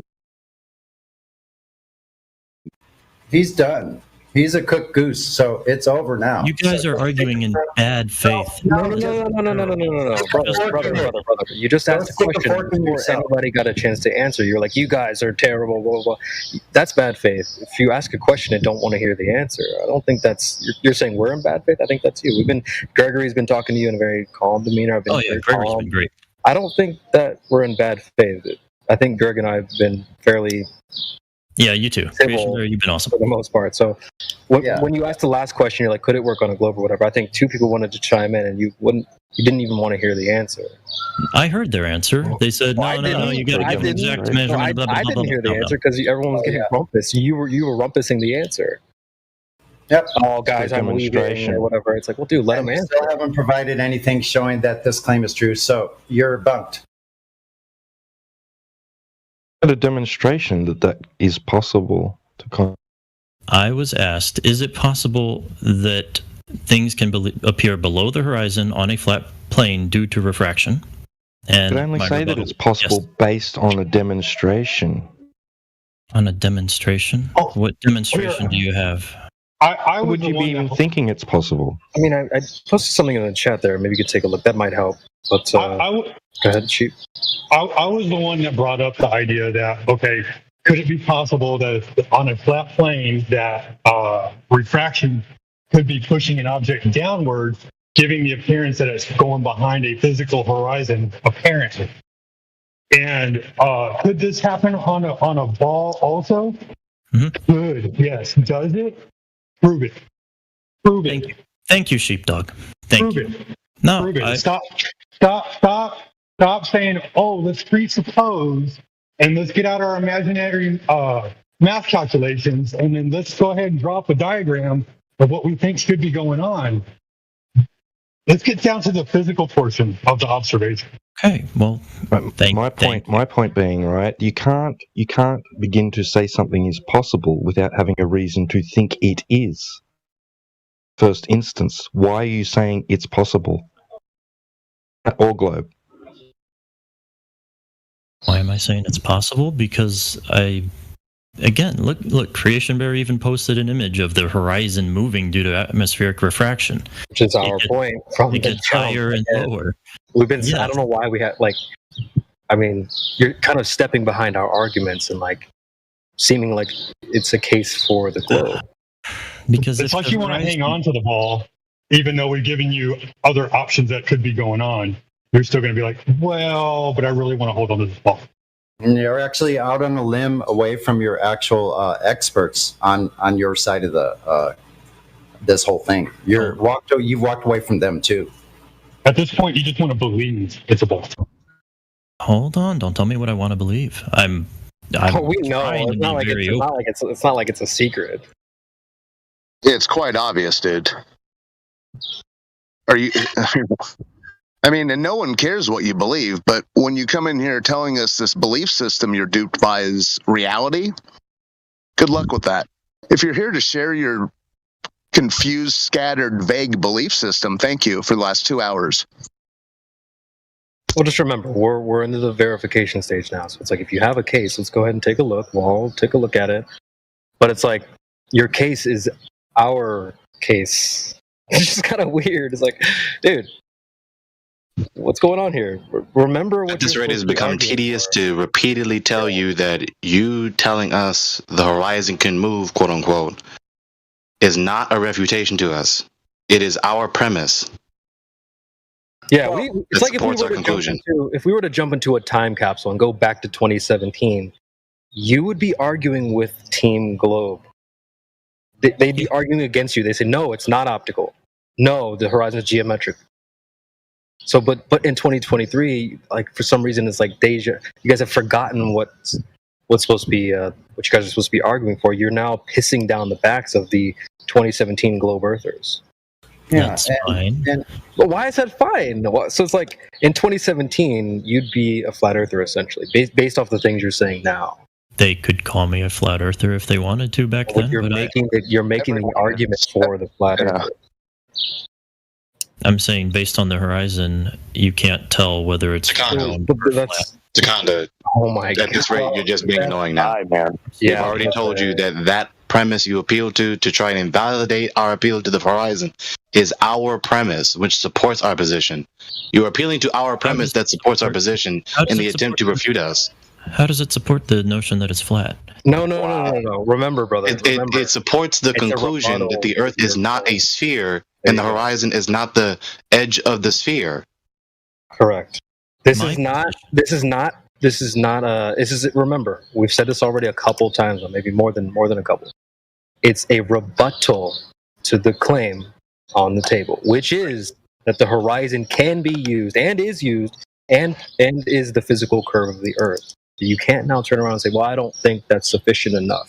That claim's already been made. We're formed a rebuttal, and now you guys are basically saying, well, forget the claim. That's fine. No, I'm not saying that either. I'm saying if other people want to make that claim, they can. I don't. We're not waiting for individuals. Remember, we're not waiting for certain individuals to make claims. It's already on the table. We don't need you to make a claim about the globe. Whoa. I'm not here to defend that claim. It's not brother, you seem really confused now. Okay, so you're not even attempting to prove the Earth is a ball flying in a vacuum. Not based on the horizon. Just no, not based on the horizon. You just told us you're not here to prove that claim. Then you added that extra caveat as soon as I explained the logical implication of what you just said. Takanda, well, do you know why we're called flat earthers, Takanda? You believe the Earth is flat? No. Okay. Oh, wow. Because we disproved the Earth as a ball. It's not that we believe the Earth is flat. We said it's not a ball. What else could it be? And it's a dichotomy, dude. It is a true dichotomy. What else could the Earth be if it's not curving? Well, we're just discussing the surface. So the surface can only be doing one of two things. I think Gregory covered that as well. Yeah. I think Heretic wanted to get in there. I wanted to get really quick. So I asked Takanda last time. Hold on. Go ahead, Heretic, and then Old Hoss, you go after him. Yeah. So for all the hours that he's been here, I just want to take stock really quickly of what we have from him. We can't use the horizon to show that the Earth is a globe, and we have presupposition. Anything I missed? No, that's just it right there. So no proof. It's just a presupposition. Anything else to add to Conda, or is that all we got?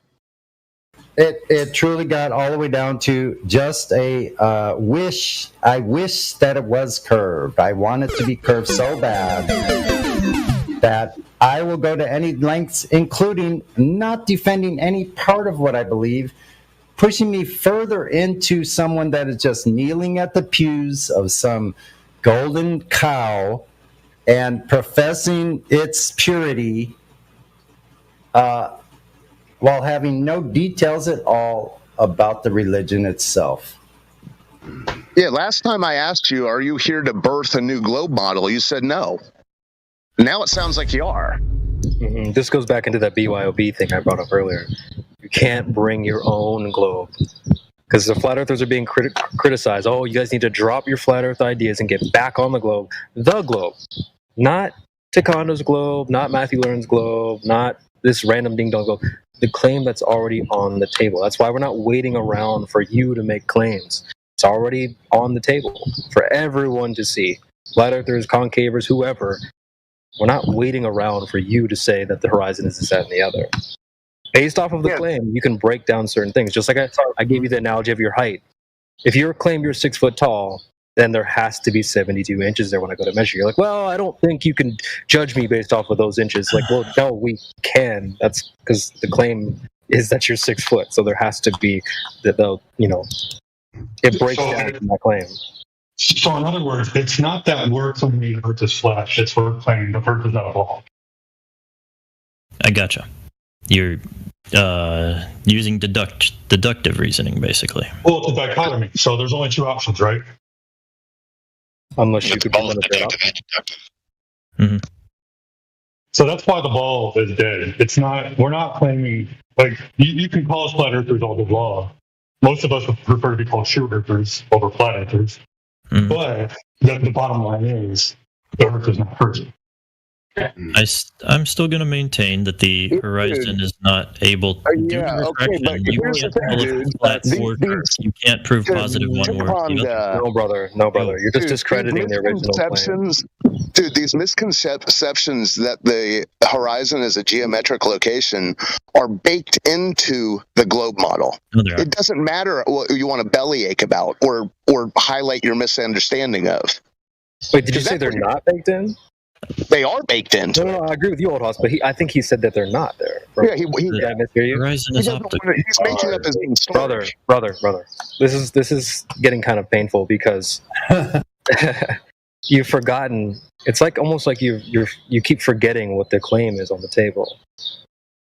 Well, remember, he's already said he's not trying to prove that. So really, there's no need to press him on saying that he's forgotten the conclusion. He said he's not even trying to prove that conclusion. If he says that, then he hasn't even attempted to prove the conclusion. So his belief that the Earth is a ball has not been supported. He hasn't even attempted to do so. It's a globe with amnesia. They've forgotten like what they're even here for. Throwing every curve calculator under the bus, mate. And he keeps telling us what doesn't prove his claim, but I'm still wondering what does.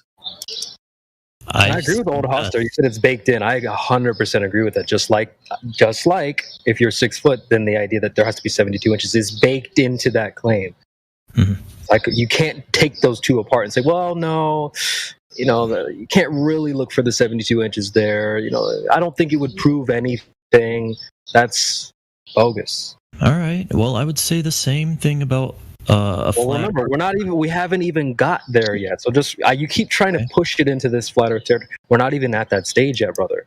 We're trying to address the claim on the table. Trying to verify that the Earth is a globe. I got it. Correct. So you keep trying to push it. Well, it doesn't mean it's flat. We're not even at that stage yet. The argument that I'm making is that the method by which you're trying to verify the globe's curvature is flawed due to refraction. So hold on, wait. We've already refuted that critique.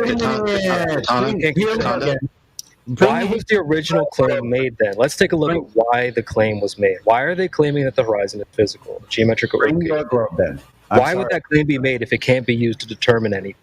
Yeah, so CB, hold on a second. So listen, bring your globe then, because you just told us about, just like Heretic said, that you're telling us that it can't be done this way or that way. So now we want you to tell us, what are you substantiating your belief on? You bring forth that globe.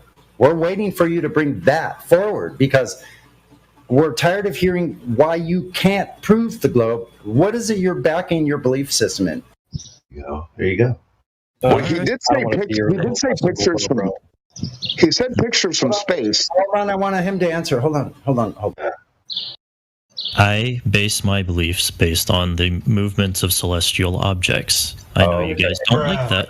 Okay, so let's sort this out then. That's a good place to start. I kind of agree with Bro though. Before we get into that though, Sonny, before we go into the bodies, celestial bodies, I just want to know about, because I just want to kind of like, why are they claiming that the horizon is the physical curve of the Earth in the first place if it cannot be used to determine whether it's flat or not? I know. Why would they do that in the first instance then? I want to know. Because I'm on Google right now. Can we get to that question after Sonny's question? Because Sonny's question is more primary than that. It's only going to take a short, just a few seconds, literally. So listen, now where you've placed yourself is at the hardware store, and you're putting in flooring, and your entire 3,000 square foot condominium, and you're asking the person there, the attendant at the hardware store, I'm putting in my flooring, and I need you to help me come and measure the ceiling lamps so I can tell the dimensions of the floor, please. Now tell me what that person's going to think of you. Yes, they're going to think I'm crazy. I don't. Okay, so why would you now? So why would you use that? So why would hold on? So why would you use that method of thinking in your normal life concerning Earth? Just we like can go you on to guys. that for sure. Again, You have no answer, so look, there is no Let me reason. answer it, let me Okay, try to answer. all right. Just like you guys say that there's a dichotomy, the Earth is either flat or it's round. I would believe the same thing, but that the celestial objects will either move a certain way or they'd move a different way depending You're not on answering my the shape of question. the Earth. You're not answering my question. Why are you using the dimensions of something in the sky or your ceiling to figure out what the floor size is or the floor surface condition or anything about the floor? You wouldn't do that at the hardware store. I just feel said like that.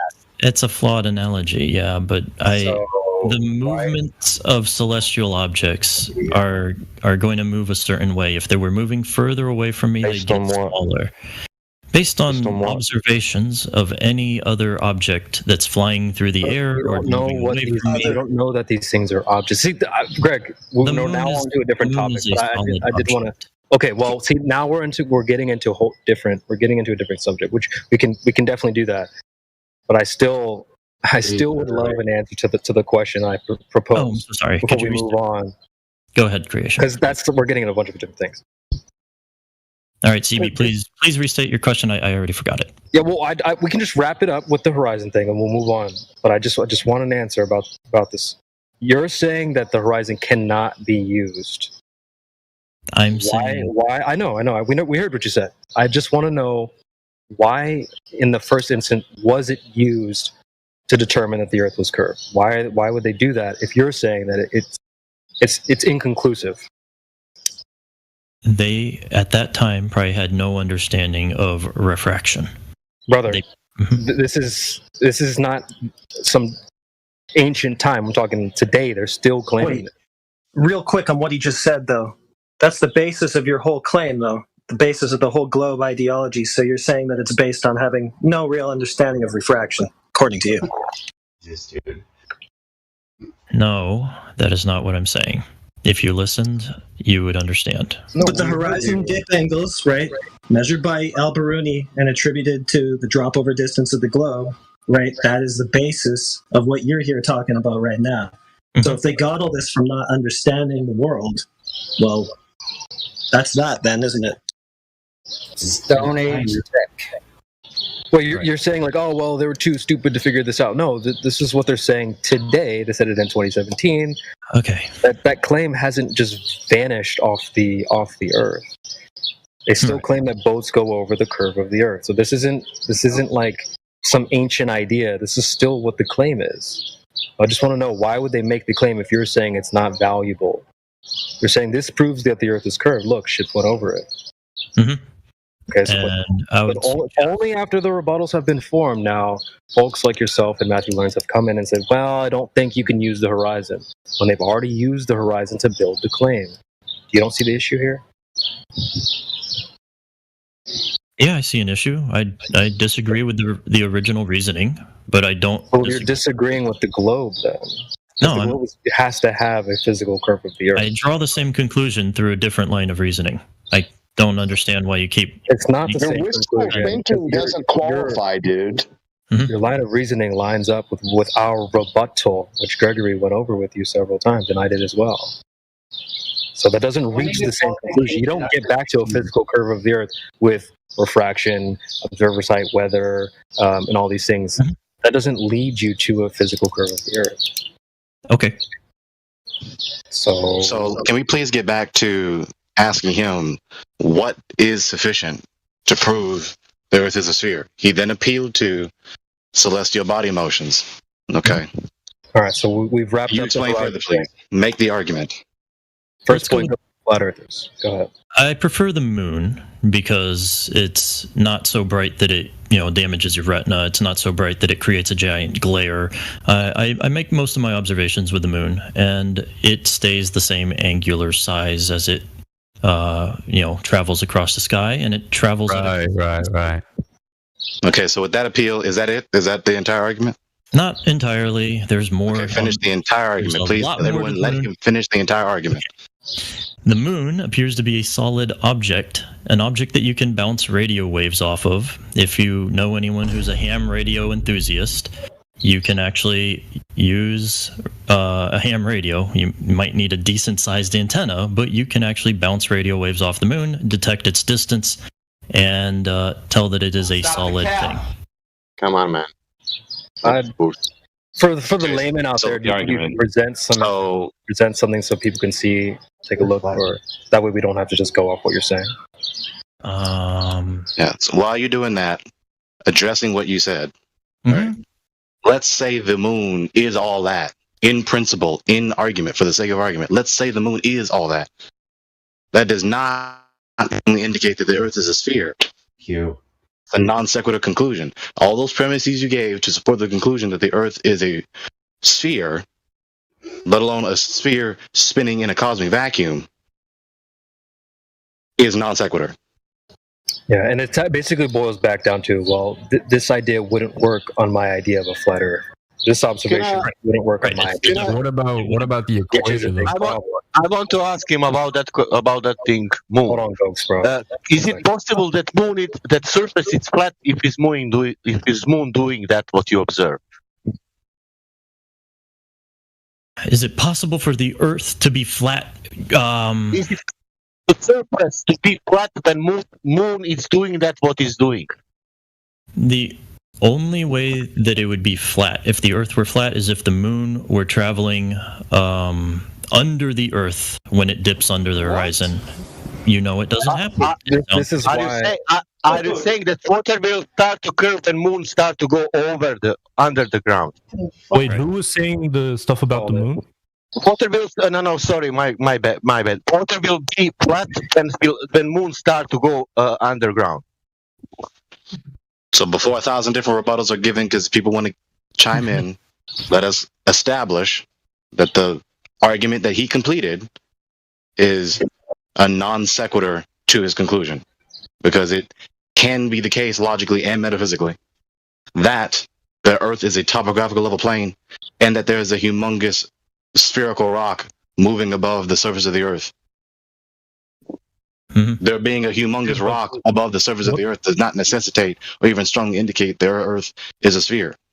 It's a non sequitur. Gregory, what does metaphysical mean? When we talk about possibility, it's two basic categories. Possibility is concerned with logical coherency. So the supposition is either logically possible or it's both logically possible and metaphysically possible. What does that mean? Metaphysically possible simply means that it really can be the case that the present conditions necessary to make the possibility be the case is the case. Something can be logically possible without being metaphysically possible, but something that is metaphysically possible must be logically possible. Okay. That's all. Well, the entire point that I want to make is that it's easier for me to believe that the horizon changes distance optically based on refraction than to believe that the moon is zooming away from me or hovering above the Earth as a flat plane versus what it seems to be doing, which is going around me as an observer at a consistent speed at 15 degrees per hour. What? Okay, with that last thing being said, presupposition of a curved surface. Degrees means angular on a ball. Like what? Fuck. Yes. Let's directly address the appeal he just last made. The appeal he just last made is just an appeal to credulity. Rather than an appeal to incredulity, it's an appeal to credulity. So your appeal to credulity is no defense of the conclusion. You're just like you're chanting in the choir now at the church. Like you're literally just chanting globe lore. That is what it is. And he's also you're totally doing chanting. It's religious chanting, everybody. So I hope you all recognize this. This is pure blind faith belief in something with no verifiable proof at all. Nothing that matches reality in the real world. Well, don't forget to denying too. He's chanting and denying. Okay, it's an appeal to incredulity, like you said, and also he's contradicting himself because he's brought the horizon into his argument once again, which he already said he couldn't use to determine the Earth's alleged sphericity. You're doing it again, right? Mm-hmm. So the moon sets over the horizon. The horizon, it's geometric. Then you said that we can't use it to determine that. Right. And I'm saying that I would that it's easier for me to believe that the horizon is so far away and so shallow at an angle of less than 1/2 of a degree that it's not the point of a degree. It's a point of. It is not point of but it's not point of degree. It is because of angular resolution. It's point of geometry. But not even that. But not even that. I mean, that's a minor premise. The major premise that should be said to him is that whatever. So what? It's easier for you to believe. Yeah. Telling us an autobiographical description of what it's easier for you to believe is no support of anything or refutation of anything. Yeah, it's just an appeal to credulity fallacy. It's a good thing you're only saying belief, because that's truly what it is. It's a pure belief. That's all. It's only a belief. You don't have anything to back that belief or validate the belief. What do you guys have to say about Earth Hold Moon? on, I wasn't even done. Okay. I wasn't even done. So I'm almost done. So empty, vacuous belief is what you have. Thanks. But remember, what you say. Sorry. Just as a reminder, we're at the verification stage. We all are well aware of the claims and everyone's beliefs. We're trying to move past just what people believe into checking or verifying or falsifying. Yes. Okay, so let's do that instead of just purporting your beliefs to us. We already know what those are. Have you verified the distance to the moon? No, Bro, we're not claiming that. Okay, that's not our claim. Who did that? Anyone with a ham radio sufficient to bounce? That's not true. Are you getting that information directly from the moon, or are you getting that information from somewhere else? How would you be able to tell? Yeah, why don't you? You are saying that you get a signal from the moon, from the radio. Are you getting that signal from the moon or from something else? Right. Why don't you walk us through that process until you get to feet and inches? Go ahead. We'll wait for you. Because that's what we're talking about. We're talking about feet and inches. So if you're not talking about feet and inches, then you're just saying something. Oh, people got radios. So, okay, walk us through the entire process, how you get to feet and inches and surface condition from that, please.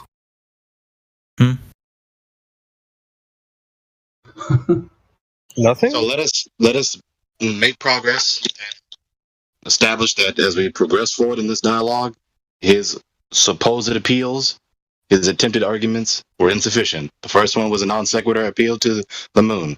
The second was an appeal to credulity. And the third was an evident self-contradiction, as Heretic just highlighted. That's where we are now. We asked him what is sufficient to prove the Earth is a sphere. All his latest appeals, that after we asked him that and we let him complete the arguments, are insufficient. Period. Game over. I mean, this is too easy at this point. This is like, the desired crazy. The desired effect was not achieved in any way. Like there's nothing that was brought forth. That's okay. That supports a globe in any way, other than showing us all and everybody listening on YouTube and all the other whatever channels, media that this is being live streamed on. That everyone heard you not have anything to back your non-existent claim. That's way more than okay. It's W flat Earth, bro. No, it's not. Do you know a single ham radio enthusiast that's a flat earther? Well, we're still waiting for you to present. Wait. I'm still waiting for you to present. Sonny asked you to kind of walk through the process. Even I did. I was like, hey, well, for the layman out there, can you describe it? My argument has been, from the very beginning, for the last god dang how many hours, you don't use the horizon. You use celestial objects. The celestial objects. You haven't determined that those are objects, brother. So they are. You can bounce not just because you say so, though. So it doesn't work. You don't just automate. This isn't like Monopoly. You don't just pass go and collect one free claim. It doesn't work like that. You have to build on foundations. You can't just say, "Well, I know they're objects." Well, we're going to need to see some verification of that. I told you, we're in the verification stage. I got Ace Hardware on the line. They want to speak to you. All right. Remember, like, you're going to have to build upon certain foundations, not just premises that you have. Like, we're going to need to see this so that everyone can agree, and then we can build on top of that. You don't just automatically get the free claim that there's objects, rocks for things in the sky. There are tons of people that have done the Earth, Moon, Earth bounce with their ham radios, okay? And you could do it too. No one's going to stop you from getting a ham radio license. Go ahead and present the evidence and walk us through it like somebody asked you to. It's like I fucking asked before. If you keep bringing it up, I'm going to keep asking every time. Walk me through the process all the way from when you get the signal or whatever, then you bring that process, walk it all the way till you get feet and inches on the surface of Earth. Yeah, you're not going to get feet and inches. You're going to get miles. Then you don't. Same thing, ding dong. Oh my god. Miles. Holy smokes. That was a little pedantic. Walk it through that. Walk it through. You keep trying to support your claim. You keep walking into a deeper hole. So go ahead now and break down the whole process from beginning to end, bringing it down to what I said, feet and inches, which is what miles are. 4 miles, dude. Come on, guys. No, I'm talking to you, Takanda. There's many different claims about celestial objects, whether they're real or image or we do one claim at a time. So why don't you try to make a case, not just saying, well, all these people proved it. Well, then there should be some proof out there that you can go pick out and present to us and walk us through how it works. Why can't he answer the question? He goes, there's many claims. That's not an answer. That's a non-coherent answer to the questions that are asked. You keep diverting away from any question asked now. You're responding like a politician now. Yes, I know. Come on, man. How does it work? My claim is that the moon is a solid object that you can bounce radio waves off of, and by the delay in the signal, but you haven't established that yet. So we've heard you say that already. We've already tried to address that. You're going to have to establish that now. Again, back to the claims that I'd said. There's things that carry more weight to me. Things that I have observed. You don't have to repeat yourself. We're now looking for you to build that foundation. We've heard what you said. Everyone heard you. It's fine. You don't have to repeat yourself. Yes. Now go ahead and prove or present, make a case, show us the evidence, give us the demonstrations. You got to go ahead and make that case now and build upon it. You need a foundation to build upon. So again, it's not. It's How it relates to Earth being a globe. We've already heard you. It's not hard to get a license to own a ham radio and operate a ham radio. Really? But it's kind of hard to measure the diameter of the moon, though, isn't it? Yeah, but that's not really making a case. It's saying, well, you can just get a ham radio. Like, yes, you still haven't even walked anybody through how that works. There's still a lot of. I still said there's some layman people who might not understand it. Yeah, it's a little technical. On Globe side as well, who maybe aren't familiar. Why don't you help educate them? Teach us how that works. Sunny has requested that 5 minutes ago. It is a little technical. I posted a video. It's about an hour long. It gets into Earth, Moon, Earth. You kind of explain it. Okay, Takanda. It's. I'll go with it. I give it to you. The Earth is a sphere rock, and they've played moon golf on it. What does this have to do with the Earth? Yeah. The moon. The moon. The moon, that we can measure the distance approximately, 200,000 miles away. That's what I said. I gave it to you that the moon is a space rock, and they've played golf on it and driven dune buggies on it. What does this have to do with whether or not the Earth is a spheroid? Because the moon doesn't circle above me. It circles around. It goes around. Around and under. Oh yeah. You're interpreting. You're interpreting the moon very wishfully. You don't just get free claims here, brother. You have to establish these things first before you move on. Any solid object that moves. You haven't verified that that these things in the sky are solid objects.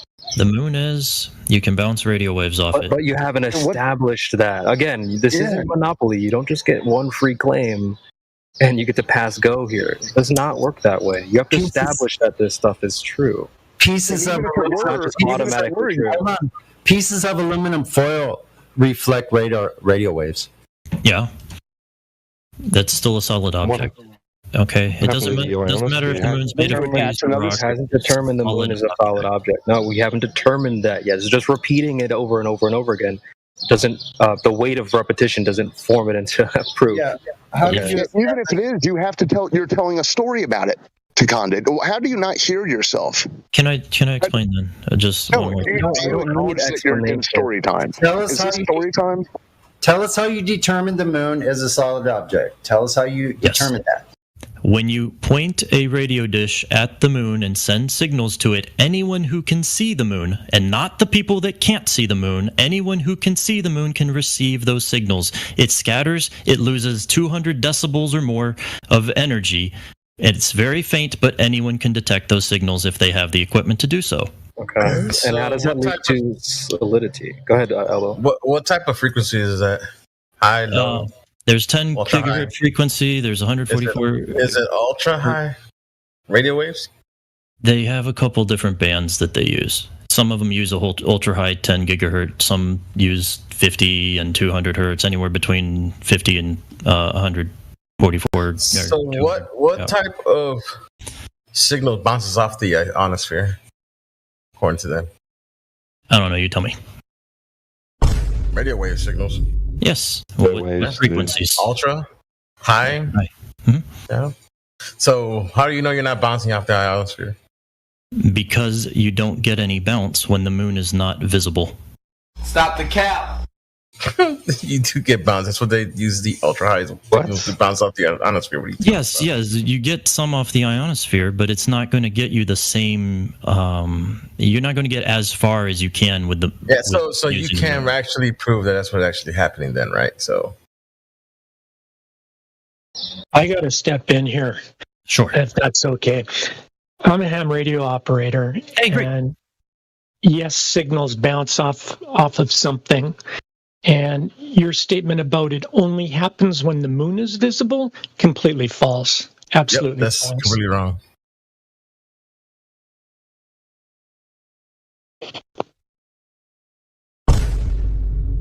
By the way, I just want to point out we have a new person, Junja, in the chat.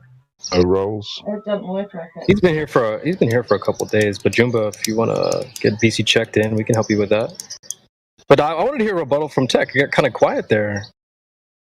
Tom Bob had a good point. Did you want to You respond? can bounce radio waves off of other things like the ionosphere, but you're not going to get all the way across, like, the Atlantic Ocean. Is the ionosphere solid?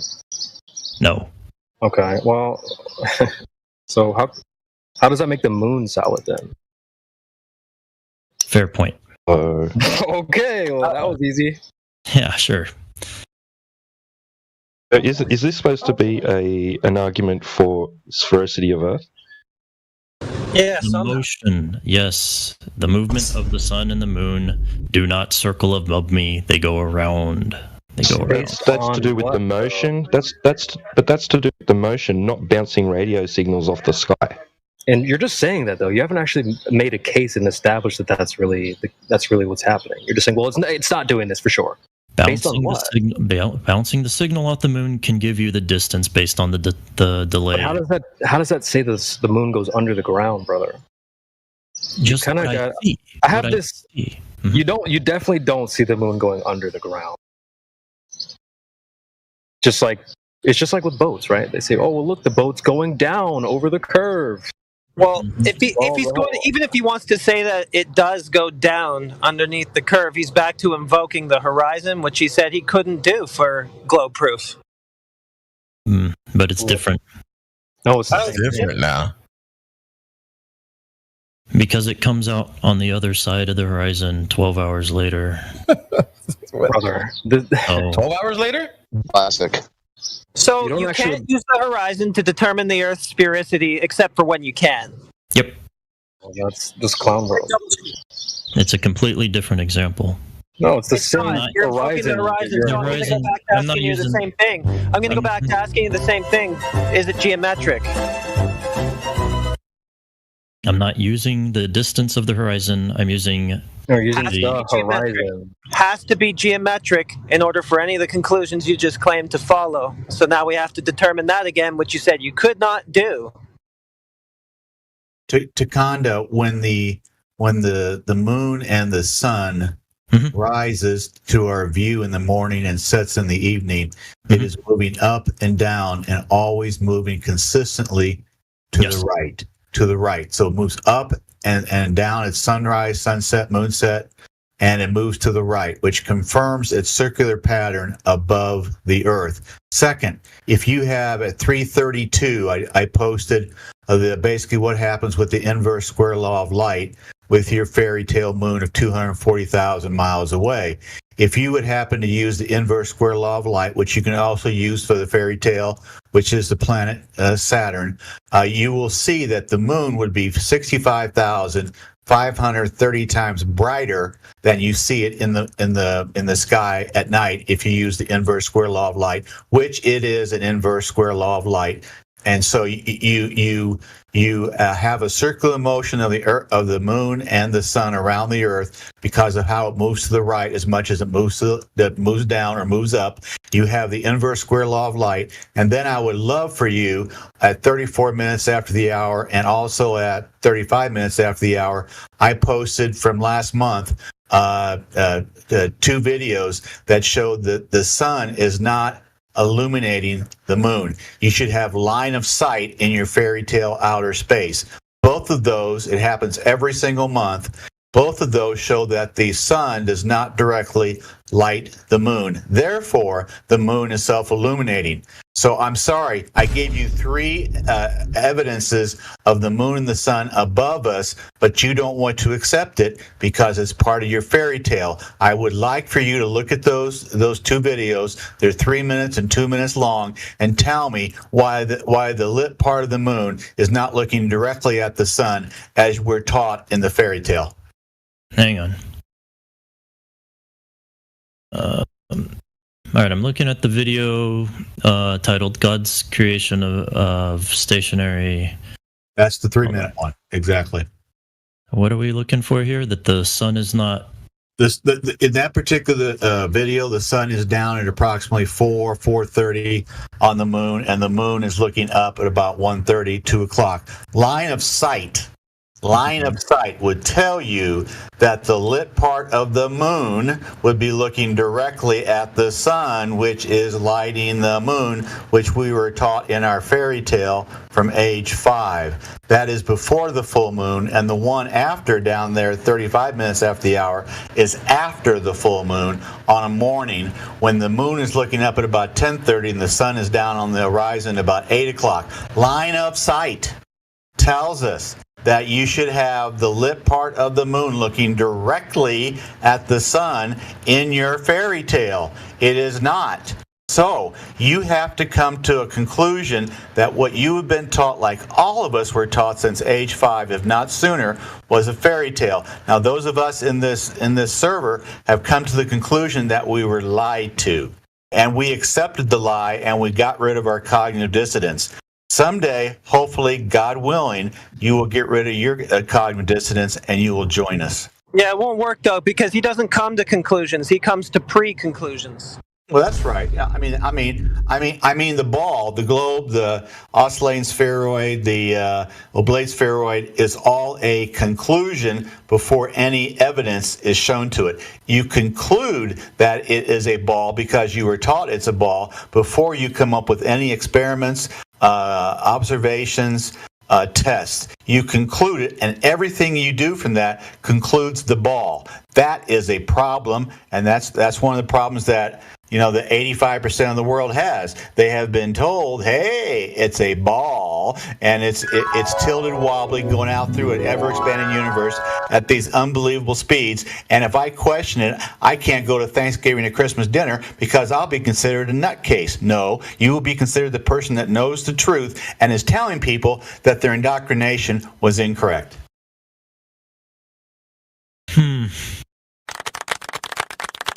All right, I'm watching the videos. They're kind of interesting. I'll keep an eye out for it.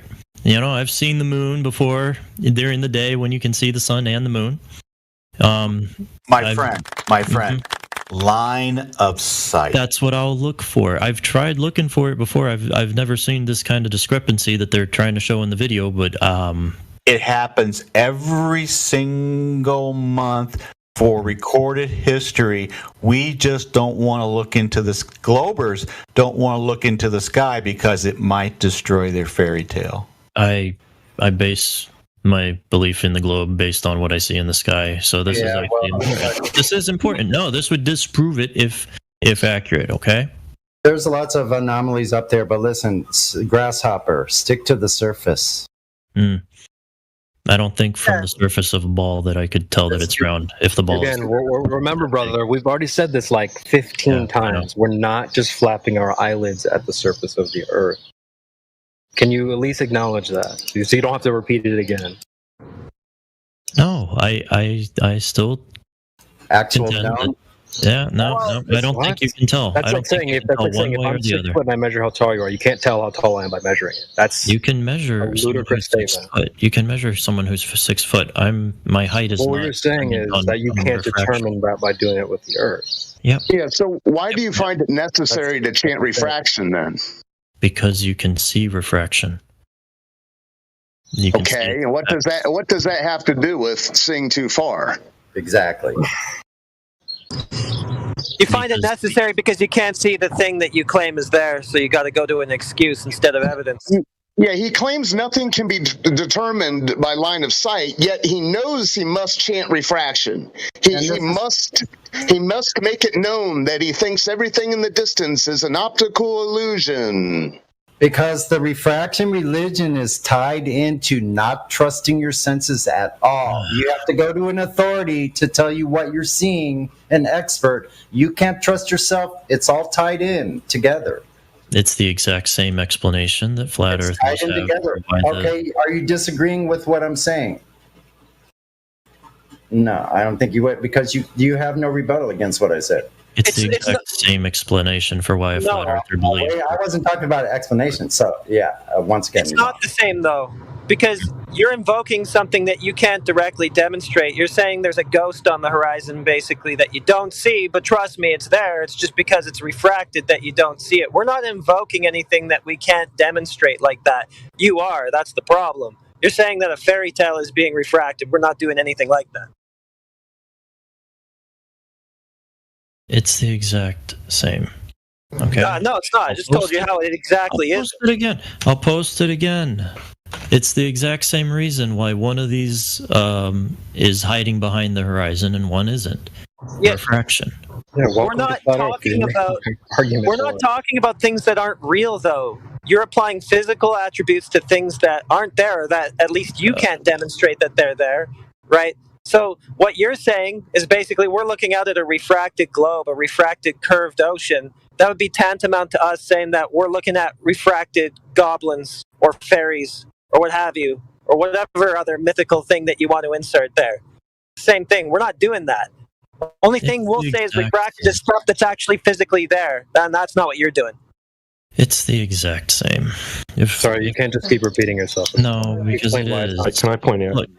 Can I point out that the type of refraction that he's invoking is based on the alleged geometry? So if you don't view the alleged geometry, then how are you going to know how much refract what you're viewing by? I would never use it to determine that. That's just not what I. Oh God! All right. Can't use it to determine that Earth is a globe. Here, I'll even use it on Seconda's terms.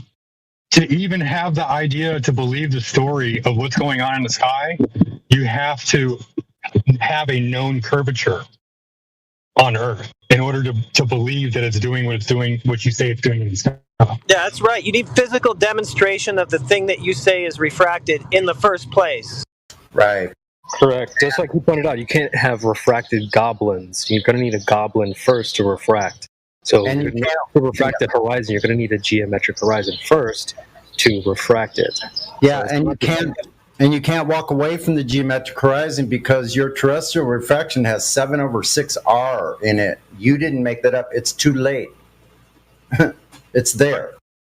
Do you understand what I said, Seconda? Yes.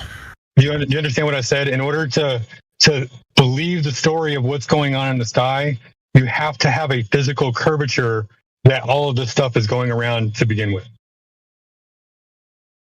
Mm-hmm. That's why we say once you falsify the radius, then you no longer have orbits. You no longer have an orbit of satellites. You no longer have an orbit of the moon. You no longer have the Earth orbiting around the sun. You no longer have the sun and the Earth and the moon shooting through space, going around a circular center point from the Big Bang. It's all gone, dude.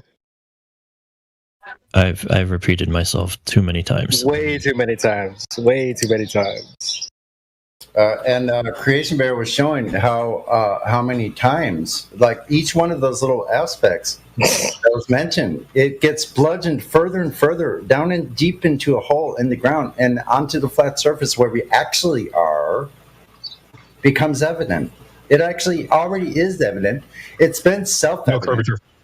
And so you are going against your own nature and your own senses that are built into you. You have to deny all of those things in order to come to this belief system that you have truly is a belief. We don't have belief. As you see, we're talking about objective, going out and doing observations, which are testing for drop over distance. Very simply, this has been done thousands upon thousands of times since I even first thought about flat Earth in 2017.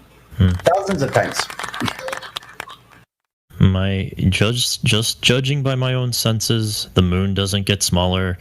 It doesn't zoom away from me. But you're also trying to say what the moon should or would or could be doing. And that was one of the first things I said, is that you don't know. I mean, not you in particular, but no one knows what the moon or the sun or the stars are. So you shouldn't be saying, well, it should, could, or would be doing X, Y, or Z. You don't know what those are to begin with. So any other object. You're trying to compare them to objects, which we know what they are. You can go to a car, a dog, a human, and knows those things are objects. Yes. You can't go to the stars, the moon, the sun, and say those are also objects. So you can't make that comparison. Even if it's just a light. Just so like what is that? Jim, Mr. Waterworld 100, posted something about the brightness in lumens. It doesn't get significantly dimmer. You have an inverse squared law that it would lose if it got twice as far away from you. It would actually be a quarter of the brightness. So if it started out, let's say, approximately 4,000 miles away from me, and it zoomed away to 6,000 miles, it would lose almost half its brightness at that much. Yes. But again, this is going back to you saying what the moon should or would or could be doing, and I disagree with that. Doesn't matter what it is. It's brightness. Yes, it does. You're saying what this thing should or would or could be doing. Its you don't know brightness what it should is. decrease if it got further away from me. You don't know what it is, though. If it's just a light, it's still. That's not saying what it is. You understand? Mm-hmm. It doesn't say where it is, what it is, how it is, or any of these things. But you're saying, well, no, it should do what I say. No, I reject that. So you're Go ahead. You're looking at an unverified thing in the sky, i.e. the moon, and you're interpreting from that you live on a sphere, right? It's verified enough for my. You haven't prevented any verification. Yes, I have. Earth, moon, Earth, radio bounces suggest me. Maybe you. No. I don't think you know what verification is. I've had to repeat over multiple times that we're in the verification stage. You definitely have not verified that. Sunday asked you to walk us through it. You didn't do that. We asked for citation. You presented a YouTube video that was an hour long. You didn't go through. So no, you haven't verified that. I just wanted to clear that up. Go ahead, Central. Well, you're interpreting from what the moon does that the Earth must be a sphere. And I was going to say, as the kids would say, that's called reaching. No. I'm interpreting from what the moon does. That what the moon doesn't circle around or above. That's not based off of anything. You actually haven't established that. It doesn't appear to circle above me. But that's not verification. So this isn't even an argument for the Earth being a sphere. No, he's got to walk through. I'm sorry. So this isn't even an argument for the Earth being a sphere. It's deductive reasoning. It deduces. No. The kids would call it. Is it an argument for the Earth being a sphere or not? It removes the possibility that the moon is circling above the flat Earth. Okay, so walk us through that step by step, how you get from that to the other. So now you're going to have to take what you think you know about the celestial bodies, tie that in sequence, logical sequence, to where it gets to that it's not doing what you're saying. It's not, because you're saying from that information, you're saying now that the moon isn't traveling over my head like it appears, but it's doing He something. said circling. You're going to have to walk us through that, how you correlate the two. Yeah, and can I point out, can I ask actually, yes, claims that this isn't a straw man, is it?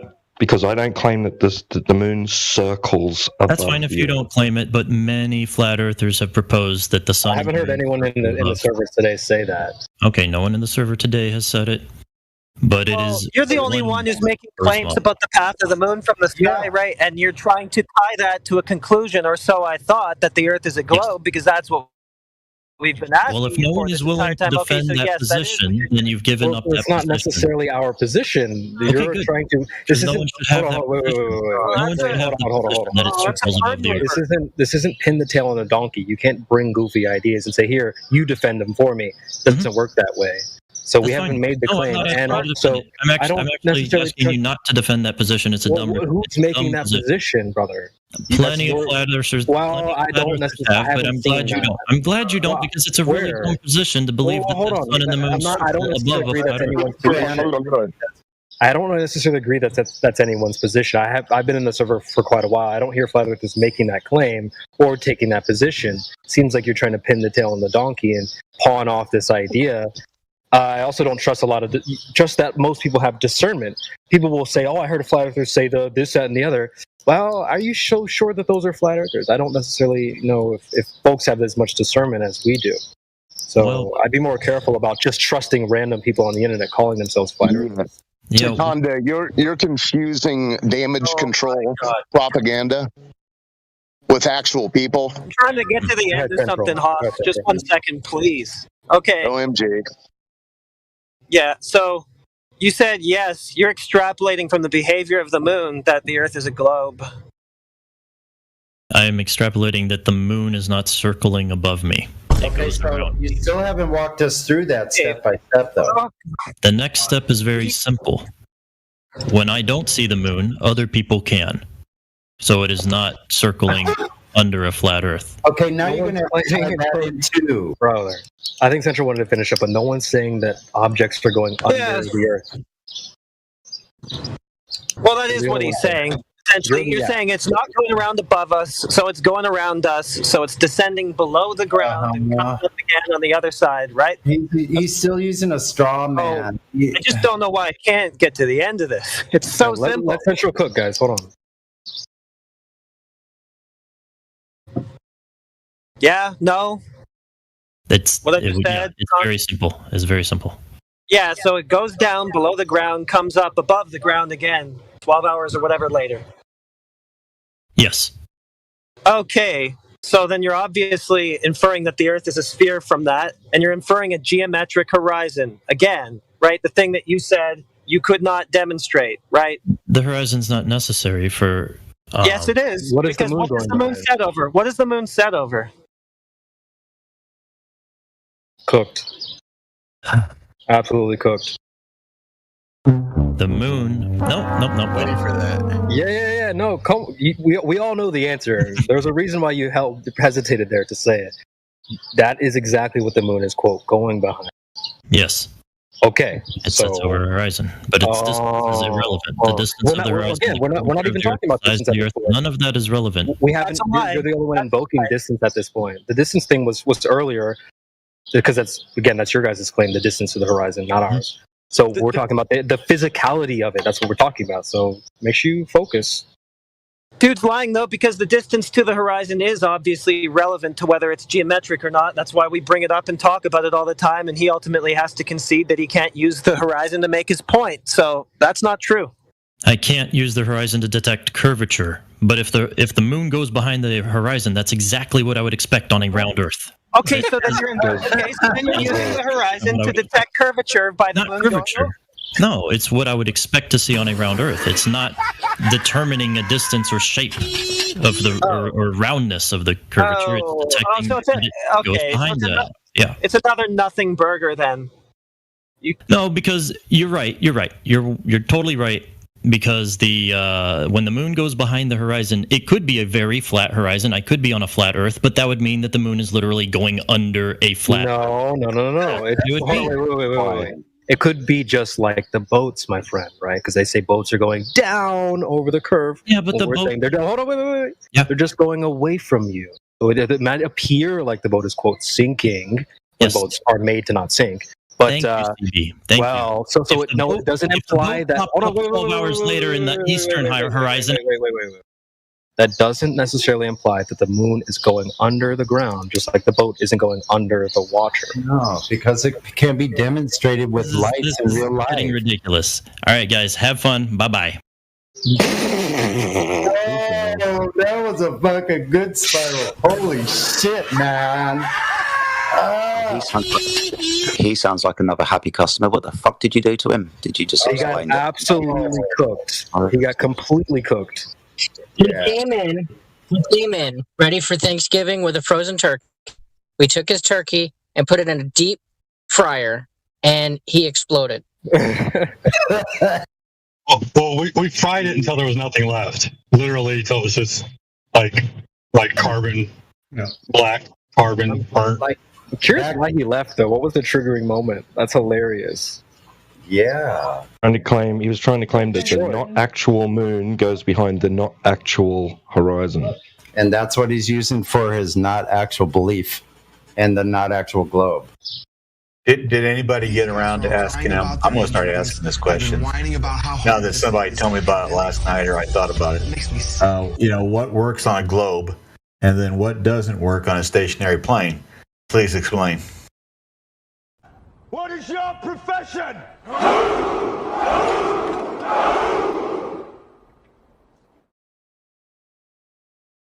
Old friend, I brought more soldiers than you did.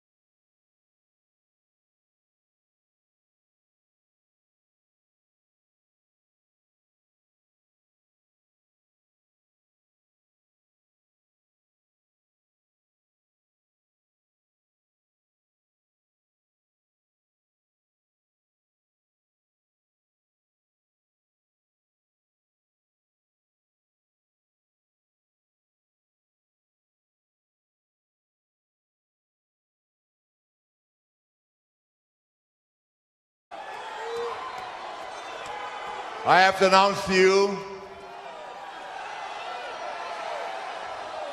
that I will never retire. I will only retire when I'm dead in this ring. Wow. How about that announcement? Over my dead body. I've got too much juice left. Woo! I'm still an itch boy. I love this business. I'm going nowhere. Thank you. Woo! When Globers link McToon, but have not read or know the information they have provided, shock. Now's the time to take all that paperwork, go out into the field, and look upon the earth, how beautiful it looks, and then say, okay, this paperwork I have now matches the earth that I'm standing on. Voila, it's measured. Have you done that yet?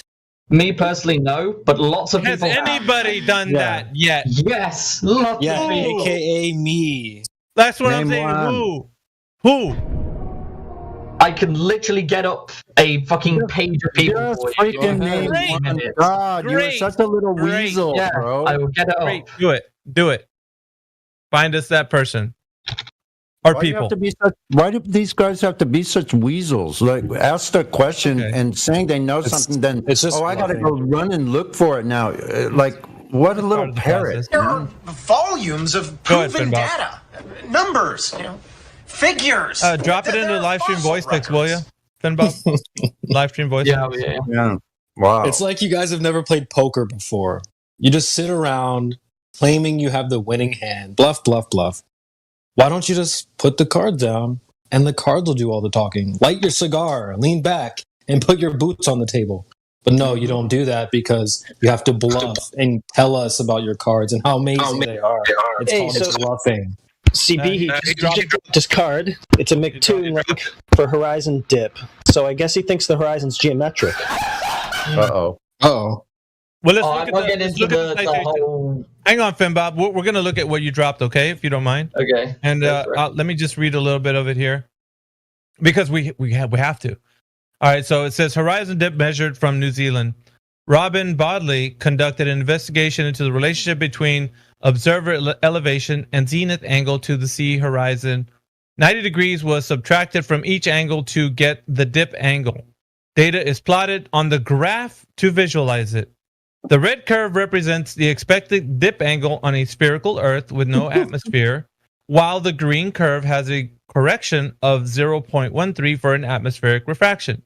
And then it says there on the line above it, each angle is the average of 4 sets of observations in both face left and face right. The theodolite used in, Wild Herberg, Switzerland, and it gives you some numbers there, made in 1956. The details of the survey marks can be found here. Let me show you. He's got some images of some theodolite deal, but it's on a graph that shows you the difference. And of course, the difference was one with atmosphere, one with no, and he plotted on a graph there. And these are like the images of the observation are pretty much what you'd expect from somebody doing this with a theodolite. Let's see if I can go back. Okay, so It's time. Okay, so how did he measure the curvature of the Earth, Finbob, in basic understanding here with what he's done?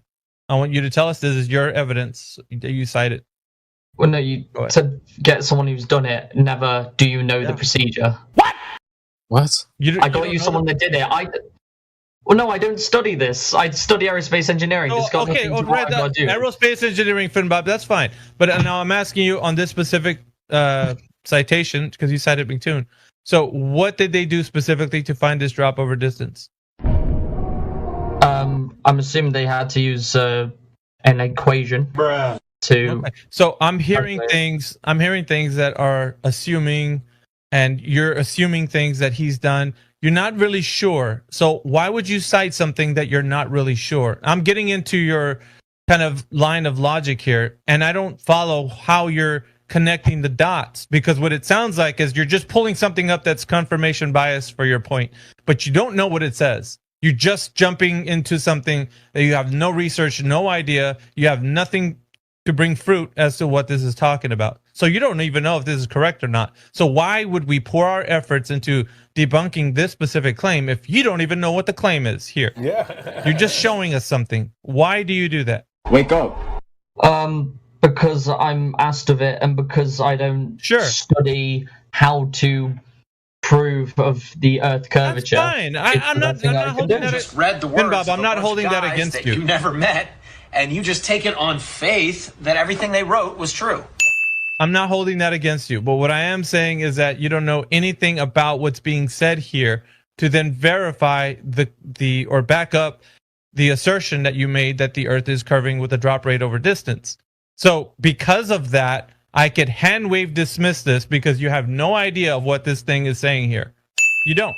So I mean, you admittedly said so. So why would you even bring it in as a point for a discussion if you have no idea? Why am I going to pour energy and time to debunking what it says here if you have no idea of what it says in the first place? Because you don't even know what the citation means. Regardless of exactly how I know they've calculated doesn't change what they've done. What did they do? What did they do? What did they do? I'm asking you. I'm asking you. What did they do? And you don't even. You can't even tell me what they've done. Can you? Not You know what the problem? Be So honest, the problem Bob. is that. Sorry. If you don't know what he did, then how do you know what he proved? Exactly. Be honest with me. Do you know what he did? Yes or no? He measured drop rate over. Do you know what he did? Yes or no? Because then I'm going to ask you for specifics if you do know, and it's going to get ugly for you. So be honest with me right now, so we don't have to do that. And I'm going to start exposing you little by little. No, I don't know the exact procedure. Like, thank you. Thank you for your honesty, Finn Bob. Ladies and gentlemen, we got him. It's all over. It's all over for him. I don't know if you realize it, but it's over. Hold on, not yet. Clear? Chemist and proponent of intelligent design James Tour wasn't a fan of the... You know that I have not been a proponent of intelligent design. And proponent of intelligent design James Tour.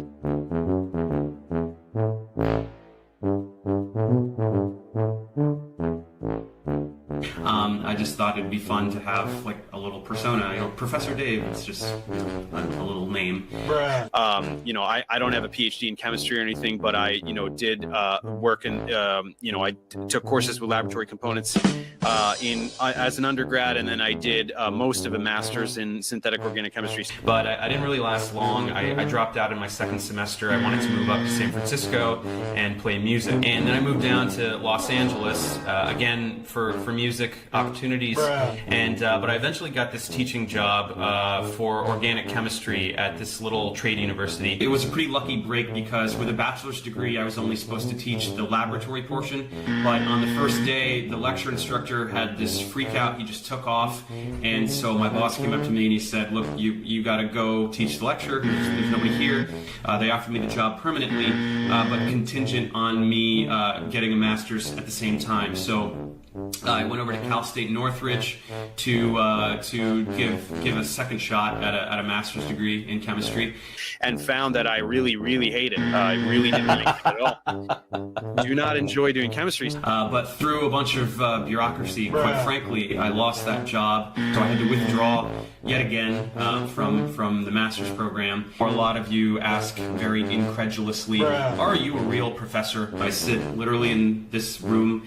Like 60 to 70 hours a week. And I chose the name really without much thought. It was kind of tongue-in-cheek, to be honest. I just thought it'd be fun to have like a little persona. Professor Dave, it's just, a little name. They offered me the job through a bunch of bureaucracy. I lost that job. I chose the name. It was kind of tongue-in-cheek, to be honest. So, and even at that time, I had no interest in being a chemist. Do not enjoy doing chemistry. I really, really hate it. Professor Dave, it's just, a little name.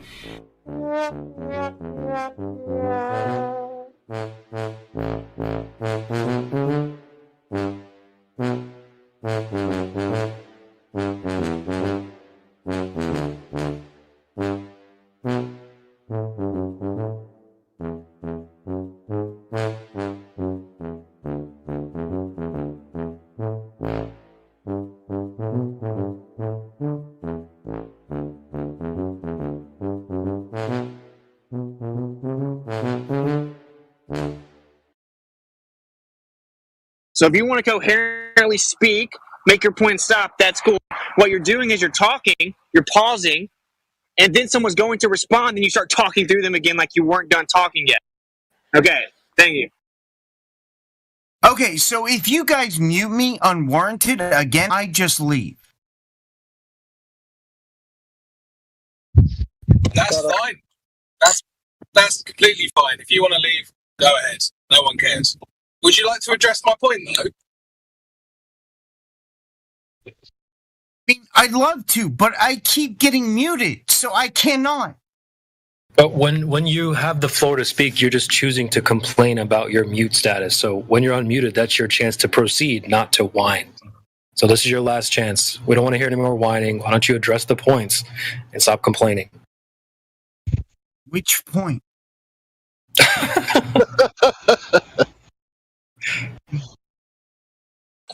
So you can't just say evidence. You can't just say it's not brainwashed because it's evidence, because the whole point of brainwash is that you don't know how to interpret what evidence is sufficiently. Is that Whitsitt? You're also wrong, Donald. Give a rebuttal, or in the you public. just have a hate boner for. I mean, give me a point to rebut, and I'll do that. We already did. You're feigning ignorance. You're like, wait, what's the point? We already did, dude. What does that mean? Doing exactly. I can hear what you're doing authenticity. right now. I can hear authenticity over acting, and you are acting, dude. You're not even real. He hasn't said anything. So you're saying my tone of voice dictates truth? What? No. I'm saying that the gig is up. I can totally hear that you're not being an authentic person in this chat. You are acting. Well, the only thing that I am acting is like somebody who wants to. He's like, I see it in your eyes. You're a fucking bitch. Buddy, Donald, can you let's just take it back, okay? So we're talking about how people. Oh my God! Please stop muting me. Please stop muting me. Stop whining in the microphone, or you will be muted. If you can't control yourself, so control yourself. Let me speak for 5 You seconds. have had the ability to speak. All right, here's what I say. Let's let Donald talk for Donald. Listen, I'm gonna let you talk, okay? Stop crying like a little girl. Shut up. That's not what's happening. So You're make using an your actual ability point. to speak to complain about the lack of ability to speak while you're speaking, clown. Let's just say no one interrupts him and let him see what he's gonna say. Shut your fucking pie hole. I mean, I want to speak to him, but that's just funny. That's funny. What the fuck are we entertaining these retards for? Because we like to hear the penny drop, and after I've been bashed around the Jedi. All right, I know. Which guy? I don't believe there are any gods. I'm an atheist. I think it's No. impossible That's not what they for God said. to Which exist. guy? Hold on a second. There is objectively brainwashing in education. There's even a professor that we quote in here that says he effectively brainwashes students. That's how the curriculum goes. He's Hang on. Proof that Hang on. brainwashed. Does that person teach in the public system? At university level, yes. No, university is private. No, it's not. No, it's not. No, it's not. Anyway. What I'm asking about. What I'm asking about is the. Hey, what I'm asking about, buddy. Universities are public also. What I am asking about, the thing that I am asking about is the public school system. Is that what is being taught in the public school system? Not universities are also public. Universities are also public. No, universities are private. No, they're not. They're not funded by the government. Can we talk That's one at a time, the please? thing that Buddy, differentiates. Donald, stop interrupting people. Well, right, I think gravity is a natural law. You might disagree with that. Gravity has not been proven, and you can't manipulate it, and it never has been manipulated. Yeah. Yeah. Tell me. No, when you say that, but you can't prove it. Go look again. You're on the quantum eraser train, and it's Google me when it's been manipulated. Please do that. Again, you're on the really terrible. Don't say quantum eraser's name again. Okay, you're on this really bad understanding of what science is. First of all, hold on. No. And you think hold on. Sorry, Sonny, do apologise. If you've got a problem with the scientific method, I want you to go and get a reference citations of what you think the scientific method is. Sure, I will find you many citations where people are saying science doesn't prove things. Then what will you do with those citations? Well, then sorry, Sonny. Sorry. I will try to tell you, probably not them, but you, that science does prove things. That's why it's in the hypothesis called the alternate and the null. You will either way demonstrate one thing to be true. It will either cause the effect or won't cause the effect, therefore demonstrating something to be true. Right? Well, you've falsified something. You've falsified a positive claim. So do I have to say science doesn't prove positive claims to be true? Is that... No, science deals with cause and effect relationships, doesn't it? Okay. But does science prove positive claims to be true?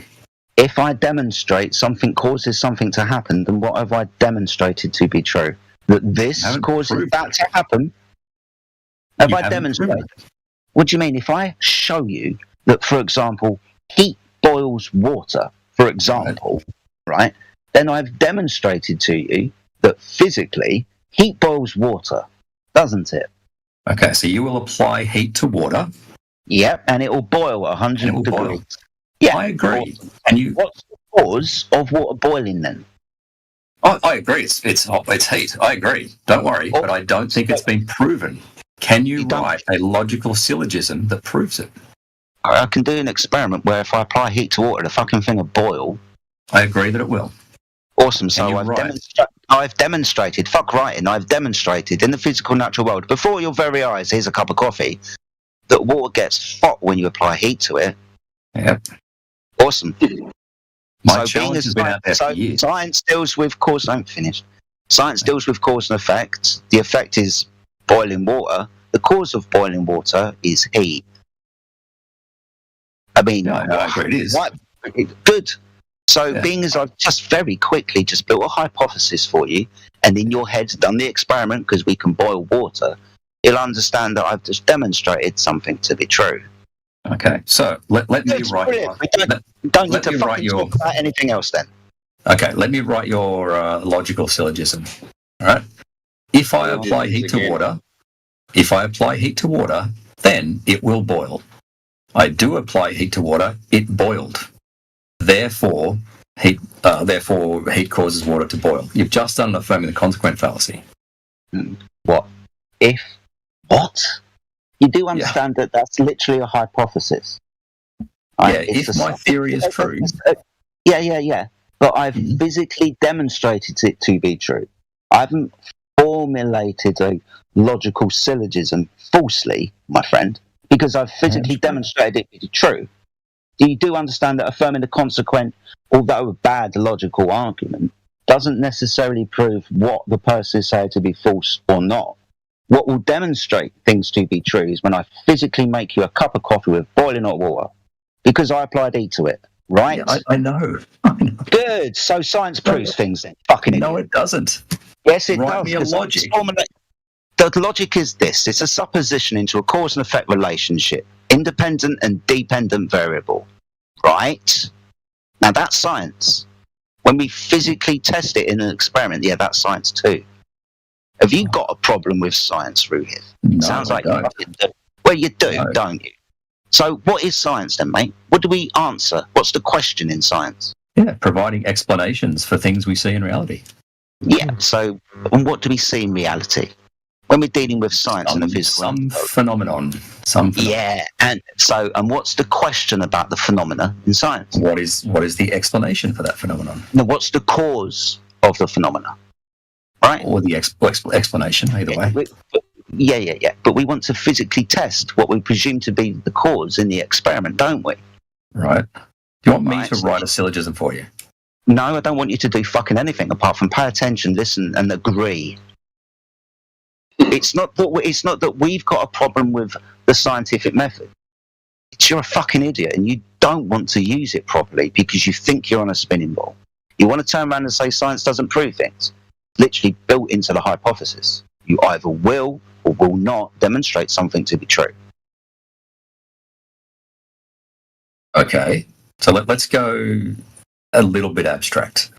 If my hypothesis is true, then I expect to see something in reality when I do my test.